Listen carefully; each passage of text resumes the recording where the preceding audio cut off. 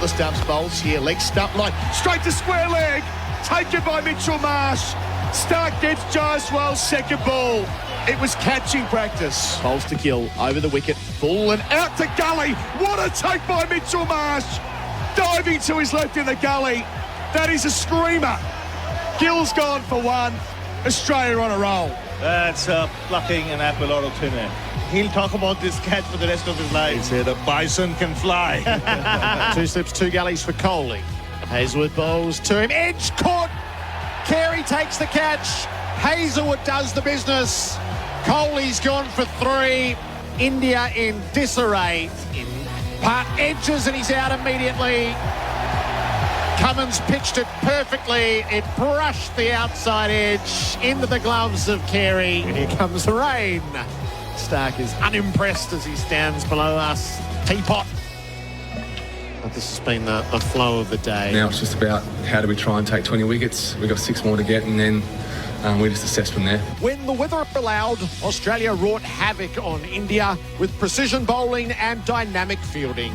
The question now is, will the weather allow the hosts to fully prosecute their advantage? We don't, as a team, point fingers at each other, and we don't want to get into that mindset where we're pointing fingers at each other that you should do this, you should do that. Obviously, I worry about Rohit Sharma. He needs this test match to go his way with bat and as captain. If he doesn't, that pressure is going to really pump up. When he went at 6, he didn't look the part. He just looked out of place. And as a captain, you want the captain to be in the mix, to lead from the front. The early promise of the tour is leaking away for India, as only Jasprit Bumrah stands against the onslaughts. Today, the captain faces the most important innings of his career. Carey, slog sweep. Got a big piece of it. It flies for 6. Carey, the paddle sweep. Got it very fine and down to the boundary for 4. Siraj, cut away by Carey. He's got it fine enough to pick up the boundary down at 3rd. Carey on the dance, down the ground. Powerful stroke. 2 bounces over the rope. Down in front of our broadcast position. He's in. Carey's on the advance. Magnificent inside out. Over extra cover. 30 rows back. Carey sweeps. He got it away well. It's a race to the boundary. Gill dives. Can't prevent it. A half century for Alex Carey. A classic Wicky's knock. I mean, he has looked as good as anyone, hasn't he, Alex Carey? And wicketkeeper Alex Carey, fresh from another free hitting spree, takes us inside the Aussie camp ahead of day 4 in Brisbane on SEN Test Cricket. Live across Australia and around the world on the SEN network. Australia versus India on SEN Test Cricket. We have had more delays than play in this test match so far through 3 days. Australia has a powerful position but is in the hands of the weather gods. It's been fine since about 6 o'clock. It feels like we should all have been cooled down immediately to start playing.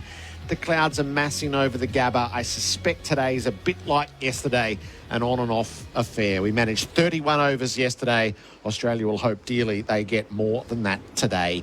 SEN Test Cricket for Royal Caribbean. Holiday in every way with Royal Caribbean. And for Hijaz Halal Financial Services, Australia's 445, India 4 for 51, trailing by 394 runs. Gerard Whateley with you. Simon Katich is with me. Hello to you, Cap. Good morning, Gerard. Good morning, Flem, and all our listeners. Damien, Fleming, welcome. Morning, Gerard. Morning, Cato. Morning, listeners. Come on, full day's play. Yes. Did I do that day 2 and it worked? And well, No. we did it yesterday. We tried to be positive yesterday and we only got 30. Yeah, I know we weren't looking at the forecast. We're allowed to look at the radar, though, weren't we? Yep. Radar looks good. Please. Imagine what a full day would do for this game. Yeah. Hey, and I want the Australians to bowl them out and see what they do. You're sending them back in, surely. Surely. But I don't know this Australian team. The other night, surely they'll declare it. No, they won't. What Australia did yesterday, they did extremely well. They did, and they were also backed up by some pretty ill-disciplined shots from the Indian top order. But that's the pressure of facing this Australian attack. You know, there's no let-up, and I thought what they did probably the best out of anything was set the really aggressive fields, and Pat Cummins deserves a lot of credit for that because he basically spoke to his bowlers about, you know, making the Indian batsmen drive on this bouncy Gabba wicket, and he backed it up by having 3 slips and 2 gullies, which is, we didn't really see that from India at any stage, and Australia reaped the rewards of that. Obviously, Mitch Marsh took the catch off Gill, but it was an indiscriminate shot. You know, the ball doesn't go there if you're letting that one go, and the same with Kohli's dismissal. There's no nick if he lets that go, and it was that wide. And Jace Wells is just a misexecution. The ball's there to hit. He just didn't execute the shot. So it was probably more Gill and Kohli. But, yeah, Australia do that because of the fact that they build up pressure and they ask questions. And we saw, you know, the opposite end of the spectrum, KL Rahul dug in, looked like he's got a set game plan as to which balls he wants to drive, which ones he's going to leave. He's got really good control of his hands at the moment. His feet are moving well, and he looks a class above at the moment, and that's why he's still not out there, and giving himself a chance to potentially go on and get a big score if he can get some support at the other end from Sharma and Reddy and Jadeja. Yeah, KL Rahul's the one Indian batter that I'd like in the Australian team. He's the best opener in this series by a mile. Yep. He's only opening because Rohit Sharma wasn't here for the first test because of the birth of a child. But he's batting the way traditional test openers play, and he looks so good. The short ball got him out a bit in Adelaide, but it looks like he's just, you know, composed himself, whereas he was set up for the full ball only in Adelaide. And funny enough, the shot that he nailed best was the hook shot that actually led to the dismissal of Kohli. Off the bat, it was going to be 4, but he nailed that cutter. Like, so he's been driving, blocking, letting the ball go, bouncer, bang. He would have thought 4. Stark's great fielding, gives it to 1, and they get Kohli out at the other end. But if the other Indian batsmen can't learn anything out of KL Rahul's batting, I don't know what's going on. Shubman Gill plays some extraordinary shots, but his 3 dismissals are virtually, one might have been a Yorker, but they're just half volleys outside off stump. And he can't. KL Rahul would hit those for 4. You know, he's absolutely nowhere. And then Kohli's, wow. I don't know where Virat Kohli is, because how wide was that? I would say the previous 3 are a wide-ish corridor, pretty good deliveries. I wouldn't say that was a great delivery. No. It's just a wide half volley. It was basically a tempter, and he fell for it because, you know, KL Rahul was either executing that shot and nailing it, or he's letting it go. And that's probably the difference at the moment, because Rahul's, 30, 31? Kohli's 36. And I know it doesn't sound like much, but just that transference of weight and getting your bat in the right place quick enough, the game catches up with everyone, and it just looks like he's a little bit late in terms of getting in position for that. Whereas that ball, he's probably hit that ball 500 times to the fence over his career, probably 1,000 times. But at 36, the game changes, and that ball then yesterday, particularly with some movement, you know, he's probably got to be a little bit more circumspect, particularly when you watch the Australians the day before. It was hard work. You know, Smith had to work really hard for his 100, and they didn't want to do that, and they didn't really heed the lessons from the day before. KL Rahul did, and he gets the chance to come back today and make the most of it. Yeah, and I mean, with Hazelwood, I don't think he would have meant to bowl that full, but, you know, tempting. But the thing is, your corridor of uncertainty, avenue of apprehension, it gets so much bigger when you're bowling to someone who's out of form like that. You know, you can err a little bit full. You can err a little bit short. You can err that wide and still be a wicket-taking threat. So, you know, for the Australians, they're just jumping all over that. We're riffing on themes in this series now as Travis Head's centuries, Mitch Stark's capacity to take a wicket in the first over of an innings. So that's 19 times now and a couple in a row. Yeah, and he must have so much confidence that he feels like, I'm going to get it here. And there's no doubt the opposition batsmen know about that. And he just looks like he's in such good rhythm. You know, sometimes he's got a long run-up and he is a long strider. So sometimes the trouble for those type of bowlers, overstride a bit early. Oh, I've got to peg back a bit, then I'll get back into it. So that's not rhythm. Whereas he doesn't look like he's wasting a step throughout his run-up. 60%, 70%, 80% of his max. He takes off and he's stable when he takes off. So he jumps towards the momentum. And then his wrist release and the in-swing has always been a major weapon. But as you've been saying all summer, Simon Katich, the Wobwood seam, the newish Kookaburra ball from the last 4 years ago, the reinforced seam, just makes him a double threat now. You know, you're apprehensive about letting him go because what happens if it is the in-swinger? And if you just spar it a little bit and it's the Wobwood seam, outside edge, you're on your way. So he's been absolutely brilliant. In a test match like this, Simon, where you're only getting punctuated runs at it, the Cummins over, there were 7 balls in the session and he nicked off punt.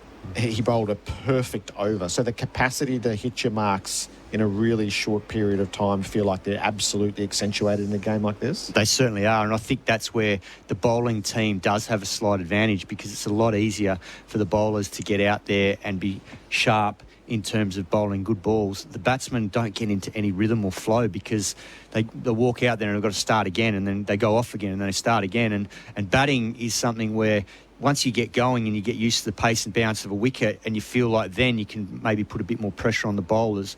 But what I've noticed, I think, with this Australian team is, yes, they had a bit of a wake-up call after Perth, but they have responded absolutely brilliantly. And a lot of that goes down to the fact that these 3 quicks put so much pressure on the opposition, but also India have gone away from what got them success in Perth. The second innings, the opening partnership at 200, that laid the foundation for India to win that test. And then when you saw the way they went about it yesterday, they know that Mitchell Starc takes wickets early, but they didn't blunt that. And then it's the same with all these quicks. Australia get beaten when you wear them down in their first couple of spells. You win the first 30 overs, and I think I've heard Pujara talk about this on comms. You win the first 30 overs here against this attack, and then you can score against them in their third and fourth and fifth spells because the ball's 40-plus overs old. And we saw it from Australia. They dominated that sort of 50 to 80 over block because the ball gets softer, and this is still a good wicket. Yes, the odd one's going to bounce and maybe one keeps it a little bit lower and the odd one will deck. But once you get to that older ball, batting is very, very good, and we saw that from Smith and Head. And these guys are quality players. We saw it in Perth. They can bat. But they've gone away from wanting to do the hard yards in the first 30 overs, and they paid the price yesterday. They've got to rectify that today if the sun comes out and they get out there. Just the other point too is just the trajectory of the Australian bowlers. Every Australian bowler releases over 200 centimetres. Hazelwood the most, 217 centimetres. Bumrah and all the Indian bowlers are under that. And we saw some occasions, there was some extreme bounce, off a short of a length. The one that hit Rahul early, he played it on thousands of balls that he's played on that length before. He's played out in Australia for a few series. Some of them are rising 30 centimetres more than what they're expecting. So, that's such a powerful positive for the Australian bowlers, isn't it? And some have sort of kept low a little bit, but some have jumped alarmingly. So the pitch report for Charisma potatoes: start cooking with Charisma potatoes with 25% less carbs. There's a couple of cracks out there. Yeah, I haven't been out there and today. They're in a really interesting spot. So when you duck down there shortly, have a look at their runners, and they are in play at both ends. Yeah, I saw them starting to open up yesterday when I had a look. I haven't seen them this morning yet, but I dare say the first ball that Hazelwood bowled to Rahul, I think that's definitely hit a crack because that jagged back appreciably and bounced. It bounced a lot from that same length that probably had been coming through at waist height, and that really reared up. So, yeah, it's going to be hard work against the newer ball. All right, you're due downstairs, Kat, to talk to Alex Carey. The warm-ups are happening for Ream, Australia's favourite hot water that's steady, hot and strong. Across a cricketer's career, you collect singular moments, which end up being your body of work. Mitch Marsh had one of those yesterday. His gully catches, he'll carry that for the rest of his days. Yeah, definitely. And it was also to his non-preferred side as well, which is really difficult. Good field placements from the Australians, like Simon Katich was saying, 2 gullies. Knowing that extra bounce will go square at the wicket if they're trying to drive on the up. But, one of the great celebrators, Mitchell Marsh, isn't it? I mean, he was happy with the first one, which was an easy catch, but the second one was an absolute cracker. And just to see, his enthusiasm and his celebration, he's the most popular member of this Australian team. So, yeah, let's hope we can transfer that into runs, use that energy in there. But, yeah, that was wonderful scenes. And the boys were all up, weren't they? Yes, they were. So the other storyline today is the Rohit Sharma innings in the broader scheme of his place in the team, his captaincy. He just has to make runs and lead a defiant India. Otherwise, this could spiral really quickly. It does. I mean, it would have been a big call, but the way that Bumrah captained that first Test team, for him to have kept the captaincy would have been a massive, I think, positive for the team. You need to have some sensible conversations around that. But Rohit, I mean, he is a laconic character anyway, and he's a beautiful batsman. But I just thought in Adelaide, in Perth, I thought Bumrah and Kohli were really on in a leadership sense. And when you know that Bumrah can impact the Test match, physically grabbing the ball. Rohit Sharma's batting out of position. He does not look comfortable at all. And then when he's captaining, I mean, he had a horror day on day 2, just with the amount of appeals from his teammates and bowlers that he had to decide on whether he went up. And he got most of them right, to be fair. But you could just see every time, oh, no, they're going to come for me here. No, I'm not going up. And then I just thought Travis Head's innings, what was he doing with the field placements? And you need to help Jadeja. So Head's done beautifully. Ashwin comes on Adelaide, bangs him for a couple of sixes, smashes Jadeja, so the fast bowlers have to bowl more. There's no proactivity from his captaincy. And let's just see what happens, with his batting going forward. I don't know how it happens, but I think he needs to open and just play shots. Otherwise, he just looks like he's just going to nick off here. Yeah, so his only currency right now is runs, given all that you've painted there. Our pre-matches for the 7-seat Isuzu MUX and for Beaumont Tiles for Tylers. The Port Macquarie Pearl wants you to put this into consideration. That line to Kohli is now bad decision boulevard. So just have a think about whether that becomes part of bowlology. Flem, I like what they're thinking. See you as play begins. Fingers crossed it begins on time. Our pre-match here is going to include Alex Carey, who joins us next. We'll touch base with Ian Healy. We'll set you up with a good oil with Bharat Sundaresan and Peter Lalor. Our pre-match is for the 7-seat Isuzu MUX and for Beaumont Tiles for Tylers. Is your money halal? Get halal home loans and investments with Hijaz Financial Services. Escape the everyday and visit royalcaribbean.com.au to book your next adventure. SEN Test Cricket. Again in Greensborough Road remains closed due to a collision southbound between Erskine Road and Lower Plenty Road. You'll have to detour via Para Road or Lower Plenty Road. Shop now at Domain for up to 40% off indoor furniture. Update your home and lifestyle today and save. Domain, your exclusive furniture and bedding destination. And the Thunder take on the Strikers in the BBL. Hear it live tonight on SEN. Sushi Hub's platters make party time simple. At home or the office, pick your fresh sushi combination and order your Sushi Hub platters online today. Did you know you can watch all your favourite SEN shows on YouTube? Subscribe today. This year, Secret Santa is solved with the one gift on everyone's wish list, a Coles Group and Myer gift card. Available in-store now. T's and C's apply. Did you know you can watch all your favourite SEN shows on YouTube? Subscribe today. What's faster than a pace bowler with the new ball? Travel Money Oz. When travelling overseas, you can order the currency you need online and have it delivered in person that day. Kind of like pizza delivery, but with foreign cash. T&Cs apply. Visit travelmoneyoz.com for info. The Worksite Portaloo. Okay. The perfect place to save money on your business insurance. $400! Because at bizcover.com.au you can compare, save and get covered in minutes. For on-the-go cover, go BizCover. If you can't live without Netflix, Can't live without Netflix. then you can't live without the AGL Netflix electricity plan. With Netflix included for the life of your plan. So you'll never miss great Netflix shows like Bridgerton, Avatar: The Last Airbender and Emily in Paris. Join AGL's Netflix electricity plan today.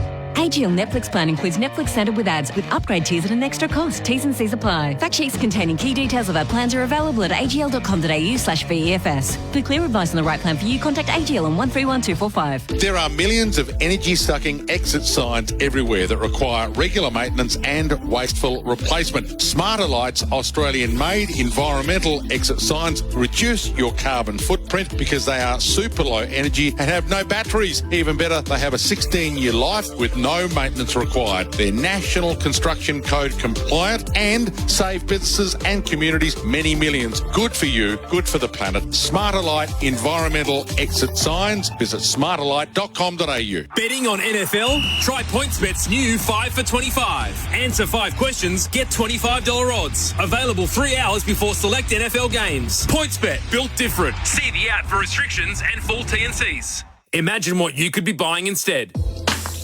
Tired of running out of sparkling water or having to carry heavy bottles from the supermarket?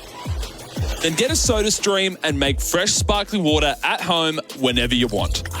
And if you feel like getting creative, add your favourite flavour like Pepsi Max, Lipton Iced Tea, ginger beer or passion fruit. There's a flavour for everyone. Never run out of sparkling drinks again this summer. Fizz, mix and enjoy with SodaStream. G'day, you've reached Jimbo. I'm currently road tripping up the coast. Leave a message. Jimbo, it's Monty. In a bit of a pickle, and I could really use your Hilux. I promised this Ludwig guy I'd help move his grand piano. Turns out it's $2,000 for my ute. The thing weighs a heap. Anyway, if you wouldn't mind making a detour, I'd love to get this thing to the Opera House ASAP. Call me back? Don't send a ute to do a Hilux job. Oh, what a feeling. Toyota. We're about to get back into the cricket, and had you ordered foreign cash delivery with Travel Money Oz at the start of this ad break, your currency would already be on its way. Now that's fast like a pace bowler. T&Cs apply. Visit travelmoneyoz.com for info. Up to $25,000 off selected Henley completed homes ready to move in. Homes from only $589,900. Cinepec's been keeping industries turning for years with technical expertise and performance. With Cinepec, you're in safe hands. SEN Test Cricket. The pre-match show. The Isuzu D-Max. Live reinvigorated. And Beaumont Tyres. Beaumont's Trade Club saves tyres every time. How's that? The sun is shining on the warm-ups. Could we be so lucky? Our pre-match is for the 7-seat Isuzu MUX and for Beaumont Tiles for Tyler's 4 for 51 when play resumes. India will have Rahul on 33 and Rowett is yet to score. Let's check in with the Australian camp for Smarter Light. Alex Carey is with Adam Collins and Simon Katich. Alex Carey, thanks for joining SEN Test Cricket. Sun's out now. It was raining 5 minutes ago, a bit like yesterday. Have you ever had a day when you've left the field on 8 separate occasions? No, I don't think I have. But, it doesn't take long for the Gabba to dry up. So as soon as the rain does stop, you know you're on pretty quickly. So, sun's out now. Hopefully there's a fair bit of cricket played today. We'll get back to your bowlers in a sec. Just with you with the bat, making 70, making a contribution in all 3 tests of the series. Coming in at a slightly tricky time against the second new ball a couple of days ago. You must be chuffed to be making a contribution throughout. Yeah, always like to score runs, but more importantly, for the team, it's a team game. And if there's any opportunity to, compliment the 2 boys that played beautifully and, top up that sort of first innings score. We wanted to score as many runs. I know there's probably talk around when the declaration was coming, but we're really clear we want to maximise first innings runs and Travis and Smudge did a fantastic job, and I thought Paddy and myself, a 50-run partnership when we did lose a few wickets was really valuable as well. And we saw you running down the wicket to the quicks, trying to put them off their length. What was your thought process behind that? There's still a bit in the wicket. I thought if I was to hang around and poke and prod a little bit, there was still plenty there for their quicks. So trying to, keep the momentum in our camp, drive the game forward. And I think we saw Rishabh last week when the ball was nipping around, he got down the wicket and he looked really attacking and really positive. And do you think this is the best you've ever played? Because you've come into this series in magnificent touch for South Australia. Oh, look, I feel really clear at the moment. I feel in a good headspace, a positive headspace. And yeah, I guess numbers leading into this series were really positive for me. But yeah, I'm really clear in this team where I sit and what my role is, and try to continue to just have a really strong process every time I go out to bat and keep it simple and not look too far ahead. And behind the stumps, you've got the best view in the house of what this Australian attack is producing from a length perspective. Now, after the wake-up call of Perth, what's been discussed in terms of trying to unsettle the Indian batsman's footwork, but also the aggressive fields that we saw yesterday with 3 slips and 2 gullies? What can you enlighten us on that a little bit? I think quality cricketers knowing their game, and yeah, Perth didn't go our way, but not deterring from what we're really good at, and we've done it for a number of years now. I think we know what Stark's threat is, and the new ball, and then come in and hit the wicket, and it was seaming around and getting swing, and Paddy and Hoff are just amazing cricketers. So I guess not deterring, like I said, too far away. It wasn't our greatest performance in Perth, but we didn't go searching too far. I don't think you have to change too much to have a big effect. So yeah, these guys are quality players. Pitching the ball up here at the Gabba, you know yourself, Kat, it's hard to drive. So trying to, I guess, make them score 400 runs down the ground rather than square the wicket. And was that something you discussed prior to setting that field in terms of playing that mind game with the batsman, 3 slips, 2 gullies, leave point open and say, cover drive all you want, boys? Marna says he's played a lot of cricket here, so he thinks he's had a big influence here. But Paddy's really clear. He was really calm and really clear with his messaging to say, yeah, let's try to pitch it up. Challenge defence. I thought Travis played beautifully and put them on the back foot, and Smudge was really clear in his methods. So, with our bowlers, they're really clear as well. Kat said you had a good view of what the bowlers were doing yesterday. You also had a pretty good view, I suppose, at Gully with Mitchell Marsh dragging in that catch, the flying bison, as he's been dubbed. Where does that stand for you in terms of caught and catches? Oh, if he kept his feet on the ground, it looked pretty regulation. But for some reason, his feet come out from under him and it looked like a specky. So I think the catch was good. The celebrations were better. Tactically, casting forward to today, now I know the follow-on isn't used often in modern cricket, but given the lack of time, potentially more rain as well, have you talked about the prospect of trying to knock them over and put them straight back in? Oh, yeah, look, not looking too far ahead. We do want to win a game of cricket, so if that is the best method at the time, if it does come around, then we'll obviously consider that. Making as many runs in the first innings was crucial for maybe that situation, but again, quality players to come in the Indian lineup, 6 wickets to take in this first innings. Hopefully we get on and play a fair bit of cricket and we bowl the right areas, and we have an opportunity to do that. But a lot to play out before that. In an ideal situation, potentially that is the way, but if not, then we still back ourselves to score some quick runs and hopefully make a game of it. In addition to the quicks having it pinging around, we've barely seen Nathan Lyon in the last couple of test matches for obvious reasons, but the bounce he'll enjoy here on a pitch that hasn't been used too much as yet gives you a chance to show your full bag of tricks with the ball bouncing up into your gloves. Yeah, Nathan, I think would love to bowl. I guess it's always great when he's not bowling, though. It means that we're in a pretty good position. So, but he's going to be a threat as well. I thought Jadeja, without the reward, bowled some really quality balls with that bounce and a bit of spin. So hopefully as the game continues to go on and potentially the wicket dries out, there's some more sideways spin. Alex Carey, as always, thanks for joining us on SEN Test Cricket. Let's hope you get plenty of cricket today. Absolutely, thanks. Cheers. Alex Carey there, thanks to Smarterlight, 80% less energy and carbon usage, battery-free, always compliant, huge savings, Smarterlight environmental exit signs. Ian Healy is by my side. Hello, Heels. G'day, Gerard. Good morning, everyone. What are we anticipating today? Well, it sounds like they'll just go session by session, hard as nails at the Indian batsmen. They've got really good respect levels by the sound of it for what's to come in the Indian batting lineup. But they know the conditions aren't that easy to come out and score runs quickly. So stifling pressure and good impact when they're trying something, whether that's an LBW chance or a bouncer.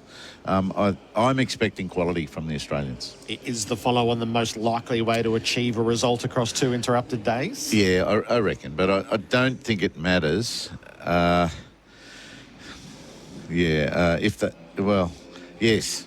It's my answer. Yeah. Because if they have to make runs themselves, they'll probably go a little bit conservatively, and that takes time, and then India will be able to survive the time that's remaining if they're good enough. Definitely. So what's that? 245 we've got to keep them under. 244.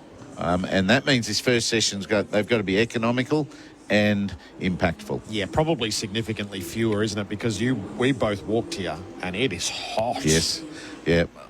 And we saw the Indians wilt on day 2 in these conditions. They are sapping, so the captaincy of Pat Cummins needs to be spot on as well.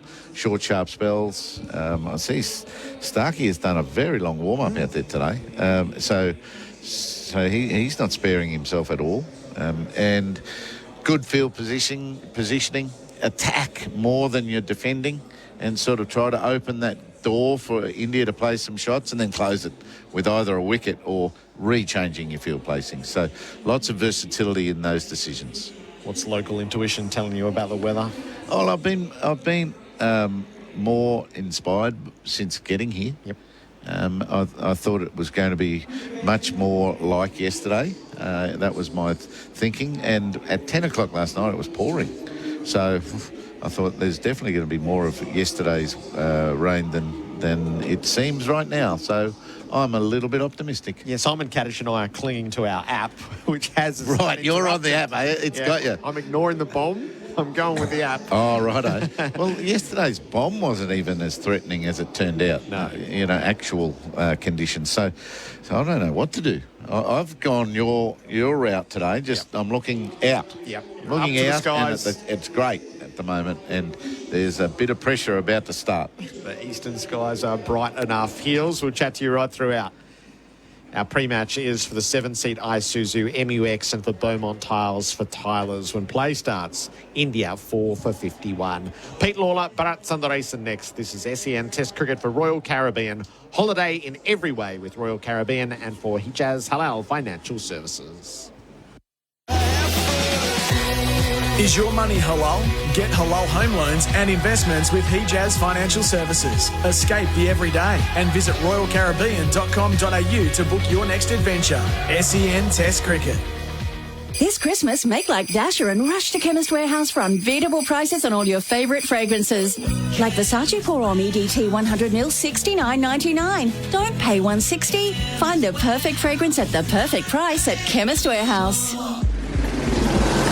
Hello again. Massive delays heading into Melbourne on the Westgate Freeway. It's crawling from Grieve Parade through to the truck breakdown lane, formerly known as the right-hand lane. It's just before the Balti. Also very heavy in both directions on the Monash Freeway around High Street. You can't control what a bushfire will do, but you can start preparing for it. Create your fire plan now at fireplanner.vic.gov.au. And the Thunder take on the Strikers in the BBL. Hear it live tonight on SEN.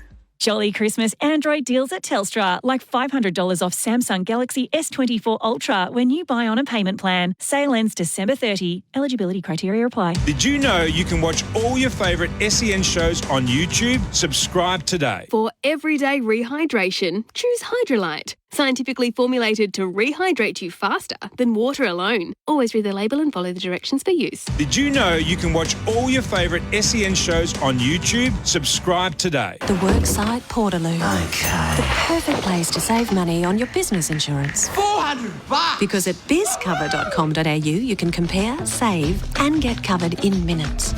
For on-the-go cover, Go BizCover. This holiday season, feel the magic of sound with Sonos. From home theatre to headphones, Sonos has everything you need for the ultimate sound experience. Whether you're watching the match, hosting friends and family, or heading home for the holidays, Sonos elevates the festivities with perfectly clear and immersive sound you can feel all around. A smart speaker from Sonos is also a no-brainer gift for everyone on your list. Visit sonos.com to learn more and shop. There's so much going on at Christmas, figuring out what to watch can be a bit of a mission. For some, it's all about re-watching classics like Home Alone or debating if Die Hard is a Christmas movie. Spoiler, It is. But it's also the perfect time to catch up on the year's biggest blockbusters, like Hugh Jackman and Ryan Reynolds teaming up in the hilarious, record-breaking Deadpool and Wolverine. You can stream all this and so much more on Disney Plus right now. So there you go. Christmas entertainment sorted. Sign up at disneyplus.com. You wouldn't go out to bat without the proper protective equipment, and you wouldn't let your fleet of vehicles or machinery hit the road or worksite without the protection they deserve. So, give your fleet the right support with Cinepex Premium Lubricant. It's got the runs on the board for protecting Australian fleets for over 13 years without compromising on quality. Make the right switch for your fleet today. Discover the Cinepec difference at cinepeconline.com.au.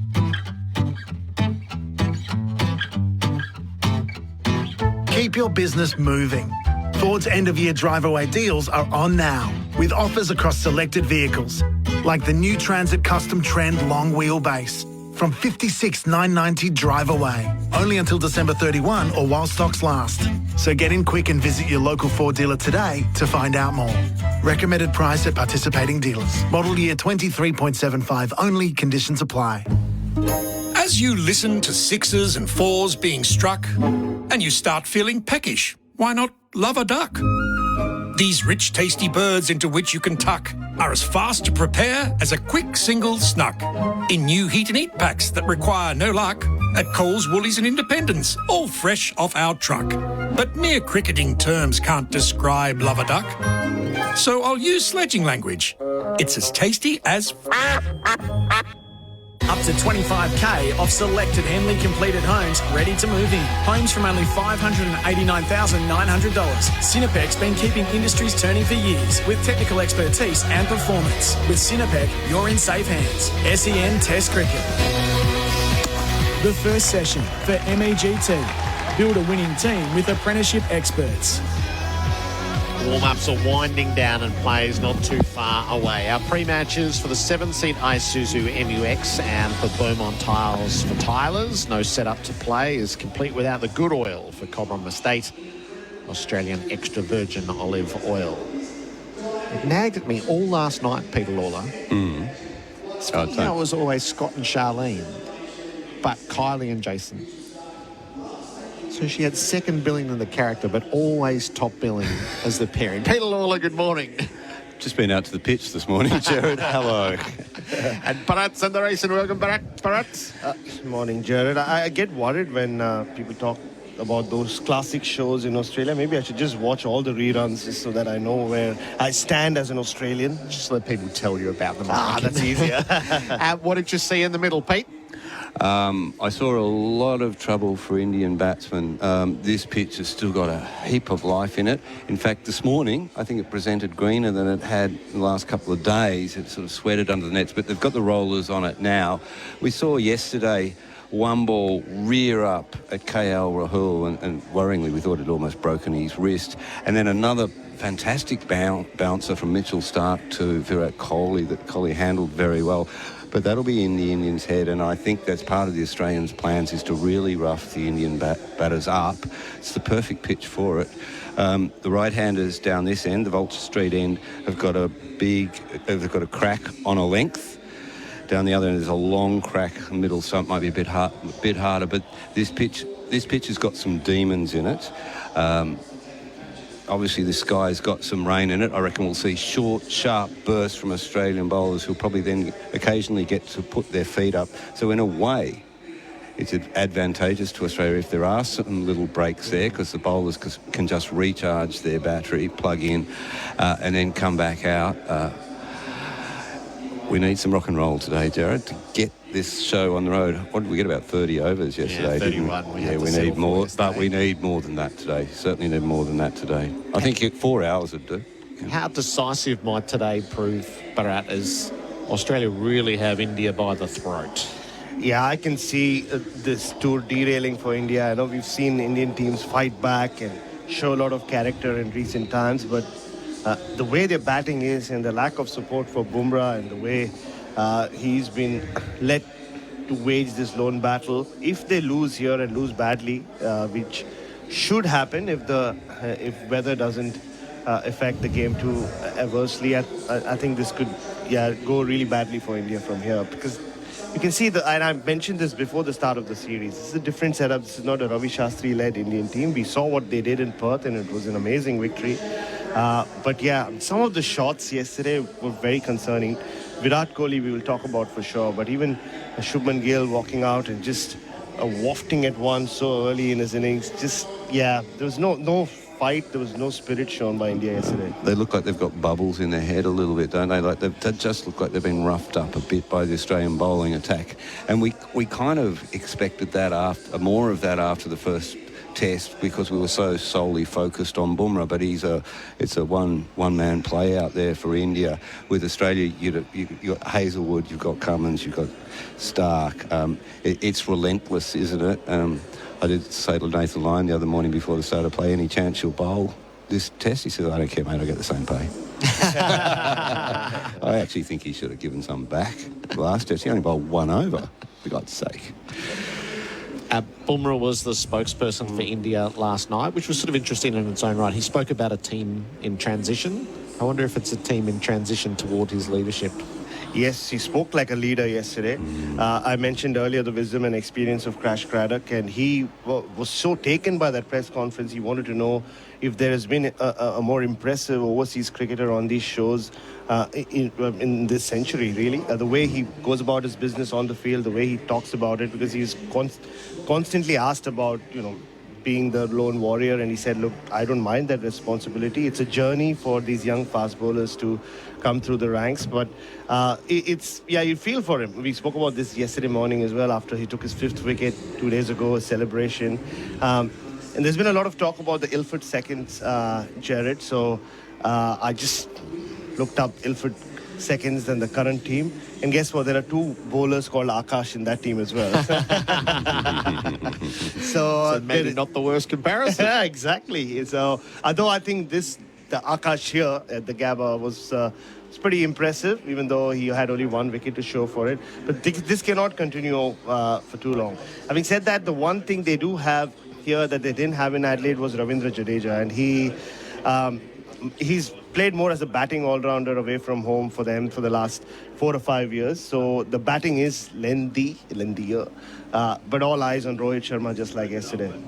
It's hard not to be absolutely drawn into that storyline. This is a moment where the character and the demeanour of the captain married up with the team is transfixing, I think. It is, isn't it? And the energy that India presented with in Perth, and it came from Jasprit Bumrah to a degree. He is, and I attended that first press conference that he did in Perth. He's an enthusiastic cricketer and a leader, but therein lies a problem for India. I mean, I know Australia has Pat Cummins as a captain. I feel like it's harder to be a fast bowling captain of an Indian side, but perhaps if they're willing to take that risk, he's the obvious next captain, and that change might come sooner rather than later. I don't expect to see this tour, but...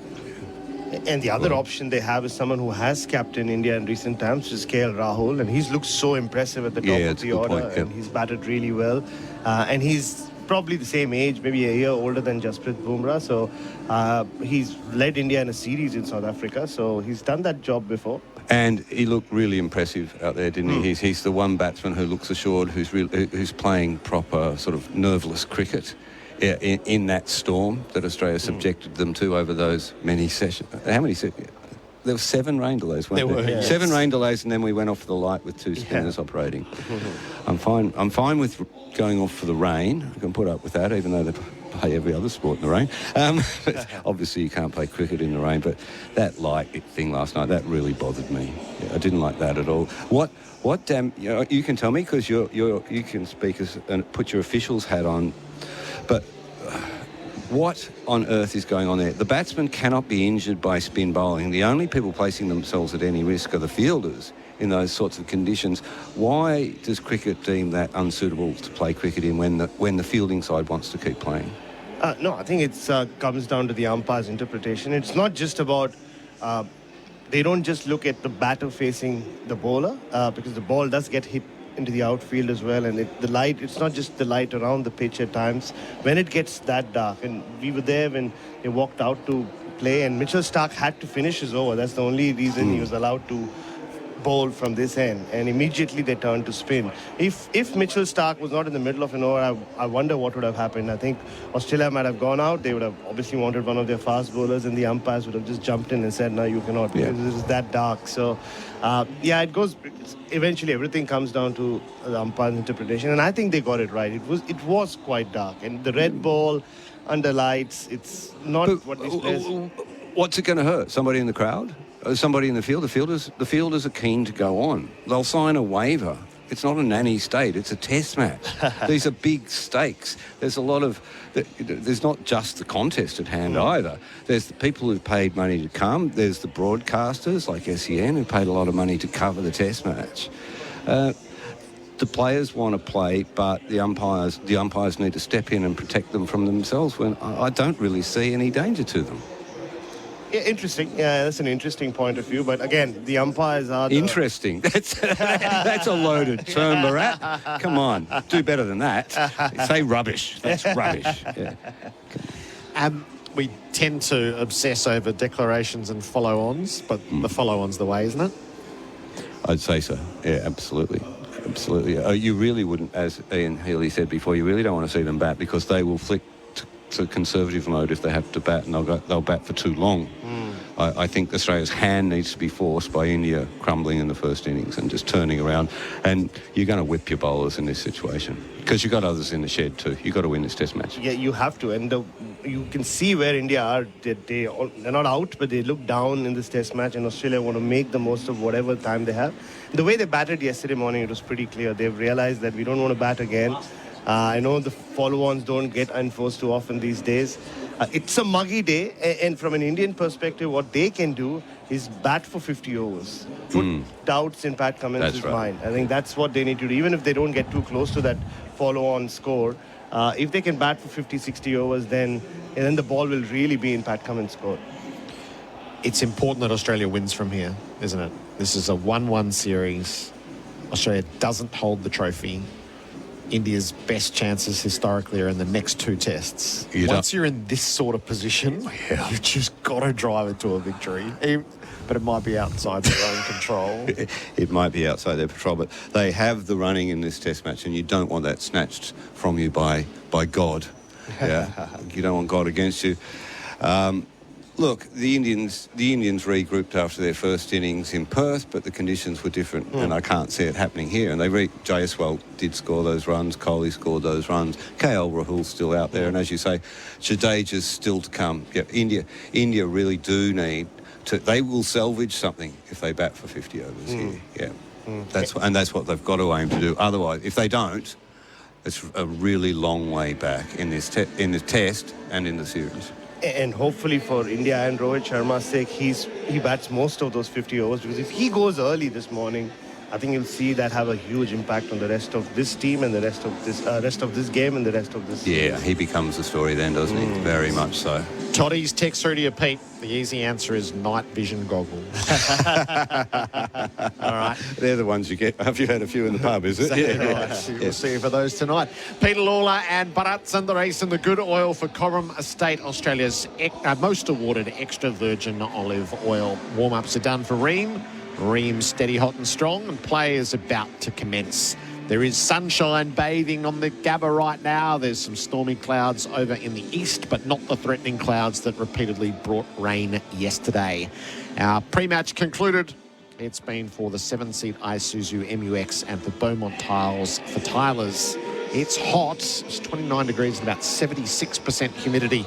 A couple of minutes ago, the weather update for Beacon Trade, a tradie's key partner in lighting, fans and electrical. And the two cracks are very much in play at either end for mole map. Get a mole map, one check, two experts. So we'll see how it shapes the day's play. Damien Fleming is in the experts chair for the first ball of the day. Welcome back, Flem. Thanks, Gerard. It's sweaty. Yeah. It's sweaty. I don't know if humans can photosynthesize, but I was very close to doing it down there. I'm telling you. Still, I mean, it's humid. The ball is going to swing. The pitch, that there is enough natural variation, even besides the cracks that you're talking about there. And we can see KL Rahul, he's doing a little bit of gardening around the areas that you're talking about. Love the execution from the Australians. Interesting only going with the one gully to KL Rahul. I thought the two gullies worked well yesterday. But a test match to be won, so the Australians are going to go really hard this hour. So really big question marks. For the Indian captain, Rohit Sharma, this is a significant innings, isn't it? I think not only for the series, but the game, the series, the career. The earliest today can start in Australia for Test cricket is 9:50 a.m. and right on that stroke we are going to get underway. So that's a blessing indeed. 4 for 51. KL Rahul is 33 and he will have the strike with the 3 slips a gully, backward point, extra cover, mid-on. Bat pad is in place, so heads under the helmet at short leg and then fine leg down below us. Pat Cummins with ball in hand, 2 overs, 1 for 7. He got the wicket of Rishabh Pant. Cummins begins the day's play, bowls Rahul, edges, dropped him. Smith put it down at second slip. It was a straight up regulation catch. What? And Australia blow the perfect start. Seriously, how do you drop this? Great start from Cummins. No warm-up delivery. It's fast, it's furious.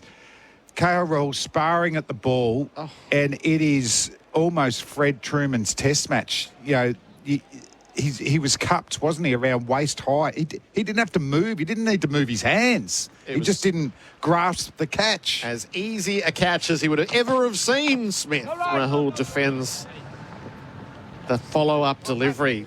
How do you drop that? He has taken 188 catches across his Test career, Steve Smith. One of the great slippers, isn't it? Yeah. You think of those diving ones, either sideways or going forward. The only, just looking at the replay there, I think his initial reaction was to go fingers to the sky. I think he thought it was going higher than it did. And then he was in the process of fingers down when it hit his hands. All tangled up. Australia missed the chance. Cummins over the wicket. Rahul turns to leg and he'll pick up with the first of his bonus runs. As he runs it through mid-wicket, he was dropped on 33. Scribble that down. Ticks along to 34.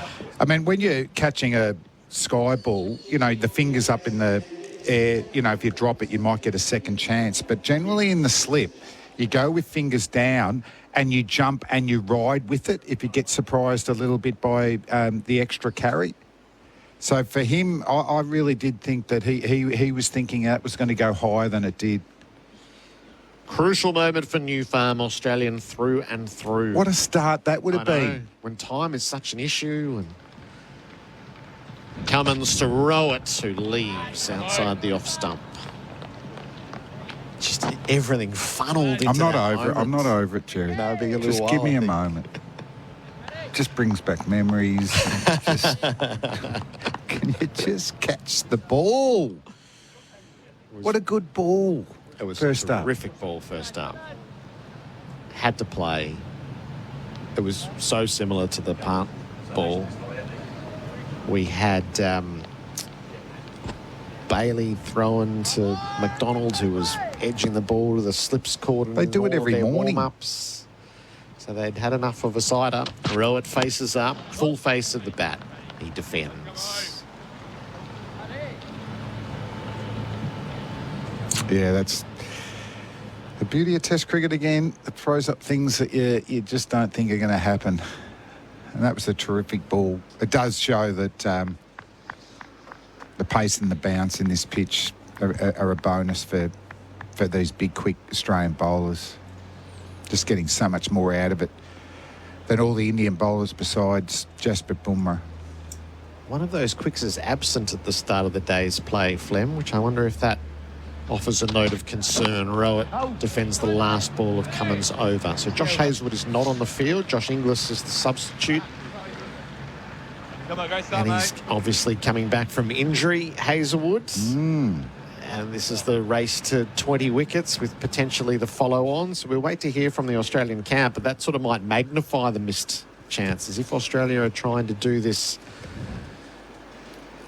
either a bowler down or inhibited, it makes it very difficult indeed. The Glencore scoreboard advancing everyday life, 4 for 52. Well, then you need overs out of Mitchell Marsh. Nathan Lyon loves bowling up here, but, you know, he'd love a more deteriorated pitch, I would have thought. Yeah, it'd be interesting to see what happens with the Hazelwood. 3 slips, 2 gullies with Stark in operation. 8 overs, 1 maiden, 2 for 25. I think he joked last night he bowled 8 overs in 7 spells. Rahul's on strike. Full face to the bat. Runs it to gully. McSweeney Fields, no run. Great stuff, Mitchell Stark.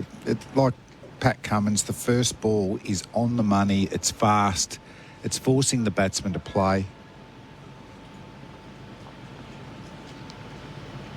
He wouldn't be far off career best form, Mitchell Stark, would he? No. On what we've seen this summer. Totally agree with that. The threat he's offered at the top. Repeated wicket taking. His batting's not bad either. No. He's got 13 in the series already. He'd like Rahul, who's forward and defending resolutely. I wonder with Hazelwood, start of the day, not here. I'm a bit stiff in that area, like it was a side strain. Yep. If we're saying it's, you know, the similar thing, and it's such a big call, isn't it? Because we've got Scott Boland. You know, we know that Bolo's just. I put him down for 4 or 5 wickets in this Test match. Yes. And even if he's not getting wickets, he builds pressure. So it's not like we're dropping to an inexperienced bowler and we don't know how it's going to play out. Stark bounds in, he bowls. Rahul bouncer, fended in the air, wide of Carey. Lands safely in a single taken, very uncomfortable. He rode it reasonably well, 35. Brett has texted through. I'll get you to send a little more context around this, Brett. Hazelwood walked off in the warm-up holding his side. Did you see that for yourself? Where did you see that? Share that with us if you would. 0433 98 11 16. So I wonder whether he was, bowling out in the middle, warming up. Yeah, let's just get a bit more context, Brett, if you saw that. Because normally you hear things, don't you, overnight? Yeah. So that there might be something in there that's happened in the warm-up. Rowett hasn't scored yet. He does now as he leans on a ball to cover. Cummins comes around to do the fielding and Rohit Sharma is off the mark. It's 4 for 54. That's how you play those type of deliveries. That was excellent from Rohit Sharma.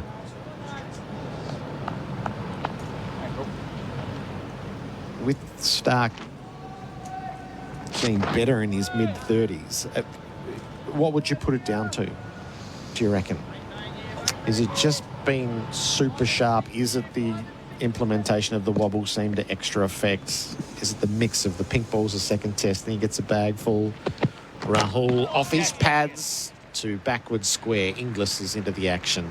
Rahul moves to 36. One is, I think he's a great athlete. Also, just talk, how tall they are, the trajectory, the weapon, the in-swinger now at the wobbled seam. And also you've got to admire knocking back IPL money. Like how much? What did he knock it back for 6 or 7 years? Yeah. Conservatively 15 million, just because he wanted to do this. Yep. He wants to play white ball. Has to be a tick to strength and conditioning too. The modern physical side of things, recovery. Stark bowls, Rowett to the full ball, managed to keep it out. Not convincingly, he was trying to get that to leg. It ended up with Cummins at mid-off. Here's Hazelwood. Okay, so he's coming back onto the field. End of the over, 4 for 55. Glencore scoreboard advancing everyday life. Get on the SEN win page. Here's why. In 2025, Sport Next Melbourne returns March 12 to 14. Global and domestic leaders tackle the biggest issues, trends and opportunities sport will face in the decades to come. As the largest sport conference in the Asia-Pacific region, you have extra incentive to book now. If you purchase your tickets by this Friday, you could win an ultimate SEN corporate box experience for two. Sport Next Melbourne 2025. Enter now. Head to the SEN win page. SEN Test Cricket for Royal Caribbean. Come seek Royal Caribbean and for Hijaz Halal Financial Services. 13.5 or 1,350 in at the start of the day's play. We've had really good crowds. Day 4 being a Tuesday. Rahul beaten on the outside edge. Good ball from Cummins. There was no one more enthusiastic than Smith at second slip, hoping that might have touched the edge. He's right in every run. You mentioned Hazelwood back on the field, didn't you, at the end of the over? Yep. You're talking about Stark. What about Cummins' action and follow through? See how far he's following through there? Yep. That suggests to me working against himself a bit with his run-up, jumping into the stumps at Perth, no shield games. No, this is Cummins at his best. And when he's following through maybe 5 metres down... Cummins in, Rahul leaves. He's building that much momentum through the crease. His follow-through's that long. Like, it's a good sign when a fast bowler's doing that he's clearing that back leg too to drive off. So all three of them are phenomenal athletes. You know, Hazelwood's run-up is probably as smooth as any of them. You chuck that in. So if you've got a well-grooved action that's not putting much strain on your action, that's got to help on your body.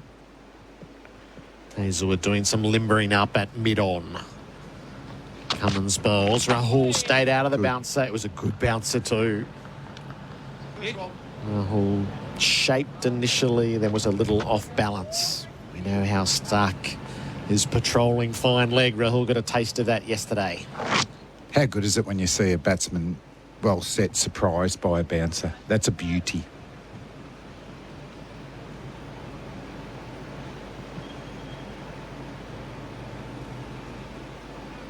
Some bright skies at the start of play. There's plenty of cloud cover, but not the deep grey that brought rain repeatedly throughout yesterday. Cummins to Rahul. Fending the ball just wide of heads. And that was uncomfortable. He reels away. Rubbing at his left side. So that nearly popped up, didn't it? Body blow. Let's have a look at the pay.com.au replay screen. Gloves kept it out of the rib cage, wide of Travis Head. That jagged in a fair bit. That is an ugly position to be in. Travis Head will just feel like he's in the game there at bat pad. I'm going to get a catch. Cummins is threatening. Bowls left alone by Rahul. Rising ball outside the off stump.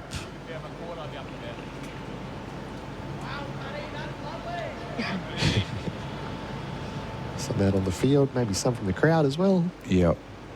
I can't think that the quicks are going to have long spells, so Rowett and Rahul will be working hard here to force bowling changes. It is hot, it is humid.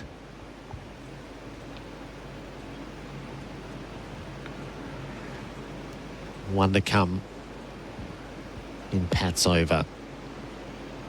Searching for his first maiden, or better still, a wicket maiden. He bowls. Rahul leaves it alone outside the off stump. So a maiden over. 4 for 55. The Glencore scoreboard advancing everyday life. For a zero alcohol beer that tastes like beer, it's a simple yeah, nah. Yeah to great tasting beer and nah to the hangover and not making a deal of yourself. Play on this summer with Yeah Nah. Available in Coles and Coles online supermarkets. Yeah, nah, yeah, nah. Want to build a new home but need to move in now? Henley has fixed price completed homes and townhomes ready to buy with premium inclusions in the best locations. Get the Henley Everyday Advantage. Buy a completed home and move in now. Henley.com.au. This opening session on day 4 for MEGT, Australia's apprenticeship experts. 4 for 55, Rahul is 36, Rowett is 1, Mitch Starc 9 overs, 1 maiden, 2 for 28. The Indian captain to see the first ball of the fresh over. Starc delivers, and Rowett is leaving after initially being tempted to play. Brett sent through his apologies. Sorry to scare you, lads. Jumped at shadows. That's all right, Brett. We're all in this together. Good lad. Gee, he was almost the man, Brett, wasn't he? Being able to see that.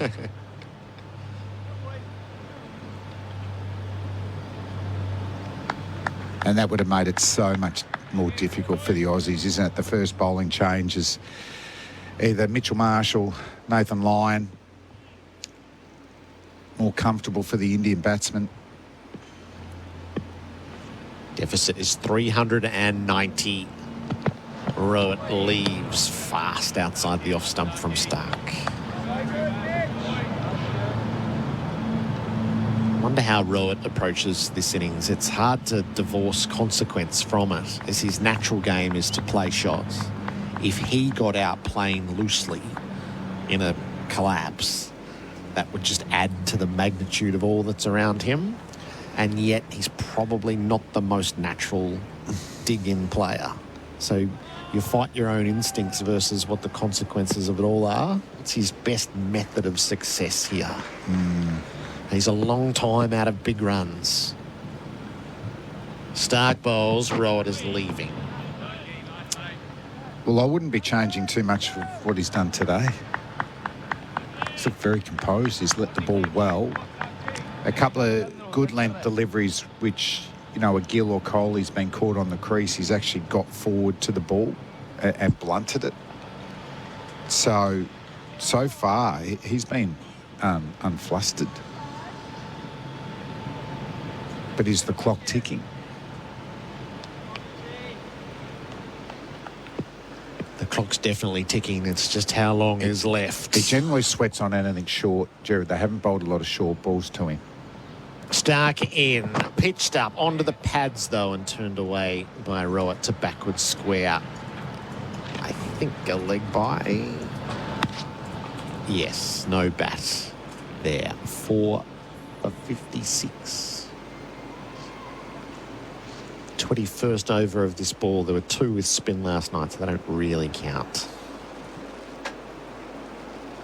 Yep, so we knew it's still swinging, still moving off the seam. So work hard on shining it up as much as possible.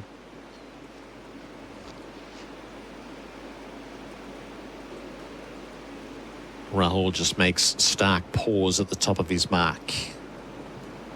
And now the big quick strides in. Rahul, full ball, tapped it away, wide of the gullies. It races across the Gabba turf, and it will see the rope. First boundary of the day. That's for Azito. Do it with Azito Power Tools. Yeah, it's a very wide ball from Mitchell Starc. It was almost Yorker length, so it's a good effort to actually generate enough power and get enough bat on it to go for 4. The other thing is it's still a little bit damp out there, so you get a bit of moisture on the Kookaburra ball, just soften it a little bit. So a little bit of a pressure release. Rahul is 40, his 5th boundary. Starc's last ball of the over. He delivers, and Rahul forward, inside portion of the back, calls for the single. Hazelwood picks up, throws, Rowett on the dive. They had a moment yesterday, these two, and they've had another one there. Risky running and not clear communication. Rahul 41, end of the over, 4 for 61. Glencore scoreboard, advancing everyday life. They say at Christmas, 'tis better to give than to receive. At Sexyland, we think you can't go wrong either way. So this Christmas, you'll find Australia's largest range of gifts and toys for adults, as well as couples games, lingerie, costumes, plus loads more. 11 stores in Melbourne and Geelong open till midnight 7 days a week. Or shop online for 2-hour delivery. Sexyland.com.au. Something real sexy for everyone. Take me now, Sexyland.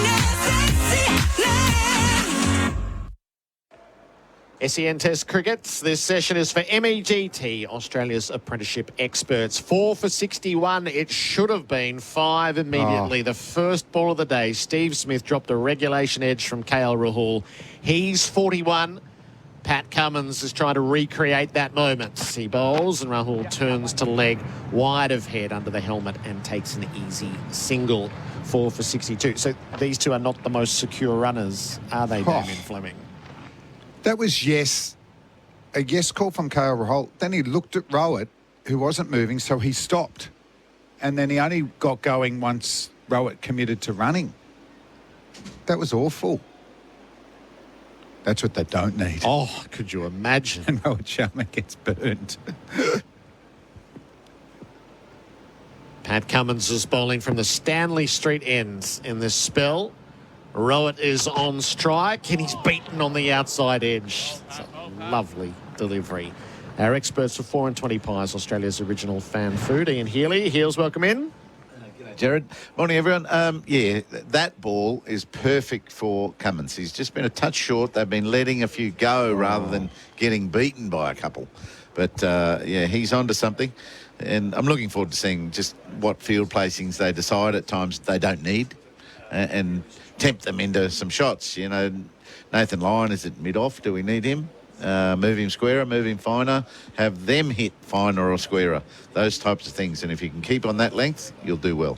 Cummins to Rowett, drives stylishly in the air, out through backward points to the boundary for 4. He would have liked the feel of that. Rowett with a boundary to go to 5. It's for a Zito. Do it with the Zito Power Tools. Yeah, another wide half volley goes for 4. So we saw one last over from Stark and then this one from Pat Cummins, who doesn't bowl too many half volleys, let alone wide ones. So Rohit Sharma had to go after that. He had to back himself to get enough bat on it. Didn't get it quite out of the middle, but enough to run for 4. They don't like playing traditional gully positions like we used to, Flem, do they? The field, even though there's 3 slips and 2 sort of gullies, they're still finer than our traditional gully, eh? God, they're almost slippers, aren't they? Cummins on the follow-up. Rowett squared up. My ball angle right at him. And I think Rohit Sharma might be, a case for a gully. He, if those 2 men, Nathan McSweeney and Mitch Marsh, can move 2 metres to their right, I think that open face drive could come into play, and that's where it's going to go, just like that last one did. But they like all being behind the batsman.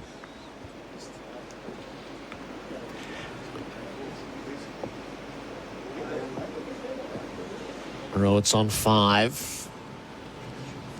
Cummins at him. Rowett on the back foot defends. All in behind it. How are they going in the cordon? Heels, how quickly do you get over a drop catch from the first ball of the day? 18 months. I get more, actually, more. You're probably over it, but you'd never forget it. Alan Border dropped Alan Lamb out here at the end of it, day 4, I reckon it was, in Brisbane, and we went, oh, no. And AB didn't talk to anyone all night, just got in his car, went home. But we got it all done the next day. So the team performance got him over it. There's relief, isn't there? Yes. So Steve Smith's just hoping for that now. Rowett defends the last ball of the over the head under the helmet. 4 for 66, the Glencore scoreboard, advancing everyday life.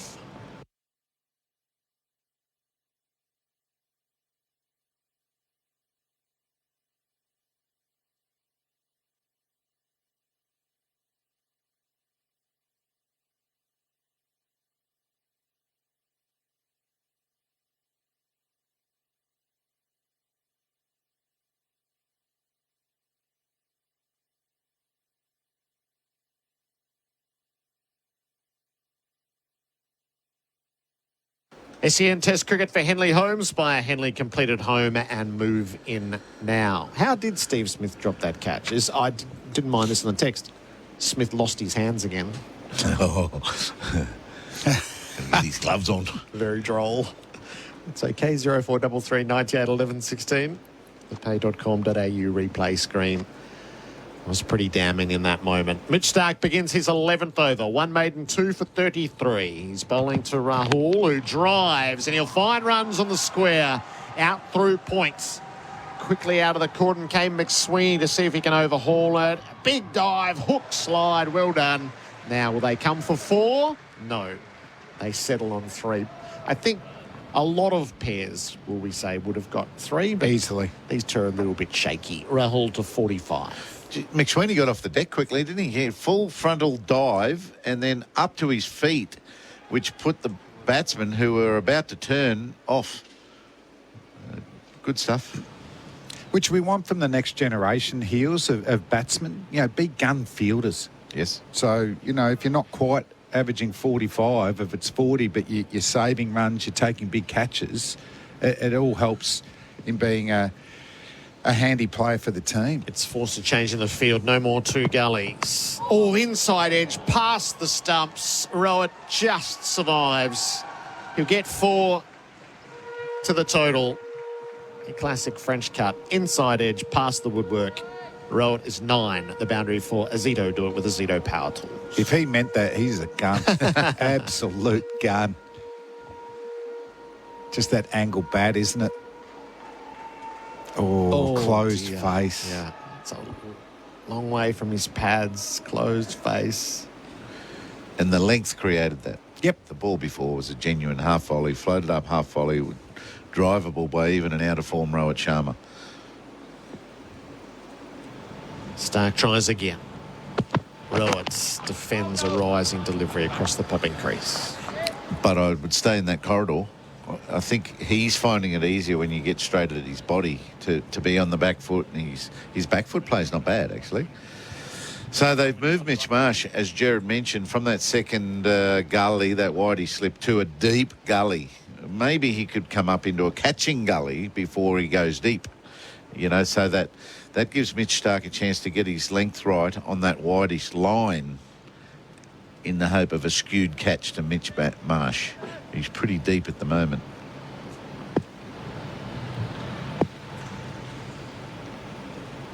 Starc bowls to Rowett. Plays from his pads to the leg side. No run. And that's what he might be setting up, just tightening him up on that corridor, and then either this ball or the last one is thrown across. You know, Rowett now getting a couple runs. He might be more inclined to keep playing shots.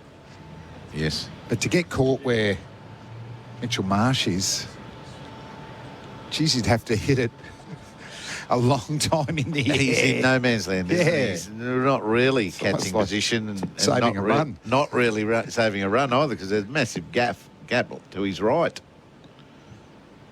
Rowett faces out. He plays away from his body, forward of Marsh, who slides in and gets his hands on the ball. They'll only get 1. Oh. Should have got 2. Rowett is 10. It's 4 for 74. There's going to be a run out here. Rowett was keen. He got in and out quickly, and he looked down the other end and, there's no chance. Gee, that face of the bat's opening up big time. Yes, and that line that it went on, about, let's say, 5 metres to Mitch Marsh's right, that's the line that Mitch Marsh should come up on. So he's sort of come up a couple, but it's nowhere. I don't know how he's going to catch the ball. Took him about 5 chances to pick it up, didn't he? That's where Rowett had a little bit of interest in that second run. Mitch Marsh was fumbling around.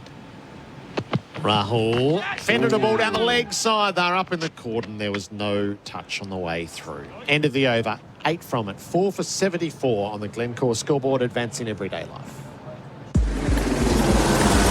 Hello again. Earlier broken down truck inbound on the West Gate in the Balti has gone. That's the good news. The bad news is the residual delays remain all the way back out to the Ring Road interchange. Absolutely crawling.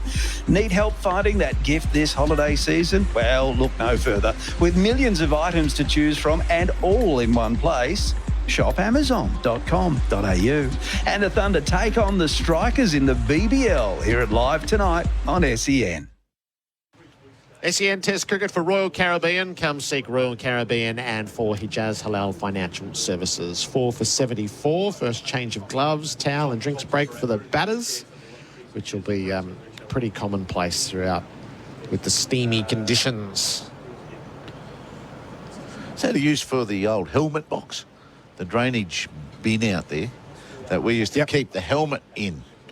Maybe they could have and some drink. There was drinks pile in there of as towels. well. Yeah, drinks. Yeah, pile of towels today. There's 3 manholes, aren't there? Probably. There might be 4. One at every corner of the covers. You know, when the covers are full of water, they run off into the drain. 4 for 74. Rowett has the strike. He's on 10. Pat Cummins begins the fresh over. And Rowett is running the ball to the second of the gullies. Marsh picks up. Yeah, that front foot defence doesn't go straight back to Pat Cummins. That angle bat is going towards that gully region. Not sure whether our listeners heard it, but that last ball last over down the leg side, there was a stifled appeal, but there was someone over and above the sort of noise. So, catch it! Bet that was Steve Smith. 100%. He's in the hole for 12 so far. Rowett pulls down the leg side. No, bit of a shout. Carey got it. He was the decisive figure. No bat there. That's where I say he sweats on anything short. And it's a feature shot of his, the pull hook shot early on in 50-over cricket. And that's banged in. Yeah, just did him for pace. It was good heat. Good pace. I'd like to see it more at his grill. Yep. And he's got this love for the shot. He'll play something at it. Can they get it to balloon straight up? Cummins hits the crease, bowls, edge out, throw it goes, regulation into the gloves of Carey. Cummins has his second wickets. The Indian captain fails again. He's out for 10 shaky runs. And India 5 for 74. Gee, that's a superstar celebration from Pat Cummins. You don't always see that much animation, but maybe the drop catch first ball, he wanted this, and that's a cracker. That is the avenue of apprehension. Snick Street. And the Australian captain went off. He sprinted in hot, sweaty conditions. He doesn't care. He gets out the opposition captain, who misses out again. He battled hard for his 10, but Cummins produced a cracker, and the Australians get their first wicket of the day. He's done it 3 times, hasn't he? Got Punt, he should have got Rahul, and he got Rowett. It's a beautiful delivery. And watching the replay, it actually moved away too. Wobble seam?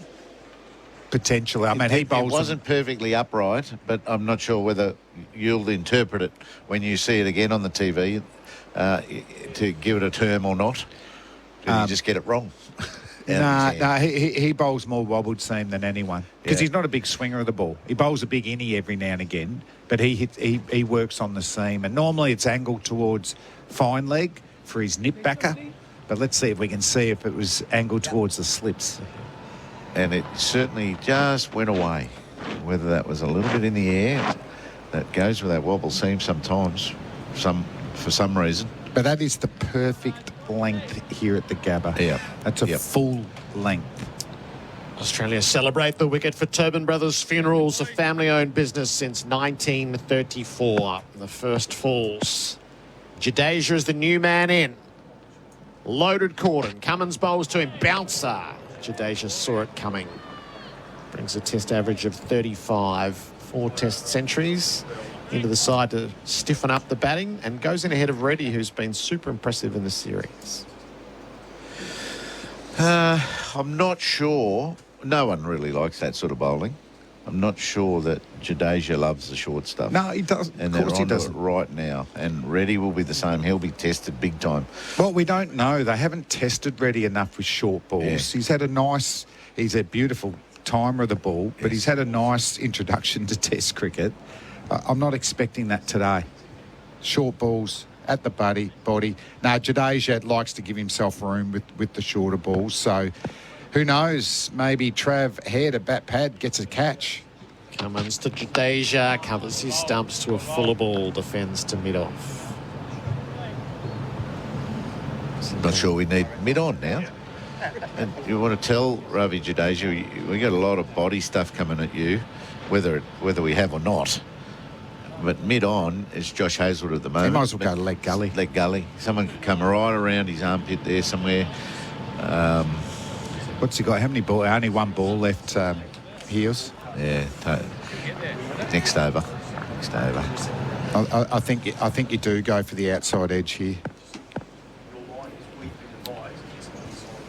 Cummins bowls. Jadeja, full ball. It was right at the base of the stump. Sliced away to mid-off. No run. A successful over from Pat Cummins. 5 for 74. The Glencore scoreboard advancing everyday life. Adam Collins is coming in for Bundaberg Ginger Beer.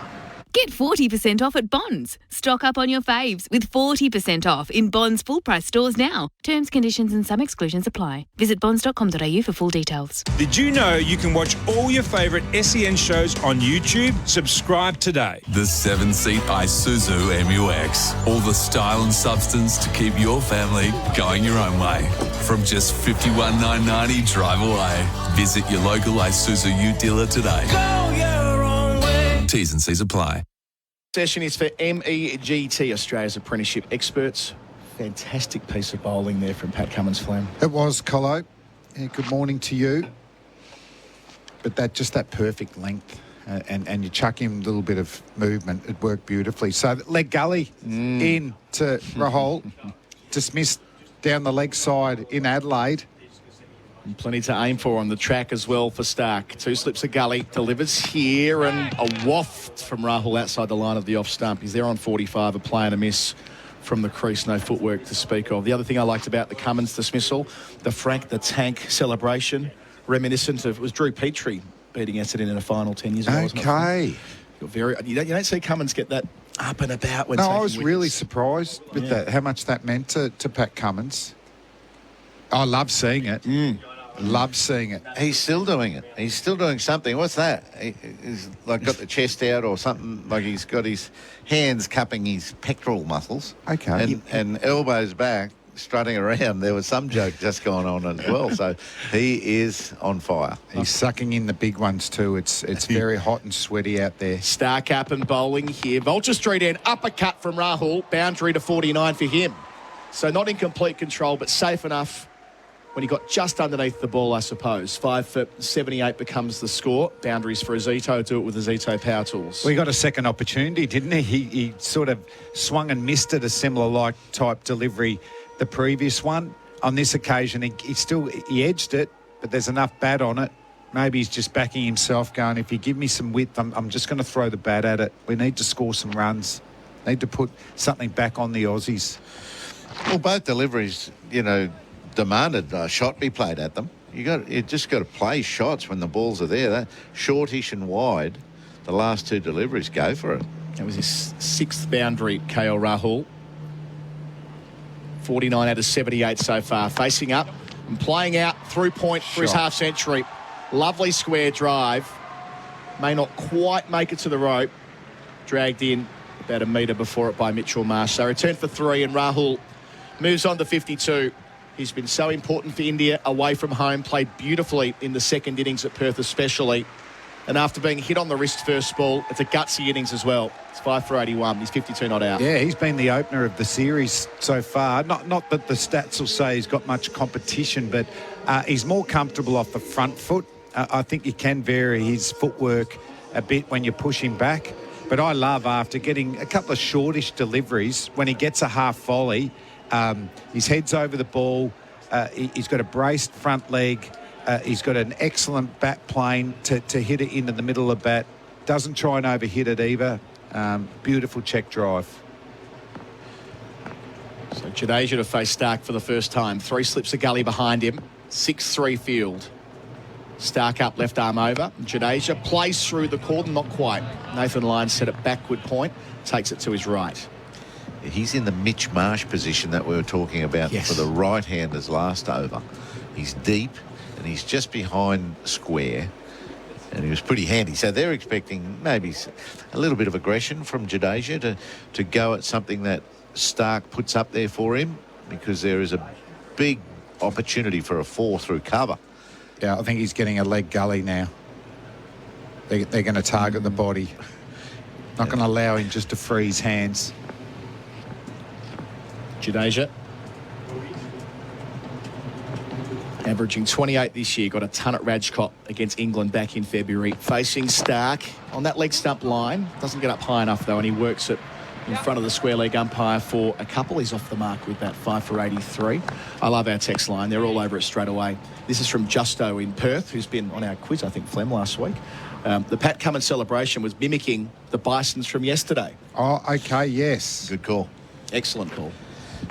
So, not Will Ferrell, it's Mitchell Marsh. Who, if you had, if they do a movie on this team, you'd think Will Ferrell would play Mitchell Marsh, wouldn't you? There's a bit there. There's definitely a bit there. Hear Mitch in the back of the box saying, if it rains, we'll talk about that in the delay. And I'll come up with the ideas, Mitch. You. Start to finish the over, an expensive one, relatively speaking. Jadeja back knocking it on the head. So 9 runs coming from it. 5 for 83. India on the Glencore scoreboard, advancing everyday life. They say at Christmas, 'tis better to give than to receive. At Sexyland, we think you can't go wrong either way. So this Christmas, you'll find Australia's largest range of gifts and toys for adults, as well as couples games, lingerie, costumes, plus loads more. 11 stores in Melbourne and Geelong open till midnight 7 days a week. Or shop online for 2-hour delivery. Sexyland.com.au. Something real sexy for everyone. Take me now, sexy land. Test cricket for Henley Homes by Henley completed home and move in now. Got Tom Morris with us as well for the Cobram Estate, Australia's most awarded extra virgin olive oil. I'm watching Josh Hazelwood very closely this morning. We know that he started the day 4 off the field. He's currently fielding at mid-on and it appears to be warming up to bowl. Cricket Australia's advised us that he doesn't have a side injury. We asked if there was any other injury and the response was they're waiting on more information. So we'll wait and see. It's a curious one. You'd think he wouldn't be out there if he wasn't fully fit to bowl. He had a really good warm-up with Mitch Stark. He bowled pretty extensively before the match. Cummins again, 2 for 13, his figures. Bowls here, up-ish from Rahul, didn't control it, but did clear the square leg umpire. Not quite a pull, not quite a hook, but does get a single. He's 53, 5 for 84. Interesting that with Hazelwood, that he would be on if there was a niggle. I suppose 15 wickets to take. They want him out there if they need to draw on him later. They don't want to have to wait to use him if he's off the field for a certain amount of time. He needs to be back on the field for that time of game before he can bowl, that type of thing, Hills. You're not going to cool down today very often, are you? So he's loose. I thought he might just be having a shower to somehow get some relief from the warm-up they did while Stark and Cummins were bowling. He ran quite...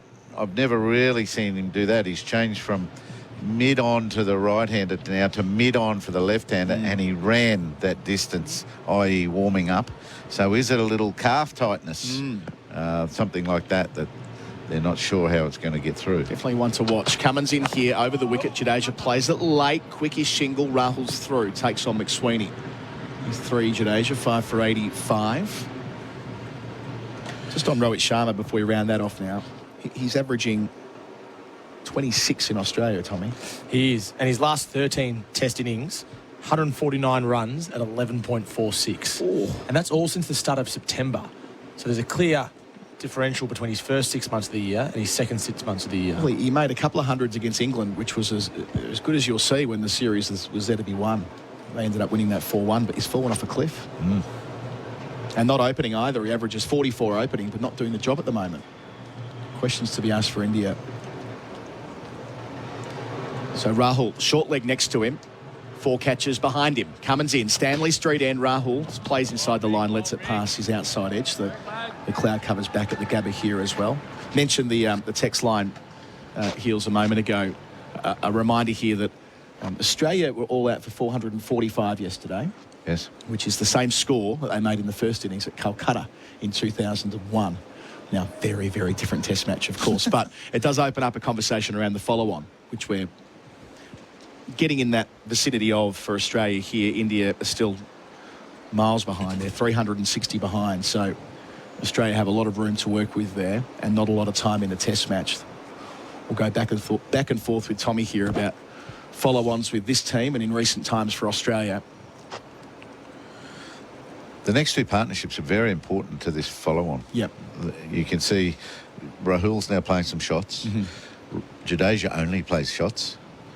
And the Australians might have to pull the brakes on. Leg slips back. Cummins bowls down the leg side, chasing it. Rahul doesn't catch up with it. Cummins throws his hands up. It wasn't far away from a little under edge.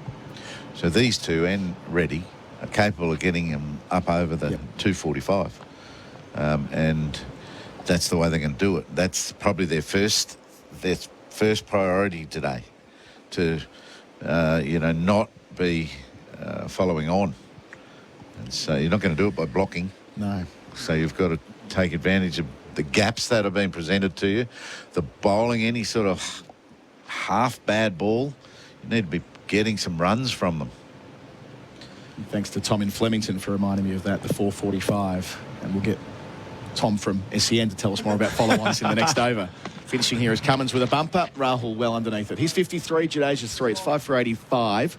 And that is on the Glencore scoreboard. Oh, no, it's not. My apologies. That's the penultimate ball of the over. Got ahead of myself. But it is still on the Glencore scoreboard. Yeah, it is. It remains on the Glencore scoreboard, mate. No, advancing everyday life. Tommy, just jump in, start here. It still applies. Well, India haven't been asked to follow on since 2011 at the Oval against England. Right. So it's been 13 years. They lost that Test match. I think Ian Bell made a big 100. So it's been a long time since India has been asked to go again. We'll get to Australia in the next over. Yeah. This time Cummins will finish the over. Close to the stumps, and Rahul clips it past Travis Head at short leg. Stuck out his left hand. Didn't make contact with it, but it wasn't a catchable height, however difficult it was. They return for 3. So that leg side field is there for a reason. 56 Rahul, 5 for 88 at the end of the over. This first session for MEGT. Sign up your next apprentice with ease. Looking for a super fund that is halal and affordable? Get Halal Super from Hijaz Financial Services. We help Australians invest their super while your funds remain true to your values. Hijaz Financial Services, keeping halal super affordable. hijazfs.com.au. This information is provided by Hijaz Financial Advisors Proprietary Limited, AFSL 517686, and Hijaz Islamic Credit Solutions Proprietary Limited, ACL 480542, and does not take into account your objectives, financial situation, or needs. Here at the Gabba is for Henley Homes. Buy a Henley completed home and move in now. And the good news for Australian fans, Josh Hazel was not only out there fielding, he's set to take up the attack, replacing Mitchell Starc at the Vulture Street end. He's still warming up. He's got quite a violent bowl and rotation through. His bowling action when he's just standing still. A couple of steps in. His front arm goes from, all of the bowlers do. Their front arm goes from high up to right back behind them quickly. And that's how they create pace. But, there's hard work on the body. Bowled beautifully yesterday, Hazelwood, from the Stanley Street end. 1 for 17, nicking off Virat Kohli for the umpteenth time. Roughed up KL Rahul early doors. There's a crack for him to aim at the other end here as well. Away from us, 3 slips to the gully. Sun's back out. Hazelwood's first ball of the day. Short and wide and ropey and cut away. That's a proper loosener. It's going to be a boundary for a Zito. Do it with the Zito power tools. It takes Rahul into the 60s and the score up to 5 for 92, but there was no venom in that whatsoever. He got his run up wrong. He was stuttering and not happy at all. So his focus is on himself at the moment, Hazelwood, rather than up the other end, because there's something troubling him a touch. I can't believe how quickly that went to the boundary for a ball he just reached. Yeah. It was a wide ball that he played a cut shot at, and it's gone 90 metres. You just don't see it from Josh Hazelwood, do you, balls like that? So he'll have a deep point for protection right away. Wouldn't necessarily expect that at 5 for 92. Can he get it right here? Hazelwood up, his second ball. He's placed a deep point. Played it from the crease there, Rahul. Seeing it nicely at the middle of the blade. 5 for 93, 61 his score. One standard that I noticed at the last ball of the last over, and everyone took for granted, was Mitch Starc's fielding again. And I'm really, really pleased about something. Alex Carey was over the stumps. Mitchell Starc ran 80 metres to get that ball, picked it up, looked up. He had 90 metres to throw it and put it over the stumps. That used to get a round of applause from the crowd, didn't it? But we just moved on.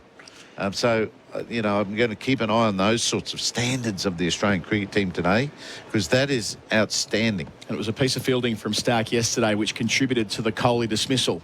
Hazelwood was bowling then. He's bowling now again to Jadeja on his hip, balloons up off the thigh pad, maybe an inside edge as well.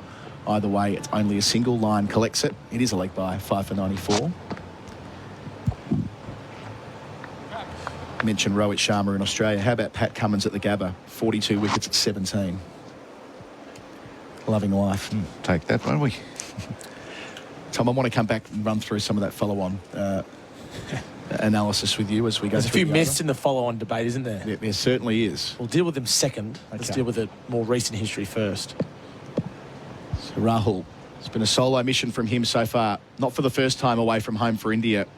Facing Hazelwood, he goes back and defends. Pitched up, not quite pitched up, back of a length delivery.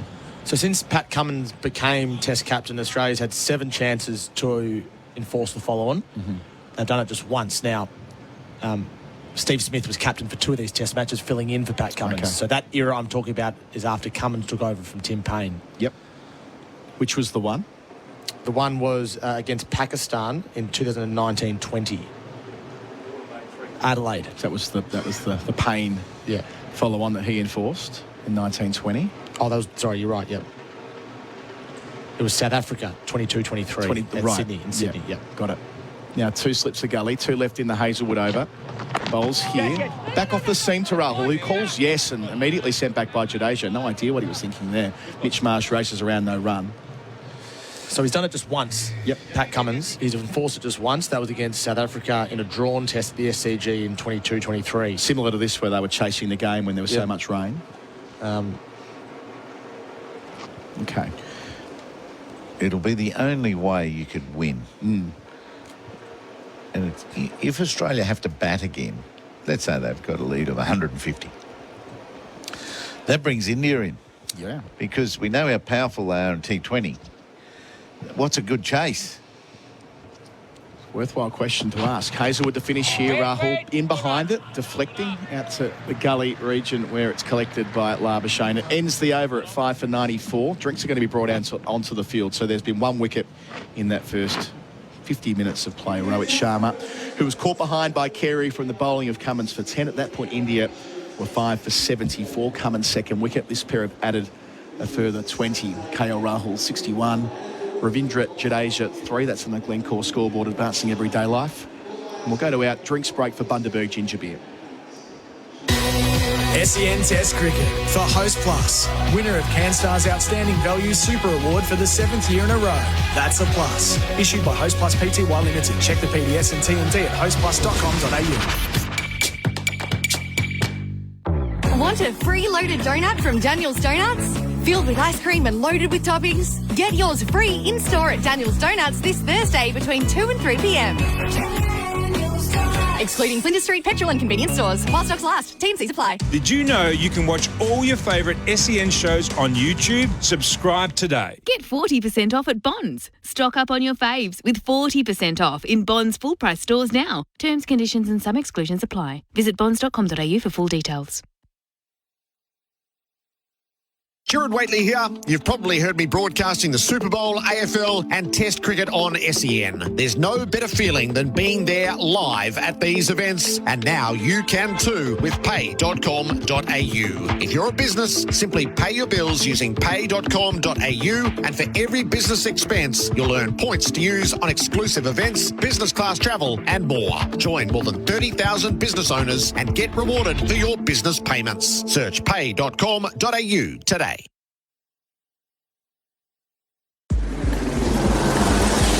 G'day there, watch out for a crash at the exit of the Domain Tunnel. The left-hand lane is closed and speed set back to 40 k's. Delays almost back to Tarak Road on the Monash. On the Monash, there's works underway outbound before High Street. The left-hand lane closed off there and speed back to 40 k's. It's a feast of festive deals at Victoria's Basements with cookware, kitchenware and gift ideas at famous basement prices for everyone. Shop online today at Victoria's Basements. And the Thunder take on the Strikers in the BBL. Hear it live tonight on SEN.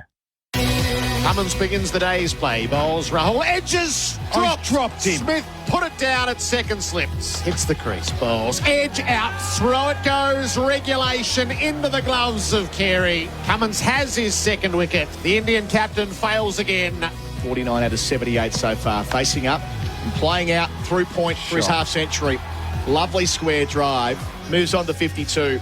He's been so important for India away from home. Played beautifully in the second innings at Perth especially. And after being hit on the wrist first ball, it's a gutsy innings as well. The drinks break for Bundaberg Ginger Beer, the great Australian brew. Adam Collins with you, Ian Healy and Tom Morris with me. That first passage of play saw India move from 4 for 51 to 5 for 94. As you heard there in the highlights, had the chance to get Rahul first ball of the day, but he was dropped by Stephen Smith at the second slip from the bowling of Cummins. He's still there on 61. Alex Carey did catch Rohit Sharma for 10 from the same bowler, the captain Cummins. It looks like Nathan Lyon's about to take up the attack, replacing Cummins at the Stanley Street end, so he'll get a crack for the first time today. And we did see out at the drinks break, it's like Nick Jones, the Aussie physio, who was having a chat, not only to Josh Hazel, but he was one of a couple of them. He was out there conversing with Hills. A very leisurely drinks break, that's for sure. He's probably got a bulk bill, that appointment. That was 15 minutes. But Hazelwood's coming off, is he? No, just coming down. No, he's coming off with the pack. Yeah, he is. So we've got, well, that's news again. So Josh Hazelwood bowled one over. It wasn't his most probing over, far from it. Started with a real loosener. We're told it's not his side. We're still investigating what it might be, but Hazelwood has left the field. So he returned for a few, bowled one, drinks were called, had a chat to Nick Jones, straight down the race. Tom Morris, you'll be all over that with us. He'll bring the good oil for the Cobram Estate, Australia's extra virgin olive oil. I'm backing Achilles. Okay. He looks unhappy. Lyon to Jadeja around the wicket to the left-hander, slipping a short leg. First ball, short and wide enough to cut. Quickie shingle. McSweeney fields at a backward point. They get through. Jadeja 4 for 95 the score. So that'll be something that we have to keep an eye on all day with Hazelwood. Oh, Hazelwood's going to keep his eye on it for the rest of his career. He missed a big chunk from the Sydney Test with an Achilles. If is there a confidence issue where he's felt a tweak and he thinks, oh, I felt that before, I better not keep pushing through that? Or has it gone again, or is it something else?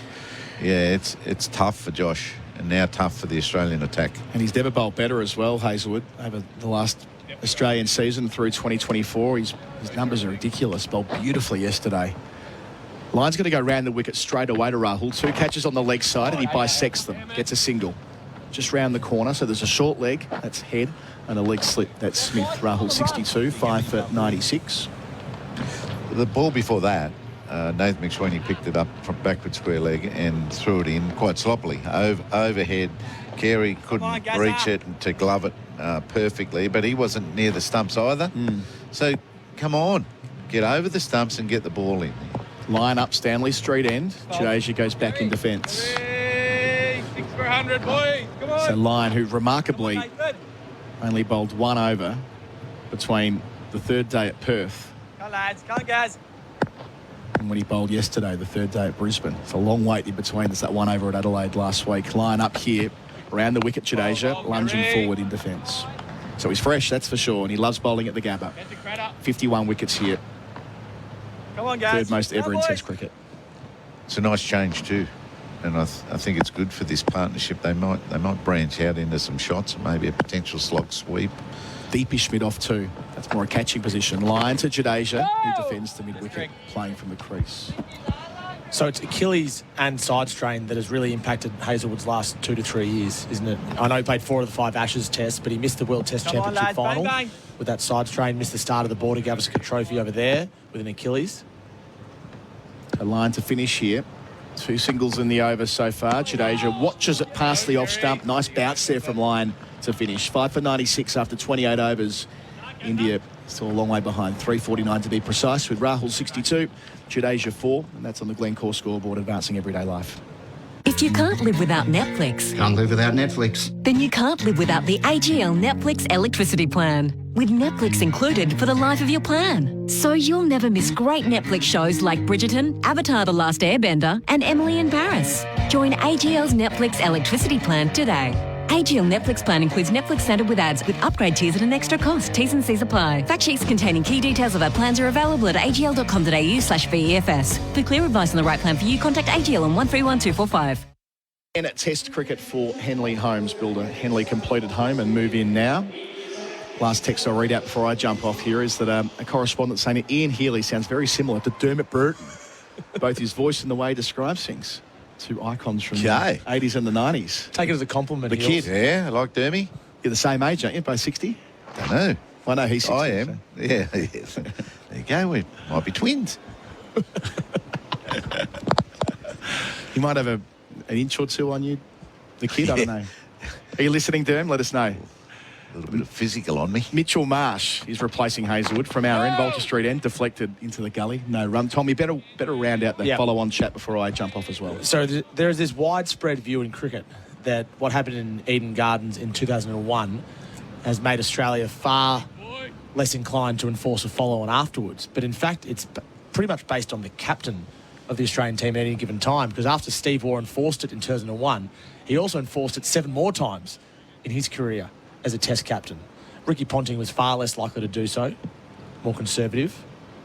Marsh, 122 clicks his first ball. Bowls here away from us.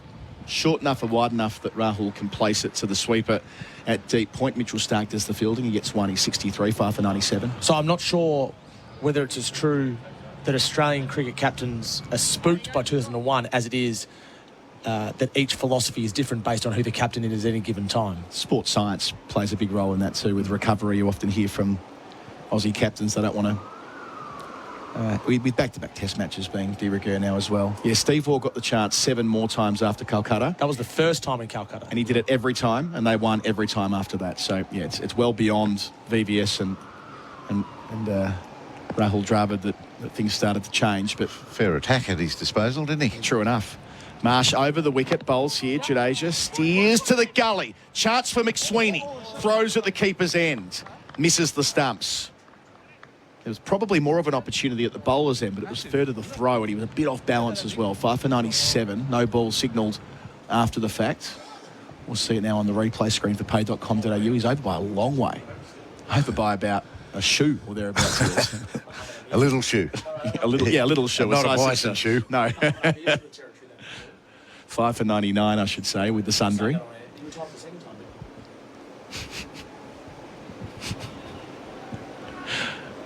This is the day we've got bowling options, and this is exactly the scenario you have them in your team for. So Mitch Marsh needs to be fit. Passes the umpire and bowls. It's wide of the off stump and left alone. Mitch Marsh has had a habit of taking important wickets since returning to the Aussie team at Leeds last year. Picked up Crawley a couple of times, Duckett, Barbara Azam, Shan Masood, Jaiswal earlier in this series. So he's been a partnership breaker for Australia at number 6. He can shape the ball around. That's his main weapon these days, isn't it? Yeah, and I'm pleased he started to work on that weapon, because early doors he was just bolting in, banging it dead straight. Got to get some... Bowls to Rahul here. It looks like a play and a miss, and Marnus is appealing. He actually pulled the bat inside the line behind his pad. He's got to get some variation in his bowling, and he's working on it. It's good. A bit like Ian Botham. It's not all about getting into the crease. It's about bowling an away swinger, an in swinger, a bumper, Yorker, wide crap on purpose. Those sorts of things his bowling options can offer. Not so much today. Might have to be a bit more of a workhorse than that today. Yeah, if Hazelwood's out of the attack, it definitely changes the way the game will play out with follow-ons and all the rest, if it comes to that. He bowls again here, and it's back of a length, but it takes off. Serious bounce through to Carey. And it's taken with his fingers up. Alex Carey made that observation to us in the pre-game. The carry was beautiful yesterday. Well, he's appreciating it. The ball before that, he moved almost to 1.5 slips on his feet. His footwork and rhythm are excellent, and that's what Brisbane does offer wicket keeping. Was it the best place to keep for you? Yes, it was. Marsh to complete his first over. Up here, bowls, and Rahul plays to cover point. Labuschagne tries to pick it up and throw, but misses the first bit. Ball ends up at backward point. End of the over. Rahul keeps the strike. He's 64, Jadeja's 5. India bring up their 100. They're 5 for 100 on the Glencore scoreboard, advancing everyday life. They still trail by 345 after the break. Gerard Whateley in for me. What's better than hitting a 6? Hitting a 7. At Host Plus, we've brought home the CanStar Reward for Outstanding Value Super for the 7th year in a row. Outstanding Value Superannuation? That's a plus. Issued by Host Plus Pty Limited. General advice only. Consider your circumstances and the relevant Host Plus PDS and TMD at hostplus.com.au before deciding. Search, compare, Host Plus today. Decent cloud gathering over the Gabba. It's 5 for 100 to SEN Test cricket for Royal Caribbean. Come seek Royal Caribbean and for Hijaz Halal Financial Services. 2 events this morning have made life tougher for Australia as rain is falling. The first drop catch, opening ball of the day. Steve Smith dropped a soda. Rahul should have been gone. And now the Hazelwood injury, which changes all strategy around the follow-on and the taking of the next 15 wickets to try to drive for victory. So as light rain falls, Nathan Lyon is in and he's pulled across the line by Rahul out into the deep. He is 65. Ravi Shastri in for 4 and 20 pies, Australia's original fan food. Ravi, hello. Morning, Gerard. Morning, all. You said dropped a soda. Could be the follow-on catch. Could well be the follow-on catch of KL Rahul, because he's really settled down and batting with an excellent tempo at the moment. Jadeja's on 5. Lyon bowls to him and he's forward to defend. So important from India's point of view. They bat out time as well. With so much rain around.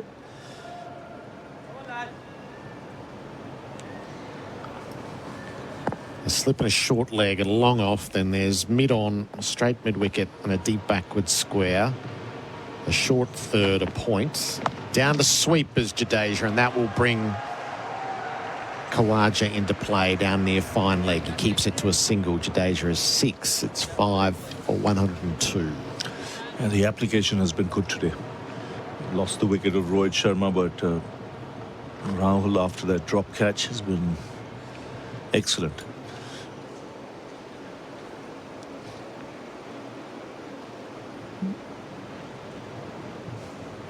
65 from 103 balls.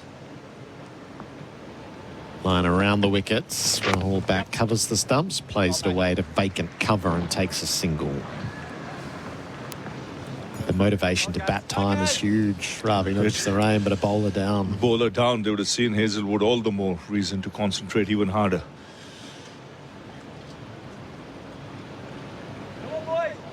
So the shuffle of the field, there's a short extra cover in place for Jadeja. Smith just dropped the towel at slip. Umpire just called for a pause. Lions from the Stanley Street end. Bowls, Jadeja clips off his toes straight to Inglis, the subfielder, the 12th man. He's been carrying the drinks for Liquorland. Bring the drinks this cricket season. Choose to drink wise. He's now going to do a good deal of fielding. Actually, I watched him in the pre-match and he was doing the deep catching out on the rope. Just catch my eye at the time, and that was clearly why he'd been told he was probably going to be needed. Jadeja back from his stumps, plays late to point. He wanted the single, sent back. Throw comes in, no damage done. 5 for 103. The Glencore scoreboard advancing everyday life. Escape the everyday on a Royal Caribbean cruise holiday that has something for everyone. You only have to unpack once to discover the picture-perfect islands of the South Pacific. On board, cheer on your family and friends on the Ripcord by iFly skydiving simulator. Then compare stories over homemade pasta at Jamie's Italian by Jamie Oliver with a glass of Ponting Wines, the Pinnacle Shiraz. And wrap up the night with a wow-worthy show at 270 Theatre. Your next memory-making adventure awaits at royalcaribbean.com.au. SEN Test cricket for Henley Homes by a Henley completed home and move in now. 5 for 103. Rahul is 66. Jadeja is 6. Mitch Marsh is in the attack because Josh Hazelwood had a tester and then left the field. Marsh begins his over. Rahul is playing with an open blade. He runs it past gully. McSweeney gets chasing. They'll come back for 2. as it's done from the deep by Stark. So Australia's saying not a side strain for Hazelwood. I'm not buying that for whatever it's worth. It's a tough one. It's not easy to recover from a side strain that quickly. There's always going to be a risk element involved. I mean, for Australia's sake, they'll be hoping it's not a side strain. With the 2 more test matches in this series, India will be concentrating even more harder now because they'll feel you go 1-1 to Melbourne, no Josh Hazelwood in the side, opens up the series again. To Rahul off his pads, no run. It was a big call to play him because Boland he's an excellent replacement. Oh, he was red hot in Adelaide, did the job for the side. And again, in these conditions, would have been quite a handful.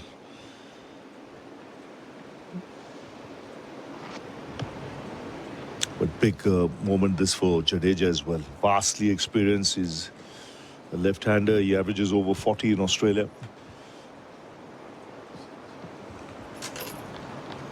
Marsh pushes in and bowls to Rahul, who drives straight to mid-off. Cummins fields no run.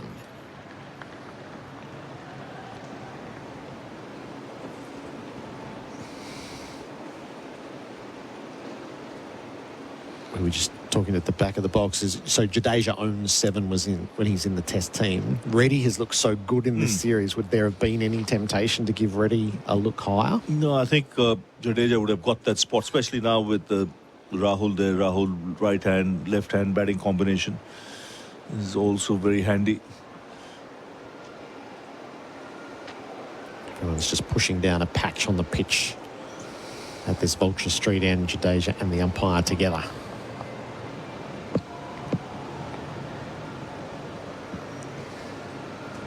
Marsh bowls, Rahul leaves outside the off stump.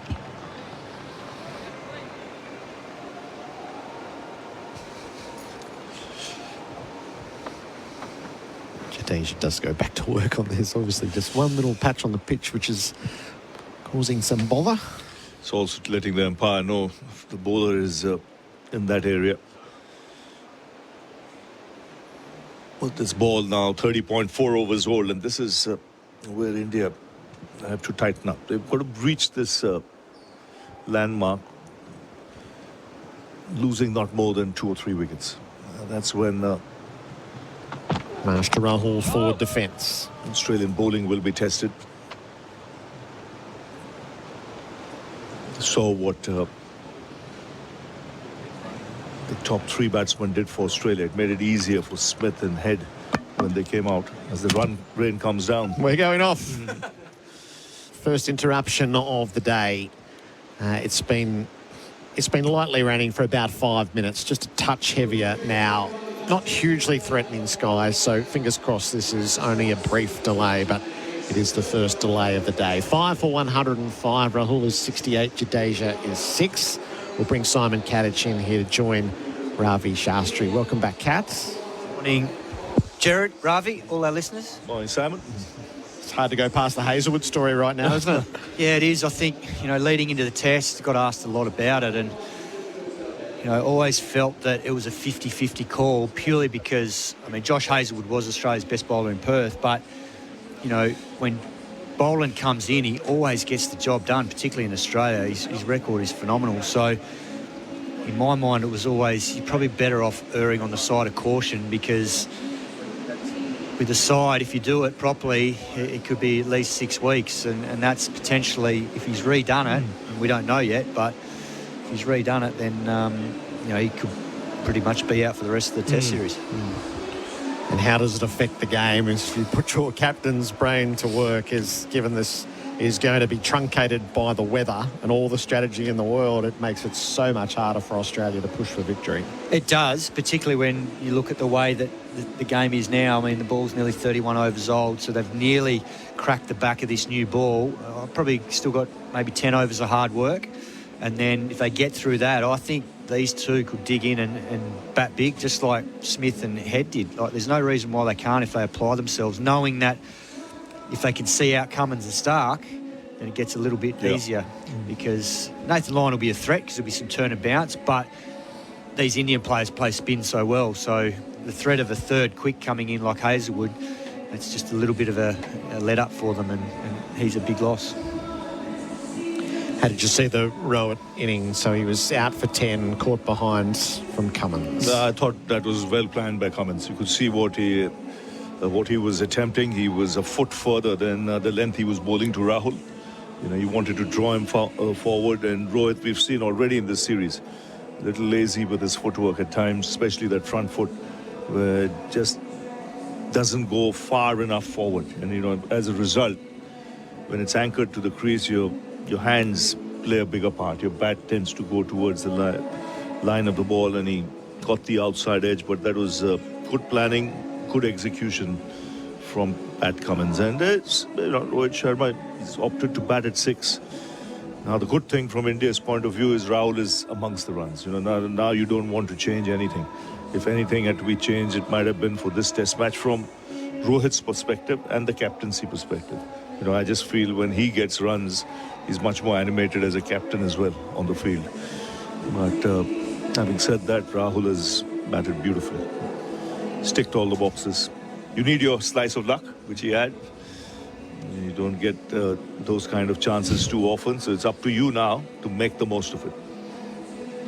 We saw a graphic earlier. The Australians deserve a lot of credit, particularly the way that Pat Cummins set rolled up, and totally agree, Ravi. His front foot, there's a primary movement, but then there's no secondary movement once he sees the ball tracking down the wicket. And as soon as they got in the corridor to him, like that dismissal, he doesn't have a secondary movement towards the line of the ball, and as a result doesn't line it up as well as he needs to. Gets done off the pace for pitch and nicks it. But the Australians have bowled an average 63 centimetres fuller, the average length in this test match, than India. And with the extra height and release points that they've got, all being over sort of 200 centimetres or 2 metres, that is a big difference in terms of the bounce they're going to extract. So that's why it probably is harder for the Indian batsman to get onto the front foot, because a couple of balls are really bounced. So I think the Australians deserve a lot of credit for the lengths they bowled. They've been much fuller. That doesn't sound like much, 63 centimetres, but it's a big difference for the batsman, and particularly with the height of the bowlers. So, yeah, Pat Cummins was excellent. Is it solvable within the series for Rowett? That's the question, is they've got a pretty distinct plan to him. They have. He'll have to just work on that. Exactly what we've been discussing. You got to stick to what you have to do, but he's got to try and get that front foot moving a little more, because otherwise they'll keep homing in on that area. They've got the bowlers to do it. Cummins, if Hazelwood doesn't play, Boland will do it, and he's got to be fully aware of that. How did Smith drop the catch on the first ball of the day? He just misjudged the height of it, I think, because where you see it hitting, it sort of hits right up almost towards his wrist. So, he's such a good catcher, and his record speaks for itself. So it was a massive surprise. Maybe a lack of pace, because it wasn't really he just poked at it, Rahul, so it didn't come with any great pace. It was first ball of the day, but yeah, it was just the positioning of his hands, really. He'd probably catch that 99 times out of 100, that ball. I thought he had too much time. Too much time. He lined himself up like a wicket keeper, with his gloves on, looking at it, and it hit him on that fleshy part. And 9 out of 10 times you take that catch, and first ball, that to the man who's looked the best. So that, I just feel if that's the follow-on catch. Yeah, it could prove crucial, that. We talk about Hazelwood going down. If he doesn't bowl again, that catch, and if Rahul goes on and gets 100 and gets good support from Jadeja and even young Reddy, because you look back on this series, young Reddy has batted very, very well, but every time he's gotten out, it's probably been last man out, because he's been caught with the tail and he's gone out and played aggressively for the team. But if he can get in a partnership when he comes in next, and Rahul's still in or Jadeja's in, and backs himself to just keep batting and batting, there's no reason why he can't get a good score either. So the Australian bowling numbers at the moment: Stark 12 overs, 1 maiden, 2 for 50. Hazelwood 6 overs, 2 maidens, 1 for 22 and off injured. Cummins 7 overs, 2 maidens, 2 for 18. Nathan Lyon 3 overs, no maidens, none for 6. Head bowled an over last night for 1 run, and Mitch Marsh is in his second over, none for 6.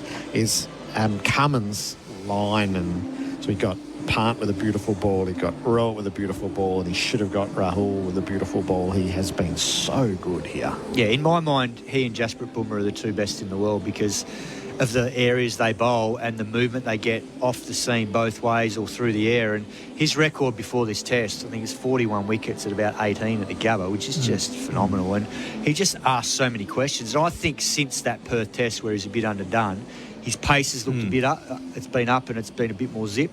But also, I reckon he's used his bouncer more and he's unsettling the opposition batsman's footwork. He did it with Rahul in Adelaide, bounced him out in that second innings and sort of caught him off guard. And then now here today, he worked Rohit Sharma over beautifully.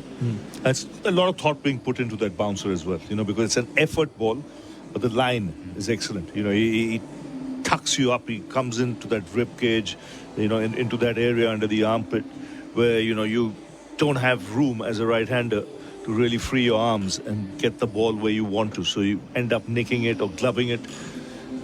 But just that aggression. He did that with Rohit Sharma today. Just the ball before he was dismissed. It was a good setup.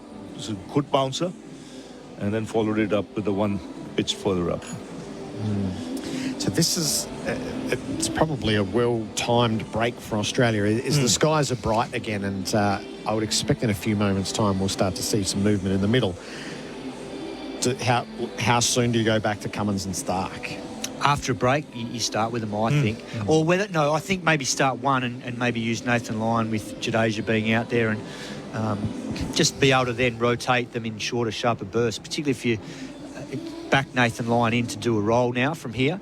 And then that way, if they do take a wicket, there's one of them that's still fresh to have a crack at the new batsman already, because if he goes to both of them now, the danger is if these two get through that spell, then, it's going to make it harder throughout the day to bring them back again quickly for important breakthroughs. So better to spread it across 6 overs from this end while I think so. keeps wearing away. Particularly with the ball now being 31 overs old. And I think you want to get Nathan Lyon into the game as well and the series because he hasn't bowled much. So, and that's where Pat Cummins' strength has been getting the best out of this group. And we've seen a number of these Australian players in the last 2 years become better test players because of his backing. Travis Head's a great example. Mitch Marsh has been an example. Khawaja's been an example. And then the bowling group have all kicked on the back of Cummins being captain because he's got the best out of all these quicks now and Nathan Lyon. So here come the umpires now to wander out. I think they did a great job yesterday to take every possible moment. They're a bit slow here. It stopped raining 5 minutes ago, and every minute counts in this test match. I wonder if it's because of the groundsman who probably has local knowledge, expects something coming from the back pretty soon. But otherwise, you're right. They should have taken the covers off and you can start play almost immediately. So umpires out to have a chat to the ground staff who usually get the radar out and have a look. Tom Morris is keeping the good oil for us for Cobram Estate. Tom? This is from Cricket Australia. Josh Hazlewood reported calf awareness in this morning's warm-up. He'll be taken for scans to assess the injury. Any updates will be shared in due course. Yeah, it's a disastrous update. Yeah, every team can say they can declare their injuries however they like, but I didn't come down in the last shower. I love it, Gerard. Gerard's off a long run up today. So just run me through. So we started this morning with your captain's hat on around possibilities around follow on. Is a follow on off the table, the bowler down? It will be if this innings drags into maybe the 70 to 80 over mark. And I could see that happening if these two win the next period before lunch, if they get back out there before lunch, because I think this is a very good batting wicket once you get the ball to sort of 45 overs old. And Australia proved that. And I think KL Rahul's proving that at the moment. He's moved beautifully to 68 off 109 balls. That against a very good attack. So it's certainly capable. He just needs some support here. And I think he could get it from Jadeja and Reddy. And the message is gone. I think there's looking to take the covers off. It's no rush to remove the pegs. Yeah. Not really. No, the eastern sky's not nearly as threatening as it was yesterday. Yeah, there's plenty of blue there. Oh, no, here we go. Yeah. Come on. get the game moving. And they had RSI, they did it so often yesterday. They seemed a bit reluctant to go, all right, here we go.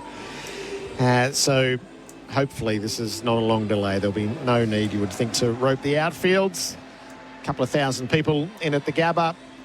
They just want to see some cricket. And that has been just a slightly longer delay than it really should have been. But hopefully they get on with it soon. So the state of play is 5 for 105. Rahul is 68 from 109 balls with 7 boundaries. Jadeja 8 from 18. And the next man in is Nitish Kumar Reddy. So the bulk of the batting is in the next 3. And what's Jadeja's game, Ravi, in a scenario like this? I think he's tight. He's compact. He's got a good technique. He's very still at the crease.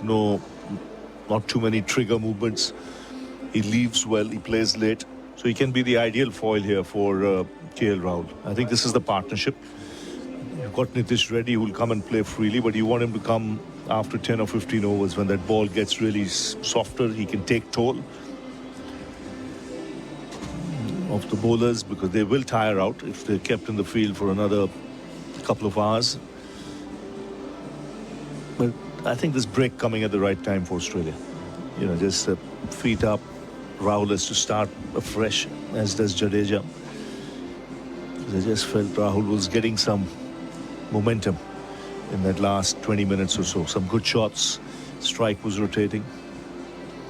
I remember it was the MCG test last time around, wasn't it, where Australia decided they'd bounce Jadeja, and he played exceptionally well. Yeah. They ended up getting him, but he was 70 plus by the time they got him. He's a very dangerous player in all formats of the game. I think he's a very talented cricketer. It took a long time for him to get that self-belief. We started sending him up the order to make him believe that he can bat. Because when you look at his first-class record, he's got 3 triple hundreds. And then he was always taking the back seat as a batsman. What's he like as a character, Ravi? Oh, he's a funny guy. Yeah. He's a prankster. Is he? What is it about spinners?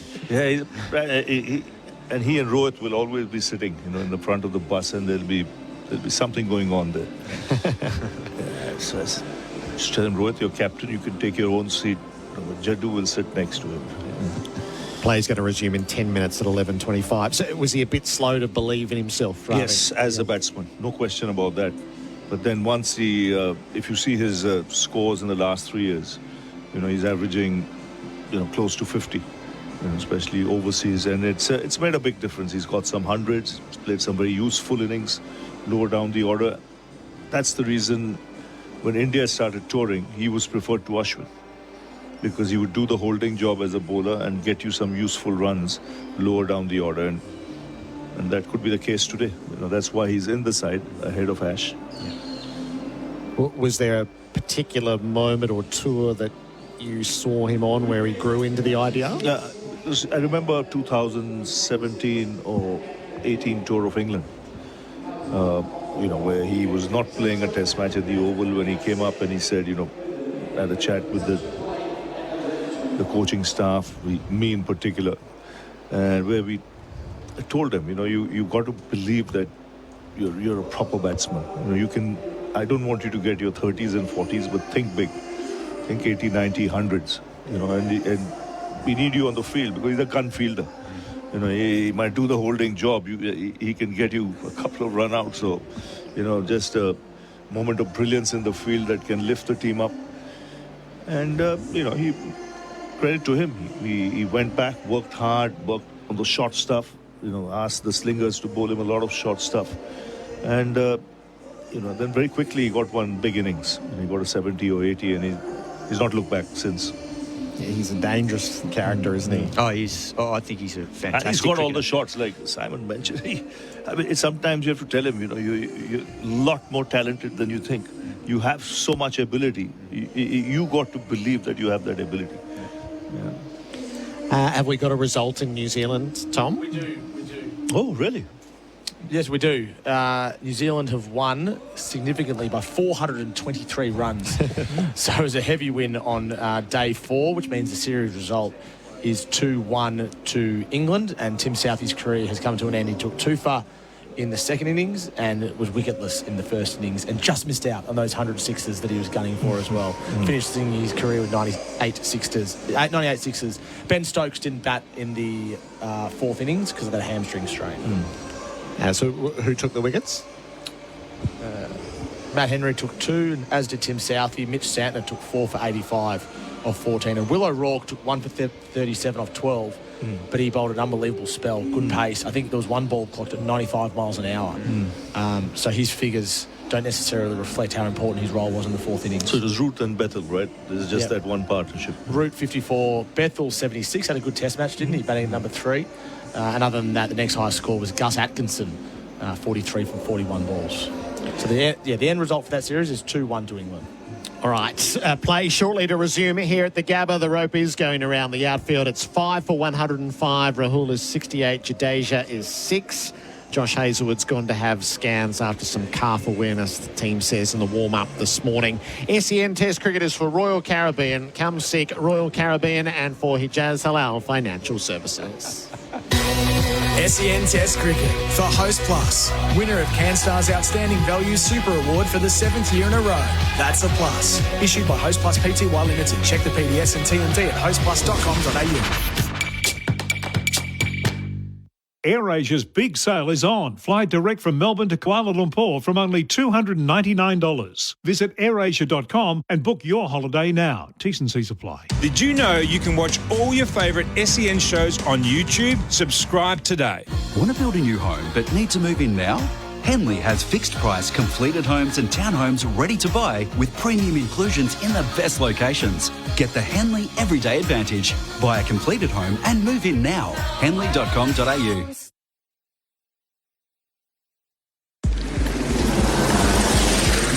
G'day there. Delays following a crash at the exit of the Domain Tunnel. Delays still stretching back to Tarak Road on the Monash. There are works underway on the Monash at the moment. Outbound before High Street, the left-hand lane blocked off and speed reduced back to 40 k's. The KFC BBL opening week is here. Don't miss your Melbourne Stars take on the Brisbane Heat at the MCG tomorrow night. Search BBL tickets to book now. And the Thunder take on the Strikers in the BBL. Hear it live tonight on SEN. Celebrate Christmas in style with Gazman. Enjoy 25% off all new season shirts and 25% off all summer shorts for a limited time only. Gazman, style made real. Did you know you can watch all your favourite SEN shows on YouTube? Subscribe today. SEN and Bing Lee are teaming up this summer to bring you live coverage of the Test cricket. Mum, was that a golden duck or a duck? I don't know, but I think Peking duck for tea. An unbeatable partnership. Bing Lee, proud partner of SEN's Test cricket coverage. At Robot Building Supplies, ChatGPT doesn't get a look in. We ask our own robot. Robot's got it. Got Merbu decking and timber sleepers? Robot's got it. Steel framing and building supplies within 24 hours? Robot's got it. The original robot since 1946. Robot Building Supplies. Notting Hill, Sunshine, Preston, Dramana, Pakenham, Coldstream and Darnham. We're robot, but we're human. robotbuildingSupplies.com.au. ROBOT, Robot Building Supplies. SEN Test Cricket for Host Plus, winner of CanStar's Outstanding Value Super Award for the 7th year in a row. That's a plus. Issued by Host Plus Pty Limited. Check the PDS and TMD at hostplus.com.au. SEN Test Cricket for Henley Homes by Henley completed home and move in now. The Australians beneath us at the Vulture Street end are about to cross the rope with the resumption just 3 minutes away. Adam Collins with you. Simon Katich with me for 4 and 20 pies, Australia's original fan food. Bharat Sundaresan has jumped in as well. Tommy Morris rounding out our front bench here. KL Rahul will continue on 68. It's been a most impressive innings, Kat, considering wickets falling at the other end, copping that serious whack to the wrist first ball, which I think on first look we thought might have been broken. The stroke play this morning's been beautiful. Yeah, it certainly has been. I think he's been the pick of the Indian batsman right throughout this series. So I think this is his big moment. He had the, little bit of luck first ball today. But other than that stroke, the rest of it's been exquisite, particularly the driving. And I think he's learned a few lessons from what happened in Adelaide. I think Australia worked him over with a little bit shorter length. Obviously, Pat Cummins bounced him out in that second innings, but even Mitchell Starc used his length back to try and just get Rahul camping on the front foot. And we know his strength is driving, but I think he's made the adjustment well here in Brisbane on this bouncier track. So hopefully for his sake, he can go on and get a big score for India. So it's going to be an extended session to an already extended session. We'll be playing until 12:45 local time. So an 80-minute opportunity here for Australia. Baz, so welcome you in and continue the conversation about KL Rahul. 7 of his 8 Test hundreds away from home, 1 in Australia, a couple in England. And it's here where they've liked him. But he might be doing 2 things at once here. A, making sure he plays the rest of the series at the top. And B, making it difficult for Rohit Sharma. He's been the good story of the morning for India, but not the story, because that story is looking a little gloomy at the moment. Rohit Sharma just not a confident innings and all. He didn't look confident of surviving last night against Nathan Lyon and Travis Head in those 2 overs, but just stranded in the crease, pessimistic with his footwork. And it looked like it was just a matter of time, whereas KL Rahul has done everything right. What do you expect from an opener in Australia? So we reset 5 for 105. Marsh has 1 ball left in this interrupted over. It's a full toss and it's hit the stumps when driving straight back. He's been robbed of at least a couple, maybe even 4 then, KL Rahul. So it stays at 5 for 105. So a ball that ended up a dot, but doesn't tell the full story, Baz. Steve Smith from second slip, 100% would have said, best fielder in the on the field. Every time the ball hit the stumps at the other end, he has to say that. It's a bit different, the sledging these days, compared to what it used to be, Kat, in your era, when it was a bit more pointed. These days, it's far more wholesome. It's way more wholesome now. These boys are too nice. They are. They certainly are, Simon Katich.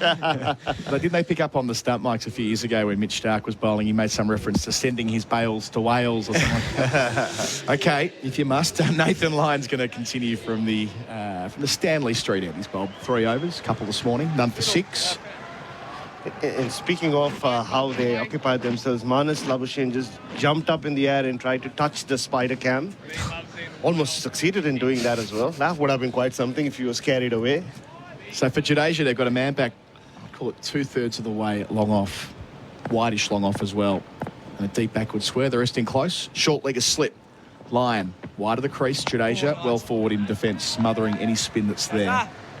Be more bounce, won't it, Kat, here at the Gabba for Lyon?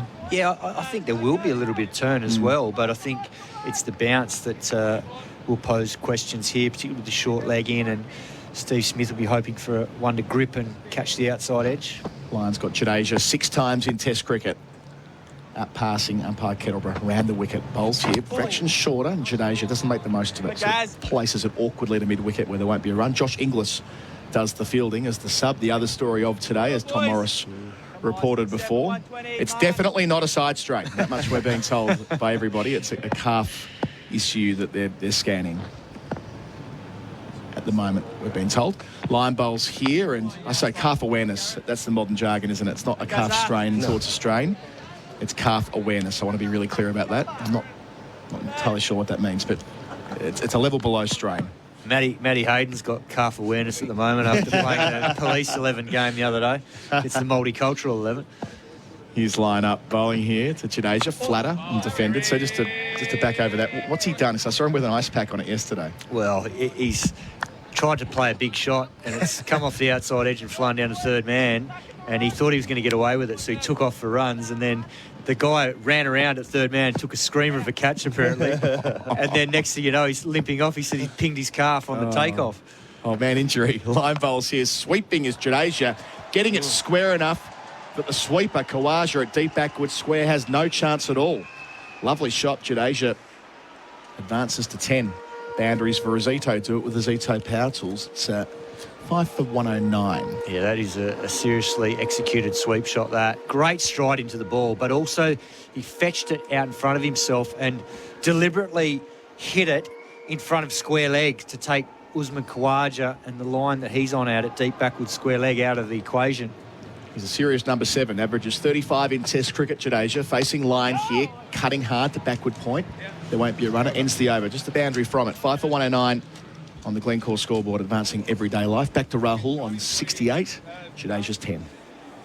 Don't get run out on your way to work, lose the commute, and work closer to home. Waterman Workspaces offers private offices and ergonomic co-working areas with flexible memberships and outstanding amenities for teams of all sizes in locations across Melbourne. With fully equipped meeting rooms and bookable spaces, your team will enjoy working from alongside a thriving business community. Raise your run rate on your business and daily productivity and visit waterman.com.au today.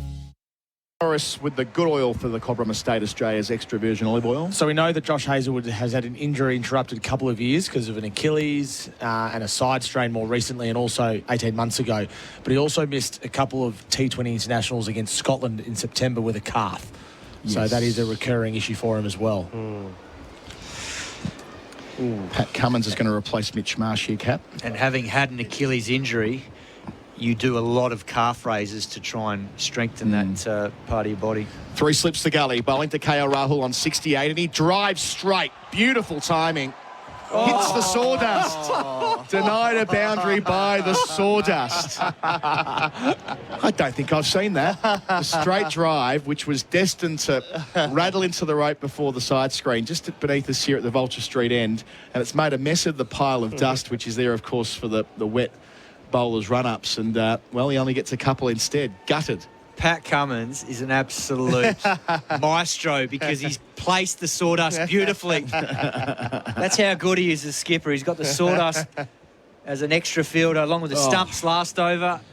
He can do no wrong, the Aussie skipper. That deserves a mention in Wisdom next year, Brad, I reckon. Run saved by sawdust. 3 slips of gully. Goes again. Rahul driving. Skews off the inside part of the bat to Stark at mid-on. And we called it last evening as well. We've seen sawdust on the field before, but this looks like one of those small anthills. It's quite a chunky, almost like a little hill, isn't it? It is, and it actually looks like it's off-centre. Normally they would put it right behind the stumps. Yeah. But it looks like it's probably more towards where Mitchell Stark would take off with his runner. This is a great point. Where does... Is this going to be a new innovation to the game? Enormous hills of sawdust. Don't rule it out. Cummins. Oh, beautifully so far. Back of a length, inside edge, maybe glove, keeps it down well enough and far enough away from Alex Carey for another boundary. Rahul up to 74. He's motoring. 5 for 115 boundaries for a Zito. Do it with a Zito Power Tools. Yeah, that was excellent from Pat Cummins. He was zeroing in on that sort of hip region and glove region of KL Rahul. Got the desired result. It hit them, but it flew down safely away from Alex Carey. It was only probably a metre away from him, so they've got the leg slip in now.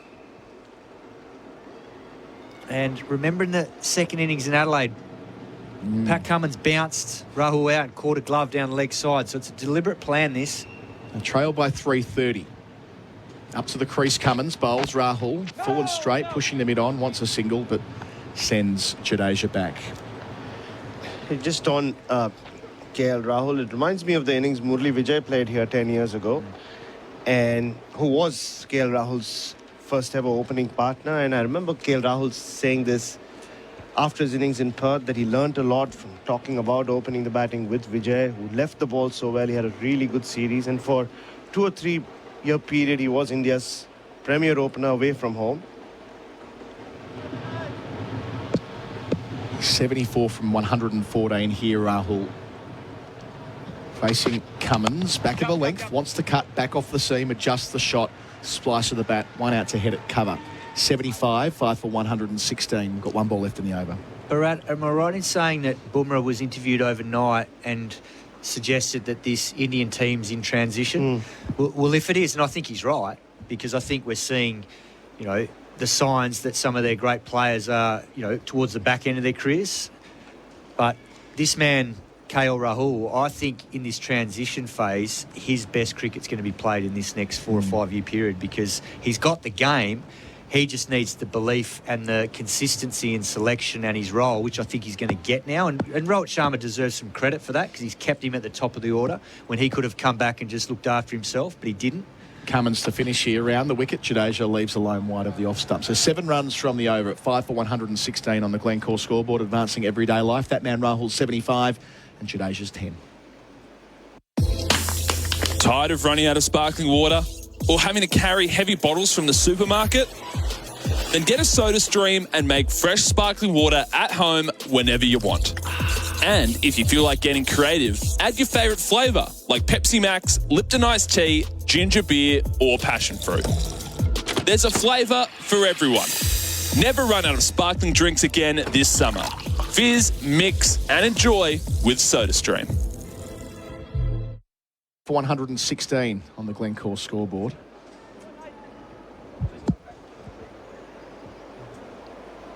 Trailing by 329. Nathan Lyon about to start his 5th over. Not quite the full boxed in field, but we've got for Rahul a short leg, a leg slip and a slip.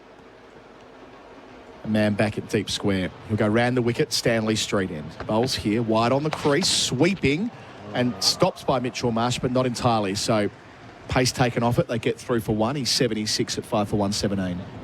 And to your point, Simon, about KL Rahul, you spoke about consistency of selection. I guess it goes two ways, that you can be that guy who's amiable to whatever role you're given, but it can also affect your career because you're never settled. I think this role suits him beautifully because it allows him to just keep batting and batting and batting. Line in, bowls to Jadeja, well in behind it. I suppose one point, Bharat and Simon, of course, you've spent so much time in India. The criticism that KL Rahul cops, it's unparalleled in Indian cricket. Absolutely. Well, he's got the chance to end it now in the series because he's playing, I think, probably the best attack in the world. And if he nails this series, which he's on track to do, and particularly if he gets 100 here and has a really good finish to the series, then he'll put that to bed. Line to Jadeja, back and out to mid-wicket. He's been dropped so many times and shuffled around. I think what you're saying, Ness, if he's given the consistency of purpose, you are our opener. And he's at this sweet spot of his career. He's got a lot of wealth of knowledge behind him. He's got the game because he can bat within himself, as we've seen throughout the series when the conditions aren't in his favour. Line bowls and Jadeja's forward to defend. But I've seen him in IPL probably 5, 6, 7 years ago when he was at Kings 11, and he can destroy the very best when he wants to. And in a way, it was Viv Richards-like stuff. Like, it was just dismissive. And I think he's got the beauty to be able to play both ways depending on conditions and game situation. Line to Jadeja, who's defending to mid-wicket. He's got a 14-ball 50 in the IPL. There was 100 he made at Lords a couple of years ago with 108 balls before he hit a boundary. So he can go up the gears and down the gears. Yeah, and that's a skill in itself, being able to identify it. But I think, and knowing Gambir well, he will encourage him to play both styles depending on the game situation. Line finishing. Jadeja waiting for him and playing to mid-wicket at the middle of the bat, but there won't be a single to the sub-Inglis. 5 for 117, 1 run from the over.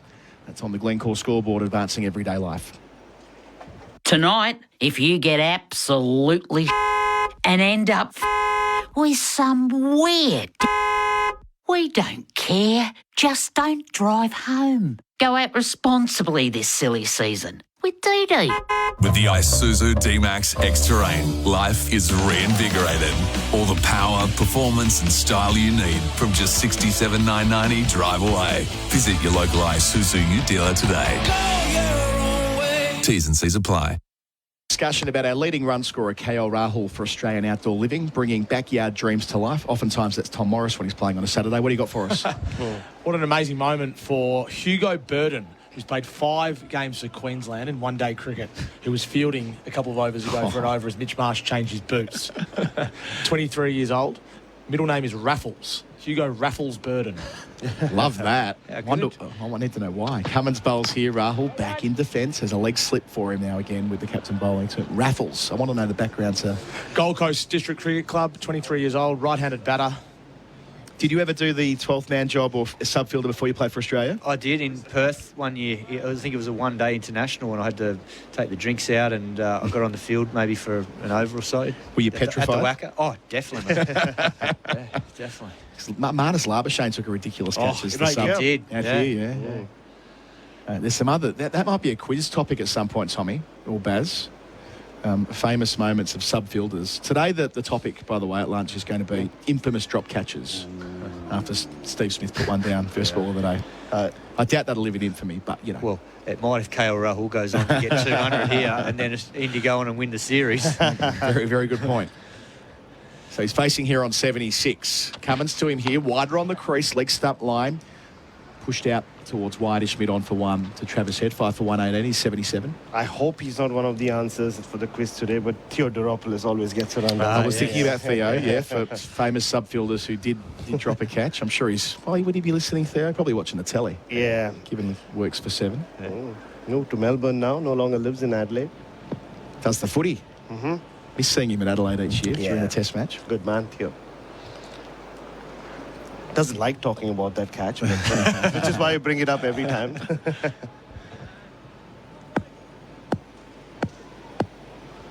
Jadeja thumping the bat into the turf.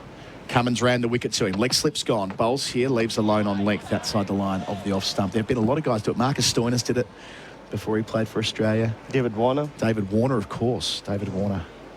So it tends to be a bit of a nod to, get used to this cricketer. You might see them on your TV again sometime soon. Simon Katich certainly was playing plenty for Australia shortly after that. Clearly. I still vividly remember Ricky Ponting's reaction to Gary Pratt. Run out in the 2005 Ashes. Punter still bristles when he thinks about that. The specialist subfielder Gary Pratt from Durham didn't have a huge professional career. Cummins bowls here. Jadeja driving and beating Cummins in his follow-through. Not far away from the sawdust. Won't quite reach the rope because Head, we're blinded by the sight screen. Looks like it's trickled over, judging by the body language it has. We can see it on our screen for pay.com.au. Slid over with the ball. So 4 runs added for Jadeja, 14 with his second 4. Boundaries for Azito, do it with Azito Power Tools. 5 for 122 cap. To be fair to Travis Head there, he's got the restriction of having the shin pads on, so he tried to do the hook slide, but it beat him to the boundary anyway, but that slowed him down a little bit, Travis Head. Nice shot. Very good shot. Looking good, Jadeja. Yeah. That 100 at Rajkot earlier this year was class. Oh, he's a class player. I mean, before this series, he averaged just under 44 in Australia. Yeah. So he can play. Cummins was going to bowl to him and bailed out. They picked him for Melbourne, didn't they, Kat, last time around? And that half century he made batting with Ajinkya Rahane proved instrumental on that second day. He's injured for the first test, which is what allowed Ashwin to play. Oh, I wondered why he didn't play in Perth. He's barely done a lot in the nets, to be honest. I'm not sure if he knew he was going to play this test. And his batting numbers have gotten better and better since the pandemic, or thereabouts. Jadeja up to 14 from 32. Cummins to him here, and the number 7 tucks it down to fine leg for 1. 15, 5 for 123. Occasionally batting number 6 for India these days, wasn't he? Yeah, in India he does. 6-5. Yep. Him and Rishabh Pant often swap positions. He's always looked at more as a batter than a bowler in junior cricket. Obviously, everybody talks about the 3 triple hundreds, but played a lot for Saurashtra, won matches with the bat. It was only when MS Dhoni spotted what he could do with Jadeja, especially away from home, almost remote control him with the ball, Yandal, and he would deliver every time. So Cummins will finish here to KL Rahul. Leg slips back. Sun's back out as well. Rahul in behind it, playing it safely out to mid-on. End of the over. 5 for 123. Jadeja's 15, Rahul's 77. That's on the Glencore scoreboard. Advancing everyday life. Catch-ups out. Gerard Whateley here. You've probably heard me broadcasting the Super Bowl, AFL and Test cricket on SEN. There's no better feeling than being there live at these events, and now you can too with pay.com.au. If you're a business, simply pay your bills using pay.com.au, and for every business expense, you'll earn points to use on exclusive events, business class travel and more. Join more than 30,000 business owners and get rewarded for your business payments. Search pay.com.au today. SEN Test cricket for Henley Holmes by Henley completed home and move in now. Bharat sticking around with me for a bit. Did I just catch someone go back down the race again? No, that was, I think, just a replay of Josh Hazelwood leaving earlier. So that was one of the news points this morning, that Hazelwood came on the field for about 4 or 5 overs, bowled 1, then went straight off after the drinks break. We're told it's calf awareness. Mitchell Starc picked up 2 wickets in his first 2 overs yesterday. They were from the Vulture Street end. He's going to take up the attack now from the Stanley Street end. 35 overs done. What did Steve Smith tell us the other day in the press conference? This is where it becomes difficult to take wickets, but easier to score runs. The ball stays hard, but doesn't seam around a lot. quite a few texts in here about sub-fielders. We've tapped into something here. 0433 98 11 16. Chris reminds us of Mickey Edwards, who became an overnight star due to the long flowing blonde locks when he sub-fielded against Pakistan in 2017 at the SCG. Stark, first ball of a new spell to Jadeja. Forward in defence, out to cover, no run. I think he on the back page the next day from memory, wasn't he, Kat? The good looks and the long hair, and did a couple of bits and pieces in the field. Australia won, everyone was happy. I don't know about the good looks, but long hair, it always sells. Samson. I think he's playing for Yorkshire now. He's gone full time there. Yeah. Interesting story. He had access to both passports, I think I'm right in saying. So he was in the Middlesex setup for a little while, and now over in... what have we got going on here? Is it a change of gloves or something more? Yeah. Just a change of gloves mid-over, which is unusual. I think it's change of glove. Okay. Yeah. Must have been a tear in it, because otherwise you wouldn't get away with it. Partnership's up to 49, by the way, with India trailing by 322. It's been an important stand after Australia picked up Rohit Sharma inside the first 25 minutes of play. Should have been Rahul as well, first ball.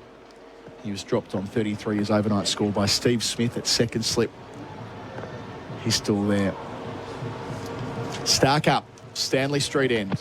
Bowls to Jadeja, leaving alone wide of the off stump. Jadeja, I know it's just 34 balls, but already seems to have justified his selection. Not like he had to. If anything, it's more about why he should have played in Adelaide as well. He just comes into the side purely for his batting alone.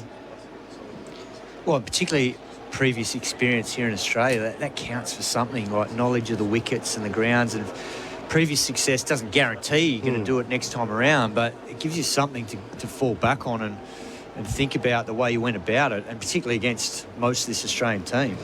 He's the number one all-rounder in the world for a reason, Jadeja. He's facing Stark. Bowls to him here. It's driven off drive. Didn't need to overhit it to get a couple. Pat Cummins around from mid-on. Moves to 17, 5 for 125. And just going back to that conversation around KL Rahul and this timing of, he's on 77 now, hasn't got 100 this calendar year. He's got a couple of 50s. So, that's a big thing for him if he didn't get one in the second innings in Perth where he played really well, but if he can convert here after having that little bit of luck first ball today, you never know what that could do for him moving forward, not just for the rest of this series, but for the rest of his career. Jadeja facing up to Stark.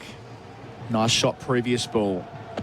Bowls and leaves. Yeah, the last 100 that Rahul made was the 101 on Boxing Day last year with the Ravi Shastri bit of commentary when they lost 5 wickets for none at the end of the innings. And probably shouldn't repeat it. Let him do it. Ravi on the telly. If he's here, probably here somewhere. Was that at Centurion? Yeah, Centurion. Yeah, I remember reading that Sunny Gavaskar rated that in his top 5 Indian player hundreds of all time. Gee, seen a few. Which is saying something, because I think given the attack and the conditions that he scored those runs in, and it's a little bit like that here too. He'll get a huge amount of confidence if he can get the 3 figures against this attack, albeit without Hazelwood today, but under pressure. So Stark turns here. Up beyond umpire Kettleborough. Bowls to Jadeja, who leaves a short and wide one that's taken by Carey in front of Khawaja at first slip. And after the way he led in the first test, there is this assumption that Jasprit Bumrah will just take over. But Rahul's captained India before, and I wouldn't be surprised if the series, he continues to do well in this series, if he isn't back in contention as probably the next test captain. Maybe they shared the responsibilities, him and Bumrah. He's just not been able to nail his place in the side. Maybe this is it. Yeah. He did get a chance to captain a handful of test matches, Rahul, but not enough sort of full-time capacity. Stark up to finish the first over of a new spell. 3 slips behind Jadeja, and he takes it down to fine leg. Gets it fine enough. There's some work to do for Lyon beneath us, but he gets there pretty comfortably in the end. 3 runs from the over. Jadeja keeps the strike. He's 18. Rahul down the other end on 77. It's 5 for 126 on the Glencore scoreboard, advancing everyday life. Installing or upgrading an irrigation system? Handle it yourself with Nutrient Water's DIY home irrigation designs. When you buy the parts to install or upgrade an irrigation system, Nutrient Water's team can provide a free design plan that's professional and easy to follow. And with only the highest quality products from Hunter Industries and specialist guidance from the Nutrient Water team, your new irrigation system will be ready in no time. Visit nutrientwaterstore.com.au/design to download the free planner and fill in the form. Partnership that went beyond 50 in the previous over. They've now added 52. They're running hot for Ream, steady, hot and strong. KL Rahul and Ravindra Jadeja. Nathan Lyon being spun around here, Kat. He was bowling from the Stanley Street end, now to our Vulture Street end. Yeah, I think he more often than not bowls at the Stanley Street end, so it's quite surprising to see him bowling here at the Vulture Street end, but potentially there might be a crack that Mitchell Starc wants to bowl at from that top end. Also, the absence of Hazelwood really being felt here. The crack at that end, the Stanley Street is right in the middle of the pitch, around the middle stump line, isn't it? But a bit short, perhaps, for Lyons. Length, that first ball takes off from a good length and into Carey's gloves. He takes it on the way up. Wicket keeping. It's good to see. Try at both ends because you never know until you've had a go. So Nathan Lyon hasn't been called upon much since Perth. Ready for a long stint here on days 4 and 5. Bowls here to Jadeja, who deflects it from the inside part of the bat to Travis Head, who's the short leg. Smith's at slip, backward point cover, long off. Khawaja, is he wearing the baggy green back to front? He's wearing 2, I think. Oh, it's 2, right. Otherwise, I'm not sure you get away with that. No. Fine, big fine. Might be one anyway. Mid-on, mid-wicket, and long leg. Line bowls here and forward is Jadeja. So, yeah, he's got his own baggy green on him, presumably Travis Head's being at short leg. Possibly. So the baggy green sandwich there from Khawaja beneath our commentary position. Lyon bouncing up. Bowls to Jadeja. Same line, same length, same result. So getting himself into a nice little groove here in his new spell. You look at Jadeja and he has it all, doesn't he, Simon? The way he defends against spin and pace. Even the way he's got a good technique. Yep. Lyon taking his wickets at just 21 this year. Bowls here to Jadeja. It's flat and it's cut and it beats point. The diving effort from McSweeney wasn't able to quite drag it in. It's going to make it to the rope. Nicely played. Went back and rode the bounce. Made the most of the opportunity. So that takes Jadeja up to 22 boundaries for Azito. 5 for 130 to score. So they're only trailed by 315, which that score they need to avoid the follow-ons now. Broadly within striking distance, Cat, 115 away. Yeah, that was classy, that, because if he got that wrong, it bounced, it turned away from him, but the placement was perfect in front of point. So Jadeja in a nice little groove here. Line to him again. He's forward, defending from the leg stump line. It completes the over. There'll be a change in commentary after the break with Gerard Whateley in for me with the score 5 for 130. Jadeja 22. KL Rahul 77 on the Glencore scoreboard. If you can't live without Netflix, Can't live without Netflix. then you can't live without the AGL Netflix electricity plan. With Netflix included for the life of your plan. So you'll never miss great Netflix shows like Bridgerton, Avatar The Last Airbender, and Emily in Paris. Join AGL's Netflix electricity plan today.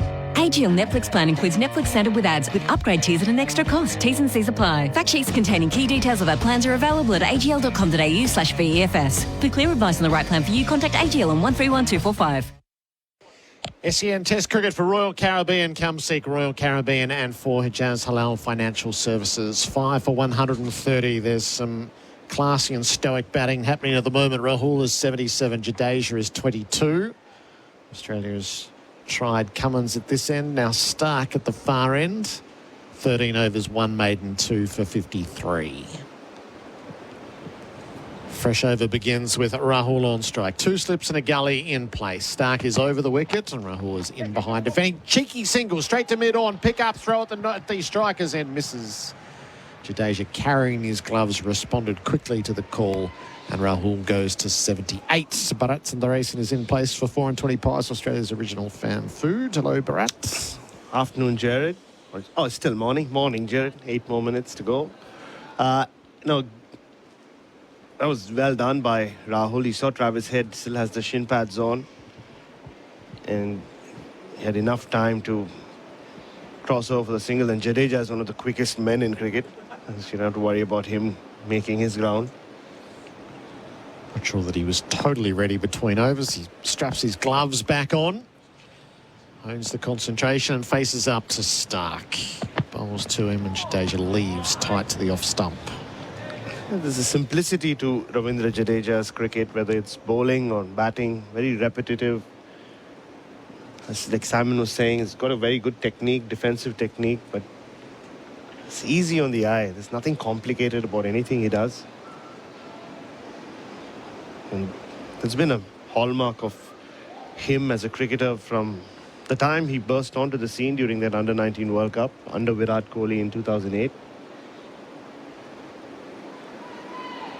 Ravi was telling us just a little earlier on, it's taking him a while to find his absolute confidence in Test cricket, but he certainly brought that to the middle today, and Jadeja just jumps out of the way as a ball passes over the off stump.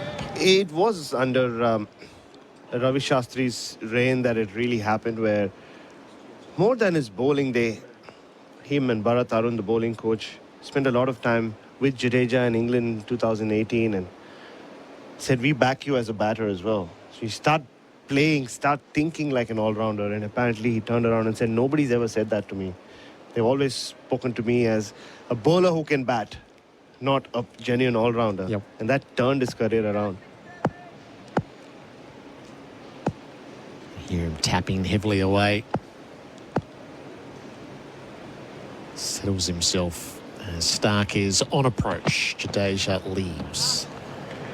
And what Ravi Shastri did for his cricket, I did for his hair, Gerard. I have been giving him hair tips for a while. Taught him how to condition his hair.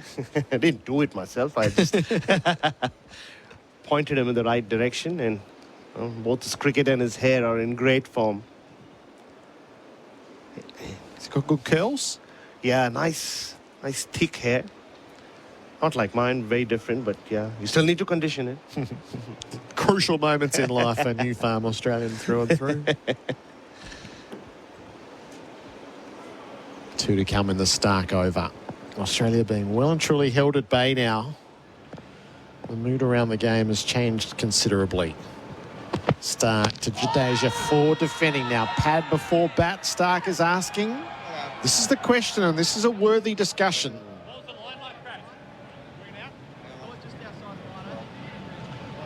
Just outside the line, the definitive call. Good shout. How's that? Get amongst it with Tinny's How's That Pale Ale available at Liquorland. Choose to drink wise. It wasn't a very confident appeal to start with. He was outside the line, well outside the line. And Jadeja immediately could see, turned around to check where his front foot was. You're right, Gerard. Then India needed this partnership. When Rohit Sharma left the field, there was a pall of gloom hanging over this Indian team. These two have done nicely. Last ball of Stark's over. Jadeja ducks the bouncer. Swayed back from it. Watched it go through. 5 for 131. The Tyre Power scoreboard. Customer safety first. What's better than hitting a 6? Hitting a 7. At Host Plus, we've brought home the CanStar Reward for Outstanding Value Super for the 7th year in a row. Outstanding Value Superannuation? That's a plus. Issued by Host Plus Pty Limited. General advice only. Consider your circumstances and the relevant Host Plus PDS and TMD at hostplus.com.au before deciding. Search, compare Host Plus today. SEN Test cricket for Henley Homes by a Henley completed home and move in now. 5 for 131. Rahul 78, Jadeja 22. Nathan Lyon is bowling from the Vulture Street end. 6 overs, none for 15. It's a deep mid wicket. A third. And the rest. Oh, and a long on. Khawaja down below us. 3 in the deep.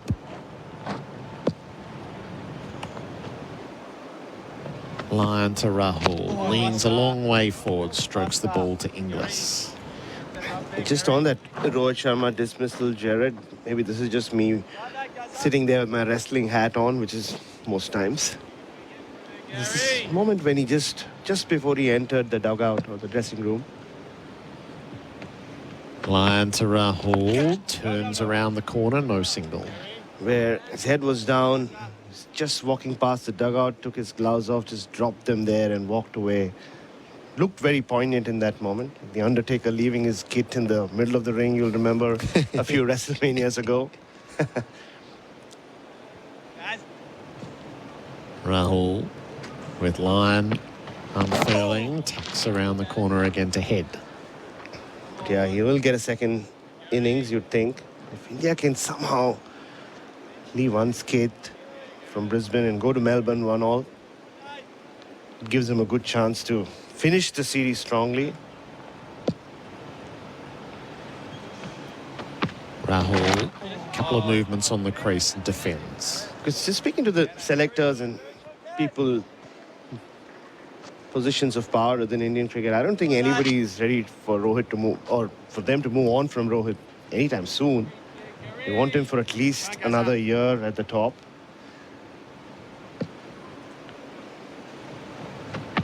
Ryan Rahul back, plays from the stumps. There's a single open at point. Labuschagne slides around the field. 5 for 132, Rahul 79.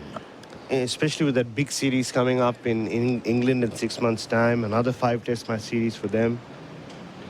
That will be the next big series or next test series for India. They don't have anything between now and then. Probably the World Test Championship final. So there's this feeling that if we can captain here, captain in England, then the next home summer, I think it's West Indies going to India. This will be a good time to blood in a new captain. He's got to find a way to earn his place in the batting lineup.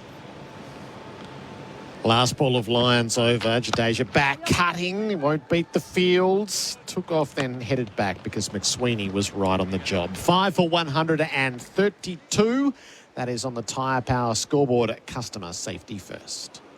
Get on the SEN win page. Here's why. In 2025, Sport Next Melbourne returns March 12 to 14. Global and domestic leaders tackle the biggest issues, trends and opportunities sport will face in the decades to come. As the largest sport conference in the Asia-Pacific region, you have extra incentive to book now. If you purchase your tickets by this Friday, you could win an ultimate SEN corporate box experience for 2. Sport Next Melbourne 2025. Enter now. Head to the SEN win page.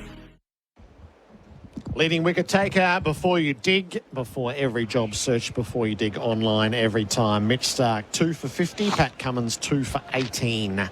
India 5 for 132, Rahul 79, Jadeja 22. Starc's in operation from the Stanley Street end. And Australia striving for a wicket to reignite their charge.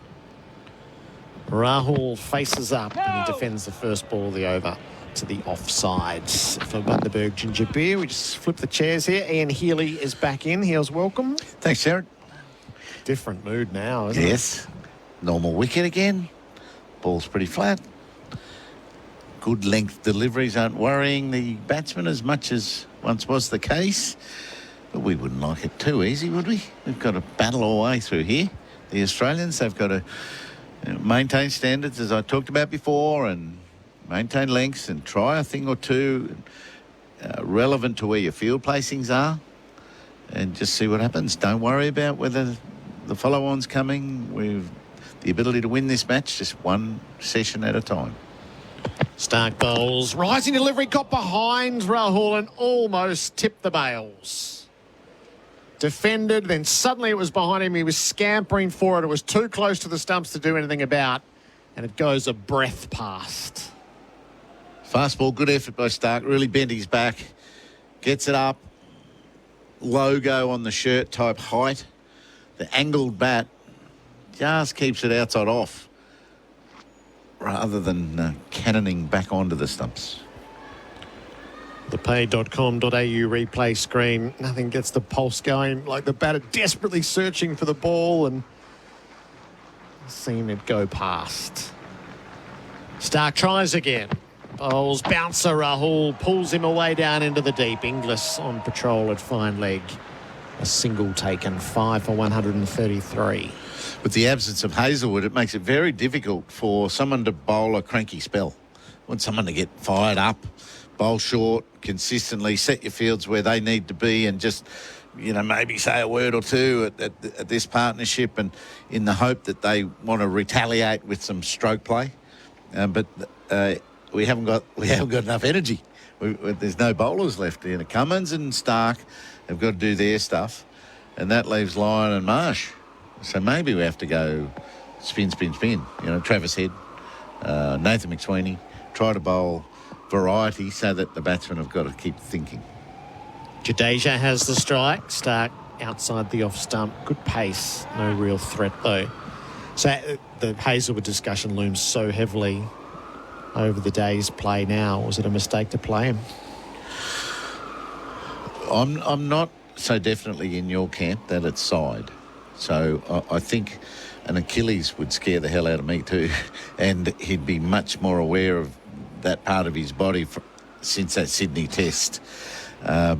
Heavy ground onto a hard surface, not a great environment for when you're in Achilles prone or something's not quite right down in the lower leg.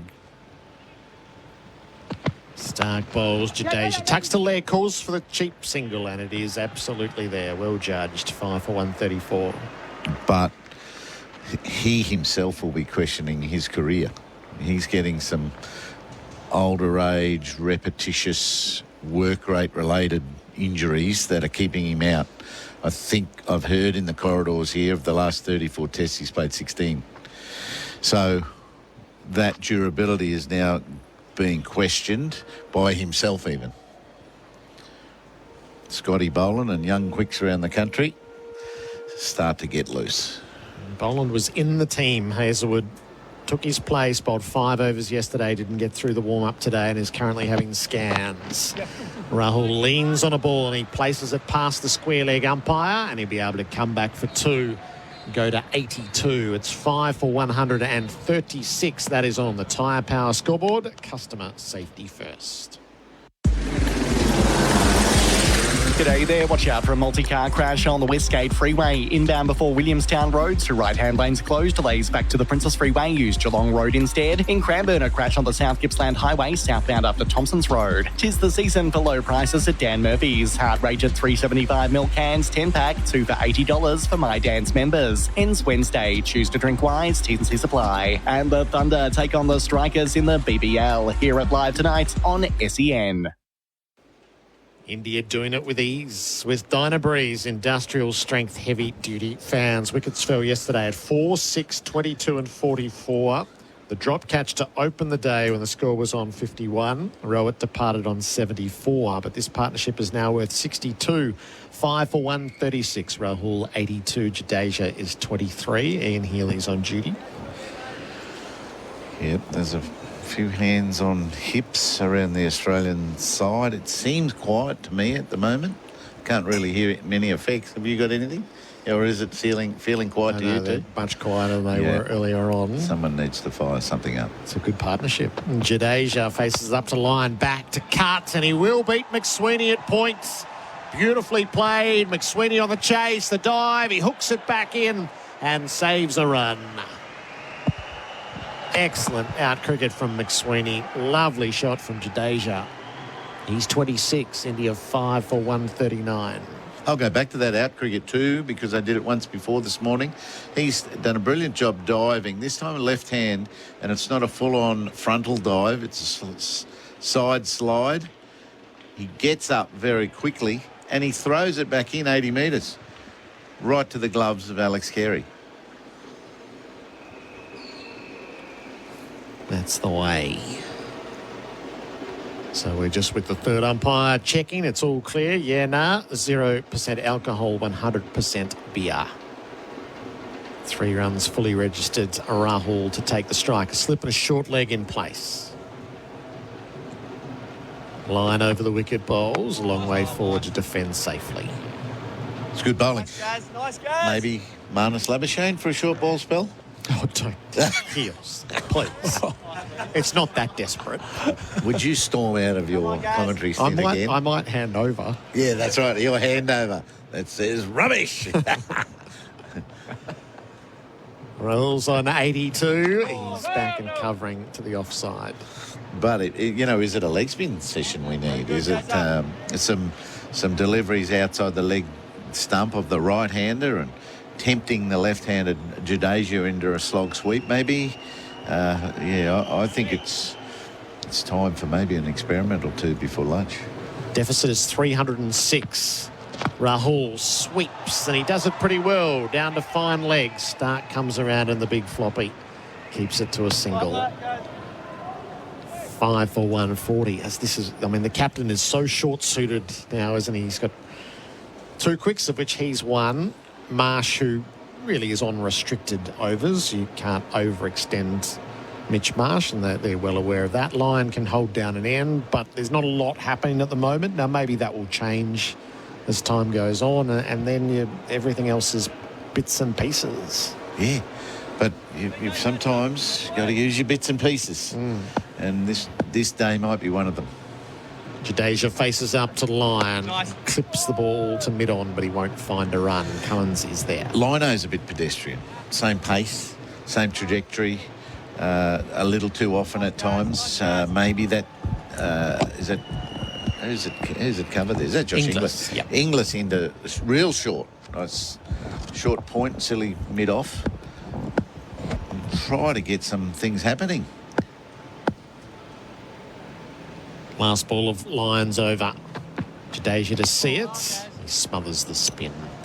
5 for 140. The Tyre Power scoreboard. Customer safety first. Sushi Hub's platters are perfect for all office or home parties. The no-fuss sushi solution that everyone loves. Order your Sushi Hub platters online today. Did you know you can watch all your favourite SEN shows on YouTube? Subscribe today. The One Blade 360 effortlessly trims, edges and shaves any length of hair, easily reaching the most difficult areas with fewer passes. Forget about using multiple steps and tools. One Blade does it all. Visit phillips.com to find your nearest store. The next move is for the captain to take the ball himself. All the stats are for Jun Heinrich. German engineered forklifts and racking systems. Cummins 9 overs, 2 maidens, 2 for 31, and he'll be bowling from the Stanley Street end. It's 5 for 140. So Tom Morris just put some numbers around Hazelwood's absences across the past couple of years. So Heels is right, Gerard. 16 of the last 34 Test matches he's played in, but the last 2 years specifically, he's missed 9 Test matches overall, 8 of them due to injury. He was rested in an Ashes Test midway through, but 4 of those Tests he's missed with an Achilles, 4 he's missed with a side strain, and then he also missed, as I mentioned before, 3 T20 internationals with a calf a couple of months ago. Cummins begins the fresh spell. He bowls and Rahul runs the ball out near point. He won't get a run. So 4 with an Achilles, 4 with a side strain, and then 3 T20s with a calf, all in the space of 2 years, is Hazelwood's last 24 months. Boland had bowled well enough to propel himself ahead in the order when they got to the World Test Championship, but then quite rightly, Hazelwood through performance re-established the 3. Boland on the outside. Hazelwood misses with a side strain in Adelaide. Boland is excellent. He's in the team. They make the calculated decision. They'll never tell us the truth, but they'll know internally whether that's come up snake eyes or not. Rahul plays the ball from the stumps to the leg side. It's such an important moment in the Test match that it happened, as well as Australia with a commanding position with limited time, and the follow-on in play, drop a catch off the first ball of the day, and now it all compounds, and all the equations are completely different. And we're never going to get all that out of our head, but they've got to. We're going to speculate what would have been if we had taken that catch, and we're worried about time and stuff like that. These guys have got to go ball by ball, over by over, hour by hour, and break some partnerships. Cummins to Rahul, ducks the bouncer. There are 2 back on the leg side for us. This spell has got an air of familiarity about it for me. In this scenario, Pat Cummins has been a very good leader, hasn't he? He's grabbed the ball and done the job. Yep. and carried them through. So he's bowling with good pace, good lift, And it seems like when he wants to bowl an outswinger, it happens. His bouncer is the right height, and he's having some pretty good impact as well as economy. So here he goes again. Rounds his mark at the Stanley Street ends. The captain thunders in and he bowls to Rahul, who pulls this time down into the deep. Inglis ground to cover, and he does it well. Scampers around from deep square to keep it to a single. Rahul 84. I'm nitpicking now, Gerard. Alex Carey just needs to tidy up around the stumps there. Like, he's better than most keepers at this, getting to the stumps, right? But then that throw from Josh Inglis was a beauty, 70 metres, and it would have been right over the bails if he had been standing there. But he's standing in front of the stumps. And the crowd want to see, give him some things to clap about. That's a pretty good effort in the field by the reserve wicketkeeper. And the number one wicketkeeper only had to go 2 metres a different way and get behind the stumps, and the crowd are in. Yep. The wicket-keeping craft with Ian Healy. Cummins around the wicket when he bowls to Jadeja, who jumps in his defence and does it well. My other worry at the moment is how close the slips are together. See Alex Carey and... what happened there? The throw shy ended at the up... stumps. Okay. Carey did okay to stay well enough alert. So Cummins kicked it right. Little sneaky besto. Past the stumps. Tell me that he's out of his crease. No, he's back. He's back. Cheeky little move. Like it. Last ball of Cummins over to Jadeja, who leaves tight to the off stump. 5 for 141 on the Tyre Power scoreboard. Customer safety first. You gotta love the sounds of summer. And Dakin has been keeping Australian homes cool for the last 55 years. How's that? And the only air conditioning company with over 500 Dakin specialist dealers who all love air conditioning and looking after you. Transform your home into the ideal haven. Visit dakin.com.au to locate your nearest Dakin air conditioning specialist. Dakin, perfecting the air. KL Rahul, the early nominee for the Player of the Day for Bingley. Better living every day. 84 runs. He was dropped when he was on 33, first ball of the day. 5 for 141. Jadeja's doing a good job at the other end on 26. So that has worked for India. They traded spinners again to stiffen up the batting. He bowled really without threat, but the same could be said of Lyon. But his batting so far has done the job. Australia celebrated a wicket early on. Rohit caught Carey, bowled Cummins for 10. The celebration for Tobin Brothers Funerals, a family-owned business since 1934. Trade of gloves and towels and a drink. Helmets have been transported to the other end of the field. A bit happening just then, and that's why it's taken so long. It has. A bit of time lost between overs. Lyon begins anew, and Rahul is turning to head. So his favoured way has been to try to work a single to backwards square. McSweeney is around that position. In the infield, head under the helmets. Forward of square, Labuschagne's at mid-wicket. Marsh is out patrolling the boundary. Rahul leans a long way forward. Very correct in his defence. Consistently playing with a straight bat too, like a vertical bat. When a wicket like this is bouncing, is there a way we can get them playing with a horizontal bat? A cut that might be a little too full or too close to cut, or a sweep that is a little bit audacious. Lyon bowls and Rahul's back. Nibbling, he's caught brilliantly by Smith. Diving away to his right. Having dropped Rahul at the start of the day, a pud, he takes a ripper and makes amends. Rahul goes when he was well set for 84. Lyon with his first, and Smith he'll eat a bit easier at lunchtime. Yes, he'll have another scoop of ice cream. Rahul cannot believe it. That's the catch of the summer. Rahul is still looking back. He was looking up to the big screen. He could not wait to see it. He was way back on his stumps playing a late cut shot. It was a bit edgy, which made it go even quicker.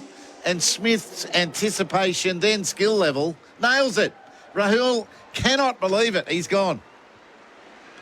6 for 141. Rahul 84 from 139 balls, including 8 fours. He batted so well, but he'll be bitterly disappointed there. Misses out on a century and just exposes India. There's still the best part of 20 minutes to lunch. The last of the true batters, Nitish Kumar Reddy. See how quickly things, all your mind changes, doesn't it? And that's what, now they can feel that and have a real sniff. But that is a fast, agile movement by Smith to get his hand on the ball, let alone get the fingers around it. Wrapped it around the ball so compellingly. Do you think he was intent on making amends, Heels? I reckon he might have been. Yeah, he thought, I'll hang in here, just see if I can take that. That is one of the greatest catches I've seen.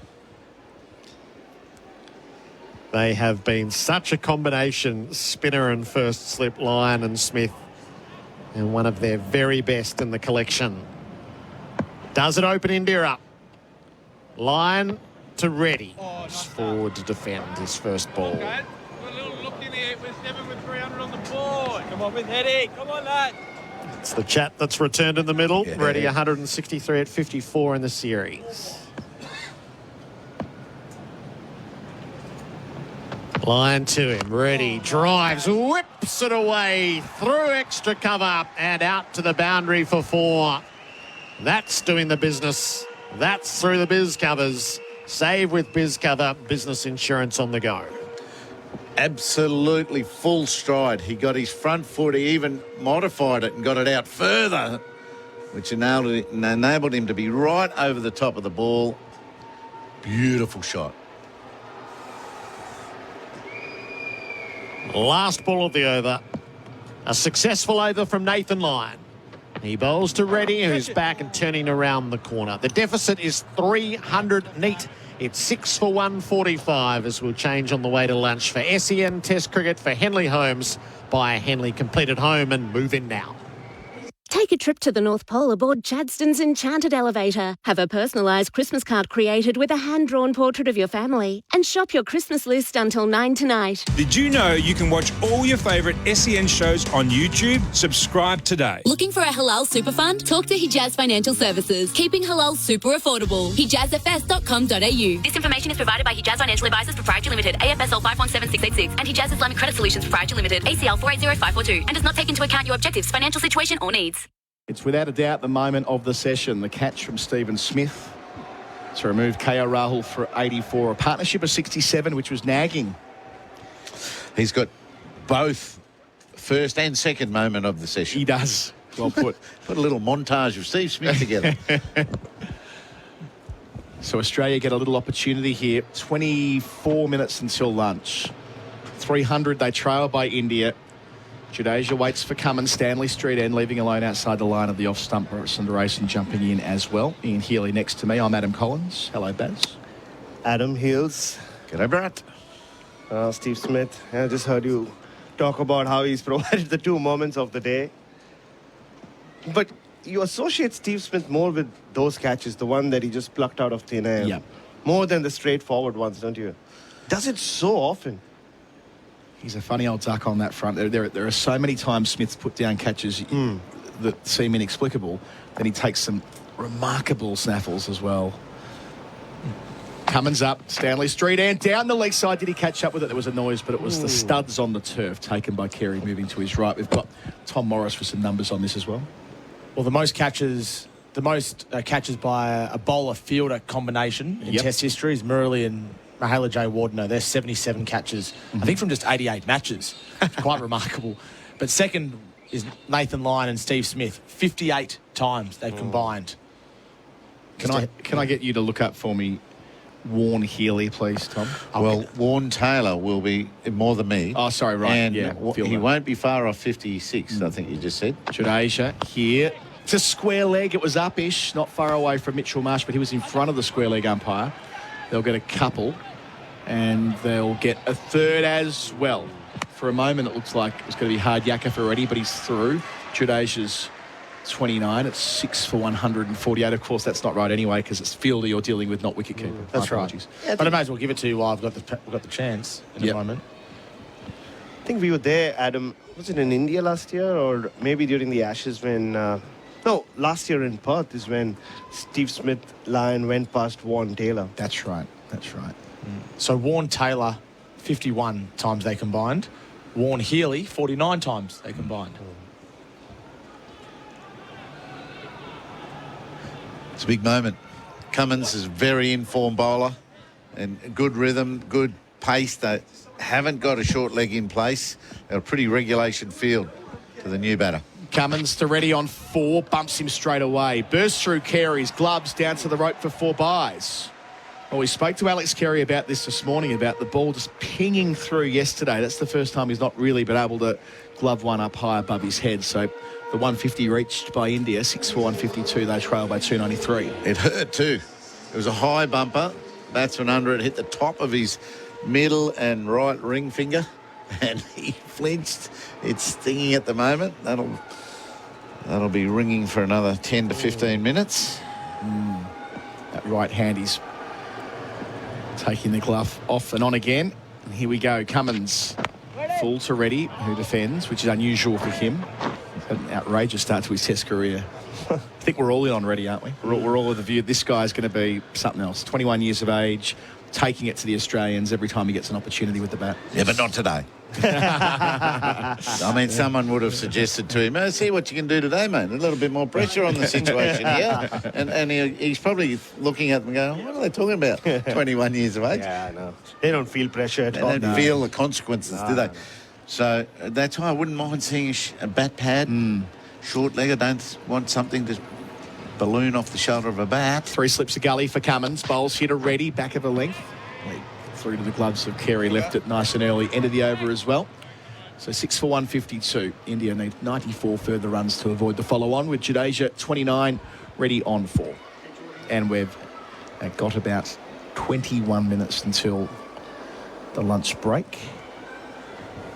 The third umpire, who we're yet to hear from so far today, is Chris Gaffney for IMAR. Cashback rewards with your insurance. That's IMAR.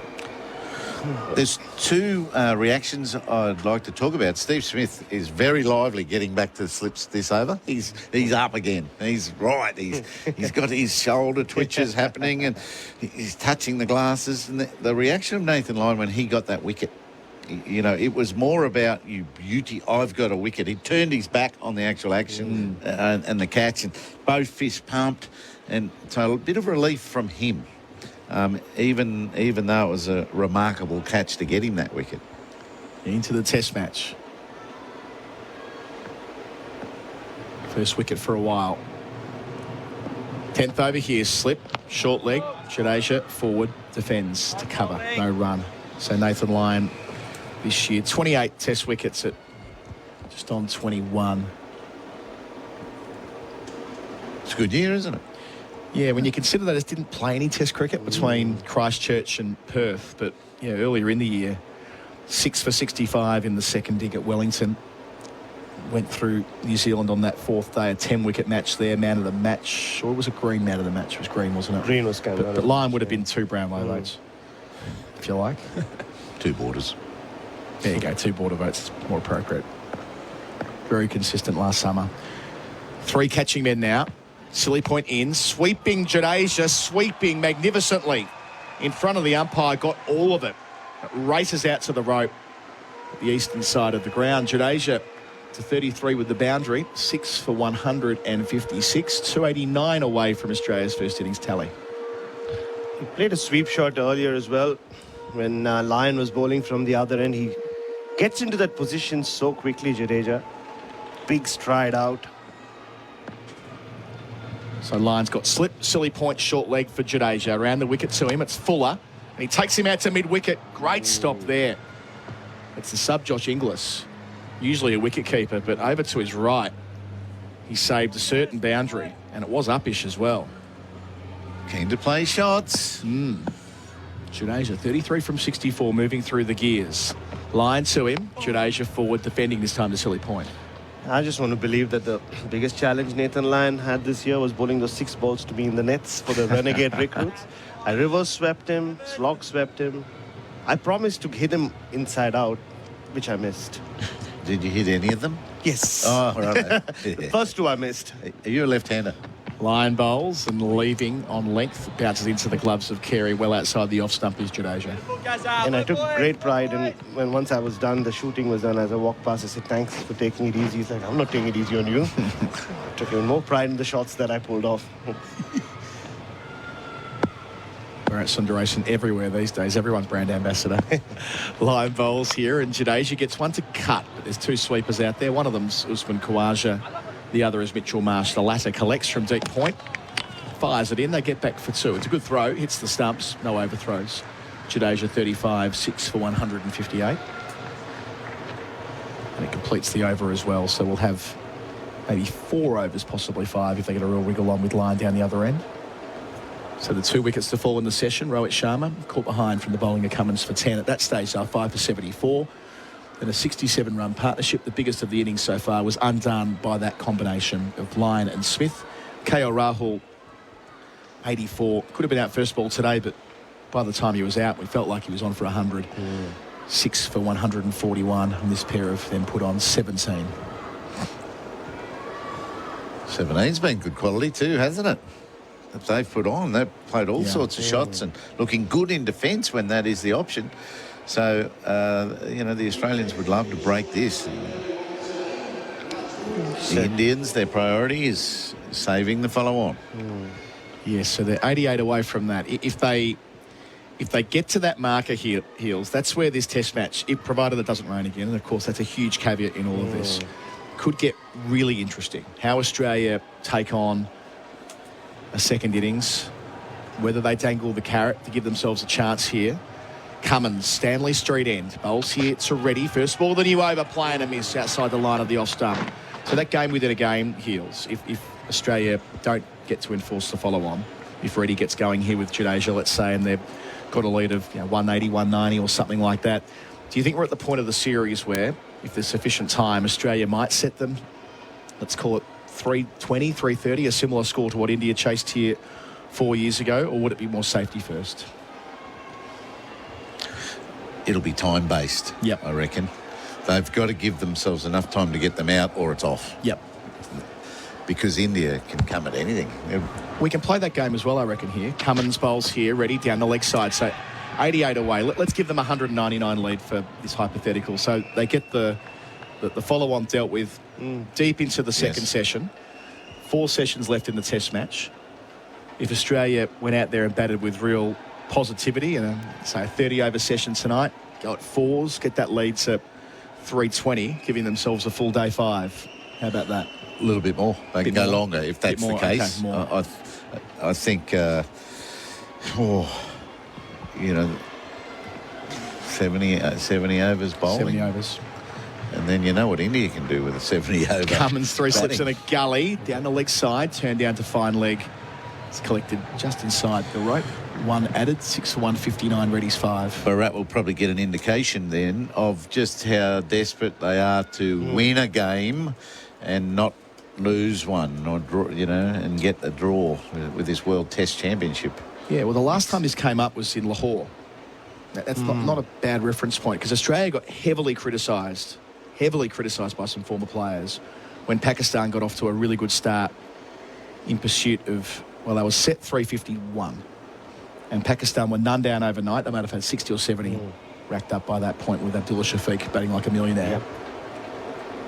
But Australia did dangle the carrot that time under Cummins. They were risking losing as Cummins pulls out of his run-up to have a chance at winning. They closed it, 73 for none on that 4th day.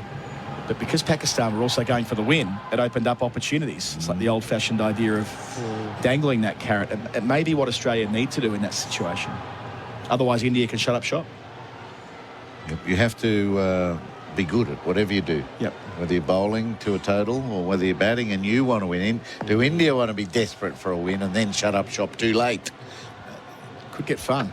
Cummins round the wicket, bumps Jadeja under it easily. Baz? I just can't see teams batting to draw games anymore. Not this Indian team or most teams these days in world cricket. If you set them a target, they will go after it. And they have the kind of batters who could challenge that. But if Australia are going down that road, I wouldn't be surprised if they open with, if not both Head and Mitch Marsh, then at least one of them. You need Head at the top then. So the days of leaving 300 on the final day are gone. I mean, Mark Taylor used to do it all the time, but that's a generation ago or more. Cummins bowls here, bumps Jadeja again. He wants absolutely nothing to do with it. He might have had Warren as well. Yeah, that's helpful. Yeah. and McGrath. Also not having Hazelwood right now, that would play a huge role in that decision. I wouldn't open with Head. I'd just let a bit of steam go out of Bumrah before I put Travis up there. And just a bit of shine off that ball, and then Travis, you go in at 3 maybe. Just stay loose. Get your pads on. Tom Morris as well. Might come back to you after this ball. Yeah. Have some time to work with here. Cummins up. Stanley Street and finishes the over. Short of a length. Jadeja onside. Cummins fielding. Athletic in his follow through. Pings at the non-striker stumps. Doesn't hit them. Jadeja was through anyway. Good cricket all round. Jadeja to 36 keeps the strike. Ready 5, 6 for 160. So 285 away and 86 away from the follow-on that we're speculating about. Tom Morris. Just looking at Pat Cummins dismissing opposition test captains over the journey. Only Richie Benaud has dismissed the opposition captain more times in test history. So he did it 18 times, Richie Benaud, the late, great Richie Benaud. Pat Cummins has done it 15 times, including Rohit Sharma twice in this series. Imran Khan and Jason Holder have also done it 15 times. And Sir Garfield Sobers 12 and Daniel Vittori 11. But they talk about targeting the opposition captain. Pat Cummins is number 1 on that list, at least in Australia. Well, number 2 in Australian history, but certainly number 1 of current players. That's a good one. Thanks, Tommy Morris, for the Cobram estate. Thinking who some of those captains that Benno would have played against. We had a lot of Peter May, some Colin Cowdrey. Ted Dexter. A little bit of Ted Dexter at the end. Abdul Qadir. Yes, A.H. Qadir. Not the other Abdul Qadir. No, not Qadir. So Lyon will be around the wicket to Jadeja, 36. Slipping a short leg in close. Bowls here, Jadeja back and cutting to deep point where there's a sweeper. Gets one. Nice. Gets 37. I was hoping there'd be a single. Now, what can Lyon set up against Reddy? Doesn't need another half volley where he gets driven through the covers, but he wants to get some sort of crossbat shot going. So for Reddy, the field remains broadly the same. They've got the deep mid-wicket, Kawaja wearing the 2 baggy greens, and a deep backward point for the reverse sweep. Line to him here, Reddy, stays at home, defends into the onside. Travis said the short leg collects it. I love how young Nitish Reddy's soaking it all in. I saw him before the start of play. He was standing here at the Vulture Street end, playing all his shots, practicing his hook, the ducking and leaving. One more, boys. One more, boys. The call from Alex Carey. 10 minutes till lunch. Bowls to Reddy, forward, defending to cover. Because there's no chance just 3 months ago he thought he'd be playing Test cricket so soon. And here he is, top scored in 3 out of 4 innings for India. Looks like he has got a great defensive technique. He can play all the shots. Looks like he belongs. Gets the 40 a lot as well. Lyon bowls and Reddy defends from the crease. He's got 42 twice last week. He also got 42 in the PM's 11 game. And he got 41 and 38 the previous week at Perth. So draw from that what you will. And finally, he has someone who he can bat with in Jadeja. It's way too often he's batted with the tail. In again. Lyon to Reddy. Lunging forward, defending to short leg. That's a better length from Lyon. Where do you and the authorities, i.e. the selectors, think he can get to? What part of the order? I think he can go as far up as number 5 going forward. Heels, just the way he's batting. Lionel finishes 11th over here from our Vulture Street end and Reddy goes back and defends to Smith at slip. 6 for 161, so 47 overs they've got into the Australians now. Most of them this morning. Jadeja 37, Reddy on 5. The partnerships advanced to 20. And there are still 68 overs available to them today. So I guess his bowling will get better. He's just 21. He's taken a lot of first-class wickets, or he did last season for his state, Andhra. And he was picked as a seam bowling all-rounder, but he's quickly shown us that he's more a batting all-rounder. And just the way he looks in such alien conditions, he'll maybe just play as a batter, and bowling can grow alongside it. Yeah. I mean, he'll have less impact probably on test conditions, but as a bowler, but he's very handy. Very handy. A couple of good wickets in the series in Labuschagne and Mitchell Marsh. Yeah, that he can do that every series. Yeah, partnership breaker. He's having way too much fun for my liking at the moment. Jadeja building nicely into this as well. Facing Pat Cummins, goes back and defends to mid-off. So there was no real form from Reddy coming into the series against the red ball in first-class cricket. He was going nowhere in the Duleep Trophy. But then he had that T20 innings for India. His second game made 74 from 34. I'm like, well, we'll probably take that guy, the one who Cummins loves, from the IPL. It's been a visionary pick so far. He's athletic too. Yeah. He's running between wickets. His awareness, excellent. So Cummins has got 2 slips to gully, deep backward point cover, mid-off, mid-on, mid-wicket, fine leg beneath us. Stanley Street end bowls here around the wicket. Jadeja, that keeps a snifter low. Had to thrust the bat down at the last minute, kept it out. It was on line with the middle stump. Haven't seen many misbehave, but there remain those cracks there that from time to time might come into play just like this. Will be a factor on the deeper we get in hills. Surely. It looks all nice and green and white and rectangular, doesn't it, on TV when you see a test match played? But in front of the batsman's eyes, there's a maze of stuff going on. There's white bits, there's grey bits, there's green bits, there's cracks. And your footing, wherever the batsmen have all marked their guards, is uneven, and you've got to find a way to be comfortable out there. And on that bit of the play, we barely had 2 days of cricket. We may not have even had 180 overs of cricket yet. So in one way, it's quite a fresh pitch, but undercovers, bit of heat on it, some cracks opening up. Second man goes back for the short ball. That's Mitch Marsh. Cummins here, Jadeja back defending to cover again. Batters always talk about watching the bowler's hand and all of that, Heels, but can you blank out what you see in front of you on that pitch? You can, but it might take 15 minutes, to sort of really get your mind's eye on the ball.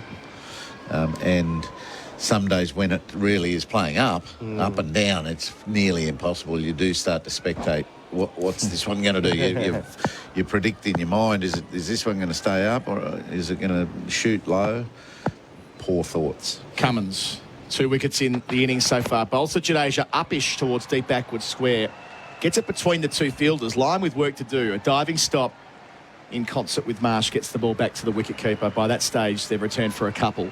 6 for 163. Makes Jadeja 39 from 75. In the end, a good bit of fielding from Lyon, who had to race around from fine leg. Classy shot from Jadeja. Yeah. Nicely just whipped it away. He's looked largely untroubled in this innings. Just that previous one that kept a little low.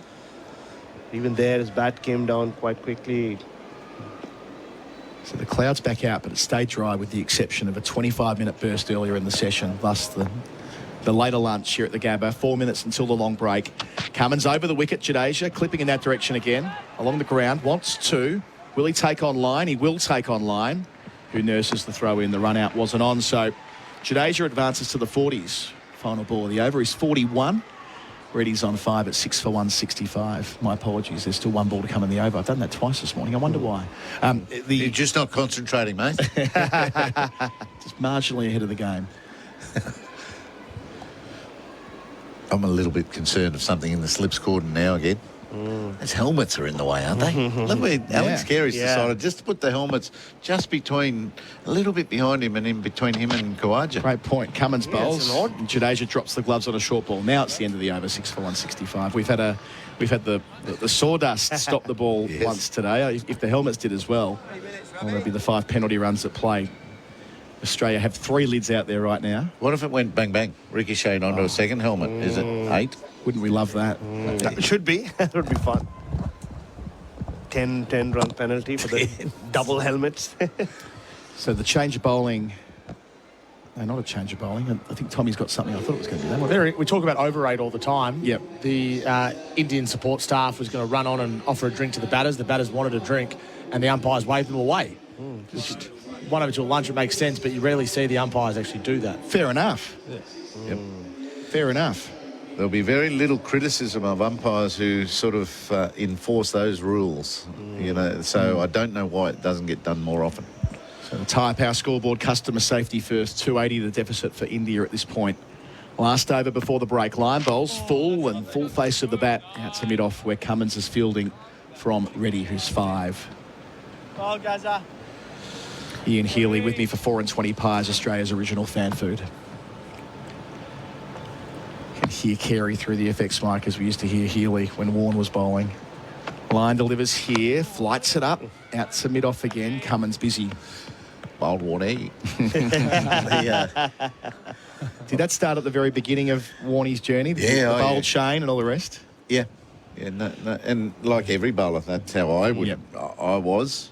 Just that, I guess for longer periods, I was over the stumps and the stump microphone for some quality bowling when Warren was the spinner. What was it for Tim May? Bowl Maisie. Doink. Every now and then Doink. He was a wrestler, wasn't he? He was a wrestler. Oh, really? The Doink. Doink the Clown, yeah. That's right. Ah. We thought Maisie looked like him. Oh. You talked about the Undertaker before, didn't you? I had lunch with the Undertaker once. Oh, wow. Yeah, and China. Dropping that 1 minute before lunch. 9th wonder of the world. Wow. Yeah. Where's this been? Can we keep him for lunch? Line bowls here and Reddy's forward. You had dinner with... Defending, I should complete the sentence. Hang on. You had dinner with the Undertaker in China. Well, and China. You know, the female wrestler. 9th wonder of the world. Yeah. Well, I was in the buffet line with them. I didn't have lunch with them. But I could not believe it. It was in South Africa. It was in Durban. Imagine they would have done to Healy. Just picked him up and chucked him through the table. They were a bit concerned about me. I was staring too much. But I was right behind the Undertaker. I could not believe how big it was. I didn't pick you for a wrestling fan here. I'm not really, but it was so close. They were performing in Durban. You're in the lift with a couple of them. I had a lift ride with a referee once. Leg slip back, line around the wicket, ready forward, outside part of the bat. Square of McSweeney at slip. They get 1, they want 2, they get 2. So no major urgency as we drift towards lunch. Reddy's up to 7. It's 6 for 167 on the board with that trails by number, the all-important trails by number in the context of the follow-on, 278. A couple of balls till lunch. Line bowls and Reddy past the leg stump line. They're shouting from short leg, especially Travis Head. It was gloved by Carey down the leg side. There was something of a noise. A decision to make for Cummins, who's going straight upstairs. He's trusting his short leg. So the third umpire will have a role to play right on the stroke of lunch. Ian Healy. They'll need plenty of replays to sort this out. And Travis Head was the short leg. He forgot who was the captain, I think. He was looking to Steve Smith. Who do I tell to review this? So it was a convincing appeal. Alex Carey caught it, started walking towards the bowler as if it was out. No problem. So Chris Gaffney. Let's see if they back it up. Chris Gaffney's the voice you'll hear in a moment upstairs. So it was line round the wicket. First replay, Heels. What do you think? If there's a noise, it's dangerous. It's glove. Could be glove. Looks like glove. The thigh's not in the way of it, is it? Here's the close-up. The close-up shows the ball going right next to the glove, so it'll be down to the snicko. If there is a spike, it'll be nothing but glove. The all-important frame here is a straight line. Nothing there. Just go again. Nothing doing for Australia there. So the noise must have been spikes along the turf. Stay with your original decision of not out. You're on screen. Signal. So Australia will lose their review. Richard Illingworth's decision has been confirmed upstairs. Lyon was the only one not confident. He barely appealed. Steve Smith and Travis Head were the ones jumping up and down. Clearly they heard. Steve Smith was convinced it was glove. Yeah. It was well taken by Alex Carey. And coming so far away at extra cover or deepish mid-off, he had to rely on the fielders in close. Last ball of the session. Line into Reddy again. Gets forward before defending. Complete an extended first session. 6 for 167 is the score on the Tyre Power scoreboard. Customer safety first. the wickets to fall. Rohit Sharma caught behind in the first 25 minutes from the bowling of Cummins for 10. At that point, they were 5 for 74. A 67-run stand ended when KL Rahul, who batted beautifully, was caught at slip by Smith, a screamer moving to his right from the bowling of Lyon for 84, 6 for 141. This pair have since put on 26. Jadeja, who walked out at number 7. He's still there on 41 from 77. And Nitish Kumar Reddy is 7 at the moment. For Australia, a couple of wickets for Stark yesterday. 2 for Cummins, 1 for Lyon and 1 for Hazelwood, who only bowled 1 over today. Hasn't been on the field since, with what's being told to us is calf awareness. Looks like we're going to get... No, we're not. We're not going to hear from a player down at the field. So I'll get your thoughts here, Heels, before we wind out to our break. I'm giving that session to India. Under big pressure, they've sustained some good partnerships to get, from, what were they, 453? Yep. To the position they're in right now. So well done to them, dragging it out a lot longer than Australia would like. So the Australian quicks have left the ground and they are dripping in sweat. It is hot, humid stuff, and India not making it easy. Quick thought from you, Baz? Oh, it all looked like doom and gloom, and Rohit Sharma was nicked off and he walked off the field. But then KL Rahul, once again, showing a lot of composure, and Jadeja's looked probably the best of the lot, 41 not out. So there are 66 overs available for the rest of day 4. 5 sessions left in the test match. India at 278 runs behind at 6 for 167. We'll take a break. On the other side of it, it'll be Tom Morris in discussion with Damien Fleming on SEN Test Cricket. Is your money halal? Get halal home loans and investments with Hijaz Financial Services. Escape the everyday and visit royalcaribbean.com.au to book your next adventure. SEN Test Cricket. Gerard Whateley here. You've probably heard me broadcasting the Super Bowl, AFL and Test cricket on SEN. There's no better feeling than being there live at these events, and now you can too with pay.com.au. If you're a business, simply pay your bills using pay.com.au, and for every business expense, you'll earn points to use on exclusive events, business class travel and more. Join more than 30,000 business owners and get rewarded for your business payments. Search pay.com.au today. G'day, you've reached Jimbo. I'm currently setting up the kids' school fair, so leave a message. Jimbo, it's Carl. I'm in a bit of a pickle and I could really use your Hilux. I promised the school I'd round up some goats for the fair's petting zoo, but they're running circles round my ute. It's humiliating. Oh yeah? Bleed all you want. A Hilux is on its way. Call me back. Don't send a ute to do a Hilux job. Oh, what a feeling. Toyota. When it comes to knocking over that end-of-year shopping, Bingley is always your go-to destination for great service, great brands and great value. Because whether you're shopping for family, friends or even treating yourself, Bingley has a sleigh load of options from TVs and home entertainment to smart devices and more. It's a very Merry Christmas delivered by Bingley. Better living every day. Get in the spirit and shop in-store or online at bingley.com.au.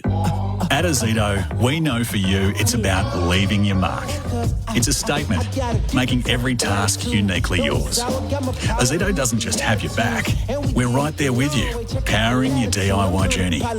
With over 100 tools for your home and garden, all powered by one battery to make it happen. Because when it comes to getting things done, this is your moment. Do it yourself. Do it with Ozito. Do you? A beautiful sunset would have to be the day Alex proposed. We're at the Gold Coast, we're in Queensland, and we're walking along the beach, and that's when he got down on one knee. It's actually driving home from work, leaving the city behind, driving towards the west, and then just watching the sunset go down. It's just the most calming feeling. Celebrate life as the sun sets with Tobin Brothers Funerals. Find out more about their twilight services at tobinbrothers.com.au. Tobin Brothers Funerals, celebrating lives.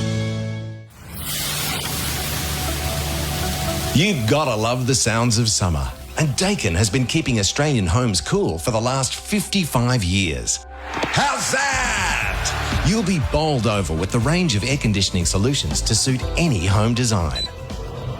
Switch to a Dakin this summer and transform your home into the ideal haven. Visit dakin.com.au for more info. Dakin, perfecting the air. Don't get run out on your way to work, lose the commute, and work closer to home. Waterman Workspaces offers private offices and ergonomic co-working areas with flexible memberships and outstanding amenities for teams of all sizes in locations across Melbourne. With fully equipped meeting rooms and bookable spaces, your team will enjoy working from alongside a thriving business community. Raise your run rate on your business and daily productivity and visit waterman.com.au today. For a zero alcohol beer that tastes like beer, it's a simple yeah, nah. Yeah to great tasting beer and nah to the hangover and not making a deal of yourself. Play on this summer with Yeah Nah. Available in Coles and Coles online supermarkets. Yeah, nah, yeah, nah. Want to build a new home but need to move in now? Henley has fixed price completed homes and townhomes ready to buy with premium inclusions in the best locations. Get the Henley Everyday Advantage. Buy a completed home and move in now. Henley.com.au. Up to $25,000 off selected Henley completed homes ready to move in. Homes from only $589,900. Cinepec's been keeping industries turning for years with technical expertise and performance. With Cinepec, you're in safe hands. SEN Test Cricket. Cummins begins the day's play. Bowls Rahul. Edges. Dropped him. Smith put it down at second slips. Hits the crease. Bowls. Edge out. Through it goes. Regulation into the gloves of Carey. Cummins has his second wicket. The Indian captain fails again. 49 out of 78 so far. Facing up and playing out through point for his half century. Lovely square drive. Moves on to 52. He's been so important for India away from home, played beautifully in the second innings at Perth especially. And after being hit on the wrist first ball, it's a gutsy innings as well. Iron bowls and Rahul's back nibbling. He's caught brilliantly by Smith. Diving away to his right. Having dropped Rahul at the start of the day, a pud, he takes a ripper and makes amends. The lunch break for Robot Building Supplies. Robots got it and deliver. robotbuildingSupplies.com.au. In isolation, that wasn't a bad session for the Indians. They scored 116 runs from 32 overs and lost just 2 wickets. But in terms of the game, Australia is right on top. India 6 for 167. They trail by 278 runs. There are 5 sessions remaining in this match, presuming rain doesn't get involved. Damien Fleming is alongside me. It's still all Australia, and that last wicket that Steve Smith collected at first slip off the bowling of Nathan Lyon was crucial. KL Rahul was the batter that looked as if he could bat all day. Yeah, definitely. I wouldn't say it's all Australia. The thing that's blurred the lines now is Josh Hazlewood. Oh, yeah. How are we going to be able to get these wickets? And this session's big, I reckon. You know, if we haven't bowled them out reasonably quickly, well, we won't get the option to send them back in. But without Hazlewood, can we, with the, what'd you say, 5 sessions left, can we get them out? That's the problem. We're going to need Nathan Lyon at his best so that Cummins and Stark can attack from one end. But, yeah, agree, big wicket. Disappointed for KL Rahul. Hasn't he batted so well? I thought he deserved 100 in Perth and equally today. But it's just opened up the door a little bit. But the pitch looks really good to bat on. Is there an argument that it's actually sort of a day 2 or day 3 pitch? Yeah, because there hasn't been much cricket played on it? Definitely. And you can see, I think they like bowling short to Jadeja. They reckon, you know, he generally rides it and loves it when it's pitched up a bit there. But he's just about every short ball he's been over to duck under, hasn't he? So, yeah, this next wicket's massive. You know, they don't have a long tail, but so far, Jadeja's batted beautifully. Well, and Reddy looks a good player. You say they've got a long tail, but their 7 and 8 are strong, aren't they? Jadeja at number 7 is a quality player. He's 41 not out of 77 balls. And Reddy has proven this series at number 8. He's 7 off 20, but he can bat as well. They both look like they could bat 6, you know, in this Indian lineup. So you're totally correct there. So, yeah, this next wicket is massive. If it happens really quickly, then they've got to, you know, be able to answer to themselves, you know, can we get these 10 wickets or do we, you know, just bat till tea? You know, we can't control the weather tomorrow. Or do you try and advance the game and go, well, let's take that out and let's have them, you know, half of them out by the end of the day. I'm giving the Bendix breaks a big moment. Bendix, the best-known breaks, to Josh Hazlewood breaking down. That doesn't just have implications for this particular Test match, but also for the series, but also for his career. So did you put something out? Yeah, what is that? What's been the order? So it's a calf. It's a calf. No, but I saw a tweet. You've got a bit of a history on what's happened. Fairly recent, because remember he had a couple of summers that, he played not much Test cricket at all. That's right. So he missed 4 tests this is the last 2 years. He's missed 4 tests with an Achilles. He's missed 4 tests with a side strain, including the most recent one, and 3 T20 internationals with a calf. So there's an assortment of injuries over the course of 23 months. And I don't know whether the calf and the Achilles are related. You might know better that a side strain means he's underdone, which means he hurts his calf here. But it's a serious concern for him, the fact that he can't stay on the park for any substantial period of time. Yeah, and we were talking about Mitchell Starc, how he looks like he's in career best form at 35, and he's so athletic and, knocked back the IPL for many a year, wanting to play as much cricket for Australia as possible. The strength and conditioning's improved. They probably eat better, look after themselves better. But, the mid-30s is old for a fast bowler, and Josh is the biggest, the heaviest of them. He's still a very good athlete, but maybe it is those signs. It's particularly calves are known as the old man's injury. They are. So, and the problem for Australia, as we said all along, Scott Boland comes in and we don't miss a beat, but he's 36. If we send them back in and bowling and we get an injury to Starc or Cummins, who comes in? Abbott and Doggett were the backups in Adelaide. They haven't played a test between them. In your mind, who's the next best? If we assume Boland's the next seed, who are you playing? I don't know.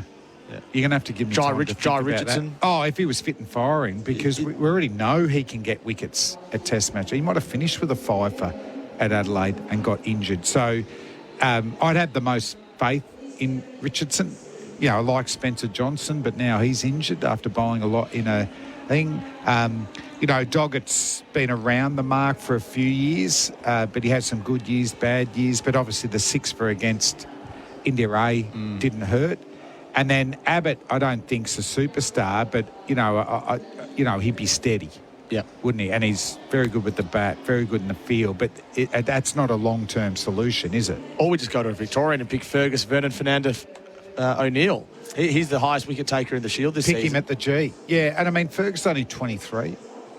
And he would have bowled really well on all the pitches we've had so far. So even now, there's still enough when you hit the right areas. So, if you're looking younger, why not Fergus O'Neill? Can we cut to the chase? I think the question marks around this Test match, and the Cricket Australia will deny it, and that is their right, that's fine, will be whether they got it wrong playing Josh Hazlewood, whether he was underdone. Yeah. From what you saw out there, do you think that the selectors have erred in allowing Hazlewood to play, or is it just another injury that happens to be unlucky? Yeah, I don't think he's underdone because, he did play the Perth Test match and he still bowled a lot of overs in the second innings. And he bowled yesterday, didn't he? I mean, it's just a weird sort of thing. But, maybe it is an age thing. Maybe it is an age thing. To do it in the warm-up isn't great science. And in hot conditions, wasn't it? How hot and sweaty was it down there? It's a concern. That's what happens, particularly for fast bowling. Years ago, you're lucky if you play in your early 30s. Well, you retired when you were 32? 32, different injuries, but nevertheless. Yeah. Craig McDermott was probably the same age, Jason Gillespie. Dennis Lilly, I remember he was 34, and that felt really old, and I thought he could play longer than that, Dennis. So it could be a sign of that, but then it does open up that uncertainty of what we just talked about. When you ask me who is next in line, I should know. Well, I should know exactly who we want to play. Well, maybe we'll put some time into it this afternoon and have a look at the numbers across the Shield and see who would fit in, especially to complement the bowlers that are already in the team. For example, would Spencer Johnson replace Mitchell Starc? Yep. If you want another left armour. A like for like. That's certainly one to think. And Spencer Johnson's not playing tomorrow night at the MCG either for the Heat against the Stars because of that toe injury. So they've ruled him out, so he won't play in that game. The player of the day contender, thanks to Bing Lee, better living every day. What takes your fancy here? The player? Yeah. I'll go Rahul. He batted beautifully. To score that many runs out of a team score, I mean, it was only Jadeja that really helped him out. But, he was getting up to record-type percentage runs of his own personal runs for the total. Well, I think Adam Collins mentioned on Twitter, this is sort of Charlie Bannerman type areas, wasn't it? Yeah, The first test ever played in 1877. Yes, high proportion in the mid-60s there. So I'll go him, and then also, I hope, although Jadeja's batted really well, the rest of the top order need to take a little bit from KL Rahul. There was just real resilience, toughness. I did a wagon wheel where there's hardly a run on the leg side. He's saying, well, I'm not going to, move across the crease. I'm not going to whip hard through. I'm going to defend when they bowl straight, and particularly when they get full and wide. He's got a lovely cover drive. He played some really good square drives as well. So I thought it was that classic set up for the dangerous ball. I know my game really well. I'm going to provide a full face of the bat. And when I get the opportunity to score, I'm going to take that. We'll have a dig at Rohit Sharma for Sherlock Wheelbarrows. Lighten the load with Sherlock Wheelbarrows. Rohit Sharma's recent stats are poor. 13 innings, he averages 11.46. He's the Test captain of India. He's got the lowest average ever for a Test captain of India that's a specialist batter after 40 Test innings. He averages 30 across his 40 Test innings as a batter when he was as captain of India.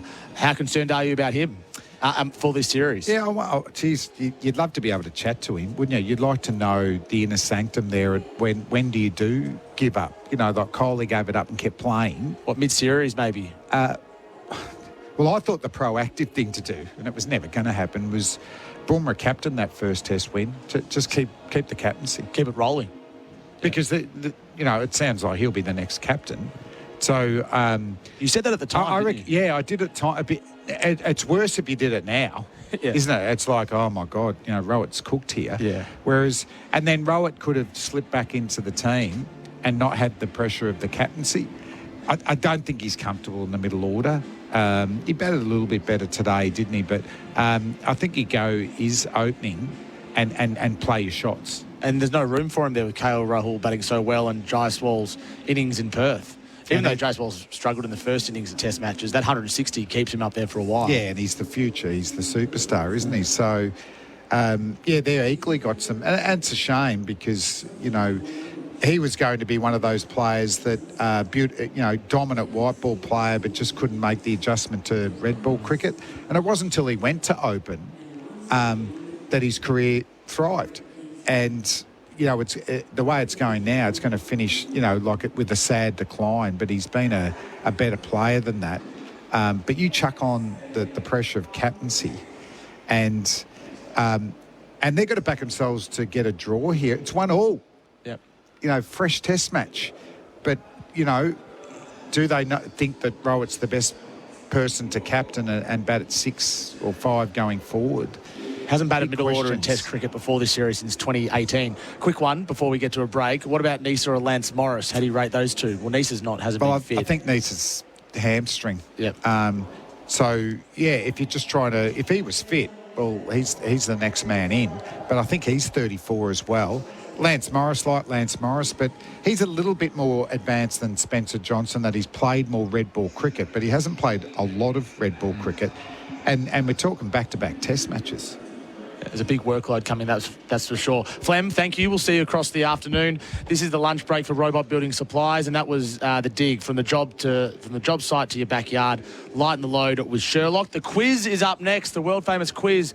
1300 736 736. One caller will go head-to-head with the great Ian Healy, Queensland's finest son, for the chance to win a $50 Ponting Wines voucher. That's 1300 736 736. SEN Test Cricket for Royal Caribbean. Holiday in every way with Royal Caribbean, and for Hijaz Halal Financial Services. I'll be back with Adam Collins and Ian Healy after this.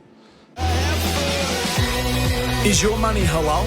Get halal home loans and investments with Hijaz Financial Services. Escape the everyday and visit royalcaribbean.com.au to book your next adventure. SEN Test Cricket. This Christmas, make like Dasher and rush to Chemist Warehouse for unbeatable prices on all your favourite fragrances. Like Versace Pour Homme EDT 100ml, $69.99. Don't pay $160. Find the perfect fragrance at the perfect price at Chemist Warehouse. Gerard Whateley here. You've probably heard me broadcasting the Super Bowl, AFL and Test cricket on SEN. There's no better feeling than being there live at these events, and now you can too with pay.com.au. If you're a business, simply pay your bills using pay.com.au, and for every business expense, you'll earn points to use on exclusive events, business class travel and more. Join more than 30,000 business owners and get rewarded for your business payments. Search pay.com.au today. Did you know you can watch all your favourite SEN shows on YouTube? Subscribe today. You gotta love the sounds of summer. And Dakin has been keeping Australian homes cool for the last 55 years. How's that? And the only air conditioning company with over 500 Dakin specialist dealers who all love air conditioning and looking after you. Transform your home into the ideal haven. Visit dakin.com.au to locate your nearest Dakin air conditioning specialist. Dakin, perfecting the air. Give the gift on everyone's wish list. A Coles Group and Myer gift card. Valid for 4 years, giving them plenty of time to choose their perfect gift. Available in store now. T's and C's apply. There's so much going on at Christmas, figuring out what to watch can be a bit of a mission. For some, it's all about rewatching classics like Home Alone or debating if Die Hard is a Christmas movie. Spoiler, it is. But it's also the perfect time to catch up on the year's biggest blockbusters, like Hugh Jackman and Ryan Reynolds teaming up in the hilarious, record-breaking Deadpool and Wolverine. You can stream all this and so much more on Disney Plus right now. So there you go, Christmas entertainment sorted. Sign up at disneyplus.com.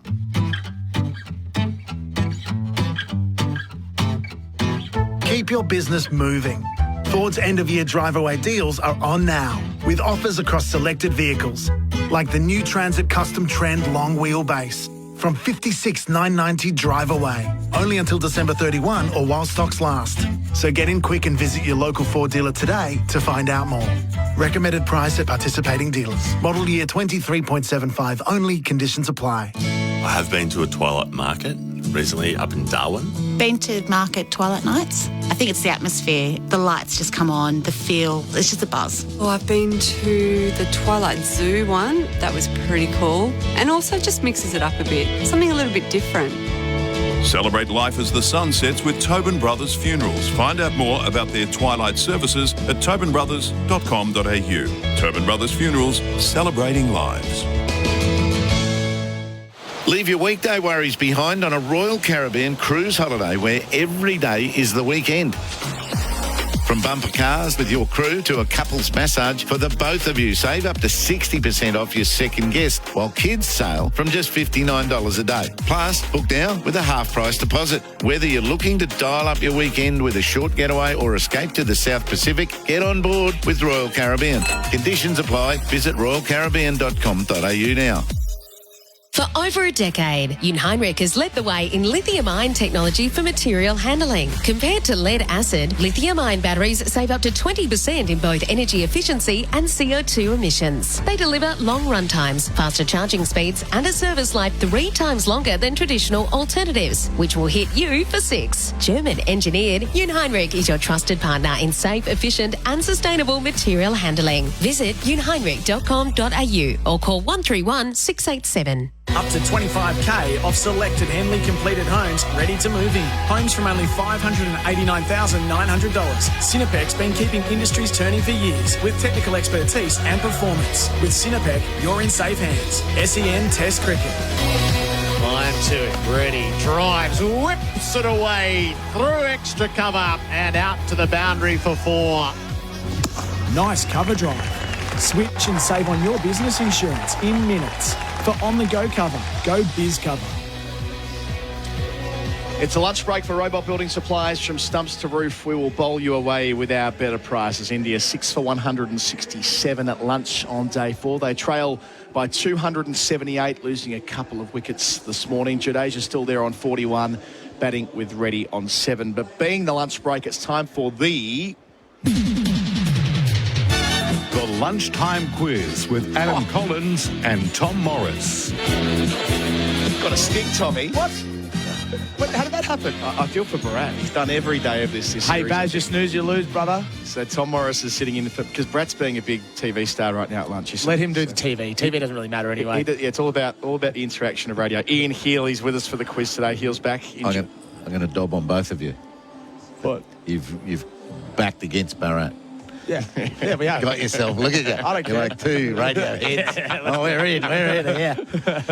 All right, the quiz. We know how it works. We're a long way into the series by now. Matt from Portsea is our guest today. You there, Matt? Yes, good afternoon, gentlemen. Great to have you with us. You have the chance to win here a $50 voucher for pontingwines.com.au to purchase Ricky's own Ponting Wines. Experience Ponting Wines on every Royal Caribbean cruise. Matt, do you know the format? Do you know what you're up for here? Yeah, it's best of 5, isn't it, if we go to a tiebreaker? That's it. Best of 5 tiebreaker. If you get your name in first, you'll get first crack at the question. If you don't, Heels will. And then if he gets it wrong, you get the question, vice versa. It's pretty straightforward. It's a tried and true process for a quiz. Good luck, Matt. Be quick. The theme today, Tommy, infamous dropped catches. Oh, infamous. That's good timing for that theme, given what we saw this morning. What do you think we... yes, I gotcha. So what you did there? Question 1, perhaps the most infamous of all, really. Herschel Gibbs, when he dropped the World Cup against Australia for South Africa in the Super 6 game at Leeds in the 1999 World Cup. But who was the bowler? Matt. Matt's in first. I love this. Was it Sean Pollock? It wasn't Polly. It wasn't Polly. Matt, they are right behind you. When you got that wrong, they were... Oh, they were Come down. on, Matty. They hit the floor. Heels, who was it? I got no idea. I'm going Jack Ellis. No, it wasn't all-rounder. It was Lance Klusener. Righto. Of course, War went on to make 120 not out to get them through to the semi-final with Tom Moody at the end. Still in it, Matty. I'm on your side here. All right. Yeah. Unashamedly. Question 2. In that semi-final, they made after Gibbs' drop, who was the Australian fielder who parried Klusener over the rope for 6 in the penultimate over? Heels. Heels, who is it? Paul Rifle. Correct. Ding, ding, it was Paul Rifle. Correct. Down at the edge. Yeah, they're not happy, Matt. Come on, mate. You're going to have to lift, otherwise these two will drop. As Paul Rifle sort of popped it over the bar. Yeah. It was in football terms. Okay, question 3. 1-0, Heels is up. On the final day of the 2005 Ashes, who dropped Kevin Peterson on 15? Heels. Heels. Gave you enough time there, Matt. You There were did. two people. Fair There were enough. two people who dropped him actually. Who dropped him at first slip? Shane Warne. It was Warney. You're killing me. Before, yeah. You know it now. Oh, they've turned on you. Hey, Matt, they've turned on you. No, we're with you still. Oh, yeah, now you can get it right, mate. They're in you. We had a 2-0 recovery yesterday. So Funny that, actually, wasn't it? Yeah, well, it played out. Yeah. That was in the middle of a Brett Lee spell that was fearsome. Kevin Peterson hooking over a fine leg and went straight through Warney's hands. All right. And KP got 158. Who was the other drop, Heels? I think it was Warney at first slip, but it came off Gilly's thigh as well. Right, yeah. You know, went bang, bang. Yes. Yeah. All right, Matt, here we go. And Heels. Yeah. In last year's World Cup, Glenn Maxwell was put down at short third man on 33, a dolly. It was an absolute dolly. He went on to make 201 not out. Who was the culprit for Afghanistan? Matt. Oh, no. Matt. I reckon it was Rashid Khan. Oh, it's not Rashid. It's not Rashid. Is he the bowler? Don't give it away. No, I See if Heels can get it. Who's the legend? Who's the... Was it Muhammad Nabi? No. No. The great all-rounder they got. Rashid Khan. No. I'm thinking Bangladesh then. Yeah. No, you're not right, Afghanistan. No, I've got no idea. No. Well, it remains 2-0 Heels after 4. You want the answer? Majib Ar-Rahman. Yeah. Majib around the corner. Yeah. It was a... What was that? He turned on you. No, he turned on Colo. What was the questions are hard. Yeah, they are. I thought that was. I mean, maybe because I was quite involved in. Yeah, I wouldn't have got that. Maybe. That might be why I remember it so. And we weren't sleeping. There's something to be said for that. I wasn't. There's a bit of angst here. I'm enjoying it. All right. Come on, Matty. All right. I'm going to give you both the fifth question and the tiebreaker to drag this back. Righto. Yep. Happy. Question 5. Chris Scott is a name we normally associate with footy, not cricket. Yeah. That's Got your correct. Pato back in the studio. Correct. Ding, ding. But it was Chris Scott, the wicketkeeper, who put down a catch in a county game with a player on 18 that he's still dining out on to this day. Why was it so infamous, this drop catch? In a county game. Matt. Matt. I've got a feeling it had to do with Brian Lara's top score, but I'm probably Yes. Sit down. Lara's 501 not out after Chris Scott put him down on 18. And tell you what, how much money's he made on the Sportsman's Night circuit? Well, So he's played club cricket in Brisbane too. Is this to win it then, Colo? Yeah, why not? Yeah, here we go. To win it, here we Why go. not? Matt and Heal, the tiebreaker. In 2005, which Australian player lost the ball in the sun at the MCG against South Africa and didn't lay a hand on it? Sky ball, as the covers come on here at the Gabba. 2005. Yeah. You were calling. You probably called. I can remember. Is that Matt? Did I hear your name? Was that a murmur, Matt? Yeah, Matt. It's probably a bowler, so I'm going to go with Gillespie. No, it's not a bowler. No. I didn't hear that. No, I didn't hear it. Not a bowler. Go again. No, it's not a bowler. Go again. Have another swing. Have a big left-handed swing. Yeah, left-handed swing. All right. Maybe at number 5 or number 6. Yeah, he could have opened. The two openers were left-handers. He didn't. No, I was saying Adam Gilchrist, but I cut out then. So I love cricket. Don't you love cricket, Colo? I love cricket. Not as much as Mike Hussey. Well done, Heels. Brilliant. Matty, I'm with you, mate. Very difficult today, but we kept our standards high. I thought that was an outstanding quiz. Yeah, great, mate. Well done, Heal. Matt from Portsea, you have won the $50 voucher for pontingwines.com.au. Please do call again, Matt. You're good fun. I think we've had 4 experts win this week. Yeah, it's not ideal. Which isn't how we're framing it, but we'll have another crack tomorrow. That has been the lunchtime quiz. Tom Morris, great job sitting in for Baz. Heels, wonderful as always. SEN Test Cricket for Royal Caribbean. Holiday in every way with Royal Caribbean if it does Halal Financial Services. News to report as we go to the break. The first cover is on. It is drizzling ever so slightly. There are 4th umpires and so on with umbrellas out in the middle. How nice is this? We've finally got a rain shower at the right time. Yes. And That's glass half full. Brisbane being Brisbane, it'll probably blow over. Yeah, well, it's as bright as anything.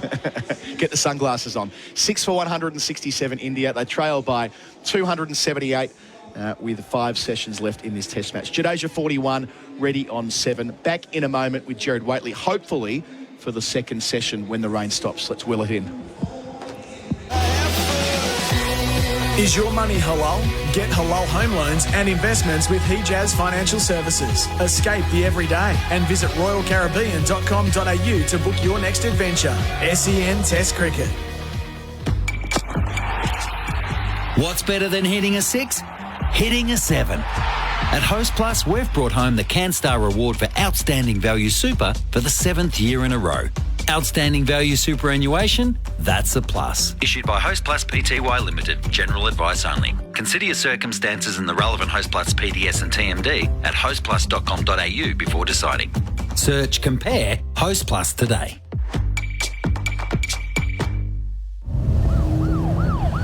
Oh, great. Here we go again. Right, do you know why I pulled you over? Yeah, it's my window tint. Pretty dark, isn't it? Yeah, but it's... Looks like a professional job, too. Yeah, but... I bet that's tint to car octane, isn't it? Yeah, that's right. Darkest legal tint you can get. Looks great. Oh, thanks, mate. Off you go. This month, get $100 off Octane Tint from Tintercar. Call 13Tint or visit tintercar.com.au. We also tint homes. There's so much going on at Christmas, figuring out what to watch can be a bit of a mission. For some, it's all about re-watching classics like Home Alone or debating if Die Hard is a Christmas movie. Spoiler, It is. But it's also the perfect time to catch up on the year's biggest blockbusters, like Hugh Jackman and Ryan Reynolds teaming up in the hilarious, record-breaking Deadpool and Wolverine. You can stream all this and so much more on Disney Plus right now. So there you go. Christmas entertainment sorted. Sign up at disneyplus.com. You've gotta love the sounds of summer. And Dakin has been keeping Australian homes cool for the last 55 years. How's that? You'll be bowled over with the range of air conditioning solutions to suit any home design. Switch to a Dakin this summer and transform your home into the ideal haven. Visit dakin.com.au for more info. Dakin, perfecting the air. Hi, Ricky Ponting here. Cruising and fine wine go hand in hand, just like summer and cricket. And thanks to Royal Caribbean, you could win a cruise holiday while enjoying Ponting wines. You'll enjoy wine tasting hosted by Ponting Wine's award-winning winemaker Ben Riggs, ride the Flow Rider surf simulator, even a game of cricket in the middle of the ocean. Or just relax in the adults-only Solarium pool. Enter at iCanWin.com.au to win all this and more. Conditions apply. If I asked you to go outside now, grab a shovel and hack through your internet or water connection, would you do it? Of course not. It'd cost you a fortune to fix, plus being without internet or water for hours or days would drive you mad. Yet digging without searching before you dig online first is a gamble. Or worse, if you strike a gas or electricity main. Before every job, search before you dig online every time. And never dig blind. Want to build a new home but need to move in now? Henley has fixed price completed homes and townhomes ready to buy with premium inclusions in the best locations. Get the Henley Everyday Advantage. Buy a completed home and move in now. Henley.com.au. Charisma potatoes. With 25% less carbs, it's the healthier all-rounder. Isn't it time you started cooking with Charisma? Australia's favourite lower carb, tastier and super versatile potato. Available exclusively at Coles. That roast chicken? Maybe halal? That snack pack? Yep, halal. Dad's investment portfolio? How on earth would you tell? Talk to Hijaz Financial Services, helping Muslim Australians secure halal super, home loans and investments. Hijaz Financial Services. Definitely halal. hijazfs.com.au. This information is provided by Hijaz Financial Advisors, Pty Ltd, AFSL 517686 and Hijaz Islamic Credit Solutions, Pty Ltd, ACL 480542 and does not take into account your objectives, financial situation or needs. Up to $25,000 off selected Henley completed homes ready to move in. Homes from only $589,900. Cinepec's been keeping industries turning for years with technical expertise and performance. With Cinepec, you're in safe hands. SEN Test Cricket. The second session for Work Locker, Carrum Downs and Pakenham. Workwear for wherever you work. SEN Test Cricket from the Gabba, India 6 for 167. We're just going to have a brief delay at the start of this session. We had a rain shower, nothing that required the full covers. They've still got the first two layers down and the fourth umpire is studiously standing under his umbrella. So there must be something in the air. It's not visible from our vantage point, but hopefully they don't stay under the umbrellas for too long. That's the weather for Beacon Trade, a tradie's key partner in lighting, fans and electrical.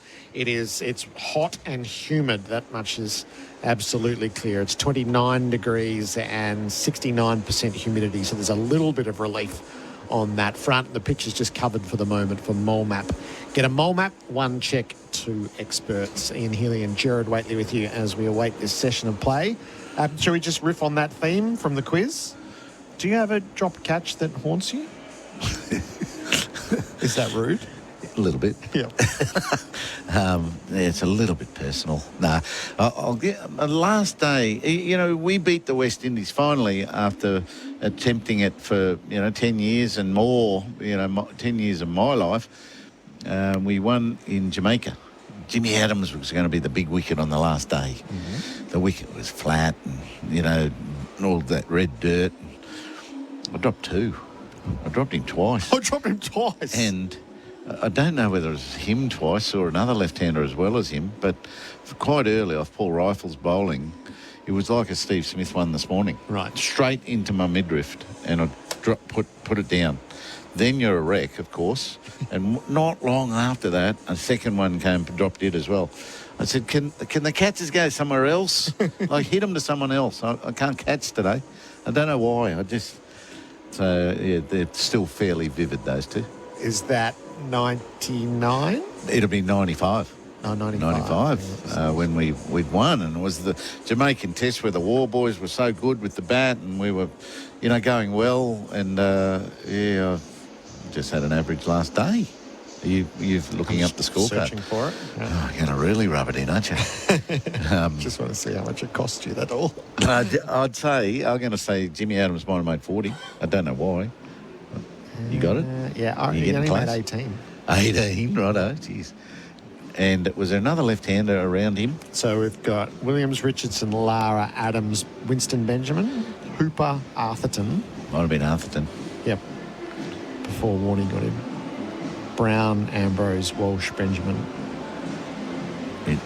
It wasn't Lara, because that would be haunting. Oh, yes. I think I did that in 99. It's properly raining. Sorry to tell you. Yeah, so it was quite good stuff that the umpire kept his umbrella up. I wasn't thinking that at the time. I think there's no good reason why that wicket is covered. And now it starts to rain, not just shower. It's a nice moment, but it's a funny feeling when you're sitting in the dressing room celebrating a great win, a historic win, and you've had a shocking last day. I didn't quite get into it. It took me a while to get into it, right, probably. Yes. Well, so when you play 119 Test matches and 366 catches, there are going to be moments. How did you come to... Well, you spoke about it a little bit this morning. How did you come to put it aside in the match, knowing that you were going to have to deal with it afterwards? Well, did you find you could process and get it away, or they just sit on your shoulder? I really struggled to put that one away because the game was coming to an end, and it was the game that was going to put it away for me, but it's going to leave me with a feeling of, why did I do that? And why did that have to happen on such a historic day? That type of thing. So it wasn't going to be a killer. If I had done that in the first innings, trouble. Now, putting it away, it's easily said. My preparation was very thorough for this particular reason, so that I could be totally confident that I'd covered every base. Yep. And I practiced, and I was ready, and I was fit, and I was, as fresh as you possibly could be, so that I wouldn't miss anything. And then if you happen to miss something, well bad luck. There's nothing to blame other than a bad moment. And I reckon, was I on that last day of the match, was I thinking a little bit ahead, how this is going to feel? We've finally beaten the West Indies. We should have beaten the West Indies, by the way. We really wanted to beat them in 1991 when their team was a little stronger than it was in 1995. And so by 95, we should have beaten them, and we did. Was I thinking ahead a little too much? Was Steve Smith today sort of still in, getting ready mode, thinking about what might transpire today? Oh, catch, down. And that's fine once, and then I did it twice. And I think both off pistol. if there'll be nothing surer than he'll remember. The bowlers never forget. Yeah. But there wasn't too many that the bowlers would pick me up on, I don't think. But, the skill is to worry about it normally, worry about it at 6 o'clock. Yep. So at the end of a day's play, if you've prepared properly and you've got a clear conscience that I haven't let anyone down, I've just made a mistake, I'll be right. 6 o'clock, I'll go and practice a few more. Why did that happen? And really get in your mind why that could have happened. And you've got to move on. It's sort of like a bit of a shallow feeling. But you've got to get it right the next day, otherwise it's going to happen again. You can hear the rain falling here, so we're in a decent shower at the moment.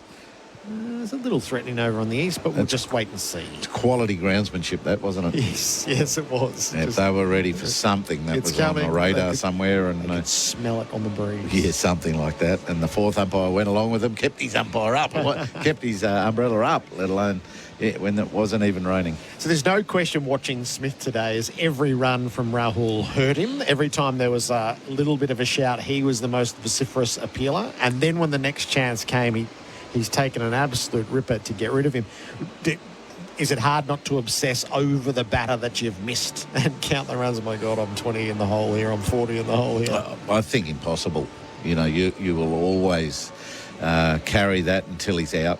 And he was able to produce a magnificent piece of cricket to get that job done. So, I don't think you can put that away. A wicketkeeper probably has to make a bigger effort because he's more in the action every ball, whereas a slipper, they can sort of think about it, not have a job to do too often. Just be ready for the next one and stress in between balls. But, I think that catch of Steve Smith's today reminded me of Mark Waugh in Hobart. There was a catch in Hobart against England, I reckon. A slashing cut shot that he sort of anticipated and went with in slips off the spinner. Just brilliant. That was so fast and so skillful to be able to forget the flashy edge of the bat, but just watch the ball on the bat and then off the bat and follow it into one hand fast. Brilliant. There has to be an element of anticipation to that, doesn't there? Yeah, anticipation and isolation. You've really got to isolate the ball, I'd reckon.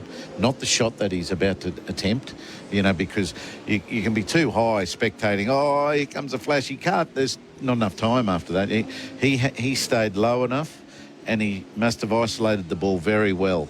He would have known the batsman. Rahul was like less than a foot back from the stumps. He'd moved nearly a metre closer to Steve Smith, then flashed a cut shot, which didn't hit the bat like normal. It hit a big edge, which can sometimes make it faster, and he still snared it. It's unreal. It was unreal. Hey, those series against the West Indies, so you'd made your test debut, as you spoke yesterday, against Pakistan, then the home summer, which the West Indies win 3-1. So that's 88, 89. You go to the West Indies in 1991, and this is, for a lot of people, this is the team of their childhood. Gordon Greenwich, Desmond Haynes, Richie Richardson, Carl Hooper, Viv Richards, captain, Gus Logie, Jeff Dujon, Malcolm Marshall, Curtly Ambrose, Courtney Walsh, Patrick Patterson. I mean, what an all-star lineup that is. So the first skirmish with the West Indies on home soil in Australia, what sort of presence did they have about them at that stage? They had a beautiful calm about them. There was not much aggression. The West Indian great bowlers didn't say much ever, and they didn't have to. They always delivered with the ball and loved doing it that way. So it wasn't until 95, was it 90? Yeah, 95 when Steve Waugh and Curtly Ambrose had a face-to-face. Curtly nearly had his head in Stephen's helmet, like saying, "Don't cuss me, man." And Stephen didn't swear, but if we had known it would have affected them that much, we might have sworn a bit more at him.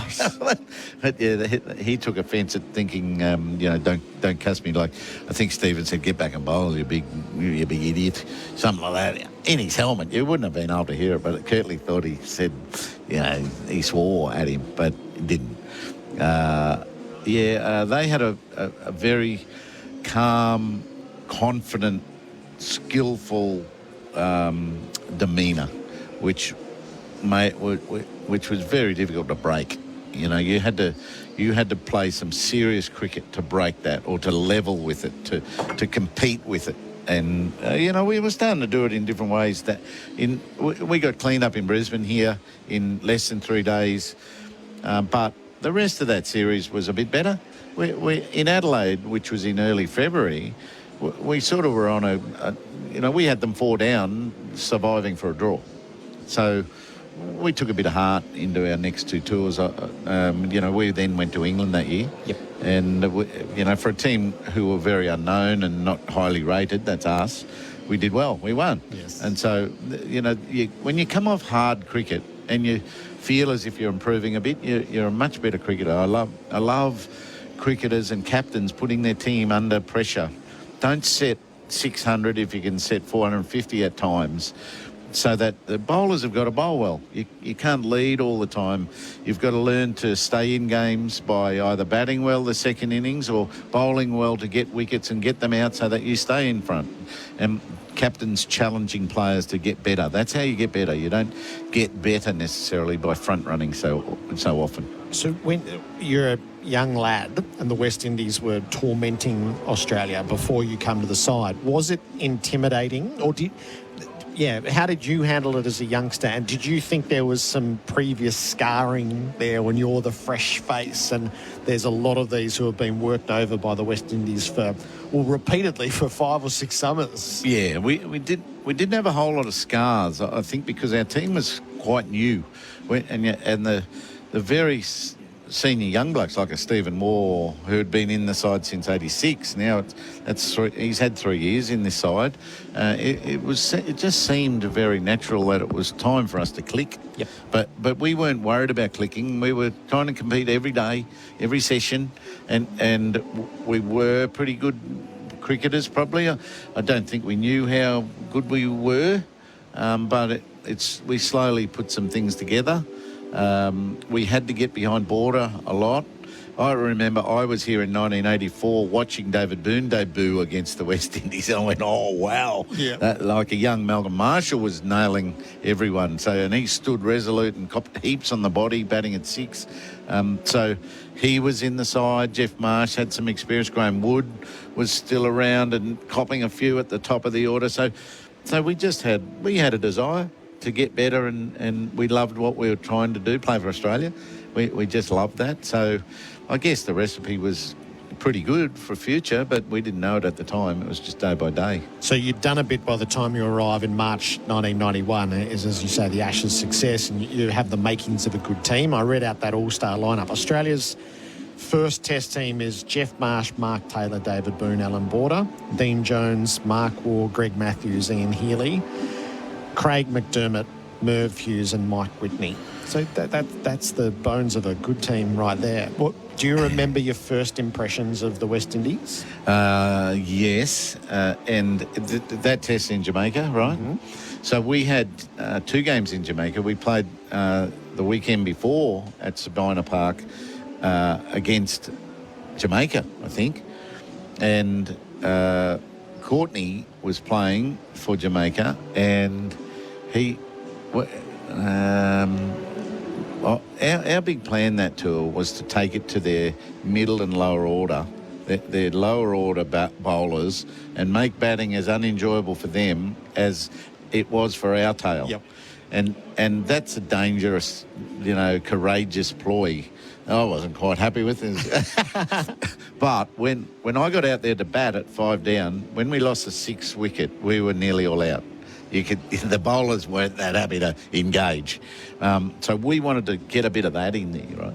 So so our aggression was, we hurt Gus. We got one into the helmet of Gus Logan through the grill and busted his nose.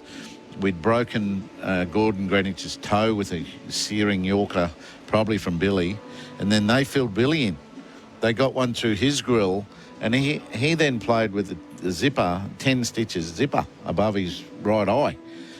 It was on, and it was. They were a very proud champion. They knew there was a bit of a challenge on here. These punks are giving it to us, and they're trying to, but they fought back so hard. And I've always said they were a very proud champion, and it proved too much for us. Then in '93, when they came to Adelaide and beat us by 1 run and won the series by that, thinking that we were going to lose in Perth, they were proud again. They were too much for us again, and then that took us to '95, where we did and we should have won. Just before we get to '95, so when you're having your first experience, who was the most? Were any of them frightening? Ambrose, Patterson, Walsh, Marshall, or were they all frightening? Well, frightening is not the word, probably. You do get a bit anxious I think cricketers, batsmen next to go in, always feel some nerves. Why?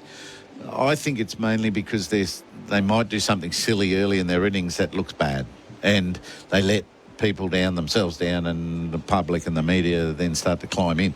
So you're probably most nervous about that rather than physical. When the wicket becomes uneven later on in the match, it can get a bit physical. Your thoughts turn a bit physical. I might bust my elbow here, or I might get one up under the grill, something like that. But as soon as you think like that, you're out. Yep. Like, you might as well not even go out. Yeah. So you've got to clear those thoughts very quickly. Were they scary? No, we played in the first test in Brisbane where we got cleaned up. It was a beautiful wicket. I think I made 28 or 26. And Viv Richards commented in the media that they might have found a keeper that, i.e. that he impressed me. And I can still remember that. Yep. So the confidence people take out of things that get said at the right time is, like, outstanding. So I don't think I ever told Viv that, but I really appreciated that. So I'd made runs on a good wicket in Brisbane, which was hard because when Patrick Patterson broke down, and that meant Kirtley bowled a lot more. He was the fourth quick with Courtney and Malcolm. So Kirtley got man of the match. He bowled that much. So here's a new one we hadn't even known about. They just look they're athletic and very hard to stay with every day. When you play them for 30 days in a row, you can get behind very early and never get back.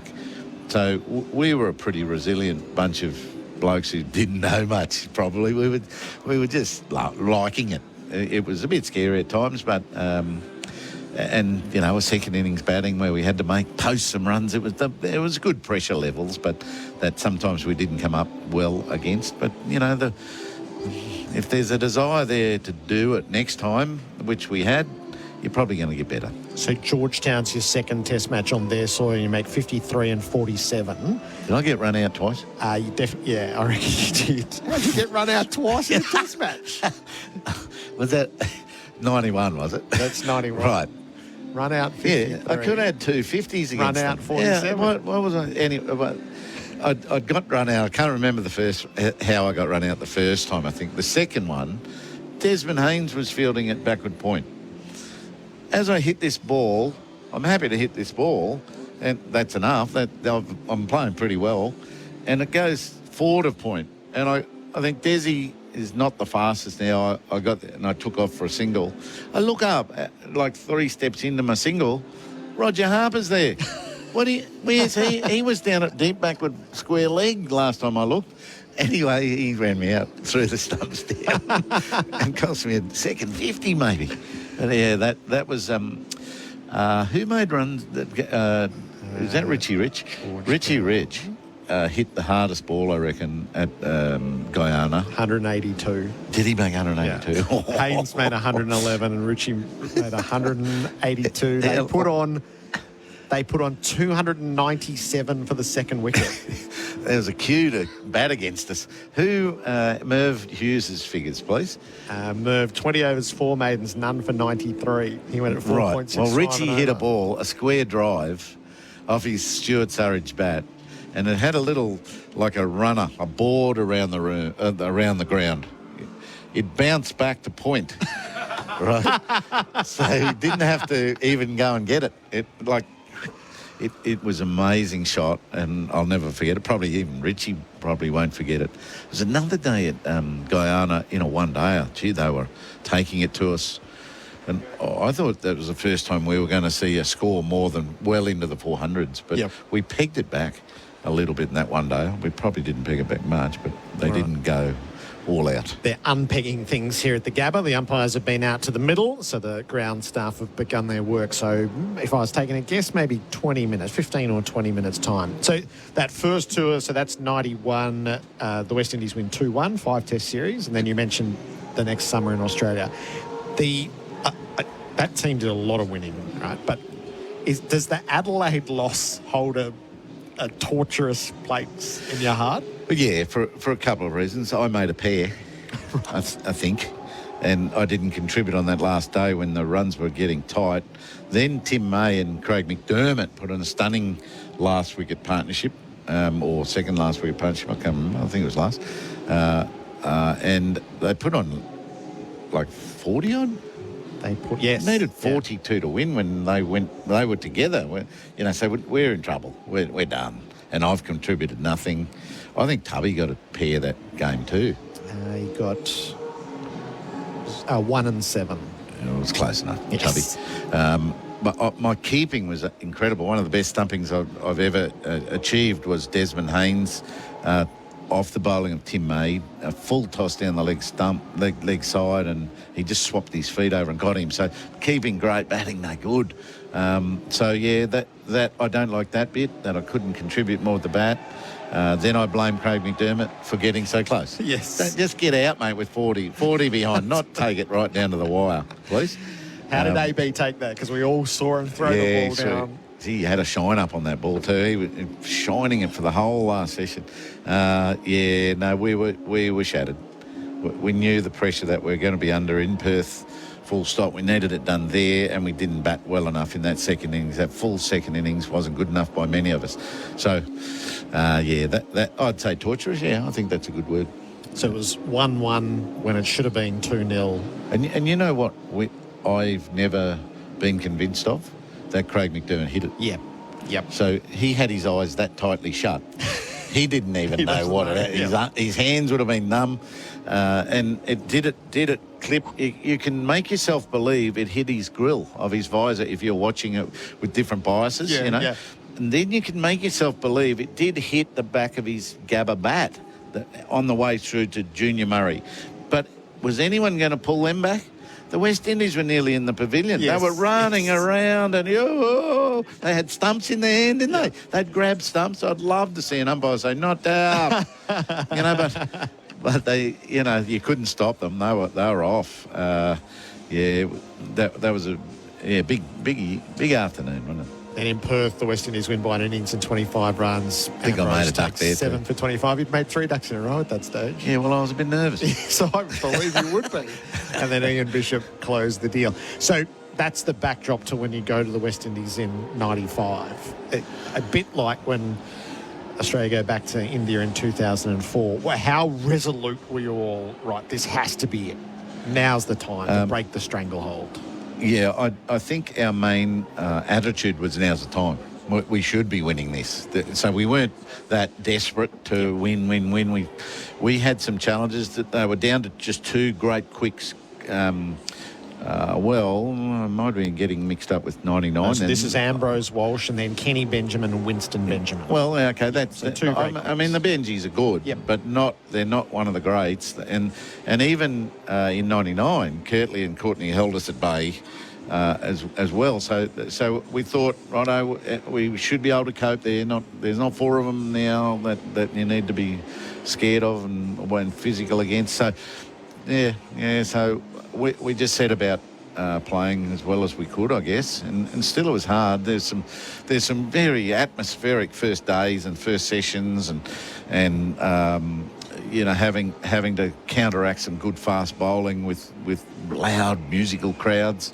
Everywhere you go in the West Indies, you get into a cab and they say, "Oh, you got the Aussies, we're going to lick you tomorrow every time." So you feel like I don't really want to go out, but it was a full-on tour whenever you go to the West Indies, day and night, and even tour games. There's fast bowlers. There's late reverse swing batsmen. If you want to spend good time in the middle, you might get injured. And, you get hit on the right index finger as a right-handed batsman quite often, and that could be a break. And you'd be batting in a test match with a few of those type niggles, and the potential of more. Ground staff are doing their work. There's going to be an inspection at 2 p.m, so that's 10 minutes time, and so we're probably talking 2:15 for a start of play. So this is a team that is Slater, Taylor, Boone, both wars, Blewett, Healy, who top scores in the first test, 74 not out, leads Australia at a 10-wicket win, and then the attack is McGrath, Julian, Rifle, and Warne. No McDermott. He'd gone home and McGrath had come in, I think, in for that, and that's the start of McGrath. And we practiced heavily there at Barbados. The practice conditions were very trustworthy, and very similar to the wicket you'll get in the middle. So for once, we allowed bouncers to be bowled. Right. We practiced very appropriately for what we were going to get in a game, and it paid dividends. You know, the bowlers. I still think our bowlers at times in the Australian setup today bowl with new balls fast too often, and it's hard practicing in a net like that. So I would like, bowlers to sort of go, right, in the next 6 balls, I'm going to bowl you a bouncer. Right, so, be as ready as that. Don't just keep peppering batsmen in the nets and have open slather.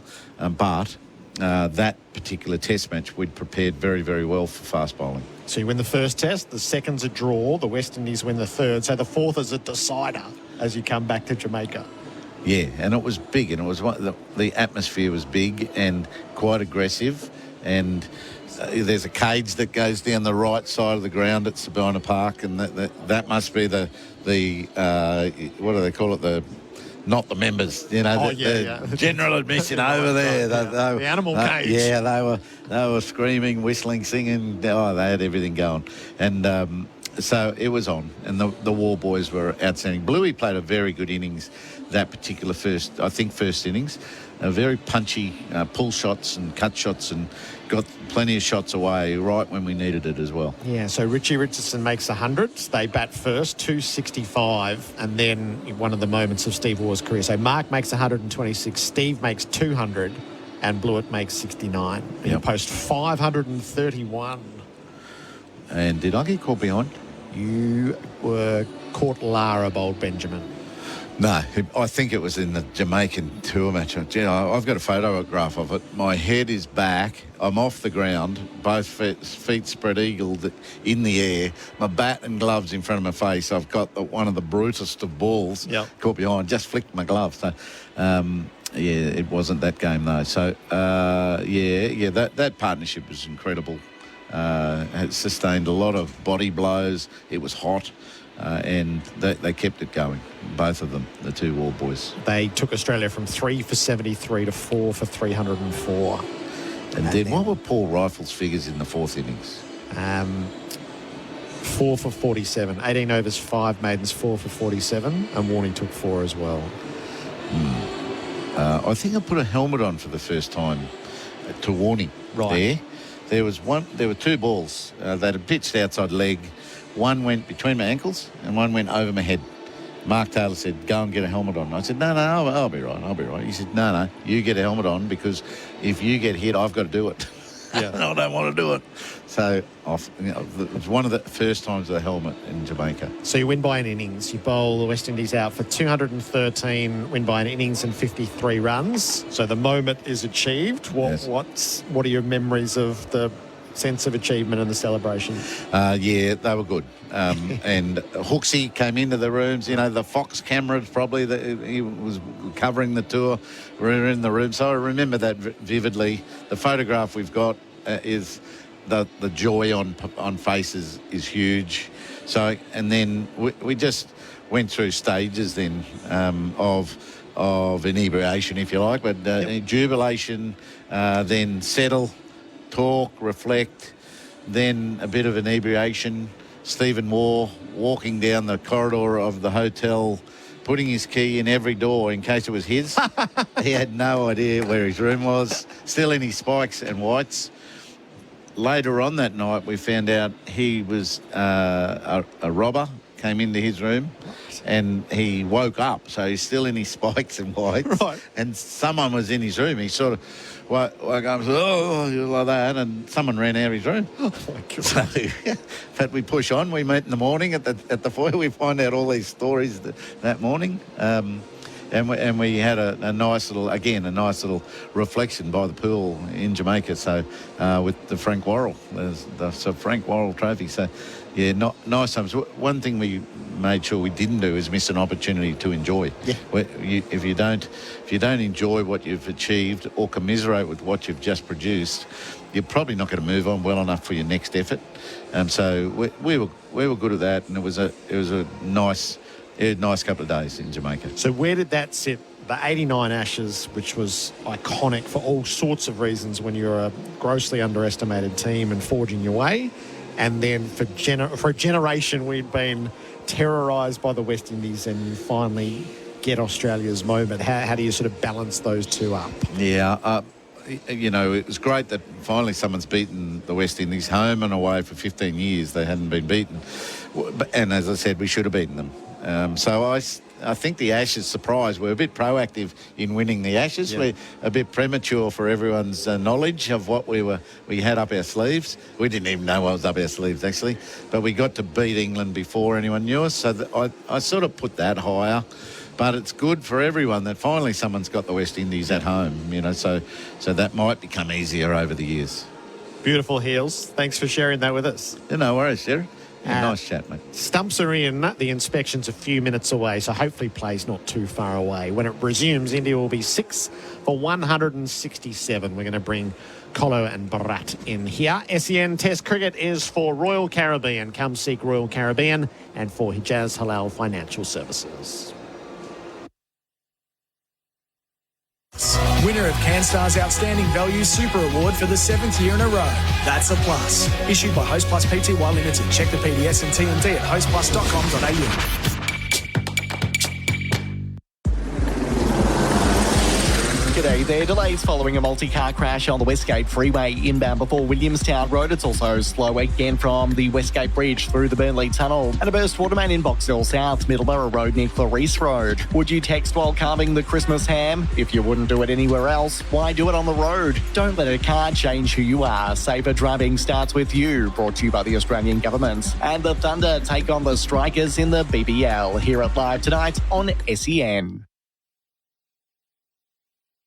Want to hit a 6 for your business? Talk to Australia's apprenticeship experts at MEGT. MEGT's local teams come to you and can provide advice about government financial incentives. Apprentice Connect Australia providers are an Australian government-funded initiative. In any game of cricket, short form or test match, walk away with figures of 4 for 3 and it's a mighty good day. It's the same at Tyre Power. During the big December deal sale, buy 3, get 1 free on selected Toyo passenger and SUV tyres. Find your local Aussie-owned independent Tyre Power store at tyrepower.com.au. This Christmas, you can help struggling Aussie families. Please donate to the Salvation Army Christmas Appeal and help give a new beginning. Search Salvos today. Did you know you can watch all your favourite SEN shows on YouTube? Subscribe today. Roast chicken? Maybe halal. Affordable super from Hijaz Financial Services? Definitely halal. HijazFS.com.au. This information is provided by Hijaz Financial Advisors Proprietary Limited, AFSL 517686, and Hijaz Islamic Credit Solutions Proprietary Limited, ACL 480542, and does not take into account your objectives, financial situation or needs. That roast chicken? Maybe halal. That snack pack? Yep, halal. Dad's investment portfolio. How on earth would you tell? Talk to Hijaz Financial Services, helping Muslim Australians secure halal super, home loans and investments. Hijaz Financial Services. Definitely halal. HijazFS.com.au. This information is provided by Hijaz Financial Advisors Proprietary Limited, AFSL 517686, and Hijaz Islamic Credit Solutions Proprietary Limited, ACL 480542, and does not take into account your objectives, financial situation or needs. Get ready for the festive season with fantastic furniture. With thousands of items in stock and ready to go, they've got you covered. Shop in store or online and discover your fantastic today. Did you know you can watch all your favourite SEN shows on YouTube? Subscribe today. Want a fuel-efficient ute? Get the 1.9-litre Isuzu D-Max SX Crew Cab from just $45,990 drive away. Limited time only. Hurry to your local Isuzu ute dealer today. Terms and conditions apply.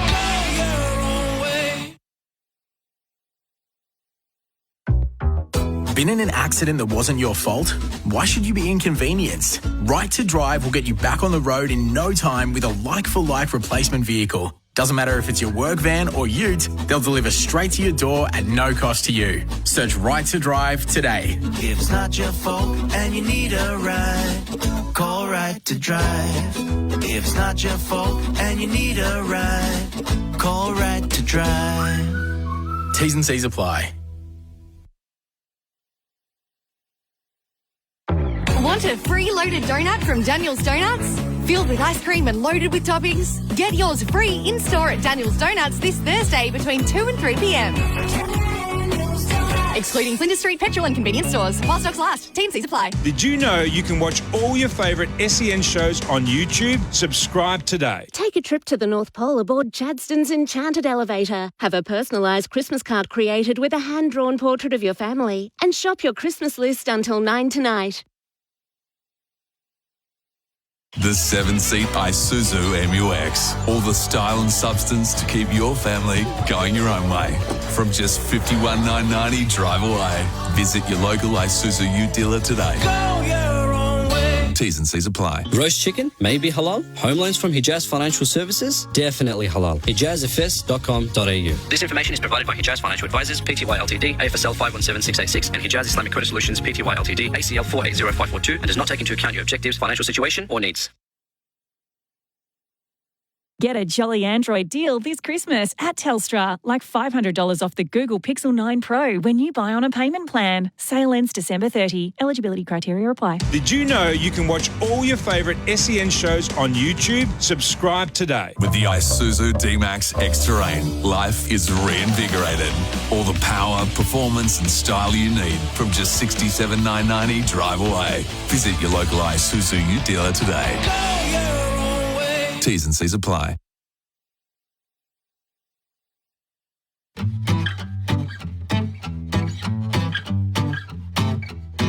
Keep your business moving. Ford's end-of-year drive-away deals are on now, with offers across selected vehicles, like the new Transit Custom Trend long wheelbase, from $56,990 drive away, only until December 31 or while stocks last. So get in quick and visit your local Ford dealer today to find out more. Recommended price at participating dealers. Model year 23.75 only. Conditions apply. SEN Test Cricket for Host Plus, winner of CanStar's Outstanding Value Super Award for the 7th year in a row. That's a plus. Issued by Host Plus Pty Limited. Check the PDS and TMD at hostplus.com.au. SEN Test Cricket for Henley Homes by Henley completed home and move in now. Adam Collins jumping in with Bharat Sundaresan with some good news. They've done the pitch inspection in about 3 seconds and they went, yep, good to go. So I don't know why we needed that extra layer. But anyway, the covers are still on the field on the left-hand side of the square from our commentary position, which usually suggests they think there's more rain coming. But provided there's not, we're back on in 7 minutes at 2:10 local time. India 6 for 167. That's where they got to by lunch, losing Rohit Sharma for 10 and KL Rahul for 84 in that first session. They trailed by 278 from what Australia put on the board in the first innings. So 79 away from avoiding the follow-on. Nathan Lyons warming up beneath us. Alex Carey ready to roll as well. But the covers, not only the covers on the side of the square, but also the truck is over to the western side of the ground, which hints to me, Bharat, they think more rain's coming. They certainly do. Well, we have 7 minutes away from the restart of play, or that's what they've said.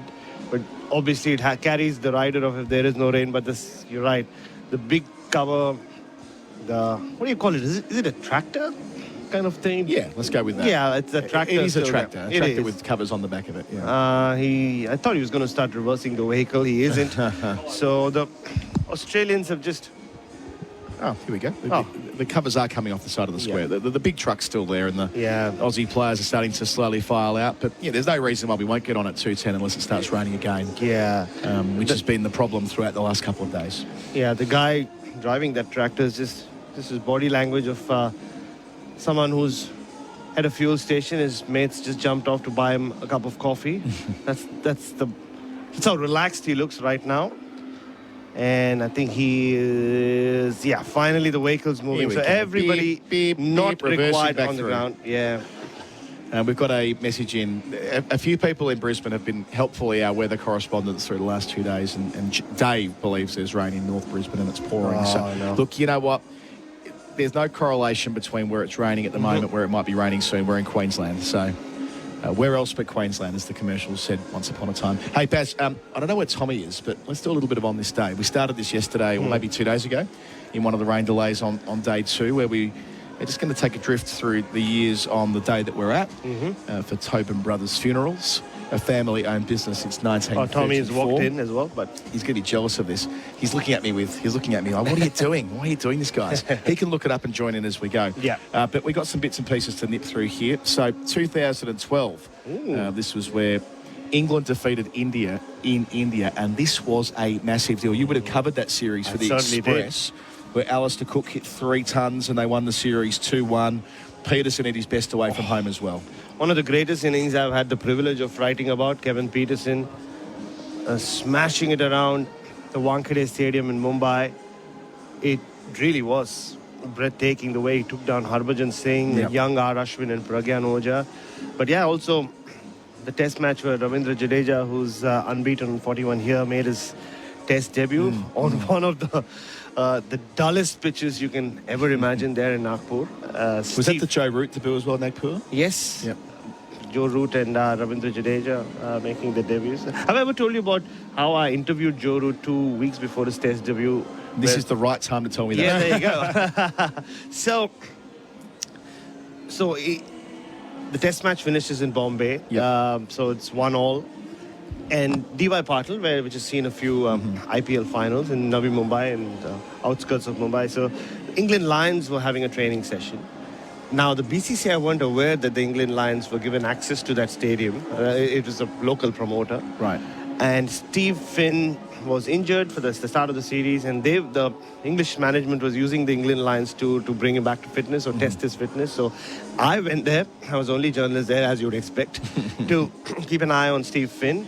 And Graham Thorpe, the late Graham Thorpe, was manager of the England Lions team, and Joe Root had made 100 for England Lions, I think. And Graham Thorpe came up to me and said, "Oh, why don't you interview Joe Root? He's made runs." I was like, "Sure." So Joe Root comes across. I do this interview about Yorkshire producing great openers and great batters and all of that. Neither Joe nor I really imagined him making his test debut 2 weeks later in Nagpur. I wrote it, I sent it to my boss, and my boss was like, "Well, who's Joe Root? Like, we don't know about him." And I was like, "Look, he batted really well, and he sounds like he knows what he's talking about." And no, I couldn't get my way, so my boss never carried the piece. So Steve Finn gets fit. The D.Y. Patil get barred by the BCCI, and Joe Root makes his debut. Well, there's a side note to this as well. So the guy who ran D.Y. Patil Stadium years ago when I was younger in my heavy metal phase, he found me in a parking lot one late night with a bunch of others doing things which we were not supposed to be doing. And he really gave it to me. He said, "You will never make anything of yourself in life, and your parents will be ashamed of you." 10 years later, when I wrote that story about Steve Finn getting fit and the D.Y. Patil got barred, I had my comeuppance. I had my revenge. I had the last laugh. I did make something of myself. I wanted to tell him. You did turn it around. Yeah, I did. So. Love it. But yeah, so that was a dull test match, but what a fabulous series. So the players are making their way back out to the middle. Nitish Kumar ready, following Ravindra Jadeja 7 and 41 respectively. Not entirely sure how long we'll be on for given the thick cloud cover, but we're on for now at least. We'll return to on this day. Heaps to work through here. 1984, England-India as well features on the 17th of December when England went up in the series at Delhi, a ridiculous series for so many reasons. I need to be David Garrow about it last year. We'll do that later with Tommy Morris, though, because there's cricket in front of us, and cricket is where we will focus with Mitchell Starc taking the ball at the Stanley Street end. We've got the flags waving beneath us here. The Miss You Tendulkar man is right near our commentary position, as ever, when India are playing around the world. Stark's bowled 15 overs, 1 maiden, 2 for 58. Both of those wickets coming in his first couple of overs yesterday. His second and seventh balls. Feels like a long time ago now, about 12 rain delays ago. So different, the energy around this test match, around the Australian team last evening to now. You can see they're all taking their own sweet time, getting into positions. Mitchell Starc on his haunches, waiting for things to start. See, I'm not sure about that, you know. I think that they've got 79 runs to play with the follow-on. If they get a wicket straight away here, if they open up one end for the legitimate bowlers, remembering that India have got Bumrah and Siraj in the 11, 2 number 11s, they could be in a position to dictate terms again quite quickly. There's a lot riding on this mini-session, however long it lasts. It's going to be for Work, Locker, Carrum Downs and Pakenham. We're just waiting to get to the moment where umpire Kettleborough will call them to attention. He will do here. 2 slips a gully. Deep backward point cover, mid-off, mid-on, square leg, fine leg stack. Into Jadeja. First ball after lunch. Bowls here and he drives straight of mid-on. Had some work to do there, Travis Head. Couldn't quite get there in time. He's timed it well enough to get himself a boundary right away. Really nice shot. Through the line of the ball, didn't overhit it, trusted his timing. Boundaries for Azito. Do it with Azito Power Tools. What were India doing leaving this guy out for the first 2 tests? He's just looked in prime form from the moment he's walked out to bat. And an on-drive of Mitchell Starc, classically played. Sort of checked the backswing, didn't he? He made sure that he wasn't going to risk getting the wrong part of the blade on it. So nice shot from Jadeja, up to 45, his 5th boundary. Got great numbers with the bat over the last 4 years. Starc up to him here, 3 in the cordon, bowls, and down the leg side, he tries to whip it. Nathan lying down beneath us at fine leg's got his arms up in the air. Like, had he made contact there, it was 1 leg off the ground, he might have been in the frame. Not to be, it goes through to the gloves of Alex Carey. He played that shot a couple of times off Starc before one of the many rain breaks. I don't even remember how many there have been. He picked up 2 in that direction, but wider of Nathan Lyon. But yeah, if he'd made contact with that, in all likelihood, it would have gone straight to Lyon or flown over him. So Khawaja, Smith, McSweeney behind the wicket. Deep backward point. They're more for a slash, if that's the way Jadeja wishes to go. Left arm over Starc. Bowls, and Jadeja goes back and defends into the surface. No run. And when you talk of energy and where this test match stands, even when we saw the Australian bowlers warming up yesterday, they couldn't wait to get out. And even before the umpires had walked out to do their inspection, you could see they were ready. They were ready. They were just waiting for India. Without Josh Hazlewood, not bowled a lot of overs, but yeah, what is the 50th over already? It's a different form of energy. They still are keen.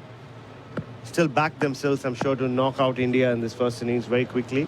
Plenty of text saying there's rain about, but not here. Crucially, Starc in, bowls to Jadeja. Hits him on the pad with one that keeps slow. Goes down to the rope for 4. They're not really appealing. Did it hit the bat? Either way, it did not get up at all. That's the main focus here. This pitch starting to play tricks. 4 runs signalled. Takes India to 6 for 175. Jadeja did get an inside edge. He's 49, a second boundary in the over for Azito.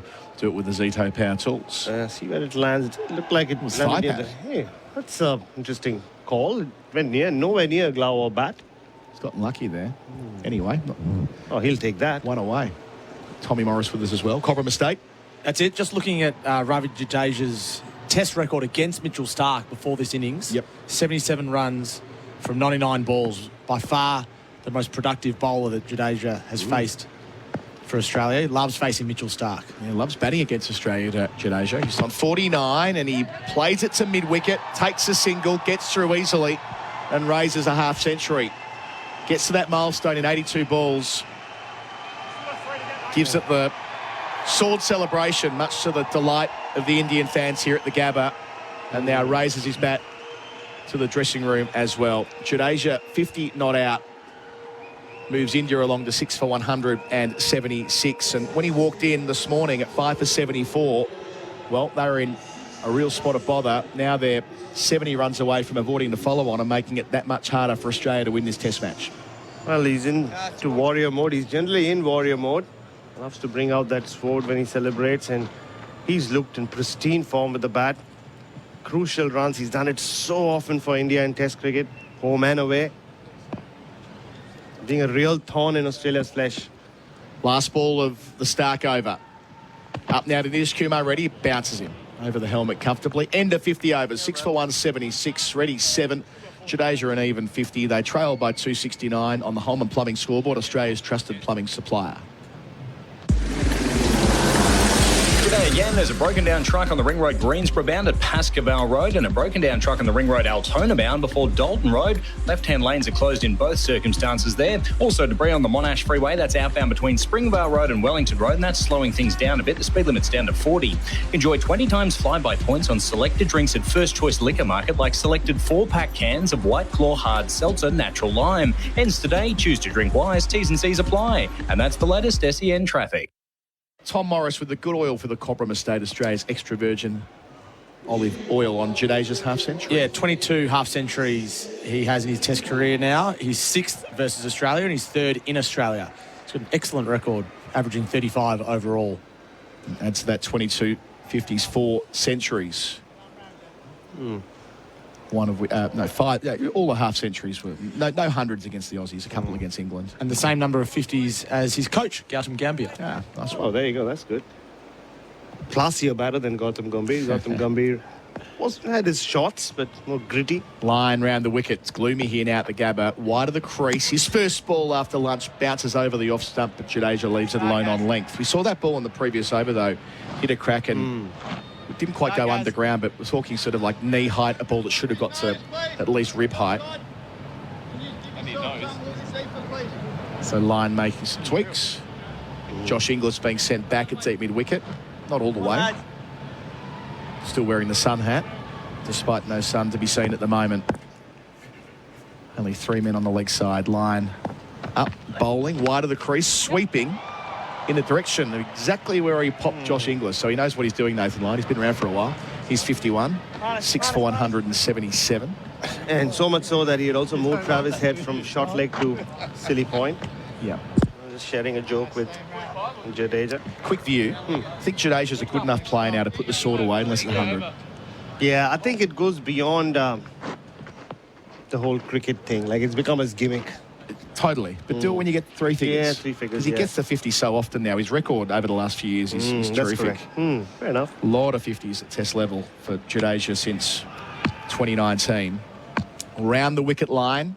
3 catching men in close. Ready. Down the leg side. Doesn't catch up with it with his gloves. And a good thing in that too, because there's a leg slip there waiting for something just like that. Well, he trusts me with his hair. So maybe I'll give him a celebration tip as well. Why not? Adam Collins. Slip leg, slip, short leg. Line at our Vulture Street end. Passes umpire Illingworth. Delivers here and he goes back and rides the bounce to point. Gets a single. He's 8 from 23. Different kind of innings from Reddy so far today, Baz. 7 for 178. He's showing so much maturity every time he walks out to bat. The game awareness is what has really stood out. We saw it in Adelaide as well. It's not all kamikaze stuff from him. He played the audacious shot and then play the perfect front foot defense. So they're tweaking throughout here, as you mentioned before. There's no real urgency about the speed in which they're getting through the overs, but they're trying to set it up. For Jadeja especially, they want him sweeping. Out goes deep square leg, deep forward square leg. About 25 metres off the rope. There's a conventional square leg, a deep backward square, and Cummins at a wide mid-on. So will he take it on against the spin again? Line to him around the wicket. Jadeja in behind it, forward, defending to silly point where Head does the fielding. Yeah, they always say, don't they, players, we don't really worry about the weather. Come on, boys. I don't know how much of it is playing a role in how Australia have been in this short session so far. 267 behind India. Jadeja waits for line, delivers here, leg stump line, defends straight of where short leg isn't. And it ends the over as well. 6 for 178 after 51. Jadeja 51, Reddy 8 in theory. They've still got 55 overs remaining today, and that is on the Holman Plumbing Scoreboard, Australia's trusted plumbing supplier.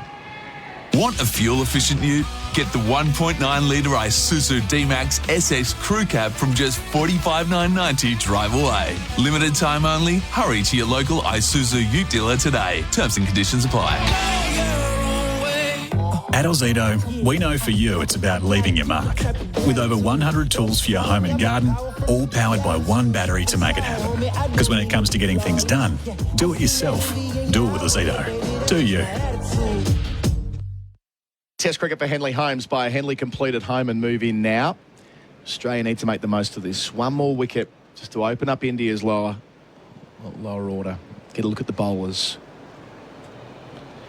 which includes Akashdeep. Do we know much about Akashdeep? Well, he plays a lot of shots, Adam. You'll see him swing his bat. He obviously is using a bat that was gifted to him by Virat Kohli. There was this one big request when he joined the Indian Test squad earlier this year. Well, give me one of your sticks. Mm-hmm. And he won straight away. I think he batted in his Test debut with a bat handed down by Virat Kohli. He gives a lot of bats away, Kohli. He Feels does. like every other player I come across is using a Kohli bat. Dark over to the west. Stark's running in. Stanley Street end delivers here, skews out off the outside edge from Reddy, but along the ground, Labuschagne fields and throws to the non-striker's end, backed up there by the captain Cummins. 3 for 1. He's 9, 6 for 179 the score. Messages saying it's, I won't use the exact phrasing, but raining very heavily in the valley. In Ascot, another text, another one in the city. So it's all around us, but for now at least, Stark keeps going. Also a great advertisement for all the suburbs around Brisbane. We've heard a lot of them mentioned. Maybe we'll get lucky. Like that 2022 T20 World Cup final. It was raining everywhere but the MCG. It was meant to be.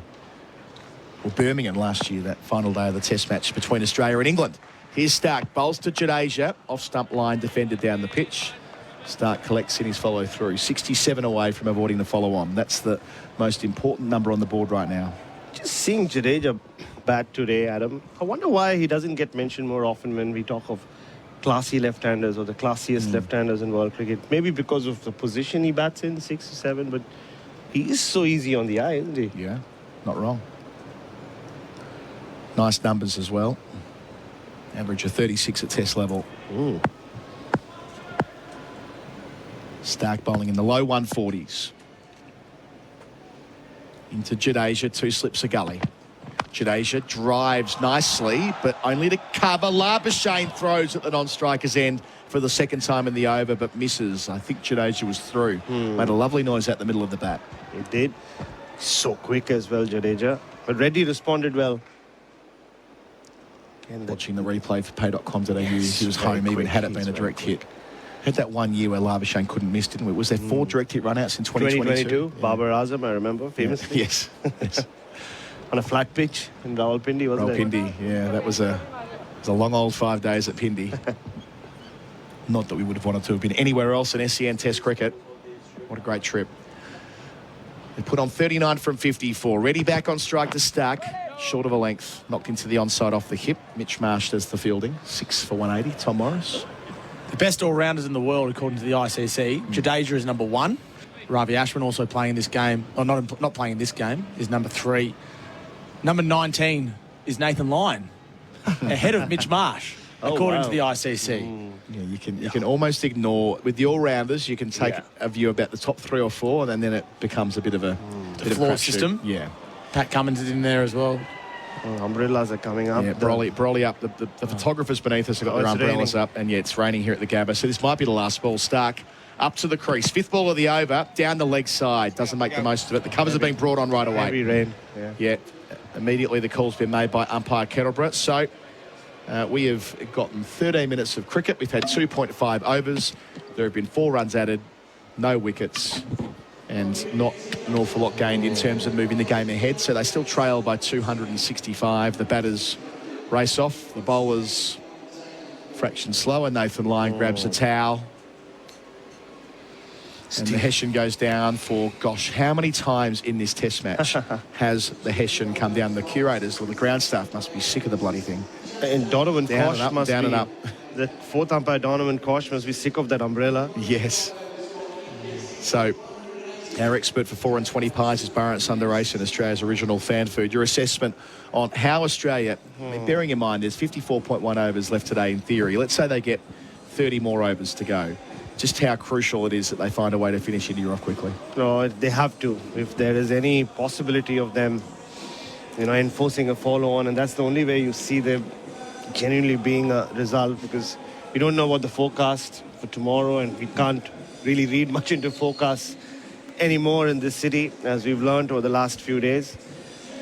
This is not to say that there was anything wrong with the Australian body language, but there seemed to be a sense of resignation in terms of the weather and how every time they look like they're building some pressure around this Indian batting lineup. The rain comes. Having said that, Jadeja has looked in no trouble whatsoever, and Nitish Kumar Reddy the same. He's taken to Test cricket like I've seen few Indians do. Yeah, so often the thorn in Australia's side down the list, Jadeja. It was Melbourne in 2020, it was Sydney in 2021, it was Dharamshala in 2017, playing a crucial hand there on all three occasions, getting to wave the sword around, as he's done here. That's the one note in that brief session, a couple of boundaries. He went from 41 to 52, 26th time in Test cricket he's passed 50, so 51.5 overs into the innings to give you a sense of how heavy the rain is. I wouldn't say it's anywhere near as heavy as it was before. It's more than drizzle, but it's less than full-on wet stuff. Somewhere in between. Technical term. Yeah, you know, I'm Rob Gell over here. Like it's the ground stuff, not too bothered by. They're taking their own little time. And Donovan Kosh. Well, it's a great time if you're a Donovan Kosh fan. Yeah. Got to see him at the middle of the Gabba a lot. Yes. Missed a chance here to go the Jeffrey Salter option there for favourite weather readers. Anyway, that'll mean nothing to you, Tommy. I'm a Lavinia Nixon sort of guy. 6 for 180. Mine's a fictional one. Anyway, 52 for Jadeja is the score. Why don't we drift again? Let's drift. I'm going to get permission from our producer to drift for a while. Is that fine? Thumbs up. Okay.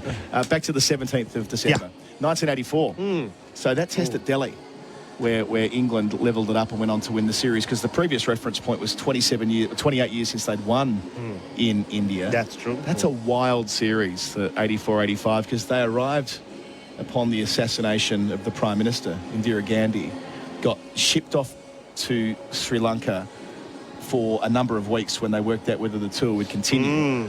They finally got cracking, and as soon as they got back to India, the Deputy High Commissioner was assassinated as well. So, I mean, you think about the circumstances upon which series are called off now, not unreasonably, oftentimes on security grounds. Back then, it was wild. It really was. I mean, and it was just before I was born, but, you know, I have heard so many stories about the tension around India after the assassination of Indira Gandhi, the then Prime Minister, and, you know, the whole country was on edge. Nobody knew what was going to happen, and schools were shut all around the country for a long time, and to somehow manage to pull off a test series. And then you said there was another assassination right after that. So, and they'd only been at his house. I spoke to Gara about it last year. They'd been at the Deputy High Commissioner's house like 3 days before or something like that. Then he was shot as well. So and then they get on and they lose the first test match, but then they win at Delhi.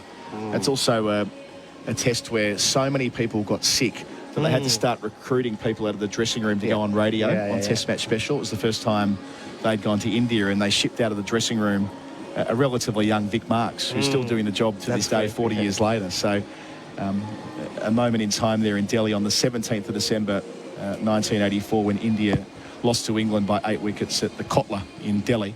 Lakshman Sivaramakrishnan had a great series. Yes, yeah, all the wickets in the world. Yes. And he's been on TV ever since. So sticking with the 17th of December as I scroll down my page of notes from earlier today. I've got a little one. Oh, yeah, go on, Tommy. Hop in, mate. Quinton de Kock's birthday. Here we go. Born in 1992, so he's 32 today. I was surprised he's that young. Yeah. I know he burst onto the scene with 3 one-day international hundreds in a row. I think he was about 21 at the time. Against India, I was there. Incredible stuff. It is a shame that his talents have been lost on the longest format because of a variety of political and economical issues. Well, it's the latter. It's the economics of global cricket at the moment, and it's a borderline miracle that South Africa are in the position they are in the World Test Championship, owing to the fact that they essentially forfeited 3 test matches earlier this year when they were forced to prioritise their domestic T20 tournament, and they turned out their third team in New Zealand and were handily defeated. But you know, this is the story of South African cricket. Yet somehow they're holding on as a senior test playing nation. Well, South African cricket was on its knees, and I'm told very reliably that the key person here, in fact, the only person that could fix it, was Graham Smith. Yeah. Because he can manage up to India, and he can manage down to the players and the provinces. And he's done so superbly to the point now where South Africa are more than competitive. Yep. Now, how long this lasts remains to be seen, but they've certainly rebuilt to a point where when you watch South Africa play, you expect them to win, and they weren't there a couple of years ago. When they got their quicks playing, Baz, that's half the story. Last year when Nortje and Rabada were both pulled out of the Test series for similar kind of T20 reasons. Rain keeps falling here at the Gabba, I should note, with the clouds. The clouds I'm taking a steer from are the ones I can see underneath the awning here of the commentary box. And it's completely covered. You can see they're there's quite dark. A bit of white on the far side, but that doesn't count, I've been told. Quinton de Kock's overall record is incredible. Yep. 32 is an age where you'd imagine most batters would be either entering their best or at their best. He played 54 tests, averaged 38 with 600s. His one-day international record, averaging 45 at a strike rate of 97 with 21 tons. And then his T20 record speaks for itself as well across franchises and internationals. And his wicket-keeping was always clean as well.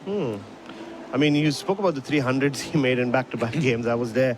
I mean, it was a crazy time to be in South Africa. I was there when Nelson Mandela died. So the night of that first ODI in Johannesburg, I remember a couple of us were having a late-night pizza, and then suddenly a bunch of people started running in one direction. I mean, we knew that Mandela was sick, but then the news broke that he died. So I just started running with these people, and we went all the way up to the compound where Mandela lived, and one of those things I'll never forget. Thousands of people just coming from everywhere, singing songs, celebrating Madiba's life, and then he repeated the feat in Durban and then in Centurion.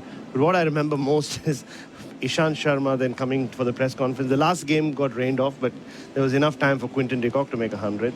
And Ishant Sharma came to the press conference, and someone asked him about de Kock making all these hundreds. This young kid, he was like, yeah, I got lucky. And and de Kock came right after, and one of the South Africans were like, oh, apparently you got lucky. He's like, yeah, I did feel pretty lucky to be batting against them out there. So also one of the first wicket-keepers, I think, to wear his pads under his pants. Yes. Like early days. Yeah. It's now more commonplace in the shorter formats, but he did it early days in one-day international cricket. Yeah, it's a good shout. I can sort of see a couple of the women of that era doing it as well. With Sarah Taylor used to do it a lot as well. But Quinton de Kock in the men's game, absolutely. Yeah, and still not done. I mean, it would have been great for him and South Africa if he could have been there and they won the T20 World Cup final. The big choke, 30 of 30. I see it differently, but we'll agree to disagree, as I think we have in other places before. That's a topic, isn't it? South African chokes and global tournaments. Yeah, I suppose it is. At some stage. I suppose it is. Let's go back to 1933, Baz, to stick with the Indian theme. Lala Amarnath scored the first 100 for India in Test cricket in your hometown of Bombay. Indeed, one of the godfathers of Indian cricket, the original godfathers of Indian cricket, alongside the Naidu brothers, Syed Mushtaq Ali, and so Vijay Hazare and Vijay Merchant.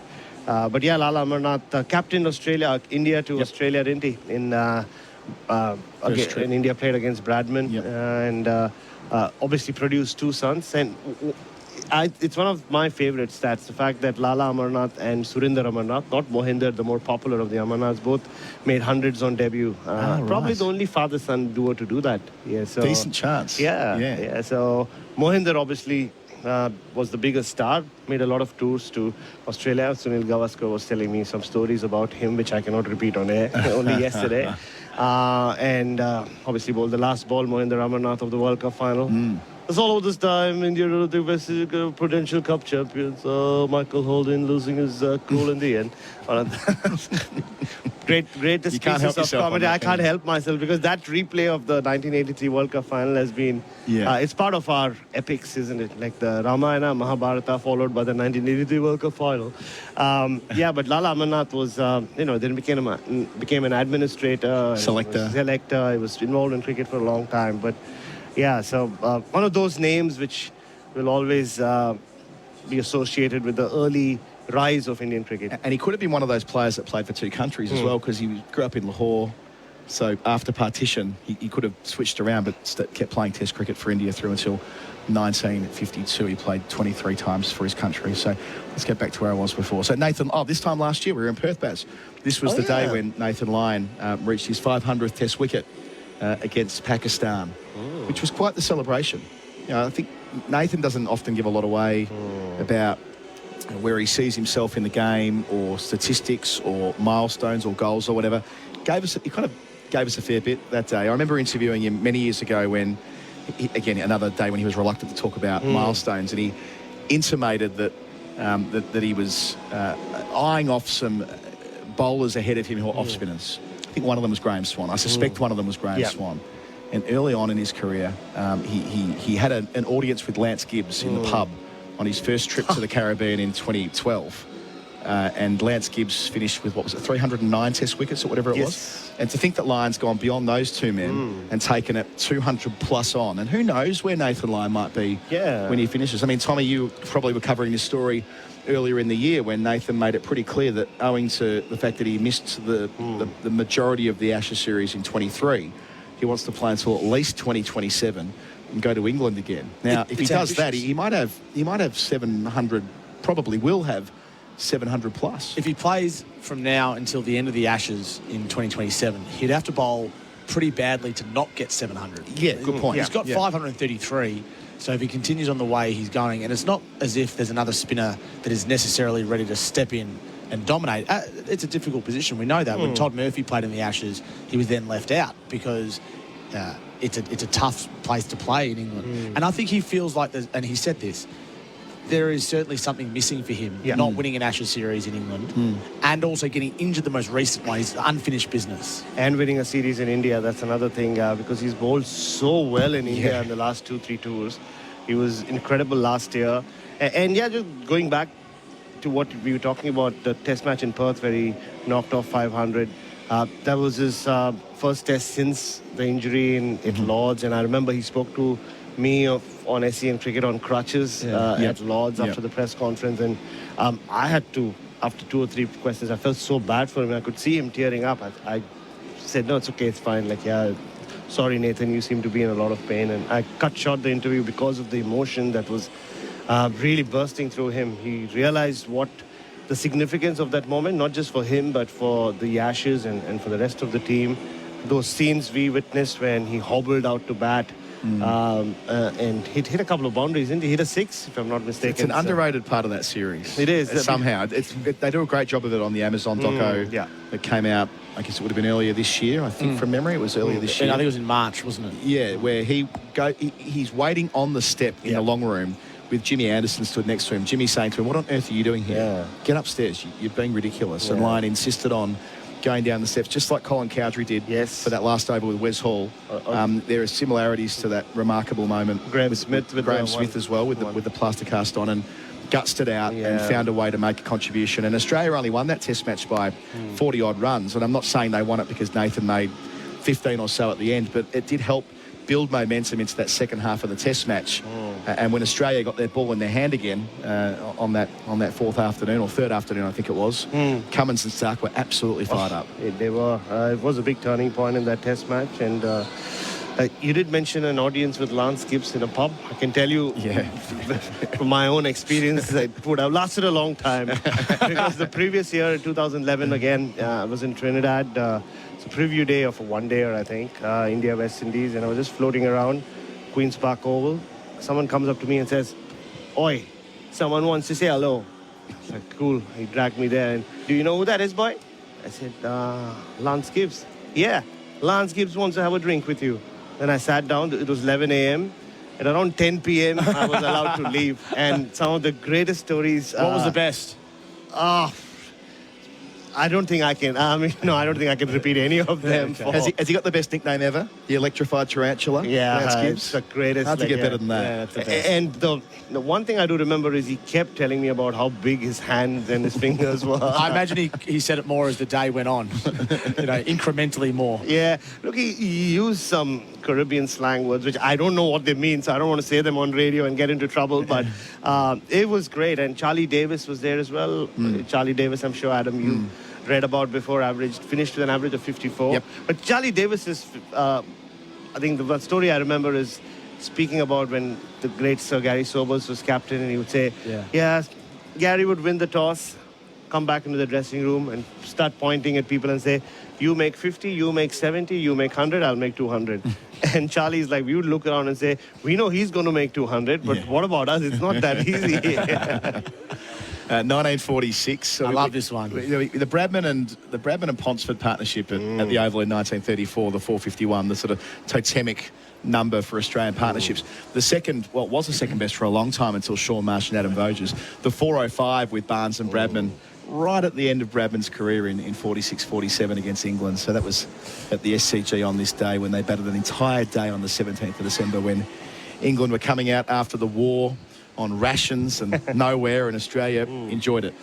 My grandfather talks about this. He was at the SCG this day, still with us. And he doesn't remember all the numbers and the stats, but he remembers a number of situations where there was a cover in place and Don Bradman would hit it wide of cover and the fielder would move and then hit it back where the fielder just was. That's his storytelling. And we were talking about this a little bit yesterday on radio, I think, when we talk about the age of batters. You know, how Virat Kohli and Rohit Sharma and Usman Khawaja's 38 tomorrow. But Don Bradman was at his very best right till the very end. He made 170-odd in his penultimate test match. So this is 1946, and he hasn't played, well, a little bit, mostly hasn't played in international cricket for what, 6, 7... Well, didn't at all through the war, yeah, of course. And he's 38 years old, or almost 38 years old, and yet he's plundering bowling attacks alongside his teammate. Yeah, and it was Sid Barnes as well, who, had he played one more innings, we would talk about him as one of the all-timers. He played 19 innings, so his average of 63 doesn't get counted along with the Headleys and the Pollocks. Why did he not play more? Well, he finished his career controversially, didn't he? He had a blue with administrators towards the end. Sounds like the 1940s. He was a punchy guy, Sid Barnes. He was talked about a lot in the 1996 documentary that they made about the Invincibles. 1998 documentary where they reflect on his character, but he died young and was, I suppose, one of these personalities who he was determined to make 100 at Lords. And he got one there in 48, got on the honours board. That was the highlight of his career. Didn't he have a physical confrontation with the selector? Yeah, I think that sounds familiar. I know he had a blue with someone along the way, which meant he didn't play. And, of course, the war robbed all these players. Of course. There's so much cricket. Both wars, you see players who... I wonder whether Don Bradman's stats would have been better or worse had he been allowed to play during the war. 100 test matches or so? Well, more test matches and more runs, but whether his average would have been higher or lower. Well, on the evidence of what he was doing in the lead-up to the war, higher. Probably higher. Yeah. He made 1,000 runs in, 1,000 runs before the end of May in 1938 in England, quicker than anyone's ever done it. 7 innings, I think it was. So his trajectory was even more ridiculous than what it had been in the early 30s when he first burst onto the scene. Don't mind this one. You'll like this, Spaz. 1992. This was a one-day international. I think it was at Adelaide, where Phil Simmons, how's this, Tommy? Phil Simmons was an all-rounder for the Windies. Took, in a one-day international, 4 for 3 from 10 overs. 4 for 3. 8 maidens. 8 maidens. Wild. In the glory days of the World Series Cup. That Phil Simmons celebration where he pumped the fist above his head. Do you remember watching it? I think it was in the afternoon. I don't remember watching it live. Probably would have been too young to have been allowed to have watched cricket all day. What about Rashid Latif, the Pakistan wicketkeeper, who I remember more for trying to run Andrew Simons out as a wicketkeeper in the 2003 World Cup when Simons was beamed by by Waqar Younis. And Simons walked down the pitch remonstrating with Waqar Younis, and at the same time Rashid Latif has tried to, or what we now refer to as a Johnny Bairstow moment. But Rashid Latif in that game made 8 off 72 balls in that one day. That is just another level, isn't it? One of those voices, the names that keeps popping up, right? He loves the quote, Rashid Latif. And he's, I think, in the media, maybe in Pakistan, especially when it comes to India-Pakistan matters, Rashid Latif never holds back. As for Phil Simmons, we did a lovely interview with him, looking back at Mitch, which year it was. I think it was last year or the year before. 2 years ago. 2 years ago, Phil Simmons jumped on with us, and he was terrific. It was his last series in charge, but he's taken another job. Is he back with Bangladesh now?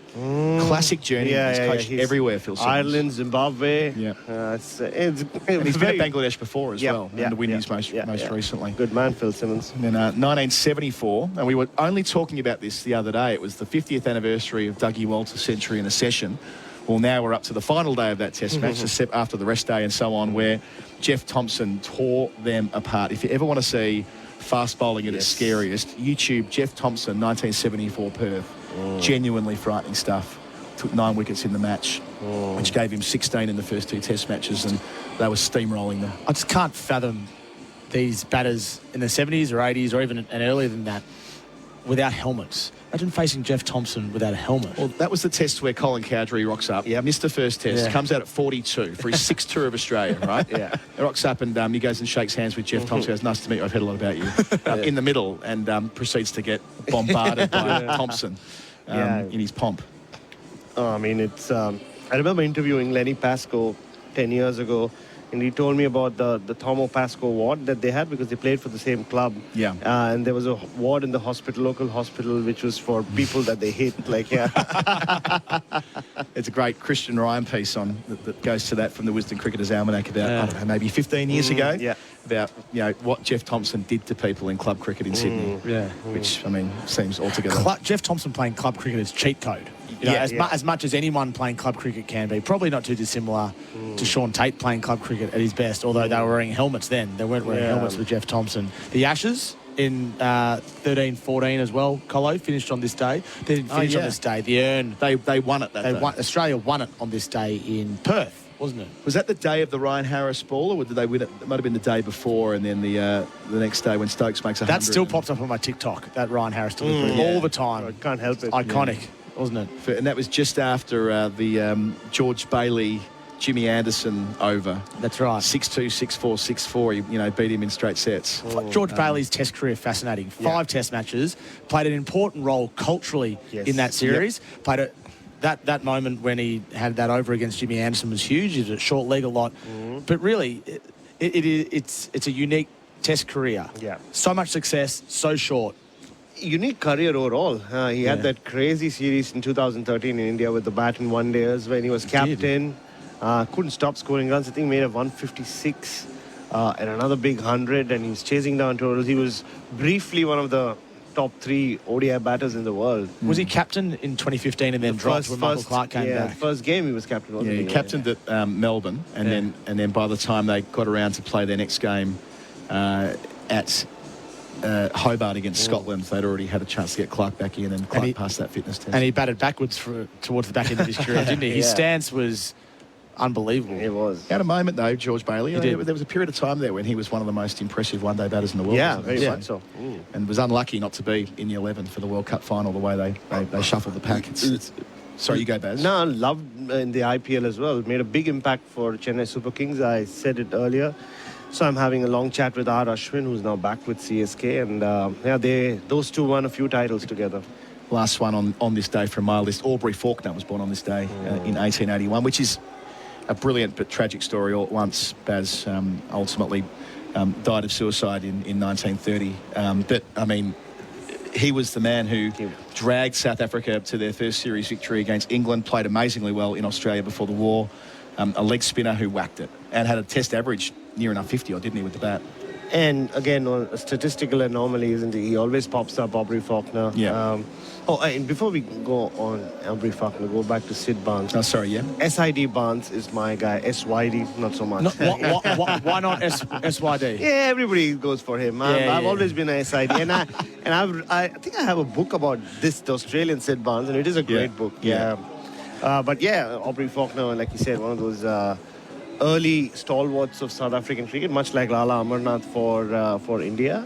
Tommy? What would it have meant for a South African to come out and make a double century against Australia at the MCG in 1910-11? I mean, this is a wild era. They used to win test matches and series with Faulkner and 3 other leggies. Yeah. I mean, I've occasionally thought, why not go back to that? Yeah. 4 spinners in the team. Let's go. Roll the dice and see what happens. Imran's are here. Shamsi, let's go. And Faulkner as the batter. I mean, there have been many things written and said about his career, but he struggled with depression and had a challenging life with lots of other stuff going on. Because Australia would have, you tell me, Australia to that point would have only played England in Test cricket. The first Test matches against South Africa were sniffed earlier than that in the early 19... I think they played their first in 1899. Right, okay. But in Australia or in South Africa? They played over there in the late 19th So South Africa century. tour here in 1910-11. Yeah. And most people under the age of 30 or 40 have only ever seen Australia play England. Right, yeah. And all of a sudden South Africa comes and this bloke walks out and bangs 204 and bowls leggies. Yeah. It's at the MCG of all places as well. Where Test cricket started. Yeah. And look, we're going to have a great chance to celebrate Test cricket, not just the Australian-England rivalry in the Ashes, but that sesquicentenary Test match in the March of 2027. So if, it's not been made, I think it's all been announced publicly, hasn't it? Yeah, the 150th anniversary of the first Test match will be held, and of course the centenary Test being resolved by the same margin as the first Test match, 45 runs, one of the great anomalies and one of the great quirks, but I'm sure we'll all be there because that's going to be just something to they'll sell out the MCG every day for that. Am I right in saying in 1977 every living Test player for England and Australia was invited? They're all invited. So is the same going to occur for the They sesquicentenary? have to. They have to. Yeah, Jack Ryder was the oldest Australian and passed away a couple of weeks later. So it's like they say he held on to the very end. I wonder whether James Packer will turn up and try to get everyone back to Channel 9 like Kerry did in 1977. That would be a great occasion, a one-off Test. It's going to be an incredible couple of years. In March, yep. Normally not much cricket in March at the MCG, so that will change things as well in my world. They'll have to start round one somewhere else. And that's fine as well. That's fine by us. We should take a break on this day, which we're doing for the time being, in the absence of wickets, waiting for Mitch just to give me a quick update. The sun's come out, but it's still raining though. Let's be clear, it's still raining. Yeah, it's still raining there. Still raining. Maybe I need to put my glasses on. The sun is bright. You need your sunscreen on, Braz. Sorry, we're now able to get away to a break. We're celebrating wickets for Tobin Brothers Funerals, but we're also celebrating our on this day for Tobin Brothers Funerals, a family-owned business since 1934. Thank you, Tommy. Thank you, we Tommy. might do that tomorrow. Who knows? Because It tomorrow might rain again. is December 18. Tomorrow is. We'll do this often. Oh, really? Usman Khawaja's birthday tomorrow. Oh, there you go. Indeed. Thank you for Brett and your contributions as well. 6 for 180 on the board here. The scoreboard for Holman Plumbing, Australia's trusted plumbing supplier.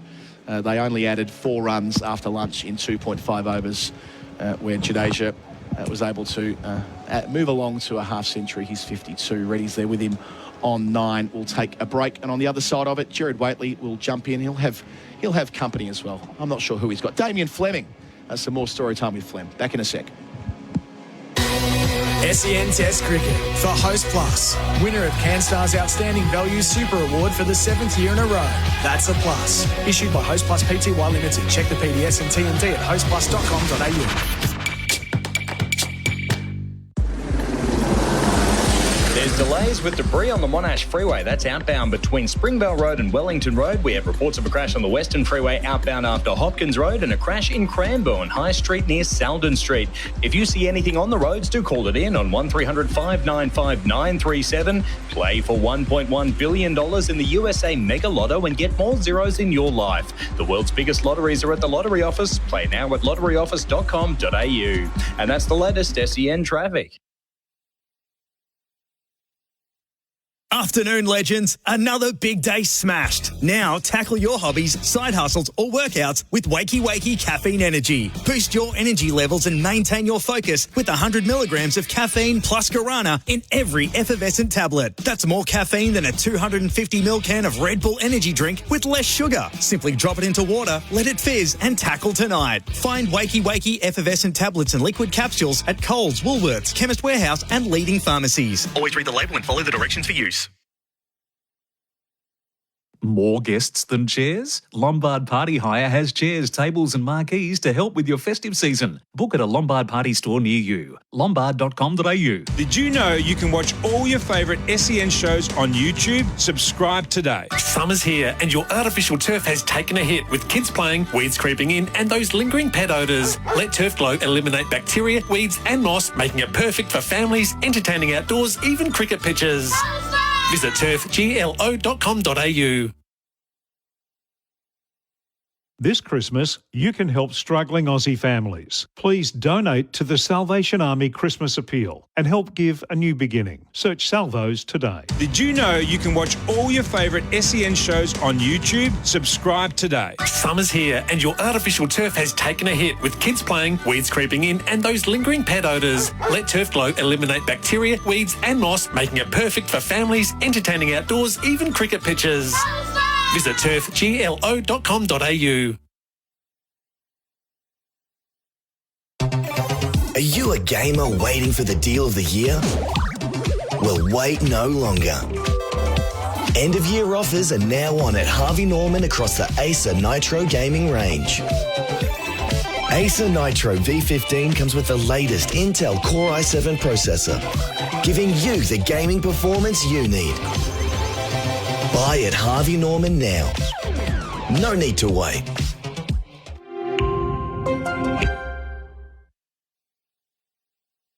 SEN and Bing Lee are teaming up this summer to bring you live coverage of the Test cricket. I've seen better batters in a fish and chip shop. He couldn't hit the water if he fell out of a boat. An unbeatable partnership. Bing Lee, proud partner of SEN's Test cricket coverage.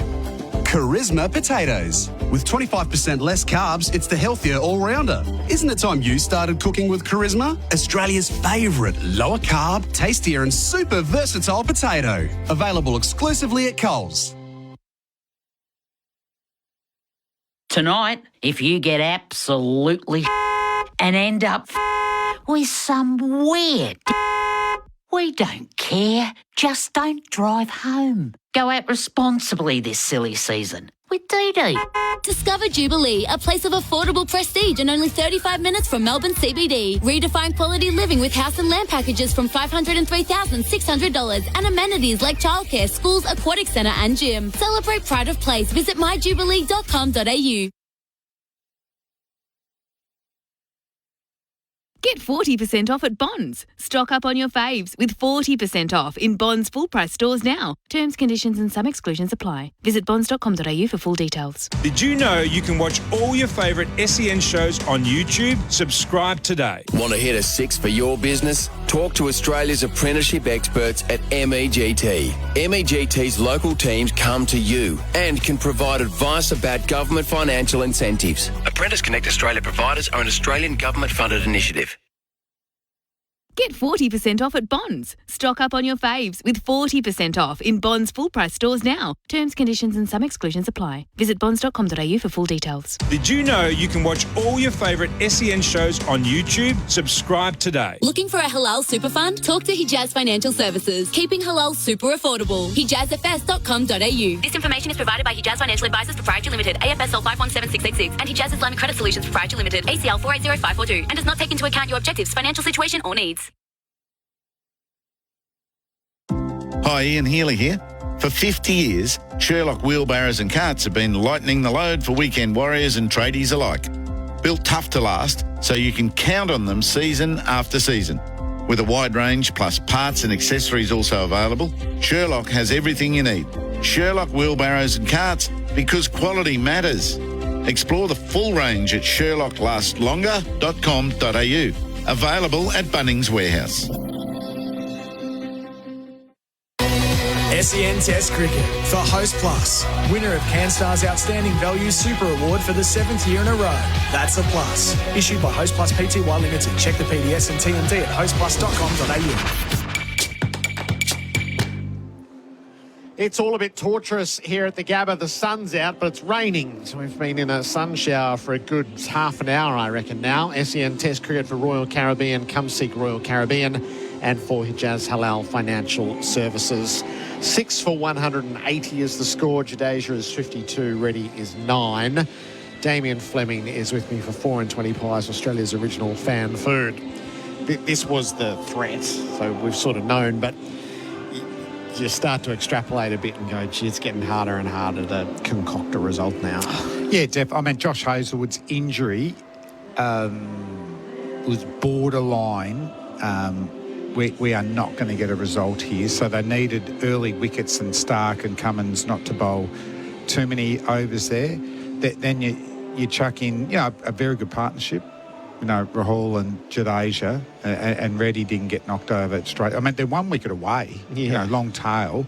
But it's just these constant rain interruptions. I can't remember a test match like it. Like, you normally get a lot of rain and you're washed out for the day, or significant rain and it's gone, and after a couple of hours you get 2 hours. And those 2 hours each day are really important. You chuck that on the day one, that instead of 70 millimetres we would have got the 15 to 17. We probably would have played in the last session. So that's got it. But it's also, the concern too is, we'll bowl in for Hazel. We've already seen that's pretty seamless. An injury to Stark or Pat Cummins makes it very, very interesting. So the debate in here is why? What follow on is still achievable, and it feels like the answer would be is if you bowl either Stark or Cummins into the ground chasing this test match, you are massively compromised, and no guarantee either. Oh, well, no guarantee. Unlikely. It looks very unlikely that we'd have a full day's play tomorrow. So, you need to get, 14 wickets when you're one quick down. So, yeah, you got to play the long game as well. It's not ideal. India will take it 1-1, going to the MCG, where they've won before the SCG. Whether they can turn it around, we saw Australia turn around from Perth to Adelaide. We haven't really seen too many signs here. We wouldn't say that India, it's Bumrah is the gun bowler again, which we already knew. No second fiddle, nothing. Potential second fiddles, Travis Head just slogs them, the spinners. Batting-wise, KL Rahul looked the best, not only technically correct, but mentally up for the fight, resilience, showing a lot of application. In Perth, got bounced out there. We've shown it again. Jadeja's batting's a bit of a plus, but that's it. There hasn't been a turnaround, has there? No. India may very well get out of Brisbane 1-1, which suits their purposes because they hold the trophy. But there are a few patterns now that you're starting to see that you just wonder whether they're going to be reversed. Rohit doesn't look like he's about to score. Kohli's got an ingrained flaw that's 3 years old. They're a bit intemperate at the top, so they could come off. They could absolutely come off. I thought they were going to come off yesterday. I just thought that it was a better batting track than Adelaide, and we know what happened day 3 in Perth. I thought Jaswell and Shubman Gill might get going.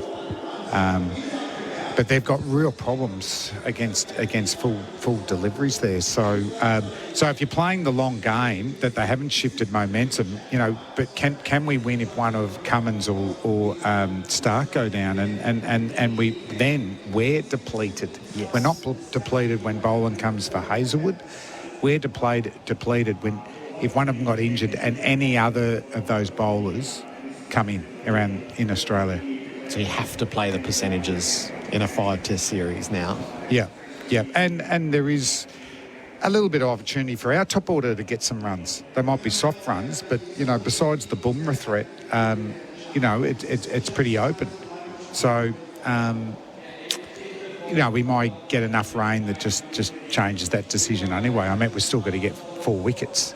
Yes. But no, I think that risk of another bowler down and, even if it's calf awareness, what date are we up to? The 17th? I mean, really, I can't see Josh playing Sydney. I just have concerns, coming off the side strain, feeling like you're 100%. Man, we saw there, he's no doubt he bowled flat out at training. He was bowling 2 spells as well, but nothing mimics the intensity of in-game. And then you've got 2 doubts, and I know what it's like. You're doubting 2 things. The side strain, you're still not going to feel like you're 100%. It's only been a couple of weeks, and then you've got the calf to think about as well. So this was a calculated gamble to play him in this game when Boland was fit and firing. So Australia lost nothing in Adelaide by having Boland play. And my scepticism is unwelcome, and I totally understand that. So calf awareness, you can say these are acts of God or isolated incidents, but it's much more likely to be a pattern now that's revealed itself across 2 years. So they took a risk with a player who's getting injured relatively routinely. It undermines their efforts here, but you couldn't consciously make that decision again. No, and the other thing is, there generally is a high attrition rate with fast bowlers. Look like Nees is the next man in. Not that he's, got a proven test record, but he just, he did a hamstring. Yeah, so fast bowlers get injured. It's just a freak of nature that we've got unbelievable athletes, and Hazelwood is for his size, this new strength and conditioning and all that. It's been unlucky for the guys next in line not to play as much because the resilience of Cummins, Stark and Hazelwood. So that's a massive tick. But he is in his mid-30s. Yes. And there is signs that you're not going to be able to play all 3 forms. That could be something for Josh to think about. And then naturally, but Scott Boland's older than them all. Yeah, he was injured across the winter as well, so they were sort of fingers crossed coming into the Shield season that he was going to be able to prove himself fit, and did so. Yeah, and we don't want 2 young, unproven fast bowlers in the team. I mean, that's a lot of pressure on someone like Pat Cummins. But but we do need to find out about him, because even, Abbott's in his low 30s, I think. Doggett's, high 20s. We need that rung, that 23 to 25-year-old, ones that can play for as long as these guys have played. Yes, as I know you were talking at lunch, so we know Boland's the next man in. Nisa, I'm sure, would have played a test match, but he did his hamstring before it all started and got ruled out. Jai Richardson is a proven bowler, but he's also injury-riddled. And we saw that even in the Shield game where his shoulder came out. He was terrific in the first BBL game, but it would be a punt if he came into a test match without really the conditioning. Spencer Johnson was with us. He's got the toe injury, so he's not quite right. And his challenge, so he's 28.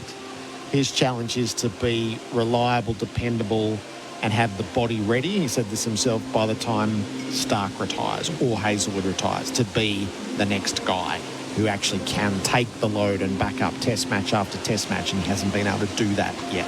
Yeah, if there was another injury and for the MCG, I'd play Fergus O'Neill. Yeah.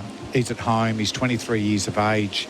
He only bowls in the 120s, but watching the BBL last night, it does fizz through. You can be a quick off the pitch. That's medium pace.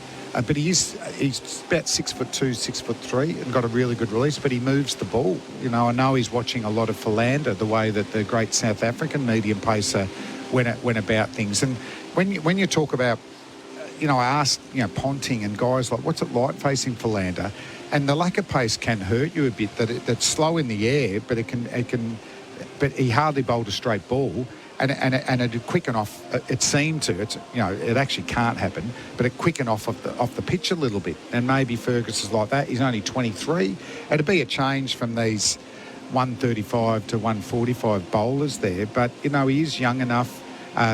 In these Australian conditions, the ball does move around a lot, and he's proven, particularly in conditions, because it's still a skill to bowl well in bowler-friendly conditions. Bowling the right length. A lot of people can still hit that natural short length, and it's too short, and the players play and miss. So I'd actually play Fergus O'Neill, who's played a lot of first-class cricket this year, and I think his career average is 19. So he knows how to get batsmen out. Yes, he does. He does. All right, so that's the caution against really pushing beyond what's reasonable here in this test match. The rain has stopped, and the fourth umpire has put his umbrella down. That's one of our triggers. When he keeps his umbrella up, it's don't even bother coming out. He's put his umbrella down. And the eastern skies, there are patches of blue that are emerging. So maybe the last of this band of rain has passed through, and they might start their work soon. But it'll be a minimum half hour, I think, on what we've seen once they declare that they can start to get things ready. I felt like you had a sort of a one-joke topic going, is if you're going to cast the Australian cricket team in a movie and you had the one-liner, who would play Mitch Marsh? Well, it's Will Ferrell. And Frank the Tank, I reckon, Will Ferrell from old school. Yeah. So I thought, what a great idea for a rain break for a topic. Who else in the team would who would star them in the Australian cricket team, the movie? Where would we would it be a home series, or would we have him touring somewhere? Is it in India? Well, you get your funding out of Bollywood, so yes, that's probably your most likely. But the imagination really is in England, isn't it? Has Pat Cummins got a bit of Tom Cruise? He definitely does. I mean, he'd have to be on stilts, Tom. To be fair, because we can't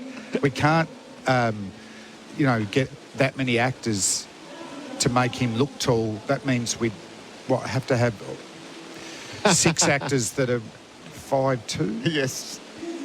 Not that there's anything wrong with that. But I think there's a dearth of Hollywood movie stars. I'll chuck Bollywood in there too if there's any Bollywood situations of 5'2" marketable movie stars. Tom could do the run-in at the very least. Yeah, and then all of a sudden... and better than the old Bodyline TV series, which I loved as a kid. Oh, yeah. I went and watched back one episode and still enjoyed it, but they didn't mimic the cricket actions good enough. Larwood's action is one of the most beautiful bowling actions you'll ever want to see, but the guy who played it didn't really have it down. Gary Sweet did a good Donald Bradman. Yep.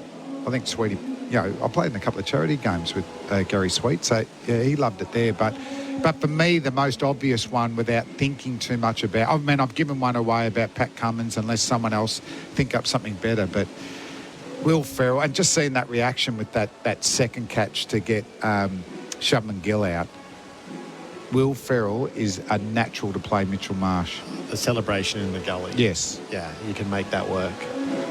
Mark Wahlberg for Travis Head. Yeah, I can see that. Yep, with the tash. Who's Miles Teller? Do we know Miles Teller? Oh, this might test us. Yeah. Not modern actors. Rooster from Maverick. And who's he playing? He's playing Cam Green. Okay. I thought there was a bit of Nathan McSweeney about him. Yeah. Would you think that that's more a look? I think I'll go Nathan there. He might have the height. Yeah. Yeah.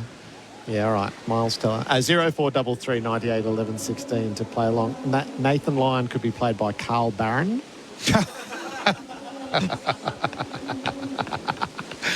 Oh, that's quite good. That is good. Hang on, someone better write these down, I think. Dead ringer, kicker Collins. Very nice. I'm starting to write the screenplay. So if listeners, if you could just give me the talent, I'm going to write it up. Yeah, all right. What about the coach, Andrew McDonald? Have you got something in mind? Well, I was thinking, what's his nickname? Ronnie? Can Ronald McDonald play Andrew McDonald? Benedict Cumberbatch for Steve Smith. Oh, there's a bit of that in there. Good. The mannerisms. He's Dr. Strange, wasn't he? Yeah. Yeah, I can see that. Hang on. I've got to get these down as we go through. Adam Sandler for Marnus. Yeah, the sense of the absurd. All right, our umpires have just been out, incidentally, to have a chat. So they're starting to mop the top of the covers. So the very basic work has started. There's a lot going on here. Try to keep up. I gave so Adam Sandler for Marnus works. Yes. Yeah. Yeah. And then Adam could help me with the script, couldn't he? Yeah, he could. And he's not afraid of sporting movies. So Gilmore 2's coming out, isn't it? Yeah. Good on ya. Don't let us down. There's a lot riding on it. I know we can chuck in there movies, the biggest letdown sequels. There's been a lot, hasn't there? So we're in a good place post Maverick. Yeah. That couldn't have gone any better. Yes. For Top Gun. They're punching him out though. Yeah. Gerard. I've been trying to get to Gladiator 2, but I haven't succeeded. Have you seen? No. To Gladiator 2? No. So that'll be post-cricket season for me. So I think Denzel's excellent and the spectacle's fine, but it's just a bit of a poor man's first. Yeah. But I remember even Zoolander 2. I mean, seriously. And before everyone bombards me, I can give you an update. Slumdog Millionaire 2. Yes. I'm probably going to be in it, but we haven't got to it yet. But I know we'll get inundated whether I'll reprise that role. Is that your only entry on IMDb? Yeah, but the thing is, when you've won an Academy Award in your first movie, where do you go from there, Gerard? Yeah. I'm not going to do some cheap Aussie, sporting feel-good movie, am I? No. I want Academy Awards. Eric Banner's been pushed up really. Actually, Travis Head's got a long list of who might play Travis Head. Gee, Banner could almost do Mitch Ricky Marsh. Gervais for Head. We're being told Travis Head. They're going to give play a go for 3:30. Not an inspection? Okay. Well, we better just pause for a moment there and get our things in order. 0433 98 11 16. We're going to build this list and put it before Fleming the next rain break. And encouraging, like the play encouraging signs, the movie's encouraging signs. SEN Test Cricket for Royal Caribbean. Come seek Royal Caribbean and for Hijaz Halal Financial Services. SEN Test Cricket for Host Plus. Winner of CanStar's Outstanding Value Super Award for the 7th year in a row. That's a plus. Issued by Host Plus Pty Limited. Check the PDS and TMD at hostplus.com.au. the 7-seat Isuzu MUX. All the style and substance to keep your family going your own way. From just $51,990 drive away. Visit your local Isuzu U dealer today. Go your own way. T's and C's apply. Roast chicken? Maybe halal. Affordable super from Hijaz Financial Services? Definitely halal. HijazFS.com.au. This information is provided by Hijaz Financial Advisors Proprietary Limited, AFSL 517686, and Hijaz Islamic Credit Solutions Proprietary Limited, ACL 480542, and does not take into account your objectives, financial situation, or needs.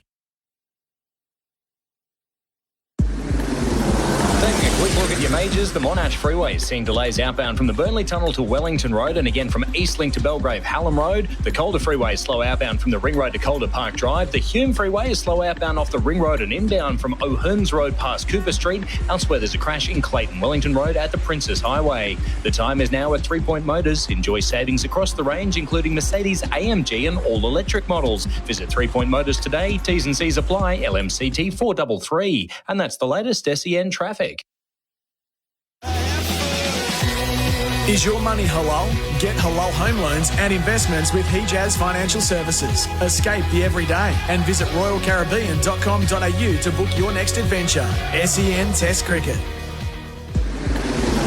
Taking a quick look at your majors, the Monash Freeway is seeing delays outbound from the Burnley Tunnel to Wellington Road and again from Eastlink to Belgrave Hallam Road. The Calder Freeway is slow outbound from the Ring Road to Calder Park Drive. The Hume Freeway is slow outbound off the Ring Road and inbound from O'Hearns Road past Cooper Street. Elsewhere, there's a crash in Clayton Wellington Road at the Princess Highway. The time is now at 3 Point Motors. Enjoy savings across the range, including Mercedes AMG and all-electric models. Visit 3 Point Motors today. T's and C's apply. LMCT 433. And that's the latest SEN traffic. Half of all mental health conditions start before the age of 14. Adults need to recognise the signs and heal the hurt. Learn what to look for at kidsexpress.org.au. Did you know you can watch all your favourite SEN shows on YouTube? Subscribe today.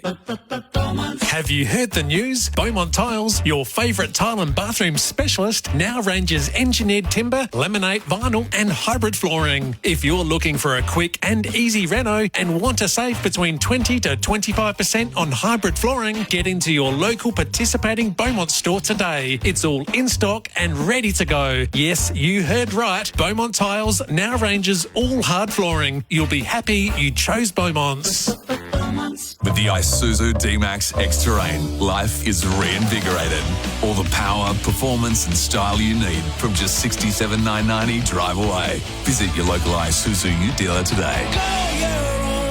T's and C's apply. There's so much going on at Christmas, figuring out what to watch can be a bit of a mission. For some, it's all about rewatching classics like Home Alone or debating if Die Hard is a Christmas movie. Spoiler, it is. But it's also the perfect time to catch up on the year's biggest blockbusters, like Hugh Jackman and Ryan Reynolds teaming up in the hilarious, record-breaking Deadpool and Wolverine. You can stream all this and so much more on Disney Plus right now. So there you go, Christmas entertainment sorted. Sign up at disneyplus.com. Uncomfortable and struggling to stay cool this summer?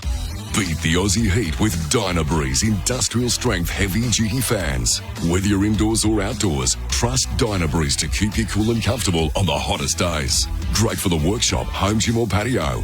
Dynabreeze fans are engineered to withstand the toughest conditions and are backed by an industry-leading 3-year factory warranty for that peace of mind. Dynabreeze industrial strength heavy duty fans. Get yours now at Bunnings and leading hardware stores. Whether you're first timing, upsizing, investing or empty nesting, if you've found the right home, MeBank has the right loan for you.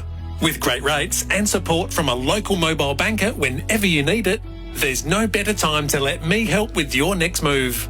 Search MeBank Home Loans today or reach out to your local banker to get started. Me, making money good. Credit criteria, fees and T's and C's apply. Prince Wine Store would be delighted if you could join us for our annual Christmas shopping night on Thursday, the 19th of December. There'll be some great discounts and a little Christmas ham from our friends at Gamekeepers. Prince Wine Store, Bank Street, South Melbourne. Delivering Australia-wide. princewinestore.com.au. Summer's here and your artificial turf has taken a hit with kids playing, weeds creeping in and those lingering pet odours. Let Turf Glow eliminate bacteria, weeds and moss, making it perfect for families, entertaining outdoors, even cricket pitches. Visit turfglo.com.au. Summer's here, and that means one thing. Whether you're on the road, at home or cheering from the stands, there's nothing better than a 4 and 20 pie. Whether your favourite bowler's taken 5 wickets or our best batter's been trapped LBW, any break in the day's play is your chance to enjoy the classic taste of 100% Australian beef in delicious gravy wrapped in golden flaky pastry. Pie's so good, they'll have you cheering with every single bite. 4 and 20, Australia's original fan food. Up to 25k off selected Henley completed homes ready to move in. Homes from only $589,900. Cinepec's been keeping industries turning for years with technical expertise and performance. With Cinepec, you're in safe hands. SEN Test Cricket. A real sense of haste at the Gabba, which is terrific. The rope's being driven around, the covers are being packed up. We're 10 minutes away from the resumption of play. The Australians are out and warming up. The stumps are in, so not too far away. SEN Test Cricket for Henley Homes. Buy a Henley completed home and move in now. Now, Simon Katich, this is going to mean nothing to you, but let me just read you. Flem floated the idea of building the Australian 11 for the movie and who might play who, and his gag was that Will Ferrell would play Mitch Marsh and the rest was up to everybody else. And we got straight to Benedict Cumberbatch for Steve Smith, which felt really good. Carl Barron for Nathan Lyon, absolute nod there. And Adam Sandler for Marnus. Here's the rest of, well, a snapshot of, there's so many. We could lose, well, as I say, we'll lose the rest of the afternoon at some point. Toddy texts through DiCaprio to reprise his What's Eating Gilbert Grape character to play Marnus. Dr. Chris Brown could be Cam Green. Eric Idle is the umpire, please. Tom Holland is Marnus. Mitch Stark must be played by Danny Trejo, Dead Ringers. So who's Danny Trejo? Mexican mobster in those sorts of movies. All right, excellent. Jack Black for Travis Head, great moustache. John Krasinski. Who's he? Jim from The Office, I know, for Pat Cummins. Robert Downey Jr. as Travis Head. Chris Evans as Alex Carey. Mitch Stark, Sacha Baron Cohen. Not bad. Danny Bonaducci as Andrew McDonald. Tom Baker, the original Doctor Who, as Andrew McDonald. Nathan Lyon to be played by Jason Statham. Sure, I know Jason. And then there was Macaulay Culkin for Steve Smith. Joaquin Phoenix for Steve Smith. Jason Statham for Nathan Lyon. And then there's warning us off Gladiator 2. Horrendous boys, don't bother, complete disappointment. And that's only a quarter of what's come through. So great creative minds for rain delays. All right, just give me a quick précis of what we're about to see, Simon, because this is it, isn't it? If we have a burst on the way to tea, this is the last chance to really shape the game.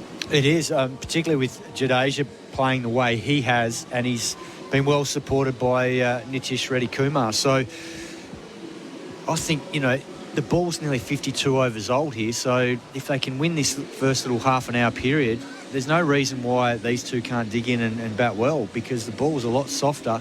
And it'd be interesting to see whether Pat Cummins starts with himself and whether he uses Nathan Lyon straight away or he just goes all out, both quicks.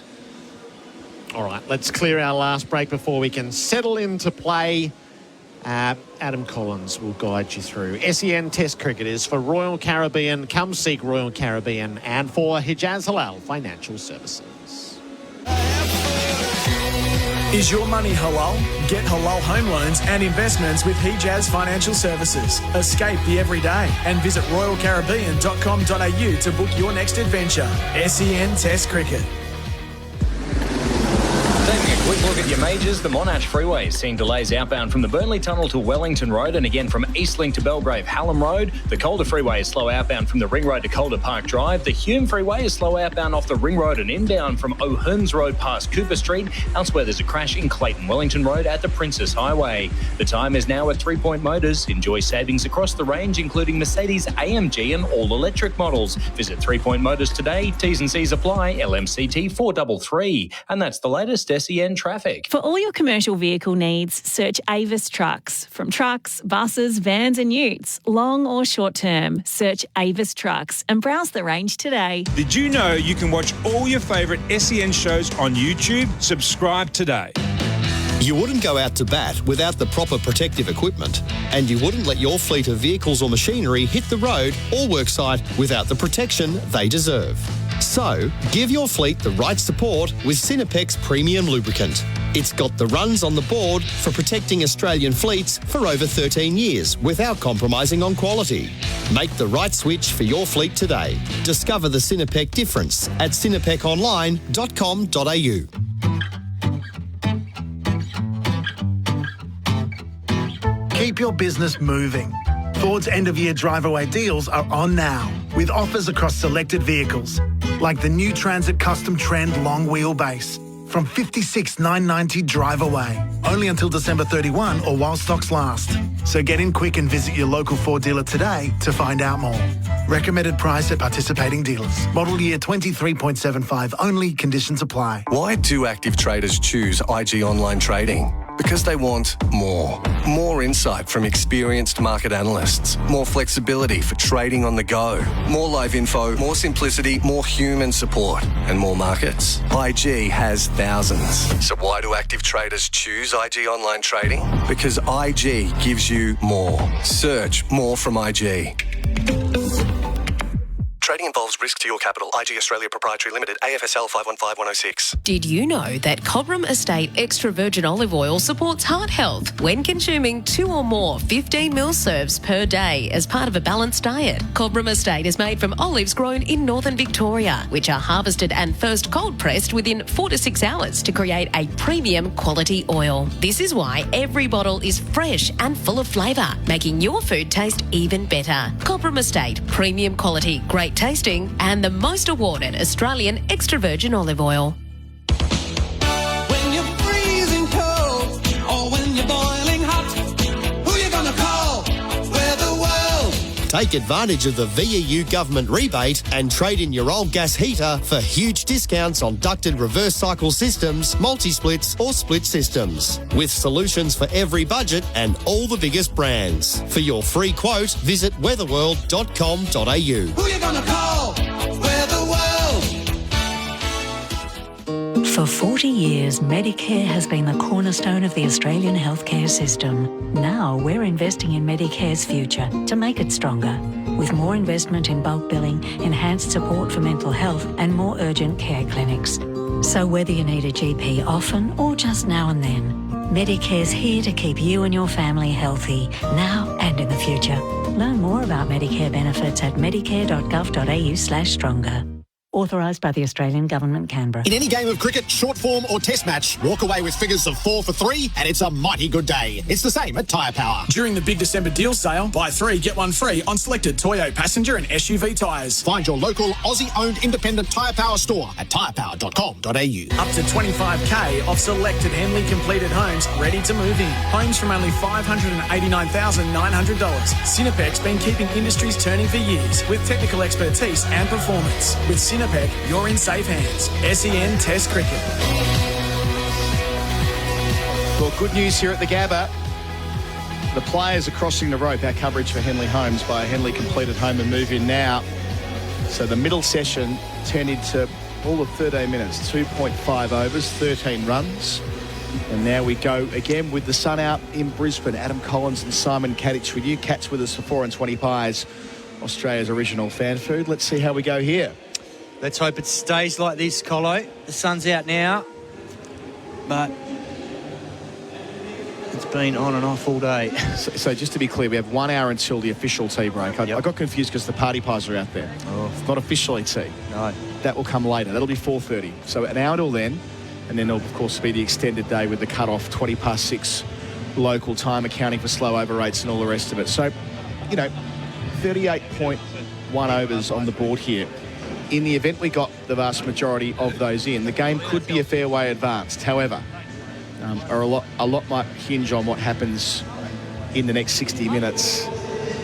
And the fact that India, trailing by 265, are 66 away from safe harbour in terms of the follow-on.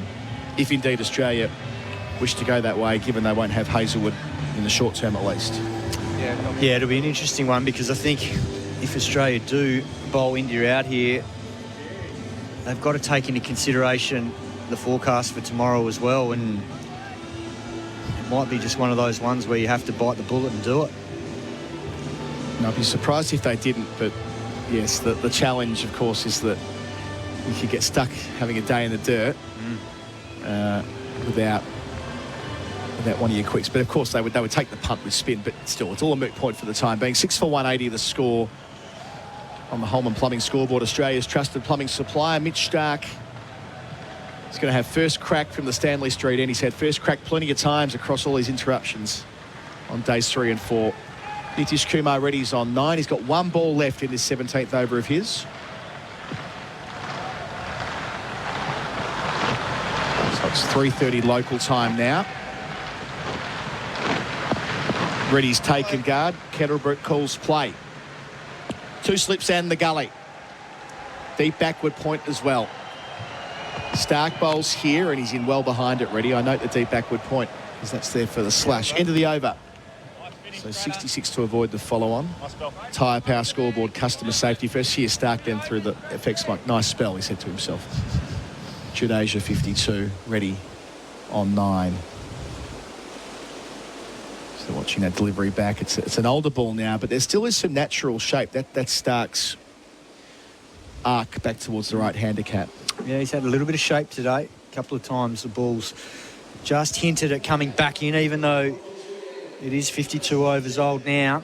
And we are going to see Nathan Lyon from the Vulture Street end. He generally operates at the Stanley Street end, but he likes this end in his test so far. Picked up 1 wicket earlier today. KL Rahul, who's been the standout for India, and 84, caught it slip by Smith.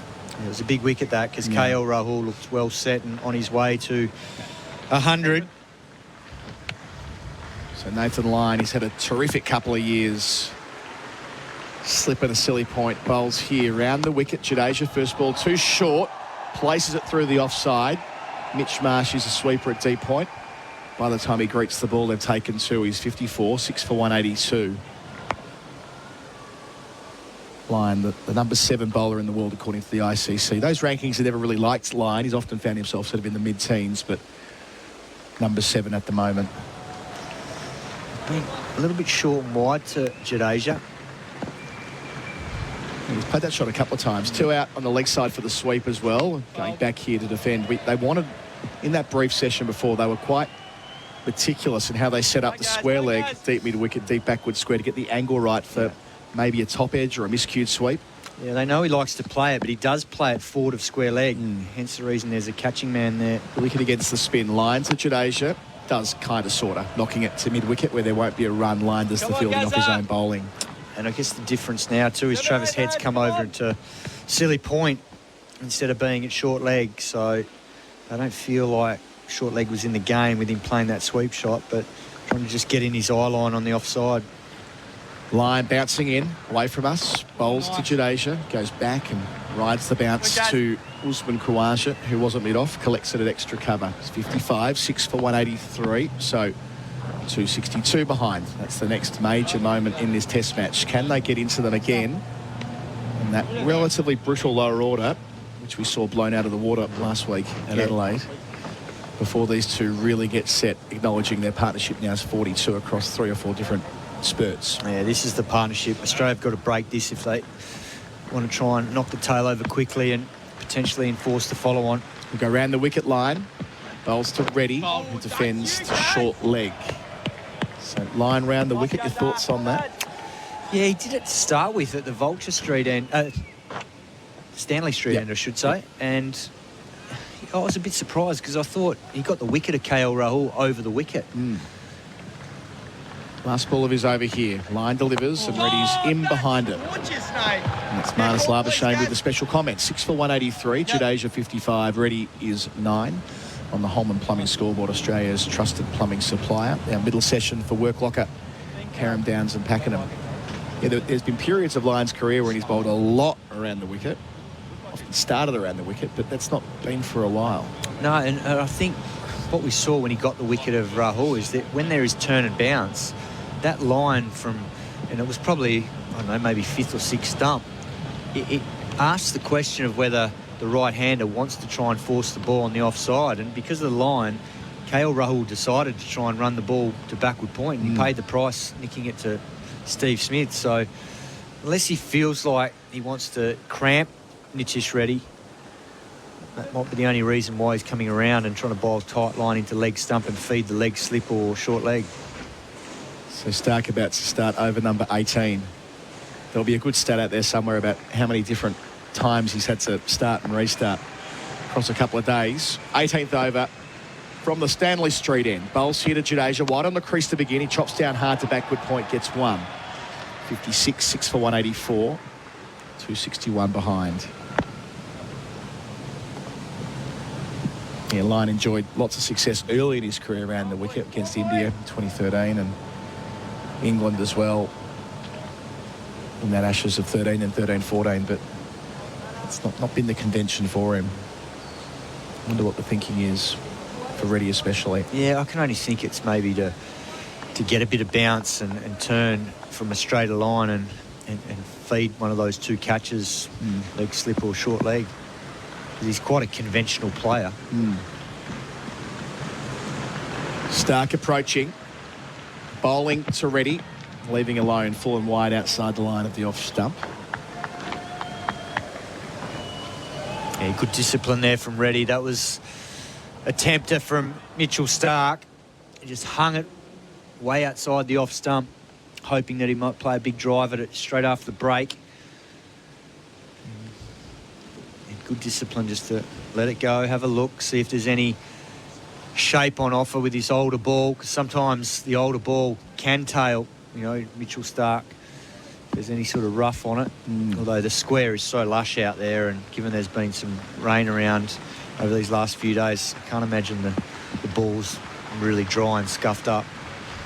And here again, Stark bowls to Reddy, who leaves a ball that takes off the surface, taken by Carey with his fingers pointing towards the sky. I mean, you look at the innings that Reddy's played so far in Test cricket, they've been brisk ones, a career strike rate above 100, but here he's doing a different kind of job, 9 from 31. Yeah, he knows this is a crucial partnership. I'm sure the hierarchy would have spoken to him about digging in, because that's probably been the issue he's faced, is that he's got caught with the tail, and that's ended up meaning that he's getting these 30s and 40s, whereas this is an opportunity. If these two dig in here with this old ball, there's no reason why they can't keep batting this afternoon, and he gets himself a substantial score. Stark to Reddy here. Reddy drives straight to Labuschagne at cover on the bounce. He hit it well. Again, that sound out the middle of the blade, that's been a feature of his batting across 3 Test matches. He really hits it hard. He does. He's a powerful striker of the ball, but also gets himself in a beautiful position with his footwork. That was classical cover drive. It deserved better than no run, but he couldn't pick the cover gap. But wonderful stride into the line of the ball too. Nice flow of the bat. He presents the full face, so he's got a lot of potential, this young man. Stark's got Khawaja, Smith and McSweeney in the cordon operating over the wicket. To Nitish Kumar Reddy. Bowls here. And he leaves alone outside the line. That will be one ball to come in the over. The other thing about 5 Test series, I suppose, Simon, is the marginal gains. It's not... there's more chance to lose a series in a Test than to win one. If you look at the way in which India, across 4 Test matches, dug in at Sydney last time, they were miles behind in that match. They were never going to win it. But batting for as long as they did, they earned themselves the right to rock up at Brisbane with the series on the line. Now, they're miles behind in this Test match, but getting a draw from it, if they can from here, albeit assisted by rain, that'll do wonders for them going to Melbourne. Oh, correct. We talk about marginal gains. You only have to look at the second innings in Perth when Travis Head got 89. Oh. That then helped him moving into the second Test, and he played a match-winning knock. Great point. Stark to finish here, Reddy ducking about. So 6 for 184. Jadeja's on 56. Reddy's on 9. That's on the Holman Plumbing scoreboard, Australia's trusted plumbing supplier. Cricket fans, ever wish you had a 12th man at home? As proud gold sponsor of Cricket Australia, Liquorland is making sure the best delivery isn't just on the pitch, but at your place. Get drinks delivered to your door with free express delivery when you spend over $99. Liquorland is your 12th man, bringing the drinks this cricket season. Cheers, Liquorland. 18 plus, T's and C's apply. Express delivery not available in SA or NT. Delivery fees may apply. Choose to drink wise. SEN Test cricket for Henley Holmes by Henley completed home and move in now. I think that's the beauty of a Test series, that and when it's 2 or 3, it doesn't allow for the twists and the turns across multiple weeks and injuries and a team to fight back, as Australia have done, or indeed now for India to fight back now that they're on the back foot. And there's just been a change in the field. That square leg field has moved across into cover, and Usman Khawaja, who was at mid-off, he's now dropped back out to deep mid-off. Khawaja wearing 2 baggy greens as he has all day. Lyon bowling here to Jadeja. Pullable length, doesn't get much of it. Back to Lyon on the bounce, collects in his follow-through. So they've opened up that square leg region where the umpire is to say he can play a sweep shot, but he's still got the protection out at deep forward square leg. Lyon passes umpire Illingworth, wider on the crease here, and it spins from the off-stump line into the gloves of Carey. Well played by Jadeja, getting his bat right out the way. Come on. Trusting the bounce here at the Gabba. Yeah, there's been some considerable bounce for it. Mind you, we know he gets a lot of overspin on the ball, so it's no surprise. Carey doing a good job. Line bowls here. Carey again taking it, and the bails as well, just for good measure. Does the tidying up, tells Kettlebrook, don't worry about fixing up. I'm good. I know what I'm doing here. Yeah, that was nicely bowled from Nathan Lyon. Oh, yeah. Beautiful spin. On the replay screen, pay.com.au replay screen. That did plenty. Good for a keeper, this too, isn't it? Getting a chance to show everyone what you can do. Yep. He's in the game, Carey. Lyon bowls here, and sweeping is Jadeja. Getting to the pitch of it, getting a single. Just along the carpet. No risk associated with that shot played that way. He's 57, 6 for 185. Like that, Nate. Like that, Nate. Yeah, there'll be those great Test series that from yesteryear when 5 tests was more the standard, where we go one way then another. Of course, 2005, one you were right in the middle of. Line 2 left in the set. Bowls here, ready, plays down to long on. A few oohs and ahs, but that's middled nicely down to long on. I'm not sure what they're carrying on around the bat. Reddy's 10, 6 for 186. Yeah, that was nicely played. Typical fielders in close, trying to create a bit of excitement. So Lyon's going to keep those 2 men back for Jadeja. Silly point slip, no short leg, interestingly. Last ball of his 15th over. Jadeja is forward, defending, running it to short third where there won't be a single. 6 for 186 on the Holman Plumbing scoreboard. Australia's trusted plumbing supplier. Cat with us for 4 and 20 pies, Australia's original fan food. So in 2005, you win at Lord's handsomely after an extraordinary first day where it's going all over the place. But fight back well, having been bowled out cheaply to dominate the last couple of days there. Edgbaston, England win a thriller. And then from there, was it Trent Bridge the third, then Manchester the fourth, or the other way around? No, Manchester the third. Draw. Which is Australia digging in. Australia getting that draw due to that amazing Ponting innings on the final day when all looked lost. Trent Bridge, you might be 50 runs away from winning from well behind.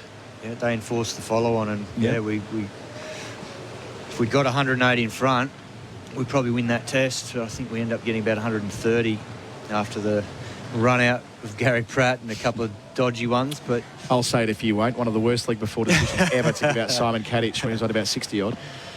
Yeah, wasn't happy that day. Stark over the wicket, bowling to Reddy on 10. 10 from 35, doing a good job. Stark here, he goes back and defends to cover. And then, of course, the 5th Test match when England only needed to draw. And Australia got the better of the first couple of days there, albeit rainy start to the match. And it was there to be won all the way up until perhaps the middle of day 5. The joy of a 5 Test match series. Yeah. And I think it's this series certainly deserves that, to have the 5. First time these 2 countries have done it. And at the moment, no one's giving an inch. 259 is what India trail by, and Stark bowls to Reddy. Goes back again, plays it to point. They think about one. They're not going to take on Labuschagne, who backhands it like it's indoor cricket, doesn't hit the stumps. Good fast fielding there by the Queenslander. 6 for 186 remains the score. Yeah, he's just able to create something out of nothing, Marnus Labuschagne, in the field. Like, there's always just a little bit of confusion whenever the ball goes near him. And once again, that's good energy from him there.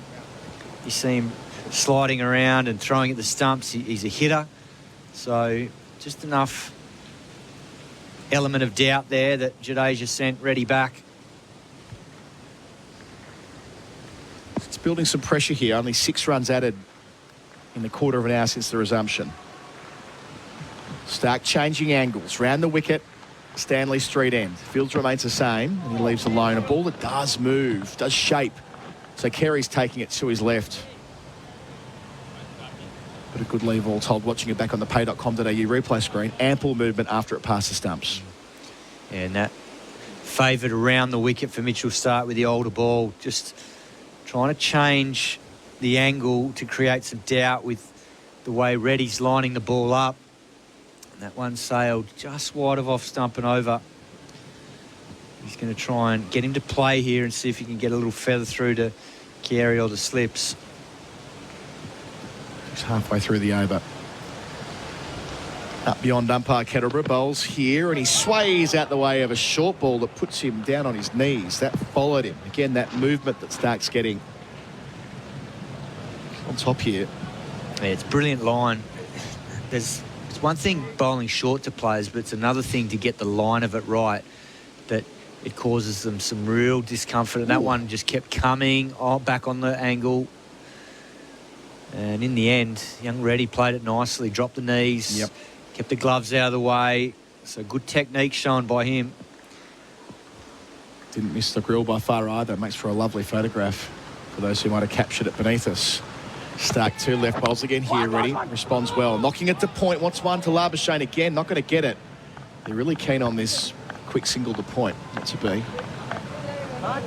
It's around at that point about 5 Test series. 92-93. One of the great summers. Australia draw here. Win at Melbourne with Warren 7 for. And by the time you get to Adelaide, 1-0 up. The Windies win by 1 run. And go to Perth with it all on the line. I mean, how unsatisfying would have it been had that been a 4 Test series, you know? So we're getting our fill this summer. The first time Australia and India have played over 5 Test matches since 91, 92. Stark finishing his 19th over. Bowls to Reddy, who leaves again. Good over that from Stark. A high-quality maiden. 6 for 186. Jadeja, 57. Reddy, 10. On the Holman Plumbing scoreboard, Australia's trusted plumbing supplier. G'day, you've reached Jimbo. I'm currently road tripping up the coast.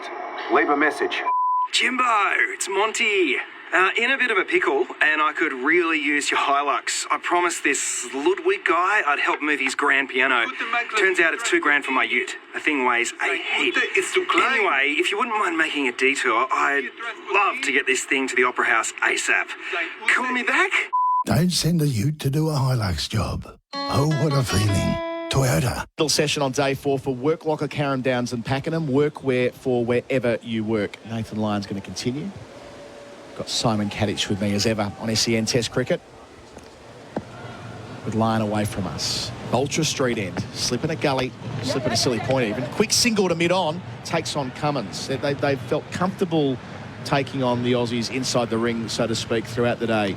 He's 58, Jadeja, 6 for 187. Yeah, it's brilliant running there. Jadeja's a whippet between the wicket. He's going to stay with this round the wicket approach. Got the long on back for Reddy. It's Kawaja. Deep backward point as well. Line delivers, and he plays round the corner the short fine. Just to clarify, when I say long on and deep backward point, it's reasonable to say they're both there for him to either reverse sweep a catch or to bang one down to long on, as we saw plenty of times in Perth. Yep. But Reddy's been reluctant to do that so far. He's 10 from 42, doing a really good job for India. They trail by 258. Lyon bowls. Reddy leaves alone a ball that spins past his thigh pad into the gloves of Carey down the leg side. Yeah, this is exactly why he's bowling around the wickets already. He's trying to feed those two fielders. That ball there is a great example. Reddy was all over it. He just let it pass safely down the leg side. Smith there at leg slip. Line bowls here, and he's playing it. It's a short leg, good little collect and flick there from Travis Head. Appreciated by all the men around the bat, not least Marnus Labuschagne. Well, he held his composure there, ready, because at one point he might have thought he could get a single, but he anchored the back foot. If he'd taken off, that would have been a bit of strife for him. Interesting that Smith at leg slip doing the work there. Took a terrific catch off line in that position at indoor to get rid of Pajara last year. Turned the day. Line bowls here, leaves it again to spin past the thigh pad. So historically it was Smith at first slip for line and Warner at leg slip, who of course took plenty of catches there for him, but slight tweak, so Labuschagne at first slip. Labuschagne wants him to go past the outside edge. You can hear that through the effects mic. Line again, ready, lunging forward and knocking it down to long on and keeping the strike with a single. Well played again. Reddy's up to 11, Jadeja 58 at the end of the over. There'll be a change in commentary after the break for Bundaberg Ginger Beer. Tom Morris in for me. India, a 6 for 188. There's been a nasty crash in Cheltenham. That's the Nepean Highway, and it is closed outbound between Centre Dandenong Road and Wallingford Street. There's delays back to South Road there. We also have a crash on the Monash Freeway outbound just after Wellington Road. 2 right-hand lanes are out of action, and there's delays back past Forster Road. The Volkswagen Tiguan 110 TSI Life M24 run-out sale from $47,990 drive away with a great finance offer. T's and C's apply at Volkswagen.com.au, and the Thunder take on the Strikers in the BBL here at Live tonight on SEN. SEN Test Cricket for Royal Caribbean. Come seek Royal Caribbean, and for Hijaz Halal Financial Services. India 6 for 188. G'day, Heels. Tommy, how are you, mate? Going well. Hello. Hello, guys. Oh, they're making it a bit hard for us out there. Playing well. Have you seen much of Reddy in his time? Stark around the wicket. 2 in a gully in place. And Reddy's off the back foot, finding a single to deep backward point. Yeah, saw him this year in the IPL in April and May. He was playing with Pat Cummins' team, Sunrisers Hyderabad, and the youngster batted at 4 a couple of times and looked the goods. He was powerful. I mean, obviously a different format of the game, but what we've seen so far in this Test series here is he's adapted well to Australian conditions, and he looks like he's got a really solid game. How long has he been playing that? Just 1 year? Yeah, that was his debut season. A bit of an argument for us, sort of exposing some rookies into the big bash, hey? Yeah, well, I think that happens. It just depends on teams having, I guess the support and finding a role that suits. I mean, I only have to look at young Cooper Connolly from the Scorchers a couple of years ago winning the title in Perth. He was unheard of.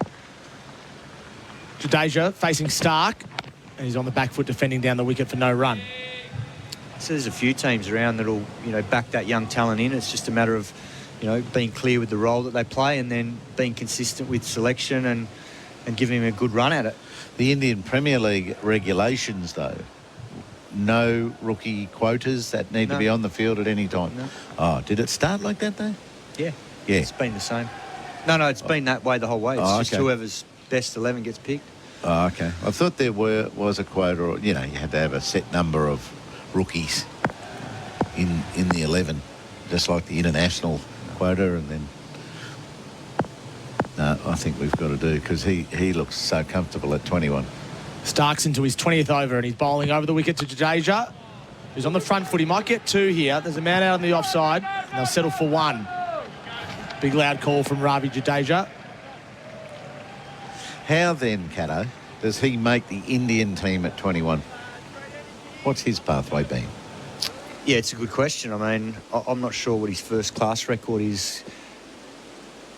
I don't think he's played a huge amount of first-class cricket just yet, but I'll get Tommy to check that up. But in terms of selection, obviously, because he's got the all-round capabilities, and that's something they haven't really had with the extra seamer, particularly at this venue, and they obviously played him in Perth. They've felt like they've needed that, and it's probably in a way to try and protect Bumrah as much as possible. Reddy's played 25 first-class games, and he's facing Stark, who's bowling back of a length, and it goes through to Carey, left alone by Reddy. So, yeah, in terms of his selection, I can see why, because it's probably from a balance perspective in these conditions. He might be less likely to play in India, given that they like to play Jadeja and Ashwin and even, at times, Kuldeep or Akshar Patel.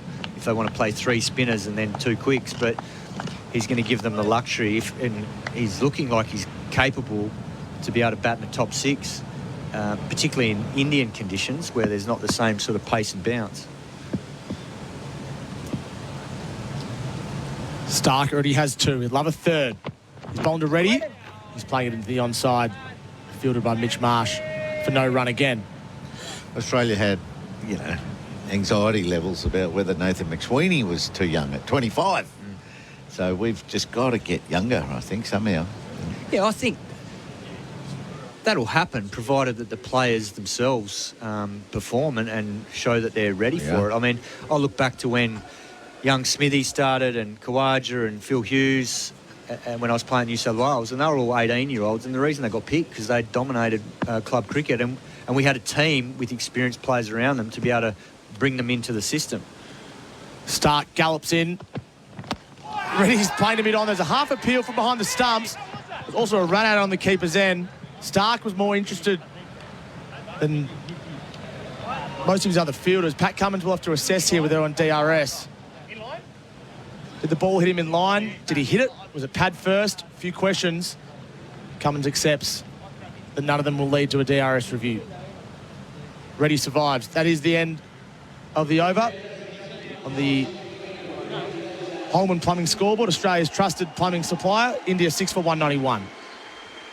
Why do active traders choose IG Online Trading? Because they want more. More insight from experienced market analysts. More flexibility for trading on the go. More live info, more simplicity, more human support, and more markets. IG has thousands. So why do active traders choose IG Online Trading? Because IG gives you more. Search more from IG.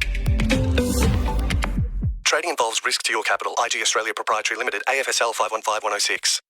SEN Test cricket for Henley Holmes by Henley completed home and move in now. India 6 for 191. Nathan Lyon will continue from the Vulture Street end, and Reddy's defending down the wicket for no run. Is that a conch shell the Indian supporters got down there that he's blowing into? I reckon. Because that's making some good noise, isn't it? Yep. He's got some lungs on him. Yeah, he's got some face paint on him as well. That's impressive. He has to be very careful when he takes a sip of his drink. Yeah. Lyon bowls slower and outside the leg stump and taken cleanly by Carey. So on the pay.com.au replay screen, what did we see the last ball, the last over? Straight off the middle of Reddy's bat to mid-on. What they were probably thinking was that his inside part of his bat hit his pad, but it was straight off the middle of the bat. Line's going over the wicket now. Labuschagne's moved to cover. It's defended to short leg where Travis Head fields. So change of plan. Yeah, and this is what Nathan Lyon did to KL Rahul. Came over the wicket, had him caught at slip. Bowling outside off stump to spin back. This partnership's 50 now. Reddy's facing Lyon. Nice, and he's very solid on the back foot. Again, defending down the pitch. Yeah, so Hills, in reference to that, I think, if the right young player performs strongly enough, I think something will happen, because look at young Sam Constas, who's only 19. You know, he's been getting runs, got picked in that PM's 11 game. Lyon bowls. Head fields at short leg again on the front foot. This time Reddy is on 13. Jadeja's 59. And we're coming off a decade where we haven't had to really look at our real young players, aren't we? And it's just now that we've got some age happening and time to be more aware. Yeah, definitely. So Smith's moved from first slip to leg slip, and Labuschagne's come from cover to first slip. That region's open, and Reddy will find a single where Labuschagne was just fielding, this time off the back foot. 6 for 192. Reddy moves to 14. And that is the end of the over. 6 for 192 on the Holman Plumbing scoreboard, Australia's trusted plumbing supplier. So just changing angles, Nathan Lyon, over a wicket, round the wicket. He hasn't been cover-driven, has he? Not really. It's had to be a short ball outside off that gets cut, and he's got some protection down there. So we'd like to see him shape it up and away from a right-hander, draw him forward and try to hit against the spin, and maybe set 2 fielders there for a catch that he wants to go either side of. I've always loved it when Nathan Lyon looks like he's going to get a caught and bowled, because to me that indicates he's getting the right line and length to be hit to mid-off. And I think if he's getting hit to mid-off, then if it spins and bounces through the gates in the game, bat pads in the game, if it doesn't spin as much, then first slips in the game, and then if he gets that length right, you see him take some great caught and bowls over the years. There's a change of bowling. Pat Cummins, the skipper. He has 2 wickets already. Reddy's defending into the onside for no run. Tom, you've got a laptop. You look very impressive there in front of you. Do you know how long Starkey's spell was, that last one? No. I liked his last over, but he's off.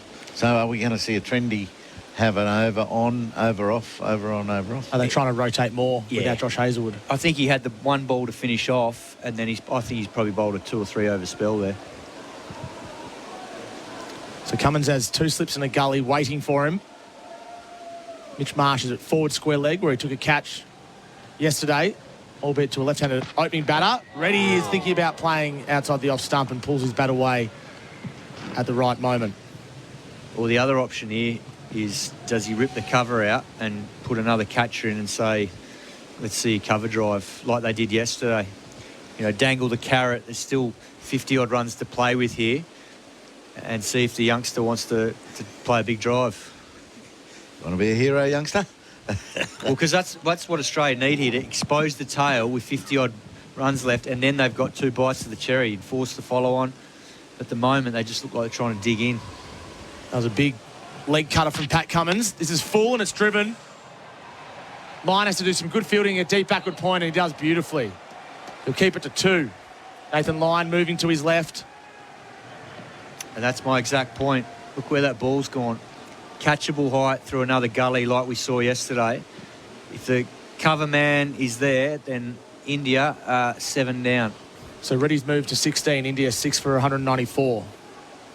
Why wouldn't they have a second gully now, given the that's nature why, of the that's game? why I'm saying it, because if you've still got 50-odd runs to play with, you know you need one more wicket, you attack and say to him, right, play that shot. We want you to play it. And if you hit a 4, good luck to you. If you hit another 4, good luck to you.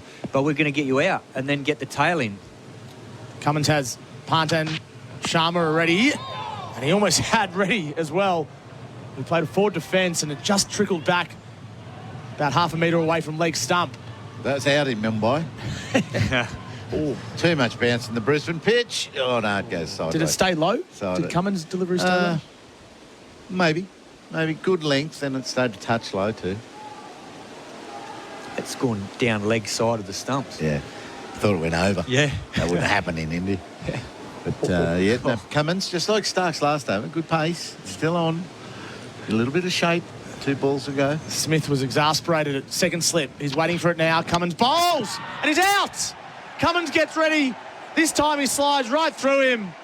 That's his 3rd, and India lose their 7th. Really good over this. Cummins back into the attack, and 5 balls. He's created lots of drama and lots of challenge for the batsman that we haven't seen all day. It's really an inside edge. From there was the top of the stumps height. It didn't skid through unusually. Stop at the top of the stumps. Bottom corner of Reddy's bat takes it onto the stumps. So India 7 for 194. Reddy departs for 16. And Siraj, the new man at the crease. He almost got him the ball before in a pretty similar way. Yeah, and I think that it was in his mind, because when you look at his footwork, he just got in no man's land with his feet, didn't press back, and was tentative with the shot. He was sort of half-hearted, and in the end, it wasn't a convincing shot, defensive shot. Just let it hit the bottom of his bat, and it ricocheted onto leg stump. So he'll be disappointed with that dismissal, and you wonder whether the ball before has sowed a seed of doubt in his mind. Hard lesson for a young man. Done a lot of hard work and been very decisive. The first time he's not, he's out. Yep. That's unlucky. It is. It's cruel. But that's the game. You can't be indecisive in this game. Well, you can, and you just that ball just misses the stumps. You know, you have that luck on some days, and he didn't get a lot there. So Cummins hammering away on that length. His figure's now 3 for 43, and he's ripping through the Indian middle order. Here's one for us. Nathan Lyon's coming off. Or is he going to this third man position? So he was a deep backward point, and now he's in a more traditional third man in between second slip and gully. When he did that good piece of fielding at third man, he didn't get up off the ground very much at all, very quickly at all. He let the second run go ahead. I was a touch concerned, and then to see him walk towards the dugout, I thought, oh no, he's done some damage. Dare I say, he does have a history of calf issues. One. Short history, poor fella. That's his first injury in it was significant. 17 years or something. Short leg in place. There's a short backward point as well. Siraj is swaying out of the way. Cummins appeals, so does Carey. Wasn't entirely convincing. They'll have a chat regardless. And they decide against it. Siraj survives, if only just.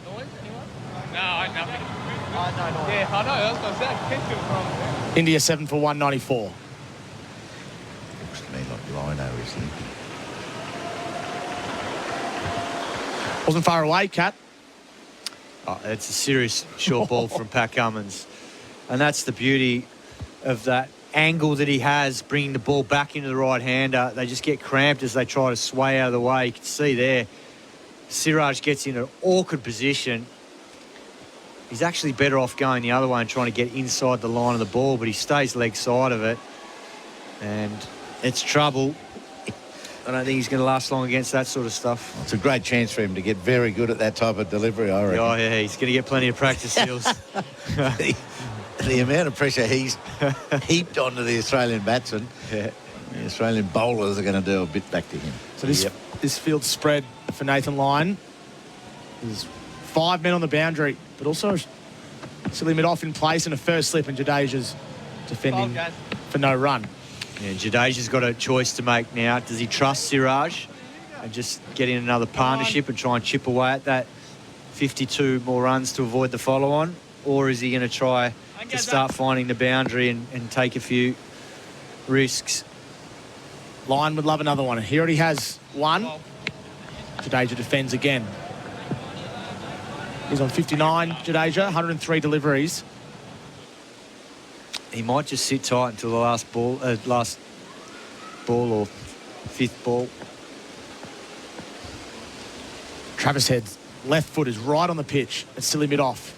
This ball's flighted from Lyon, and they'll take a single to the onside.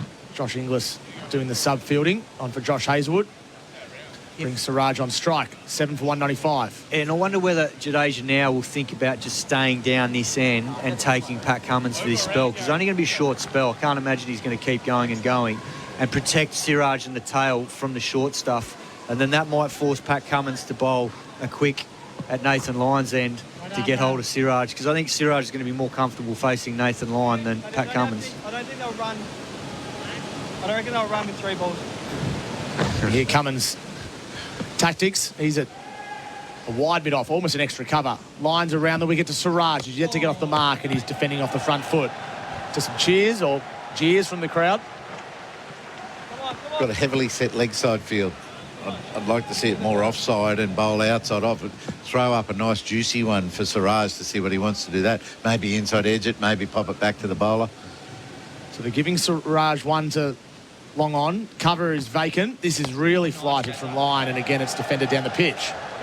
That's more cheers than jeers, isn't it? Well, when you look at those two shots, he looks comfortable playing that. So I'm interested to see whether he just stays at this end now. Labuschagne's at first slip. Steve Smith would love another catch off Nathan Lyon. He's at leg slip. Well, mate. And it's a carbon copy of the previous 2 deliveries. Siraj defending for no run.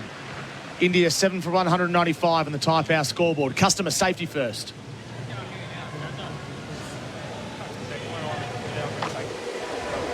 So what are you doing with Nathan Lyon then? Are you continuing to bowl him from this end, or are you changing him up? Well, if you can't get a crack at Siraj, then you're potentially keeping your options open, I think, because we saw in Adelaide what Pat Cummins did to the tail. The only problem is, you know, if he's thinking of enforcing the follow-on, he might want to avoid bowling both quicks at once, but you've still got to be able to do it. So they've got 50 runs to play with here. So India is still a long way out. Yes, I think both things are worth fighting for. This wicket and aggression. Short, sharp bursts from Cummins and Stark, maybe at each end, one at each end, and then get lined back on. Nothing's forever right now. And it's also worth fighting for if you're Ravi Jadeja.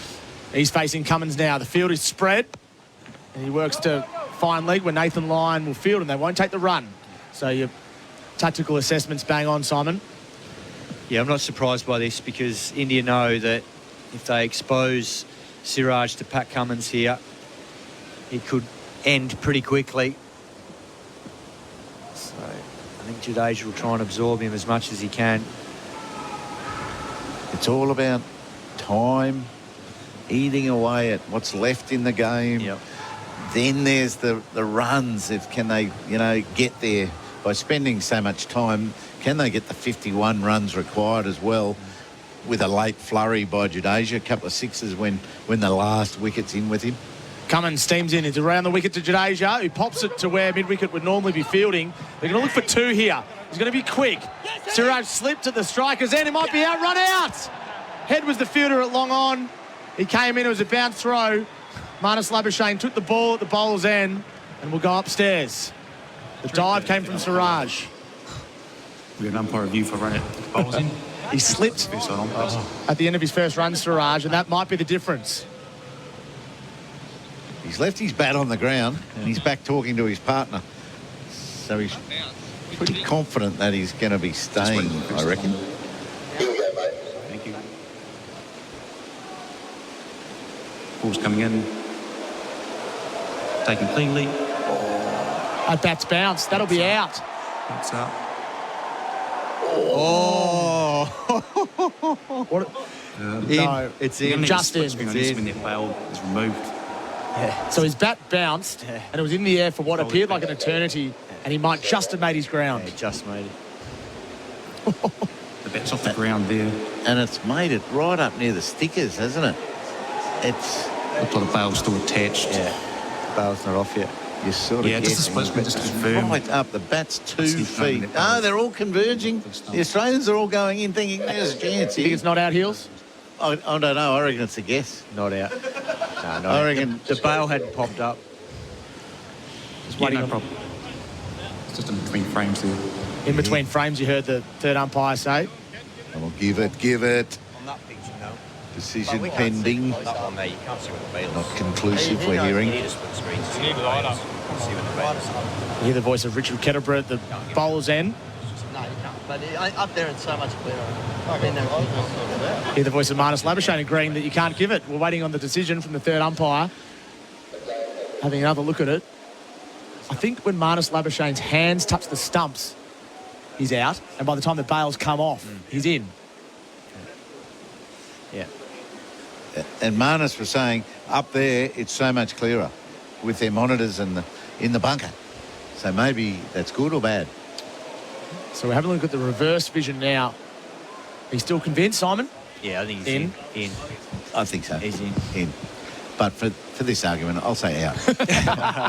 give him. Oh, look at that. That's another look at exactly the same thing we've been looking at. But anyway. Siraj was committed to coming back for 2 to keep Jadeja on strike, and the decision's not out. Well, it was a matter of centimetres. It probably was in between frames. It was the difference between Marnus Labuschagne touching the stumps and when the bails came off. Yep. And Siraj survives. Jadeja moves to 62. India 7 for 197. And the bounce throw from Travis Head was reasonably good, but it wasn't absolutely perfect. Yeah. Well, Siraj slipped as well, so he's got to sort out and make sure that he's on the wicket and not on that green grass next to it. And he was 60 centimetres over the line. Yeah. Right, with the toe of the bat, having slipped. There's an art to diving. You make sure your bat is sliding, not bouncing. Yeah. So he knows that now. Cummins will go again. Jadeja's on strike. It's full. And he's beautifully beaten outside the off stump. Carey took it around his shoulders. And Cummins was beaten all ends up. Sorry, Jadeja was beaten all ends up. Just have a look on the TV to see if this nipped away, if he's still got it going. Was it swing or was it nip? But it certainly surprised Jadeja. He's banged it in and it's just straightened up and beaten the outside edge. He probably was looking to hit that back through mid-on rather than back through mid-off and cutting the line of the ball with his bat swing, but still very good piece of bowling from Pat Cummins. Head high through to Carey too. Cummins has Jadeja twice in Test cricket before. Yeah. Oh, driven in the air through cover. Labuschagne dived to his right. He didn't get it perfectly, Jadeja. Jadeja wants 3, and they'll get it fairly easily in the end, even with Siraj. Not exactly moving too freely at the non-striker's end. For a second there, I thought Labuschagne was a chance. That's the 200 up for India. And Jadeja moves to 65. Oh, and he's exposed Siraj to 2 balls from Pat Cummins here now. He's backing him in to get through 2. Just jump just behind square there.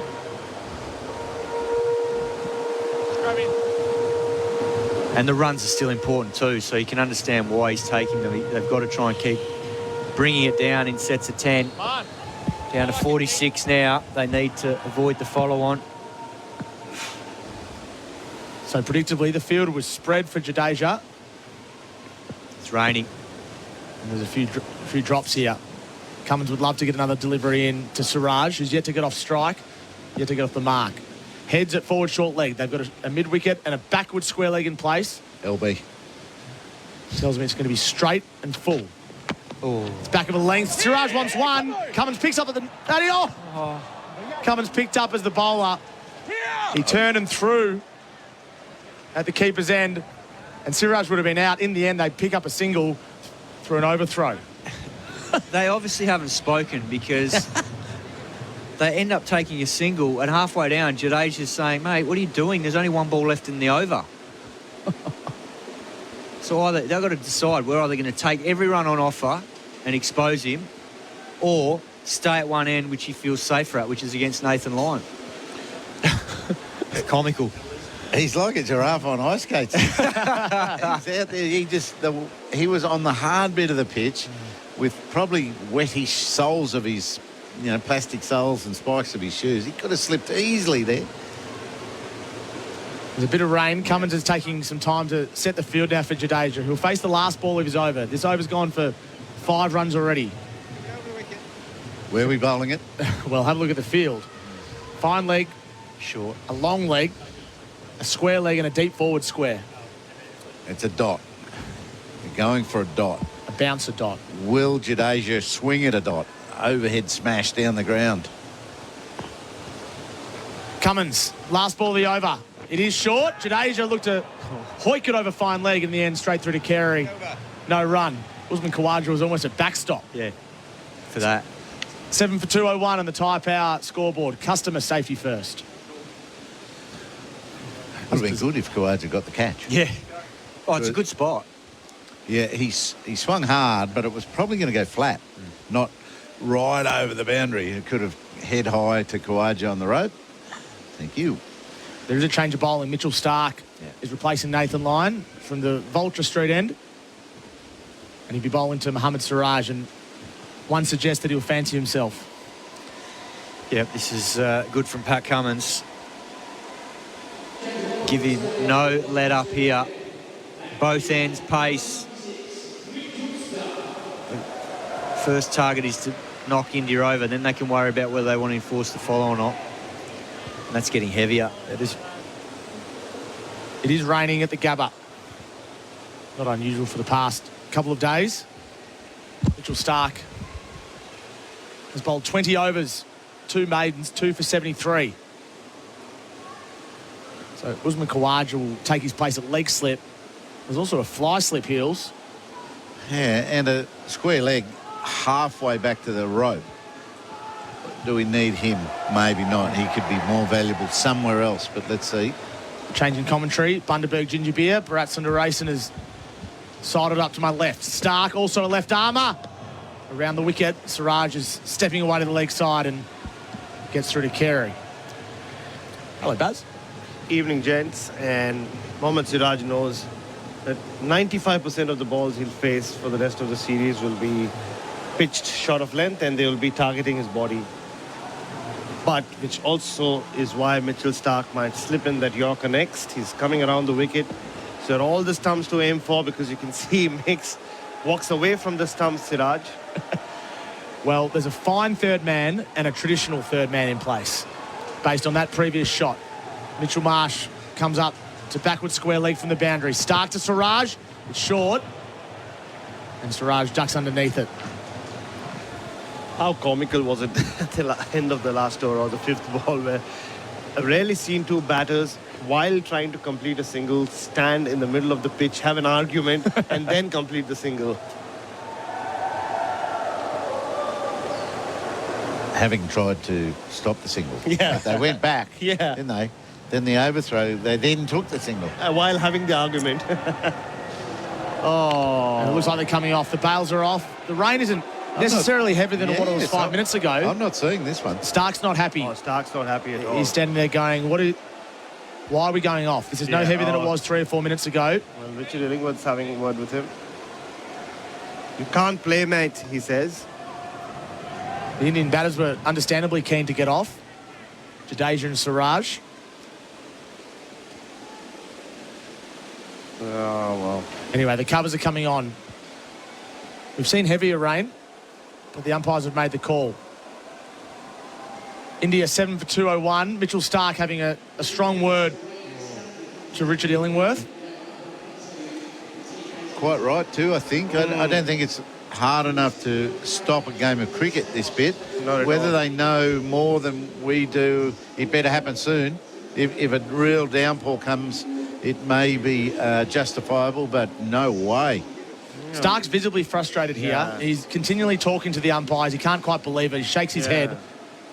The rest of his teammates are walking off slowly. The Indians have made their way off quite quickly with their bats tucked in their hands. So that will be tea. We think it will be tea. 7 for 201 India. What day is it? Day 4. Day 4 of a test. Timeless test, this one. It is. Well, Mitchell Stark's had that many false starts. What did he say yesterday? He bowled 8 overs and 7 spells or something. And it's happened at least twice already today as well. Yeah, it's... What did you make of what we saw over the last 30 to 45 minutes, Heels? Oh, I like the quality of cricket. The quality of the contest is pretty good. There's a plan that India have to stick to, spend time, and is that going to be enough to, prevent the game having enough time left in it, or to get those 50 runs that they needed not so long ago? At the moment, they need, what do they need? 44. 44 runs to be in a lot safer territory. So some news from Cricket Australia regarding Josh Hazlewood, and it's not good. He sustained a right calf strain, which will prevent him from playing any further part in this test. He sustained the injury during the warm-up, and after bowling one over was unable to continue. Now, this is the kicker. He's likely to miss the remainder of the test series. A squad replacement will be made in due course. That is a blow, Baz. Huge blow. For the Australians, for Josh Hazlewood in the short term, but also his career, given his history with Achilles and calves and side strains. That's from Cricket Australia just a moment ago. So the score here from the Gabba, India 7 for 201. They trail Australia by 244. Bharat, Sundaresan and Gerard Whateley will be with you after the break. SEN Test Cricket for Host Plus. Winner of CanStar's Outstanding Value Super Award for the 7th year in a row. That's a plus. Issued by Host Plus Pty Limited. Check the PDS and TMD at hostplus.com.au. There's been a crash on the Monash Freeway outbound after Wellington Road, causing delays back to Warrigal Road, and there's a crash also on the Monash Freeway outbound on the Stud Road on-ramp. Elsewhere, there's been a prang in Doncaster. Manningham Road outbound after High Street. Use Doncaster Road or Foot Street instead. Get early access to Amart's Boxing Day sale from 5 p.m. with $250 of select bonus Manchester on spends over $1499. Tonight only till 8. T's and C's apply. And the Thunder take on the Strikers in the BBL. Hear it live tonight on SEN. IGA's Christmas countdown is on now. Head in store for 5-day specials like Don's Skinless Frankfurts thin or cocktails, $8.99 per kilo. Ends today, only at IGA. Did you know you can watch all your favourite SEN shows on YouTube? Subscribe today. Your active, vibrant life starts at Jubilee. Just 35 minutes from Melbourne CBD, Jubilee in Wyndham Vale offers the ultimate active lifestyle with sports fields, parks and nature trails. House and land packages start from $503,600. Visit myjubilee.com.au. Smith was exasperated at second slip. He's waiting for it now. Cummins bowls, and he's out. Cummins gets ready. This time he slides right through him. That's his third, and India lose their 7th. Really good over this. Cummins back into the attack, and 5 balls He's created lots of drama and lots of challenge for the batsman that we haven't seen all day.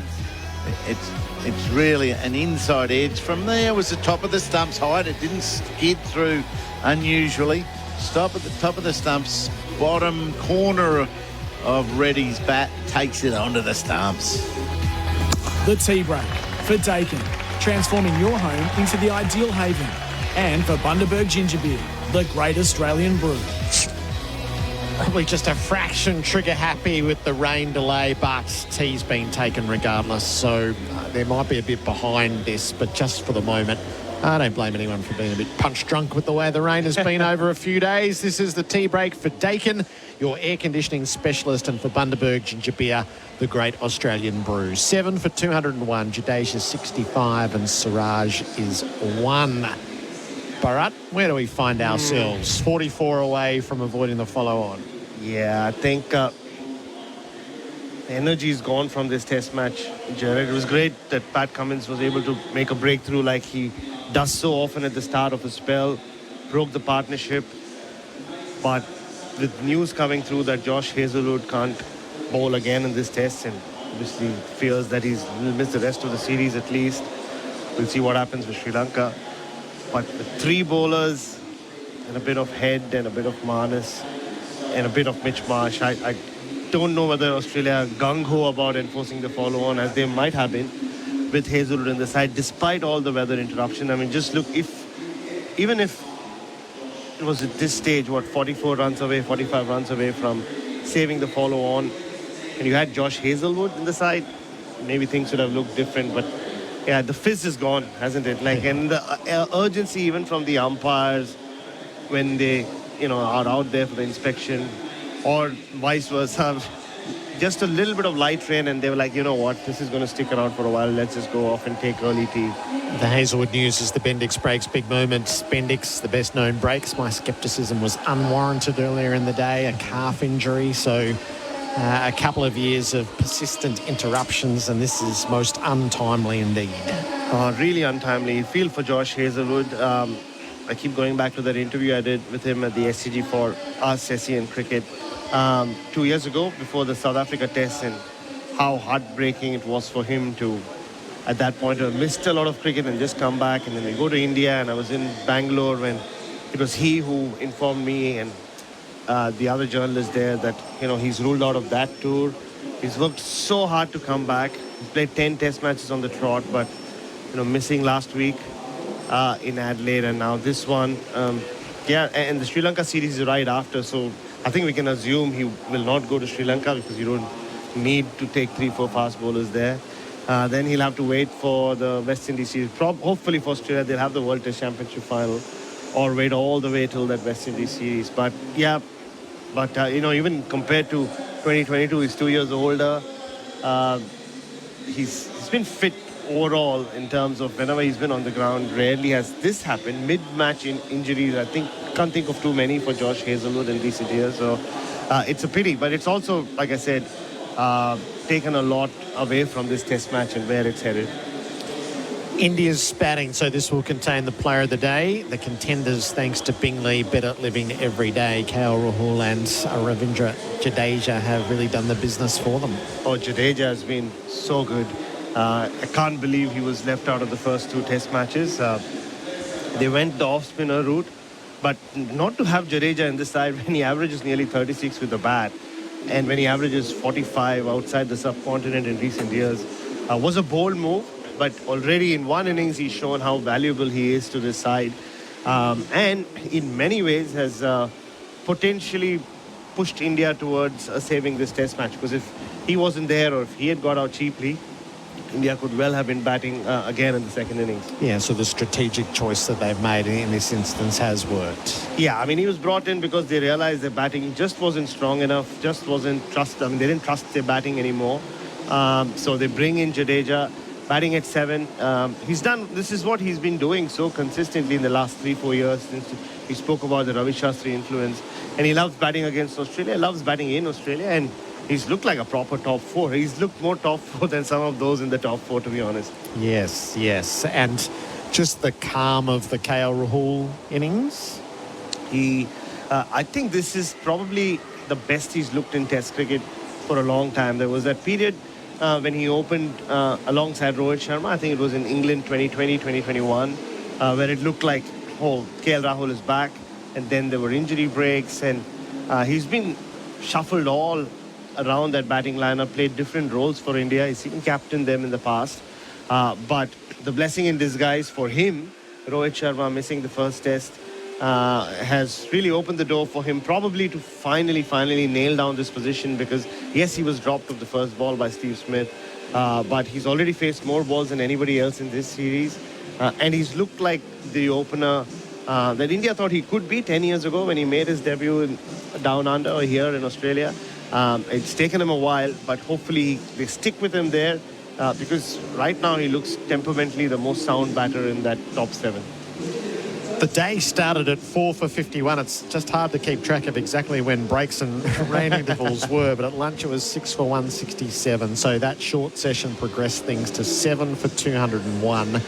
Today's departures have been Rohit caught Carey, bowled Cummins for 10. Rahul caught Smith, bowled Lyon for 84. And in that session, Reddy bowled Cummins for 16. The quality of the bowling, you certainly couldn't question that. I thought Stark and Cummins were absolutely threatening in all that they tried. Stark's up to 20.2 overs, 2 maidens, 2 for 73. And Cummins 15 overs, 2 maidens, 3 for 49. Yeah, absolutely. And, they've made up for not having Josh Hazelwood for company. Nathan Lyon, I think he's had a bit of an off day. When you see Nathan Lyon bowling without having, or bowling a long spell with no maidens, you know he's not having his best day. He's bowled too many short deliveries to Jadeja, which you don't expect. But funnily enough, we saw Jadeja do the same as well when he had the ball in his hand. I'm not sure what's happening out there in the middle, but Jadeja cut him a lot. But he's not been able to create any kind of pressure which we're used to seeing from Lyon. As you can see from the fact that he's not bowled a maiden. Obviously, he took that wicket of KL Rahul thanks to that sensational catch from Steve Smith.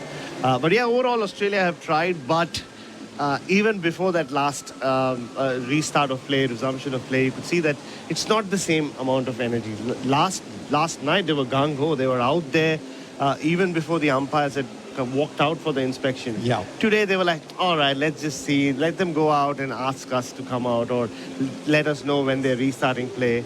And I expect the same from them. I think every time they have a ball in their hand, you could see how upset Mitchell Stark was. He just turned around in his run-up and he saw the stumps were down. And you could see he was just pointing at the stumps and going, what's happening? And Richard Illingworth turned around and said, we can't play in this weather, mate. So, and he was very disgruntled as he walked off. He's been disgruntled a few times over the last 2 days, every time the players have been taken off. But we'll have to wait and see. If Australia do bowl out India this evening, if there is no cricket, then probably if they still have a full day of cricket and they get a bit of a break, then they might still enforce the follow-on and give it a go, or maybe just bat again and get some players into form.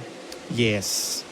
I feel like that's probably the direction that this is heading. But, I mean, the next 44 runs take the decision off the table, but each of these rain delays does compound. But it is the spectre of the Hazelwood injury that has recast the whole day, and I think has played an active role in what you're describing. The change from the hunt to even if they could, would they, has nagged away. The rest of those bowling figures are Lyon, 18 overs, no maidens, 1 for 44. Head, 1 over, none for 1. Mitchell Marsh, 2 overs, none for 6. So that's, and the risk elements in this is they couldn't get an injury because Marsh can't bowl a bulk of overs. He can still chime in, and we saw that in Adelaide, but he can't pick up a load. Yeah, very much so. And you also have 2 very senior Indian batters under pressure, having been dismissed cheaply again. Do you want them to give them another chance to just, on a pitch which is still, I know we've spoken about a couple of cracks, but give them a free net, to be honest, and nothing else. So, lots to look forward to on that front, but I'd be surprised. They might still enforce the follow-on if they can somehow get the next 3 wickets in the next couple of overs, which is why I think Mitchell Stark was so disappointed. He had Siraj in his sights, 6 balls at him. He just bowled 2 balls. He knew he could have easily got him the next couple of deliveries. He just bowled the bouncer, So you knew what was coming. You've seen the script. Full Yorker, Siraj misses it, and then you're down to Deep and Bumrah, and who he could have, cleaned up in the same over. That's why he was so annoyed. But yeah, without Hazelwood, it is a risk that Australia take, because the conditions are not, despite the rain and it's not cool air, it's humid. You can see they're sweating a lot. They wouldn't want to take a chance even if the MCG test is 8 days away. Right, at no stage have they put the big cover down here, Bharat, and just watching Adam Gilchrist and Michael Vaughan, they're going about their work without umbrellas. Yes. So, but it does have to be completely stopped for play to resume, doesn't it? That's the issue. When you go off for rain, even if there's like a very light drizzle, you can't bring the players back in. That's just one of those quirks about our wonderful sport. And from where I can see, it is still drizzling. It's lighter than what it was 10 minutes ago. But it is a drizzle, so they'll just have to wait. So just a slight holding pattern here during the tea break. Bharat, thank you. Keep cool this summer with a Ream solar-branded Cool Cabana. To register now for your chance to win, visit iCanWin.com.au. India is 7 for 201. Jadeja is the mainstay on 65, and Siraj is 1. This has been the tea break for Dakin, your air conditioning specialist, and for Bundaberg Ginger Beer, the great Australian brew. Peter Lawler's going to join me next on SEN Test Cricket for Royal Caribbean. Holiday in every way with Royal Caribbean, and for Hijaz Halal Financial Services. Line to him, ready, drives, whips it away, through extra cover and out to the boundary for 4. Nice cover drive. Switch and save on your business insurance in minutes. For on-the-go cover, go Biz Cover. SEN Test Cricket for Host Plus, winner of CanStar's Outstanding Value Super Award for the 7th year in a row.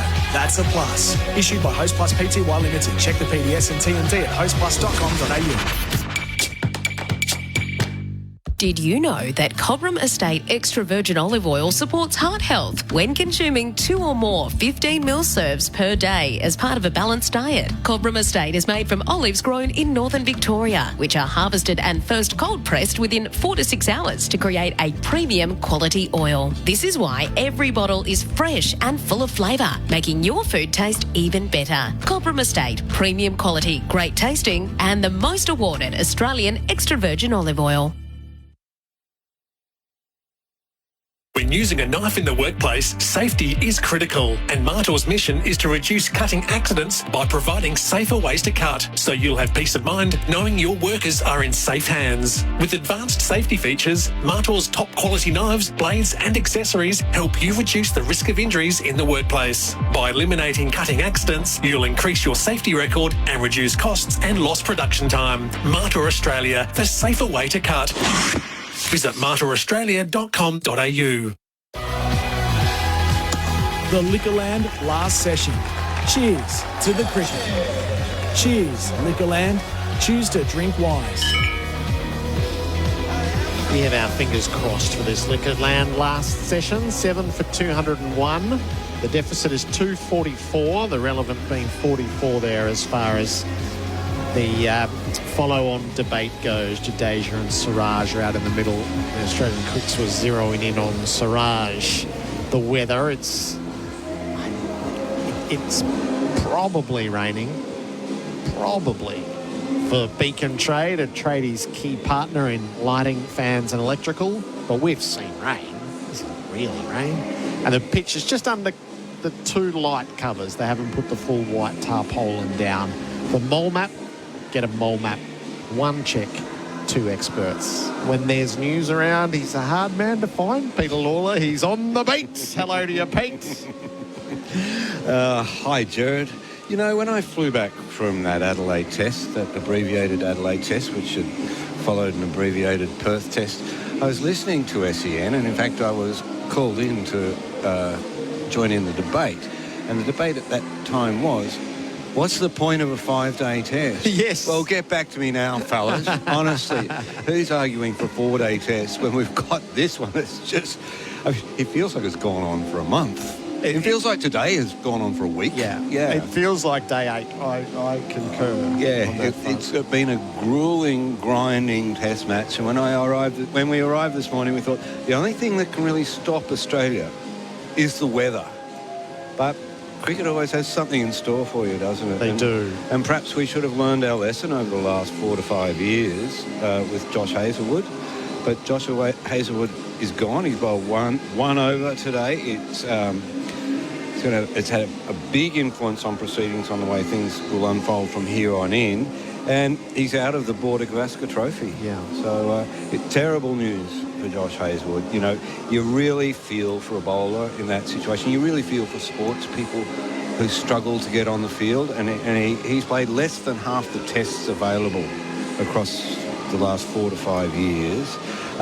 That's really got to break your heart as an athlete. I mean, that's what you spend your life is playing cricket and playing test cricket with your best mates. You know, he loves it, and he's really struggled to remain on the field and get through series.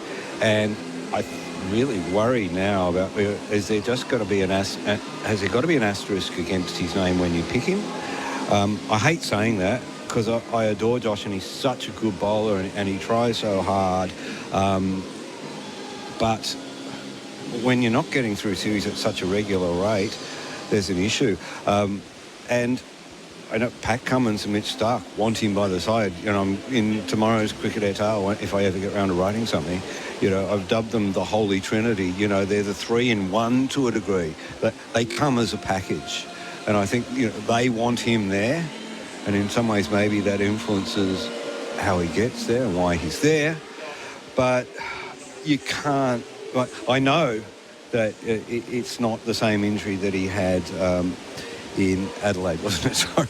Yes, but they're calling it a right-sided calf, which I felt like they were trolling us a little bit. Well, my eyes stopped at right side, and I thought, and then fortunately I read on and thought, right-sided calf. But everything's connected anyway, isn't it? You know, the knee bone's connected to the hip bone and all that. So it was a calculated gamble to play him in this game, and they've lost. Yes, they have. And they become very defensive in these situations because I think they worry about criticism of the medical staff, criticism of the selectors, criticism of the decision to play him. And there will be criticism of all those They should things. worry less about the criticism. Yeah, they should just get on just with own it. Every other sporting team, you take a risk with an injured player and you go, no, we got that wrong. Yeah. The consequences in a test match are much broader, though, and we're seeing those play out now as it scuppered Australia's real push. Correct, yeah. It's not like a footy match where you've got a few players on the bench and, you know, and people can cover. It makes it makes what happens from here fascinating. If Australia bowl India out now, can they enforce the follow-on? I don't think so. I don't think so. No. If they bowl them out after the first session tomorrow, could they enforce the follow-on? Possibly. If there's not enough time to score the runs. Yes, so go but there is bat enough time for to a session. Yeah, put the target beyond and then have two sessions. Well, if the target's beyond India in the time available, perhaps you can get 10 wickets in the allotted time, but you can't get the runs. But there are so many combinations and permutations of that stuff. I've got a headache in the last 4 seconds thinking about it. You've got a better brain than me, Gerard. You can think about that. Yeah, I think they and this period of rain, the covers are coming off, so they'll get us underway shortly. 4:45, so 3 minutes away. Just feel like so they'll have to bat for a period of time. Yeah, they are now. Just to make sure they don't break down Cummins or Stark. And just to make sure you don't get beaten, Joe. Yeah. God help you. You don't want to lose this test match. That'd be like the 2001 match in Calcutta. And you're so far in front, you can't lose. Yeah. You can have a bit of a luck tester at some stage tomorrow, but realistically, Australia's chance of winning went when Hazlewood's injury happened in the warm-up. Well, Hazlewood is injured in the warm-up. He goes into the rooms. One assumes that they did some strength testing and some massaging and whatever they do and put the Denko rub on it and take all the pills. They send him out there to bowl one over. It's essentially a fitness test in the middle of a test match on live, in play. Yeah. He fails it.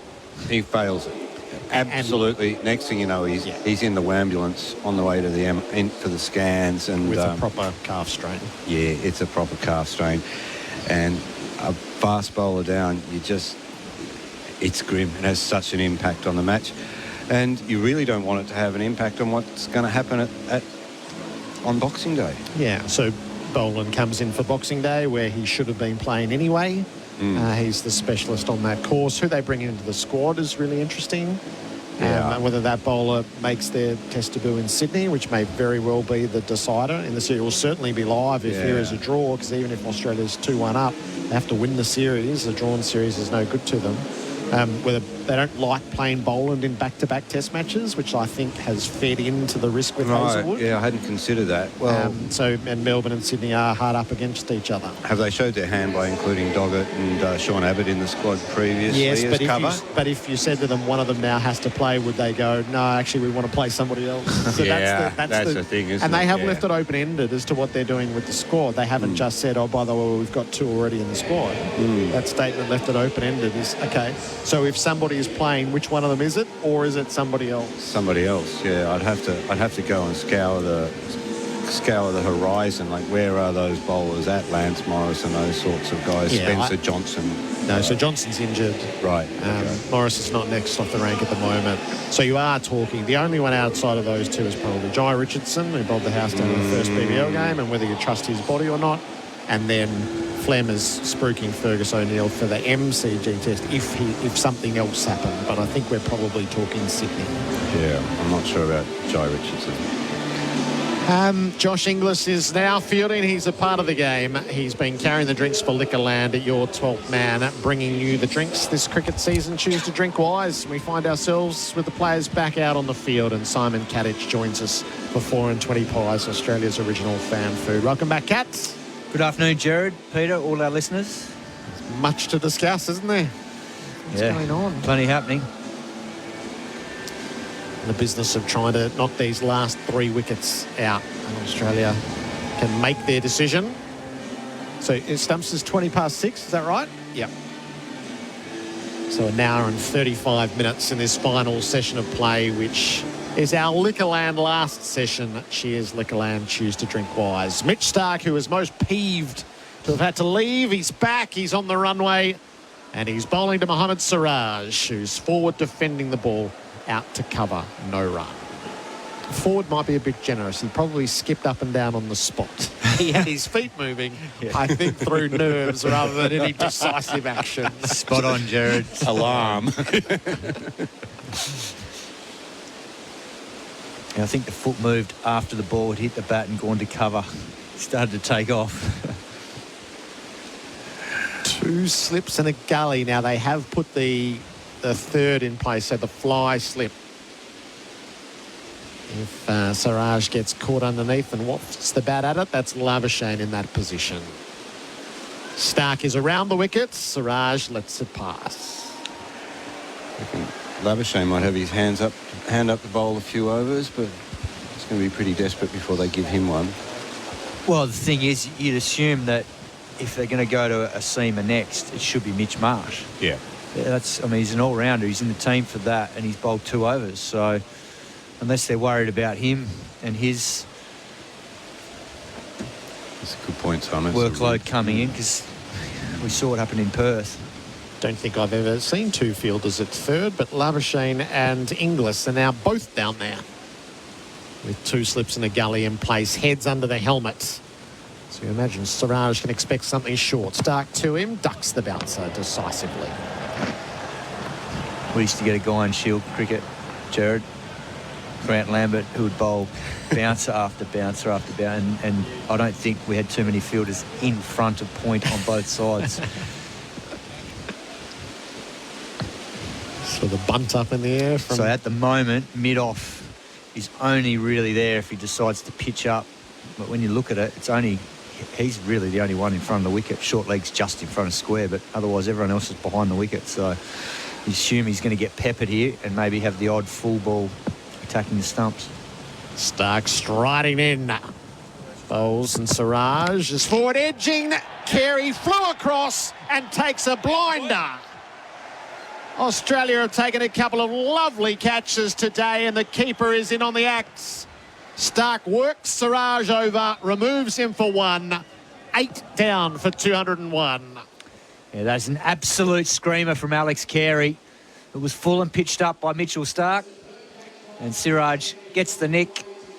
And it would have gone straight to Usman Khawaja, but Alex Carey diving full stretch in front of him, snares it. And that's a very good catch. India now 8 down for 201. And Siraj goes for 1. It was a very, very good catch, I think, from Carey. And it was going pretty much just slightly to the left of Khawaja. I didn't like his hand positions there. I'm not sure that he was going to hang on to it, but never fear, Alex Carey's here. Put that one in the highlights reel. Not a great shot, that. He wasn't anywhere near it. He'd been roughed up, and he was not committed to that stroke. Nope.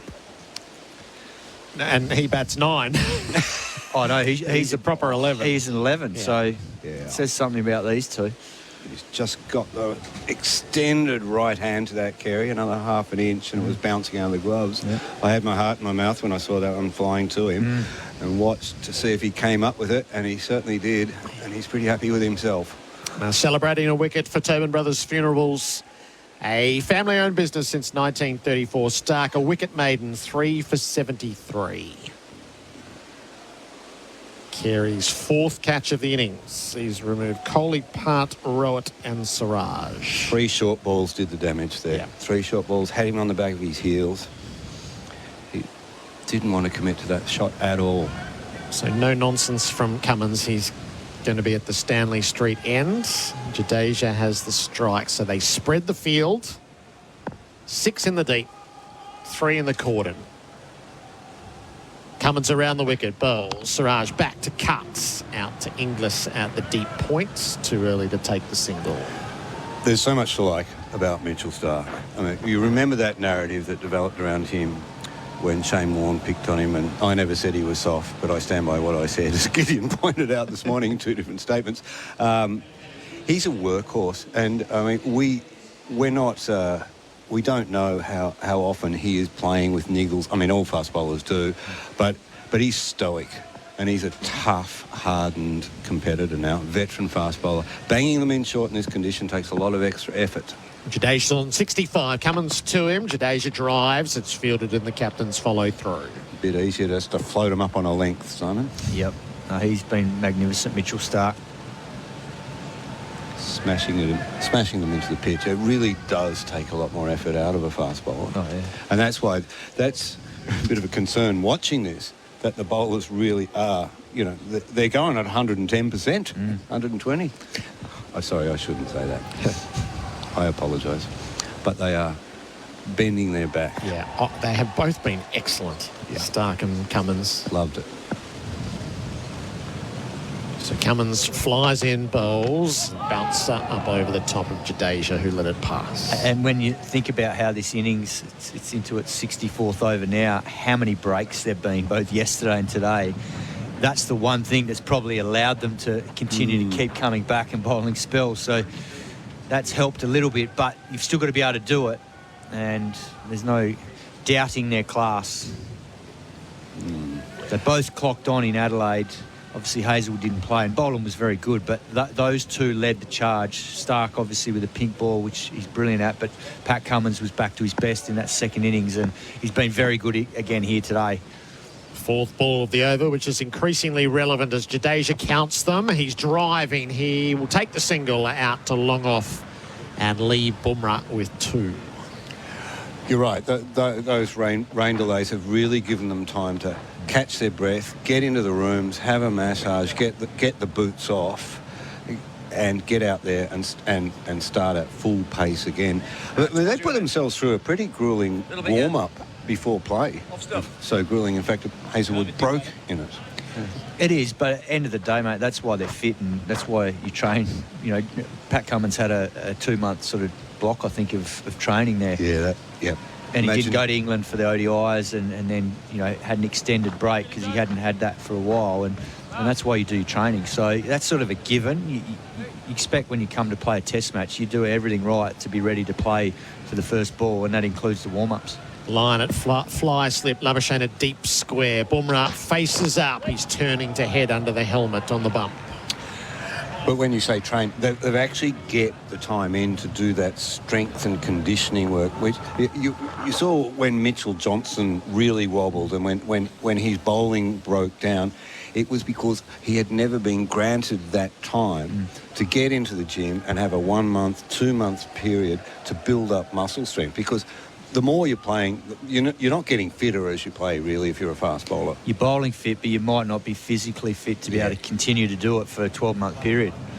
Last ball of the over. Cummins delivers. Bumrah fends it down in front of Head. Survives that brief examination. 8 for 202. Toyota scoreboard. Don't send a ute to do a Hilux job. G'day again. We've had a crash in Altona North. That's Grieve Parade southbound off the Westgate Freeway just before Doherty's Road. A crash also on the Monash Freeway outbound on the Stud Road odd ramp. And reports of a crash in Richmond. That's Pun Road between Swan Street and Bridge Road heading southbound. Score big at Rebel this festive season with a $200 saving on the lifetime 52-inch polycarb power lift hoop. Now from just $599, Rebel Sport is calling. And Thunder take on the Strikers in the BBL here at Live Tonight on SEN. SEN Test Cricket for Royal Caribbean. Come seek Royal Caribbean and for Hijaz Halal Financial Services. 8 for 202. And a curious little captaincy twist here is Nathan Lyon is going to take it up, relieving Mitch Stark. How many overs did he bowl after the break then? One or two? Only one. Yeah. Interesting. Line around the wicket, bowls. Jadeja back, cuts. It's protected. Mitch Marsh is around the sweeper at cover. Doesn't take the single. No, you won't in the early part of the over. Yeah, it's funny. I'd be talked about this before. I'd be tempted to leave Bumrah down at the spinner's end and have Jadeja face Pat Cummins and expose him, take the single and back him in to face Nathan Lyon. Jadeja 66. He's driving on the up, straight down the ground for 6. Picked it up perfectly and dispatched it alongside the sight screen. Beautifully struck boundary. You could see that coming, Simon. That's what he was going to do. I didn't. No. I'm glad he's done it because I think it's his best option of trying to bring these runs down towards avoiding the follow-on. They're inviting him to do it. Spread the field. Jadeja 72, 8 for 208. Well, he's not going to get run. He's not going to run singles or twos. Well, he could run a 2. Boundary for Azito. Do it with Azito Power Tools. On the follow-up, Jadeja back, cuts. There's no single there. That's where Marsh is on patrol.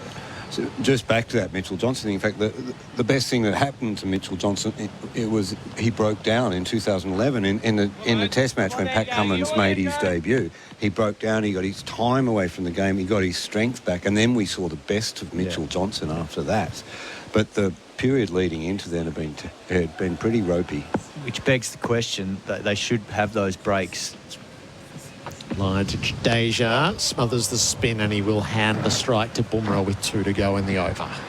And forego certain tournaments to have a window like that because ultimately that leads to them being at their very best rather than playing all year round and just wearing themselves down, particularly for guys who can bowl 150 plus like Mitch can. Well, when they do get those breaks, they're criticised for it. Australian cricket's criticised for giving the bowlers time off from series. They say, well, why aren't they paying? They're paid to play. Yeah. But it's paid off here, isn't it, with Pat Cummins and Mitchell Stark? Yeah. Not so much with Josh Hazlewood. The deficit is 236. How far can Jadeja take this with 10 and 11?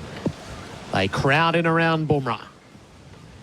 Line around the wickets. Bumrah is leaning on the ball in front of short leg. So who's got helmets here? McSweeney's gone to short leg. Labuschagne's at leg slip. Smith's at first slip, and Head, he was at silly mid-off, but he's going to come to the leg side as well. So 2 in the helmets on the leg side, Head and McSweeney. Head is very close. His foot is nearly on the pitch. Line to Bumrah, who defends the ball right under his nose. End of the over. 8 for 209. Toyota scoreboard. Don't send a ute to do a Hilux job. Beacon Trade. We've got the gear. Everything for the residential home. Lighting, electrical, and Australia's biggest range of fans. With Beacon Trade by your side, you'll never work alone.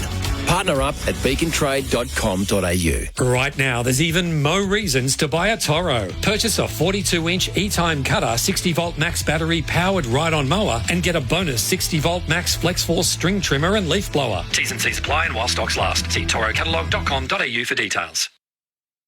SEN Test cricket for Henley Holmes by a Henley completed home and move in now. 8 for 209. Siraj, the man out after tea, caught Carey bowled Stark for 1. It's Cummins from the far end. He's bowled 16 overs, 2 maidens, 3 for 50. Jadeja has the strike. He's 73 from 117 balls. Cummins to him. Jadeja back foot defence. Rolled it across the popping crease. Can't take the run. He wanted a single then. Yeah. I don't blame him. I wouldn't want to be facing Pat Cummins as well. It's hard to bury the instinct.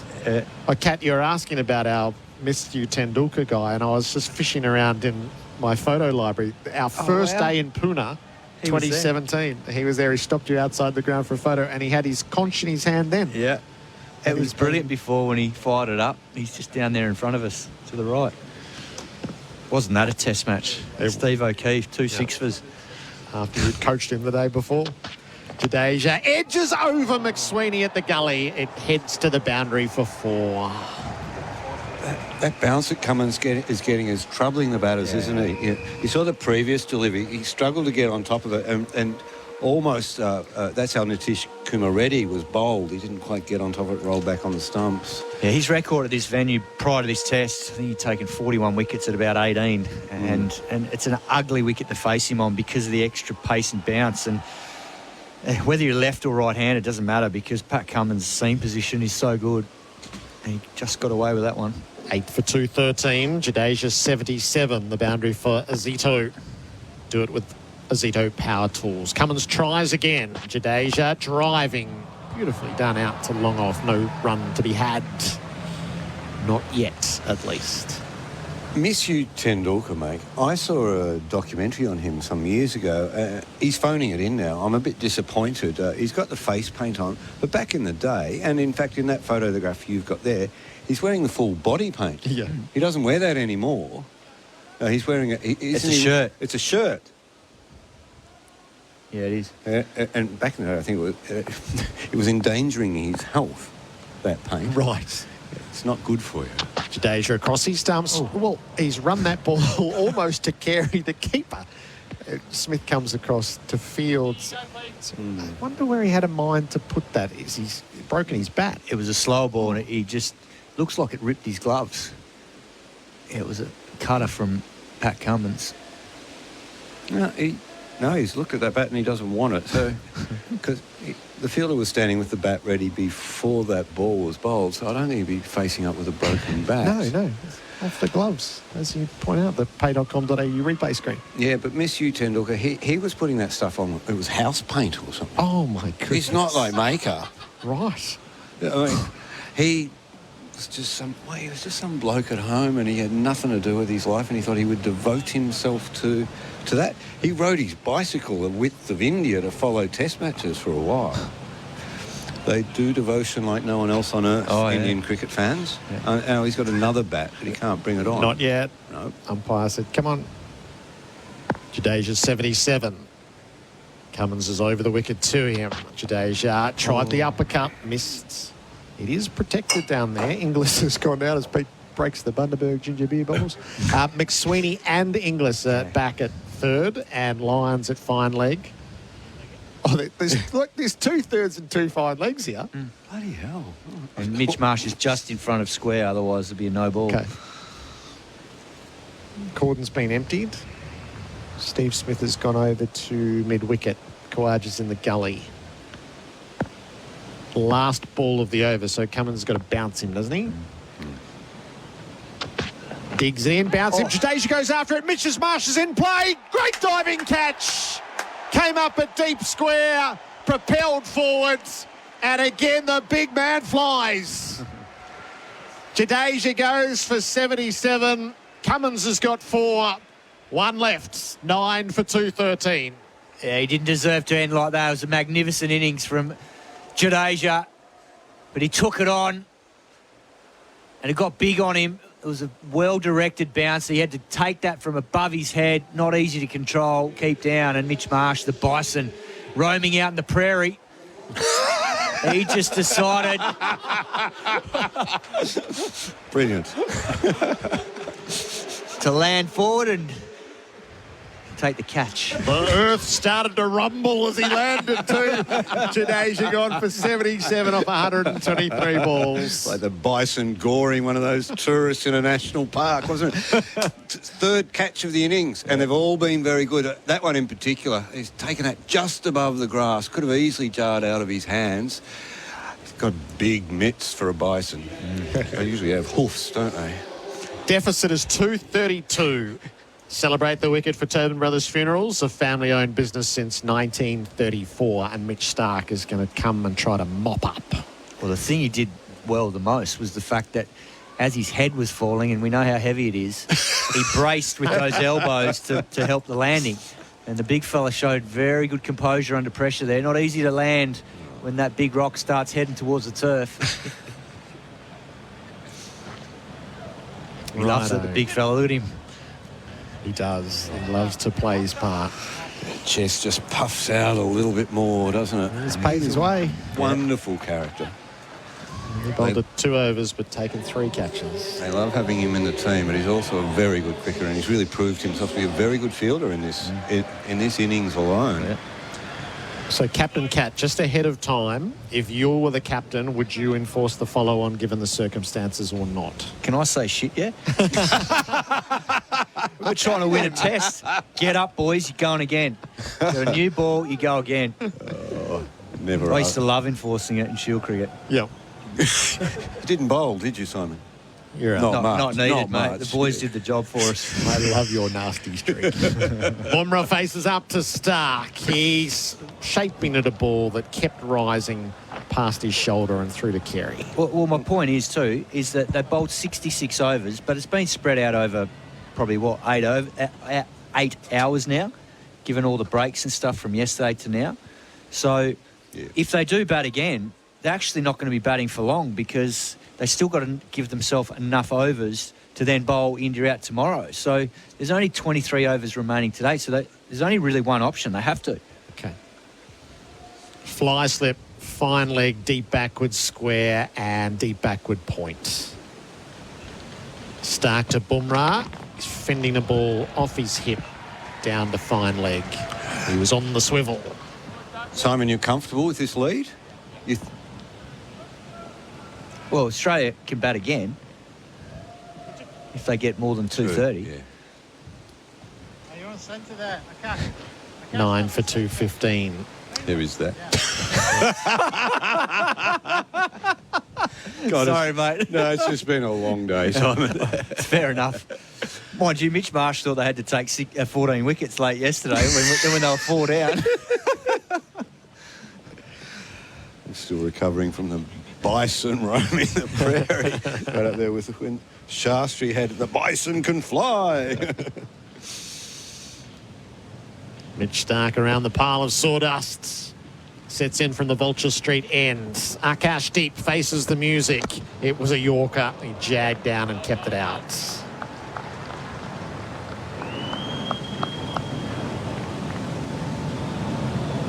Tom was telling us earlier that India hasn't been forced to follow in a test match since 2011, so it's a rare opportunity. It's the only way to win the match. Just have to be careful you don't compromise what happens next. Starc hits the crease and bowls to Akash, who ducks a bouncer, which wasn't quite as well directed. Well, the only other way, Gerard, is if they do bat again and they set India that's something relatively enticing and they think that they could get them, and then that gives them a chance to bowl them out if they're going for the runs. But then that makes it tricky because what is that figure given you just don't know how many overs are going to be left in this match with all the interruptions and potential rain tomorrow. And the one thing this Indian batting lineup, which looks a bit shaky, could do is actually run up a big total in a short time if they got going. Because that's sort of the long suit, isn't it? Starc to Akash. defending. He looks fresh, Stark. You're right. I'm with you, Sam, now. I'll always follow you, Simon. Well, I think if they're going to bat again, it's not going to be for too long anyway. So the danger is they take too long out of the game and then makes it very difficult for them to have enough overs to bowl India out for second time, who are definitely going to try and shut up shop. So, So it's an SH1T. Yeah, it's very popular on the text for what it's worth. Unsurprisingly, the whole nation's with Simon Katich. And what about you? And I feel a little bit concerned about it all. Akash on the back foot defends. I don't want to bowl Stark and Cummins into the ground here, and I'm not. And they haven't bowled a lot of overs in this innings, and they've had a lot of breaks. I'm thinking purely from this trying to win this test. From thinking bigger picture and the rest of the series, particularly if you come out of this 1-1 and then one of these two breaks, then I can see what you're thinking there, Gerard, because that's the other concern is if Hazelwood's been ruled out and then one of these two do a side or something like that, and then all of a sudden Australia's got a completely different attack for the last couple of tests. Yeah. No dramas with Boland coming back in because he's a proven performer. Then there's the extra quick that has to come into play. Yeah. I still think I would do it, but there'd be a couple of conditions on it. And I would bail out of tomorrow with the two quicks at a certain point. I wouldn't pump overs into them. Yeah. Stark over the wicket bowls. Akash ducks a better directed bouncer. That is the end of the over. It's 9 for 215. The Toyota scoreboard don't send a ute to do a Hilux job. Get a jolly Android deal this Christmas at Telstra, like $500 off the Google Pixel 9 Pro when you buy on a payment plan. Sale ends December 30. Eligibility criteria apply. Did you know you can watch all your favourite SEN shows on YouTube? Subscribe today. Want a fuel-efficient ute? Get the 1.9-litre Isuzu D-Max SX Crew Cab from just $45,990 drive away. Limited time only. Hurry to your local Isuzu ute dealer today. Terms and conditions apply. Head to the boundary, boys. They'll spread far and wide. Bumrah's on strike, and he probably has a dash at the short ball. So 3 in the deep on the leg side, the fly slip and third. So Smith and Lyon. So 5 on the boundary and a short leg. SEN Test cricket for Henley Holmes by Henley completed home and move in now. 2-1 to go. 9 for 215. Bumrah goes after it, whacks it for 6. Stark was there all right at fine leg, and it carried him by 1.5 meters into the stands. Bumrah hit it sweetly. The deficit's 224. 4 more of those, and we might not be talking about the follow-on. It'll be all academic at that stage. He's got a good piece of that, Bumrah. He was ready and waiting. He's going to take it on, and I like his thinking because that'll put pressure then back onto Pat Cummins. Here's the follow-up. Cummins into Bumrah, bounces him again, rocks the head back, lets it go through. He just changed the line there, Pat Cummins. Went across him a little bit more, forcing him to have to drag it from outside off start. So, clever change in line, making it harder for Bumrah to access that fine leg boundary.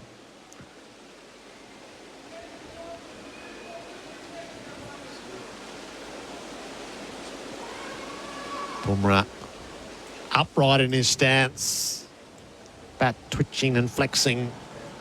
Cummins into him. Bumrah paddles the ball forward of square. He was trying to rock back. He might have got there just a bit too early. This is for you, Pete, from one of your Cricket et al. Subscribers. Do subscribe. Your pod simply must be called Roaming Out on the Prairie. See if we get past Gideon later on. Yeah, no, I don't get to name the pods. That's Gideon's job. He won't let me anywhere near that. Cummins makes his approach, trying to remove the last. Bumrah goes after the bouncer, didn't catch up with it. I'm looking at their workload across this series. Yeah. Stark looks fresh to me. Cummins looks fresh to me. Cummins has bowled 83, 84 overs. Stark has bowled 86. That's across 3 tests. They did those first 2 tests. They didn't put in... There wasn't a lot of work for them. They went fast. They've had breaks. Stark's got to play all 5 now without Hazelwood. may have always been the plan. But 5 has been that's been the absolute extreme for him during his career. I want to win this test and then worry about the rest. Yep. Yeah. Fields come up because the bouncer allotment has been bowled. Cummins pitches up. Cummins, Bumrah meets it with a full face of the bats. You take a win here rather than sort of playing conservatively from a chance to win the other test matches. You've got to take it here if you can. And you've got to risk breaking yourself to do it and just back whoever else is around in Australian cricket. Well, the other thing too is if it happens in this next over or two, there's only, with the changeover, probably 18 overs, 19 overs tonight, which is a nice little crack with the new ball to an opening pair that, you know, won't want to be out there now with it starting to get a bit more gloomy. Cummins to Bumrah. He's beaten on the outside edge. That did not get up at all. That's that crack. Yeah, so that's an extra part of the equation. 9 for 221 at the end of the over. The Toyota scoreboard don't send you to do a Hilux job.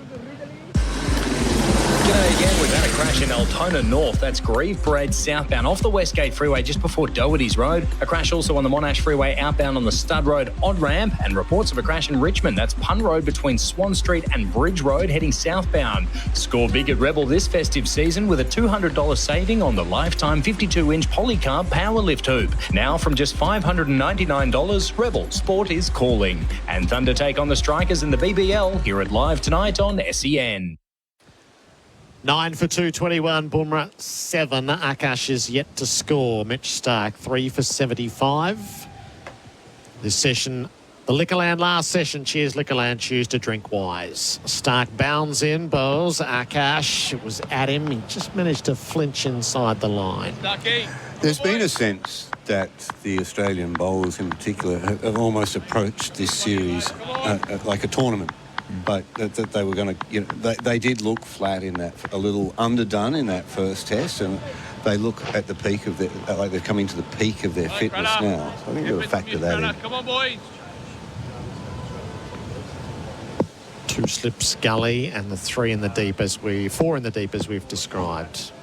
3rd fly slip, fine leg, deep backward square. Stark over the wickets, bowls Akash, fends at a ball to point, and there's a run to be had because she's wide open there. 222 on the board. Way bigger now. Bigger time. Marlon, see it.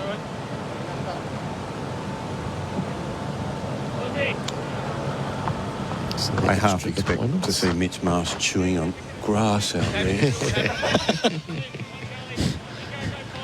So they're all shuffling around here. What's going on? So fly slippers come up. 3rd is moving around to replace there. Fine leg, deep backward square, deep mid wickets. 1 slip, which is Smith. Kawaj is in the gully. Heads under the helmet. There's a wide mid off and a wide mid on. Bumrah faces up to Stark. Bumrah fends the ball down in front of head.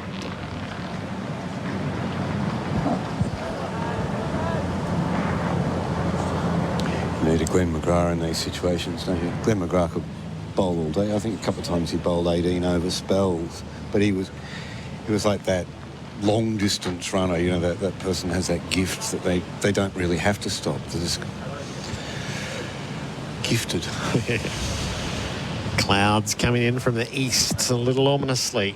But he didn't bang the ball in like these two do. No. Stark trying to blast out Bumrah, who's on 7. Bumrah, Yorker, got down to it, had it well covered. Stark got his fingertips to it on the way past.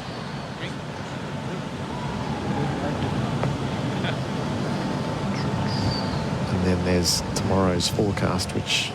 Don't look. Do not. Let me guess. Showers. Yeah. Nah, rain. Yeah, well. I've sworn off forecasts this week. Should be interrupted, but if it's a bit like today, there have been, well, certainly been a better day than yesterday. Bumrah faces Stark. He goes after it. There was that yell that he might have feathered it off the top edge. He hasn't. Carey pulled it in.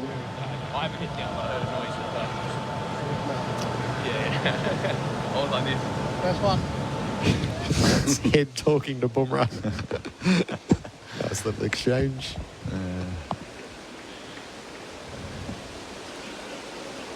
So it's nose and toes, isn't it? Yeah. And the thing about that is it's so hard to control because of the height. And now, if he's going to try and take on those sweepers out on the leg side, it's a lot longer boundary down to that Stanley Street end. Last ball of Stark's 23rd over. He delivers to Bumrah, who's just not playing outside the off stump. He gets past. 9 for 222. The Toyota scoreboard don't send to you to do a Hilux job. Roast chicken, maybe halal. Home loans from Hijaz Financial Services, definitely halal. HijazFS.com.au. This information is provided by Hijaz Financial Advisors, Pty Ltd, AFSL 517686, and Hijaz Islamic Credit Solutions, Pty Ltd, ACL 480542, and does not take into account your objectives, financial situation, or needs. Discover Jubilee, a place of affordable prestige in only 35 minutes from Melbourne CBD. Redefine quality living with house and land packages from $503,600 and amenities like childcare, schools, aquatic centre, and gym. Celebrate pride of place. Visit myjubilee.com.au. SEN Test Cricket for Royal Caribbean. Come seek Royal Caribbean and for Hijaz Halal Financial Services. A bit of sawdust being spread on the popping crease at the Stanley Street end for the landing foot of Pat Cummins. Steve Smith did the honours on his way past. Cummins has got a chance at a 5 for here. 4 for 60 from his 18 overs.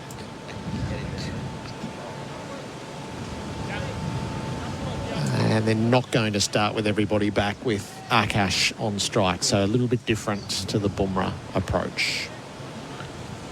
Most 5-wicket hauls as captain. Imran Khan 12, Richie Beno 9, Pat Cummins 8, Bisham Beatty 8. So Cummins has got a chance to join Richie Beno here if he's able to pick out the last wicket.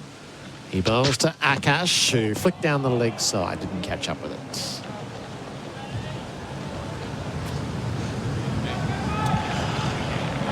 A significant difference between the two sides in this test match, and it's showed, is the fitness levels.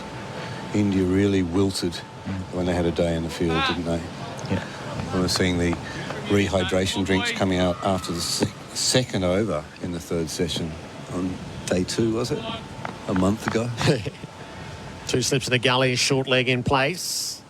Cummins motors in, bowls to Akash, who's playing and missing. To the oohs and ahs out in the middle. It started very hot today. I think it did cool down a little bit out there. There was a bit of a breeze during the lunch break. It was very hot this morning. And it was about 80% humidity. I think it was around 29 degrees. It felt hotter than that out in the middle. Yes, it was that at 9 o'clock, wasn't it? Oh, yes. What have we reached? 20 past 5 local time on these extended and interrupted days. Akash faces the music. He plays a ball well. Bunts it wide of McSweeney at gully. And he'll get a single. He slips at the far end as he was thinking about turning and coming back. Brings a lot of energy to the field, McSweeney. I like the way he moves. I like the way he throws. Yeah, he's been very good. Been good catching at gully. So the boundary riders all head back with Bumrah on strike. Inglis at deep mid-wickets, Labuschagne deep backward square, Stark at fine leg, Lyon at fly slip. How sore do your legs and feet get after a day in the field like this, Simon? It's only about, 69 overs. Shouldn't be too bad. Yeah. Cummins to Bumrah, bouncer, kept it down and calls for the sharp single. McSweeney closes, can't do anything about it. Good cricket, that. Yeah, very good. 224 on the board. Yeah, very good. Yeah, look, if you're getting sore and tired from 69 overs in the field, then you probably look at finding another profession, because it's not a lot of time in the field, to be honest. But in a standard day in the field, when it's hot, how tired are you getting in that last session? Oh, yeah, last session you're always feeling heavier in the legs. Yeah, but I guess, because I'm looking at it, they've been out there for this innings spread over basically 1.5 days. Yeah. Because it started yesterday and it just feels like it's been going forever. Marsh goes to second gully. Cummins looks to pitch it up, one imagines, to Akash, and he gets on top of it, elbow raised high, defends to Inglis. on the offside. As we said before, plenty of time for massages, plenty of time to put your feet up, change your socks, all those sorts of things. Yeah. But Nathan Lyon is warming up. So this is a nagging partnership, which is just putting a couple of extra overs into Cummins and Stark. Yeah. Trailing by 221, India. Cummins one last chance to wrap it up in this over. He bowls to Akash, who it was the Yorker. He flicked it off his toes out into the deep. Stark comes around. He'll keep it to 1. Akash goes to 3. It's 9 for 225 on the Toyota scoreboard. Don't send to you to do a Hilux job. Colo will come in for Bundaberg Shinjibia. Hosting Christmas? Let Lombard help with all your Christmas table needs. All new bonbons, tableware and Christmas decorations in store now. Lombard.com.au. Did you know you can watch all your favourite SEN shows on YouTube? Subscribe today. At Ozito, we know for you it's about leaving your mark. With over 100 tools for your home and garden, all powered by one battery to make it happen. Because when it comes to getting things done, do it yourself. Do it with Ozito. Do you? SEN Test cricket for Henley Homes by a Henley completed home and move in now. Adam Collins in. Ravi Shastri with me. Bharat Sundaresan as well for 4 and 20 pies. Australia's original fan food. Good afternoon, Ravi. Good afternoon, Adam. And it's exciting stuff here. Australia chasing this last wicket. You know they'll have another crack at India if they can do that quick. So we're 56 minutes away from the cut-off. That's 6:20 local time. If we get there, there'll be other considerations around bad light and so on. 21 runs away from the follow-on being avoided. And Akashdeep looking a damn sight better than the guys that batted earlier than him at 11. Facing up here to Stark. It's full and straight and driven. A square drive out towards the rope. Labuschagne herring after it. They'll think about 3. They won't take on Labuschagne's arm. He's very capable. You know, I'm a little surprised he's come at number 11. Yeah. I would have thought he would have been out there when Siraj came out. What was he carded, Akashdeep? He was carded at 11, so seeing a front foot no ball as well. They all help. They all help, so that means that India are now 18 away from avoiding the follow-on. Because the dilemma now for Pat Cummins is should he get Nathan Lyon on or Mitch Marsh on? If he gets Lyon on, Akashdeep will take a chance.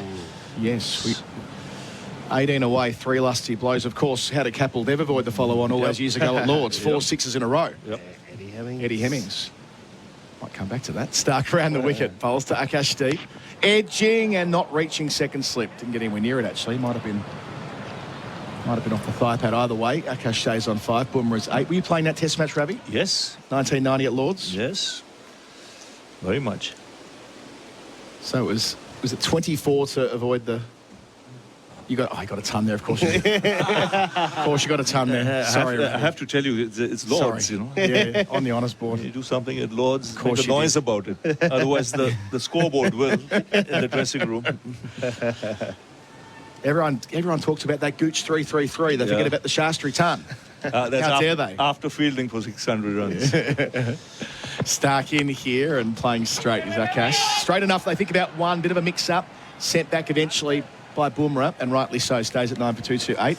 Baz? I only have one question for you, Ravi, about that day. What was Kiran More like? Oh, gosh. You better explain what you mean by that. He dropped him on, what was it? 33. Just added another 3 after that. 333. We'll bring the card up, shall we? Yeah. Good. So England 653 for 4 declared. Brutal. Gooch 333. Lamb 139. Robin Smith an unbeaten 100 as well. Shastri didn't take a wicket, bowled a lot of overs. Stark, 2 legal deliveries into it. Bowls here, full and straight, and defended very competently with a nice front elbow by Akashdeep. Can't believe he's batting 11. And then India responded with an even 100 from Shastri. And 121 from Azruddin. But most excitingly, I suppose, was we were referring to before in the context of the follow-on. Capel 77 not with 4 sixes when they need, was it 24 to avoid the follow-on, and he went bang, bang, bang, bang? Yep. Eddie Hemming still collecting balls from over at the nursery ground.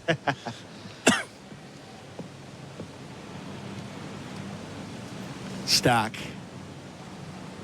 18 to avoid it. Bowls here. Akash plays Slightly more awkwardly to mid-wicket, but does fine inside part of the bat. There is a short leg, 2 slips to the gully and a fly slip. This is so important. It's so important in the context of the series for India, if they can save this follow-on, because that eats time into this test match. Australia will have to bat again. There's always that question of how long do you bat. No wonder you can see this extra effort from Stark and Cummins to try and break through here. But they're showing some ticker, both these batsmen. Stark in his 24th over, having to restart time and time again through the last couple of days. In here, Vulture Street End delivers. And going back and trying to ride the bounce, doing an okay job of it is Akash. Straight to the man at short leg. 1 ball left to negotiate here. Every dot ball being cheered by the Indian fans in the ground, Baz. Yeah, and not only is Akashdeep more competent than Siraj and Bumrah, the Indian team spent a lot of time working on his batting at the Wacker. They got him to face a lot of short deliveries. So they were aware of it as well. He's looked very comfortable. And he can pack a punch. If the spinners come in, he can hit a long ball. So last ball coming up here. Stark passes umpire Illingworth, delivers. And playing over the top of backward point, down towards the rope, work to do. And it's going to just make the rope. Yep, there was a diving effort being put in by the sub Inglis. Couldn't quite get there in time. Did everything right apart from pick up the ball. So a boundary to finish. It takes India to within 14 of the follow-on mark. They trail by 213 at 9 for 232. That's on the Toyota scoreboard. Don't send a Yit to do a Hilux job. Crews are dealing with a multi-vehicle collision on the Monash Freeway inbound before Toorak Road. 2 left-hand lanes out of action there. A crash also in Altona North, Blackshaw's Road westbound at Grieve Parade, and a crash in Blackburn South, Canterbury Road outbound after Middlesbrough Road. When you swim to Sick Kids, Australia cheers you on. Be a Starlight Super Swim hero this February and join the challenge at superswim.org.au. And the Thunder take on the Sixers in the BBL. Hear it live tonight on SEN. SEN Test cricket for Henley Holmes by a Henley completed home and move in now. We're moving into a very, very important passage of play with Nathan Lyon being brought on to replace Cummins from the Stanley Street end. 14 runs to go. Bumrah on strike. Will he just have a dart at this? I think he'll take a single. If he has an opportunity, if anyone has a dart, I think it should be Akashdeep because he hit some big sixes in domestic cricket. And that shot was controlled over the court in that last ball. Yeah. Uppercut. He knew exactly what he was doing. Width was on offer. No half measures. He went after it. So men back at deep square leg, deep mid-wicket, and now long on. Inglis dropping back there. So they're giving him the single in 3 parts of the ground and then 1 behind point if he wants it as well. And round the corner at short fine. Lyon bowls here. Bumrah well forward and takes the single first ball of the over. Nathan Lyon scampers over and collects it at mid-wicket. So Australia in the end, interestingly there, didn't really give themselves the best chance to keep Bumrah down there. He moves to 9 for 233. Yeah, he can look at it 2 ways because if the field is back, he can still knock it around. Yeah. Keep taking singles of Lyon. Doesn't have to go for the big one unless mid-on or mid-off come up. Did they miss a trick there by not trying to constrict the field? It feels like even short fine and backward point were far enough back that they were getting an easy one. Yep. I think it's like they rate Bumrah higher than Akashdeep, strangely. Yeah. So 13 to go to avoid the follow-on. That's the most important number right now. Deep facing line around the wicket, and he plays down to long on. Nicely played for another easy single. 12 to go, 9 for 234. Yeah, this is what India wanted. Lyon coming into the attack. I just thought Mitch Marsh might have been a good option as well. It's very much the game within a game. Once they pass that follow-on mark, it really does limit Australia's path to victory. Makes it nigh on impossible. Must get Bumrah here. Lyon to him. Fielder's back on the leg side. Bumrah forward. Playing with the spin to mid-wicket. No single to McSweeney. I think they should attack Bumrah more, put a silly point in there. Yeah, nothing lost, right? Again, they've got Marsh back at deep backward point. I haven't seen Bumrah reverse sweeping any time recently. So it's not a catching position. Surprised he's at that position. And round the corner at backward square, that's 30 metres from the bat. It's an easy one there too. Line bowls halfway through the over. Bumrah plays defensively out to cover. Thought about going expansive inside out through cover and checked the shot to Cummins. In today's day and age, with all the analytics that goes into it, I thought Australia would know a little more about Akashdeep at the bat. Bumrah facing line. 2 to go in the over. Bowls here. Bumrah back. Defends onto the stumps near enough. There was a sound through the stump, Mike. Wonder what that was. Carey's boot. Was it Carey's boot on the stump? Yeah. We're behind the action at our end. No, it was Carey flicking the ball on with his foot. For a moment, I thought it had trickled back. It sounded very woody. Yes. It was stump. So last one here for line. Last chance in this over. Bumrah facing up. Gets forward, past the edge, and they go up for the stumping and the caught behind at the same time, but not really, because it's a straight-up play and miss, and the foot is anchored. 2 runs from the over. 12 to avoid the follow-on at 9 for 234 on the Toyota scoreboard. Don't send it to do a Hilux job. SEN and Bing Lee are teaming up this summer to bring you live coverage of the Test cricket. Mum, was that a golden duck or a duck? I don't know, but I think picking duck for tea. An unbeatable partnership. Bing Lee, proud partner of SEN's Test cricket coverage. Ever wish you had a 12th man at home? Liquorland, proud sponsor of Cricket Australia, is bringing the drinks this cricket season. Shelves and cool rooms are stocked with deals like 4-pack of 330ml cans of White Claw Hard Seltzer Natural Lime for only $20. Shop in store or online today. Cheers, Liquorland. 18 plus only. Choose to drink wise. Coverage is for Henley Holmes by a Henley completed home and move in now. The umpires were both looking at the ball between overs. Cummins is replacing Stark. He was down on his haunches between overs. It's a bit tired, understandably so. He's been a busy boy, Mitchell Stark, sending down 24 overs in this innings. And what this partnership has done, like you said, Ravi, they've given it their all, Stark and Cummins. And you can see Mitchell Stark on a hot, sweaty, not so much so hot, but sweaty day. It's taken a lot out of them, which will once again inform the decision whether they want to enforce the follow-on. No, I think they will. If there's no question of not enforcing, if they get them out today, they will. Duty bound to have a crack and see whether Nathan Lyon can open the game up tomorrow. Possibly, yeah. And if they do exhaust themselves tomorrow, they can set and forget with Lyon and use some of the part-timers. Not ideal, of course, if it were to go that way, but here is Cummins. Can he finish it off? Round the wicket, field spread for the short ball. Bowls here. Going back is Akashdeep and playing it to mid-off and taking the one that's there. Cummins chases after it, sliding stop. That adds to the workload again, sprinting after that ball. 9 for 235. And the reason you know they're going to declare is that's why Cummins is bowling. Yeah. Otherwise, he would have asked someone else, Mitch Marsh or someone else, to bowl. If Australia were to have a crack, he wants this wicket desperately. 11 to go. The batters come up for a meeting of minds. That was played with both feet off the air, but does the trick. And it's a strong message to the Indian dressing room as well, the top order. Just showing if you have a stomach for a fight, if you're prepared to do the hard yards, things become easier once the ball gets a little softer. They were 75 for 5 at one stage. And they sure were. They were in real trouble, but they've found a way through nearly. 2 back on the offside, 3 back on the leg side. All for the short ball. Cummins bowls it here and he keeps it down, works it around the corner. Bumrah into double figures. They'll consider a second. No, they won't. Bumrah's not interested at all. Akashdeep, who was pondering whether he might come back. Bumrah's 10. 10 to go. 9 for 236. And again, we talked about it earlier with Simon Katich, but you were here 4 years ago, Ravi. The marginal gains, finding something when, as you did in Sydney, and finding a way to draw that match. Yeah, who knows how that might... It's amazing what it can do to the dressing room. It's like a huge relief. Can you imagine India going into Melbourne 1-1 in the series when you know the first 3 test matches were Perth, Adelaide, Day-Night and Brisbane.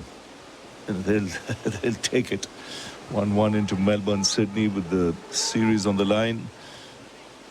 And the next 10 runs will play a big role in whether Australia can go 2-1 up. Because if they can't enforce the follow-on, it'll take something absurd. Special, yeah. Inconceivable almost. It would take a very bold play from Pat Cummins to chase runs and declare and run the risk of losing and so on. But first things first, they need this wicket. Cummins, 4 left in the over, going over the wicket, change of angle. Bowls to Akash, 2 slips in, back of a length, goes back with it, defends to silly point where there's nobody. No run. And I think he wants a silly point now. Immediately asked for Yeah. And Nathan McSweeney is running in. Yeah, so that deep backward point who was there when he was going round the wicket probably didn't need to be there when he was over the wicket. So McSweeney jumps in. Where will he land? Silly point, I think. That's what he... Cummins is sending, asking for a helmet. That's the next piece of the puzzle. Getting the lid for the silly point, which you don't see too often for a quick, but these aren't ordinary circumstances. Desperate to finish the job. So 2 slips, short leg, silly point. Fly slip. And a fine leg if he can tempt him into a hook. Cummins, in his 20th over, he's got 4 wickets. Bowls here to Akash, who plays straight of the man at silly point, driving out into the deep. Stark with some work to do to collect it. They'll think about a third and call it off, but getting 2 at that point. Just past the man who was placed in. Good result for India. Takes Akash deep to 13. Okay, it's solid in defence. Yeah. He's looked pretty solid out there. Yeah, 8 away. 8 runs away. Tall man. What a partnership this is. Yeah, they've put on 25 already. The job not yet done. Not quite as dramatic as Ashwin and Vihari at the SCG, Ravi, when one couldn't walk, one couldn't move. Yeah. Yeah. But look what that can do to a series. Looking at the ball again.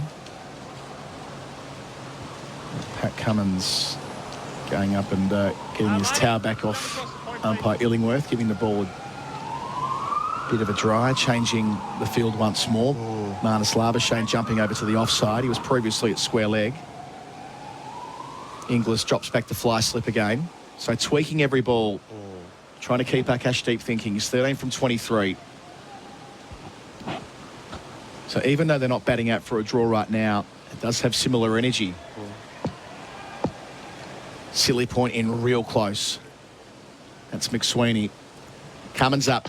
Bowls to deep. He plays straight of silly point again. An identical shot playing from the crease. Stark again in pursuit. And the result is the same. 2 taken.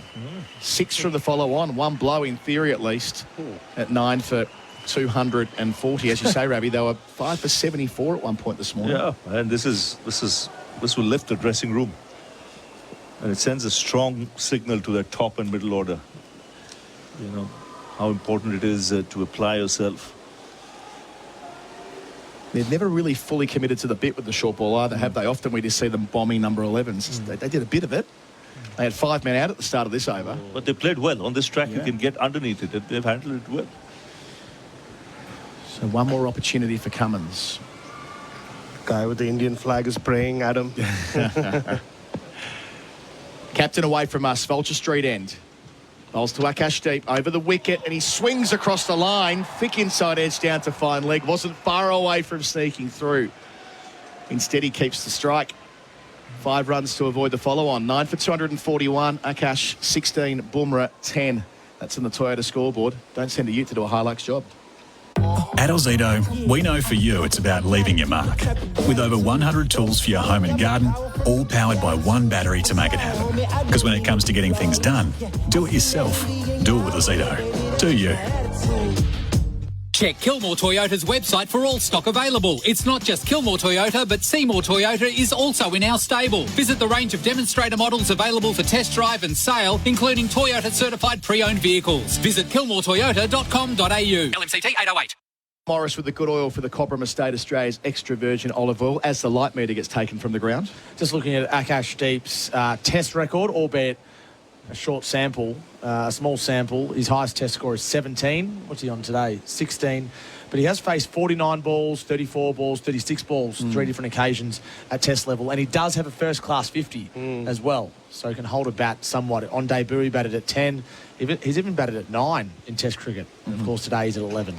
I just like the way he's defended here. Well, not backed away. He's got into line. I wonder whether he might back himself here. He's seeing it nicely. There's a long on. There's a long on a deep square leg. Their left cow corner open. I'm sure that's not coincidental. Yeah, it's a huge temptation. A massive temptation, a massive gap. Now he'll be hitting with the spin in that direction. 5 to avoid the follow on. Lyon's a wily customer. Can he throw one up above the eye line and earn a top edge or something like that? There's mid-off up. He'll be looking straight over mid-off as well. So a couple of options if he wants to go big. Line up to deep here. And he does try and drive, skews it out past point. There'll be one to Marsh, and the strike will go back to Bumrah. They wanted two, but he wanted two for it. Deep 17, 9 for 241. He's disappointed he didn't put that away closer to the boundary. Tommy Morris quickly, Cobra mistake. Since Siraj got out, this is from Benny Jones at Fox Cricket, Australia has bowled just 2 deliveries that would have hit the stumps. That'll be a talking point. It always is when these last wicket partnerships get away from them. 29 they've put on now. So Bumrah, who can hit a long ball, we do know that. He has done that at Test level. He's 10 from 22. A boundary's enough. Lyon takes a moment and sets off here. The gap's at deep mid-wicket. Lyon bowls and Bumrah drives to cover where Khawaja puts down the long barrier. Nothing sneaking through there. Bumrah looking for the booming drive. The inside out against the spin was all there, except for the placement. Nathan Lyon. Can he prompt an error here? So close to the follow-on mark. Bowls to Bumrah, close to the stumps. Bumrah well in behind it defensively. You spoke about Akash Deep's 53 not out, Tom. I can tell you the Bengali journalists in that press box are up and about. They're always up and about, aren't they? But especially when there's someone who represents their state. You know how they are, Ravi. It's getting dark here at the Gabba as well. 5:45 local time. Lyon delivers and Bumrah forward again defending. Khawaja gets another touch. Oh, it's got the crowd going, you know, every run being cheered. 2 left in the over. 4 runs to ensure that Australia would have to bat a second time. So much rides on this. Lyon to Bumrah. Over the wicket. Bowls. Bumrah defends. Playing from the crease. Content now to send the strike back to Akash Deep, perhaps. We'll see. Last ball of the over. These games, between games, is what has made India-Australia the rivalry, right? It's not over till it's over. Hanging on here, India. Lyon to finish the over. The India looking for 4 more runs. Akash Deep forward.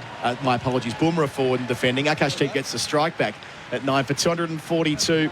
Bumrah 10, Deep 17. We'll say goodbye to Ravi Shastri. That's on the Toyota scoreboard. Don't send you to do a Hilux job. G'day again, still dealing with a multi-vehicle collision on the Monash Freeway inbound before Toorak Road, knocking out 2 left-hand lanes. We also have a crash in Blackburn South, Canterbury Road outbound at Millsborough Road, and a house fire in Croydon slowing things down. That's Bayswater Road near Mount Dandenong Road. From early January till March, Westgate Freeway roadworks will bring long-term lane and ramp closures from Grieve Parade and the Westgate Bridge. Delays expected, search Big Build for info, and the Thunder take on the Sixers in the BBL here at Live Tonight on SEN. Changing commentary for Bundaberg Ginger Beer. Ian Healy in for Ravi Shastri. And Australia, via Cummins, have 4 runs to play with. G'day, Heels. G'day, Adam. They're very diligent with what they're doing, which is suggesting they want to hang on and bowl again if that is the case. But this partnership is looking very convincing, making good decisions with their stroke play, and then they're running between wickets. They put on 29. Official attendance on that board as well. 6,171 on Tuesday in Brisbane. It's quiet here at the Gabba.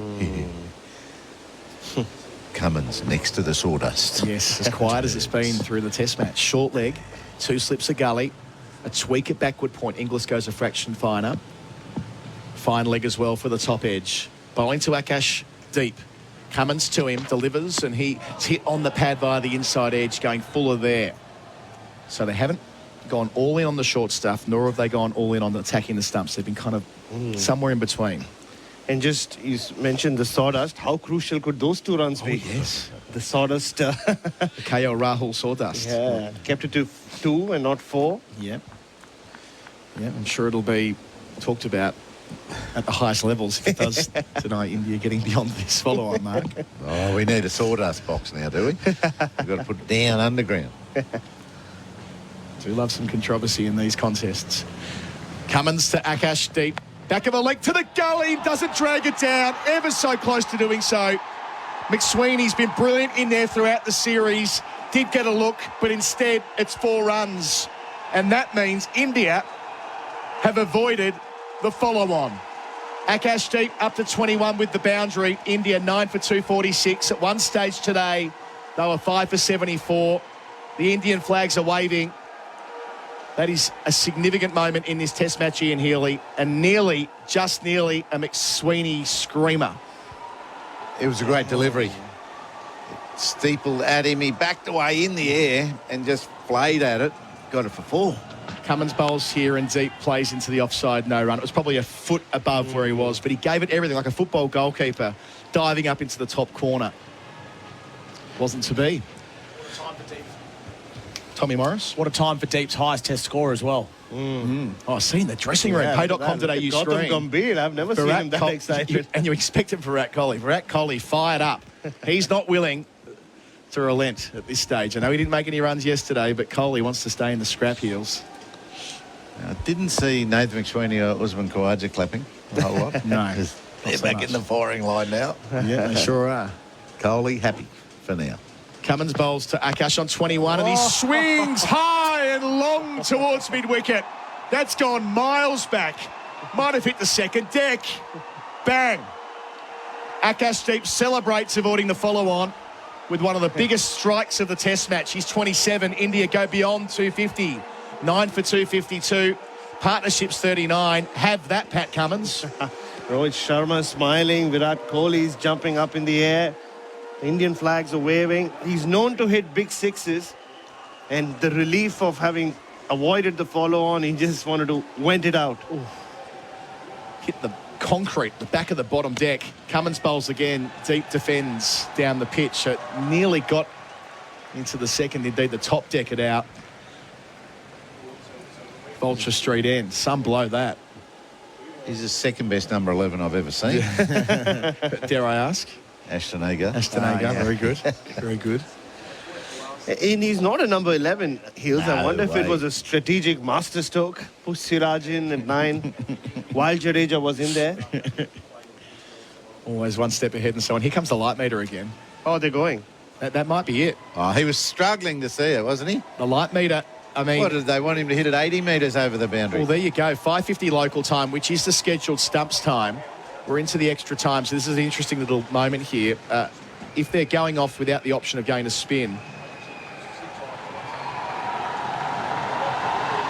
I suspect that has to be stumps because we're into the last half an hour. We'll just stay with it for a moment. 9 for 252 as the players leave the field. India avoiding the follow-on. They trail by 193. 9 for 252. Akash Deep, 27 not out from 33 balls. Jasprit Bumrah, the vice-captain, he's 10 from 27. This partnership has been a crucial one. When Australia picked up a couple of quick wickets after tea, Siraj then Jadeja, it felt a formality that Australia would have a decision to make about the follow-on, even if it was an obvious one. But now India have taken it out of their hand heels. He is so happy. Akash is playing all the shots on the way off. He's cut shots. He's so happy with what he's just achieved. Bumrah is taking the back seat behind him on the way off, but he's shaking his head and smiling. They're really happy. I think the Australians were a little bit relieved. The Quicks don't have to, burden a huge workload tomorrow, but there'll still be pressure. They were asked to do an interview there on TV and they declined the offer. So they're straight back down the race, Australia. On the scoreboard, the Tyre Power scoreboard, big December deal sale. Australia are now, well, they're still 193 ahead in the test match, but India at 9 for 252 have cleared the hurdle they needed to when they got here this morning. Hills, we're going to take a quick break here at the Gabba. On the other side of it, it'll probably be stumps, but we'll have definitive news one way or the other. SEN Test Cricket for Host Plus, winner of CanStar's Outstanding Value Super Award for the 7th year in a row. That's a plus. Issued by Host Plus Pty Limited. Check the PDS and TMD at hostplus.com.au.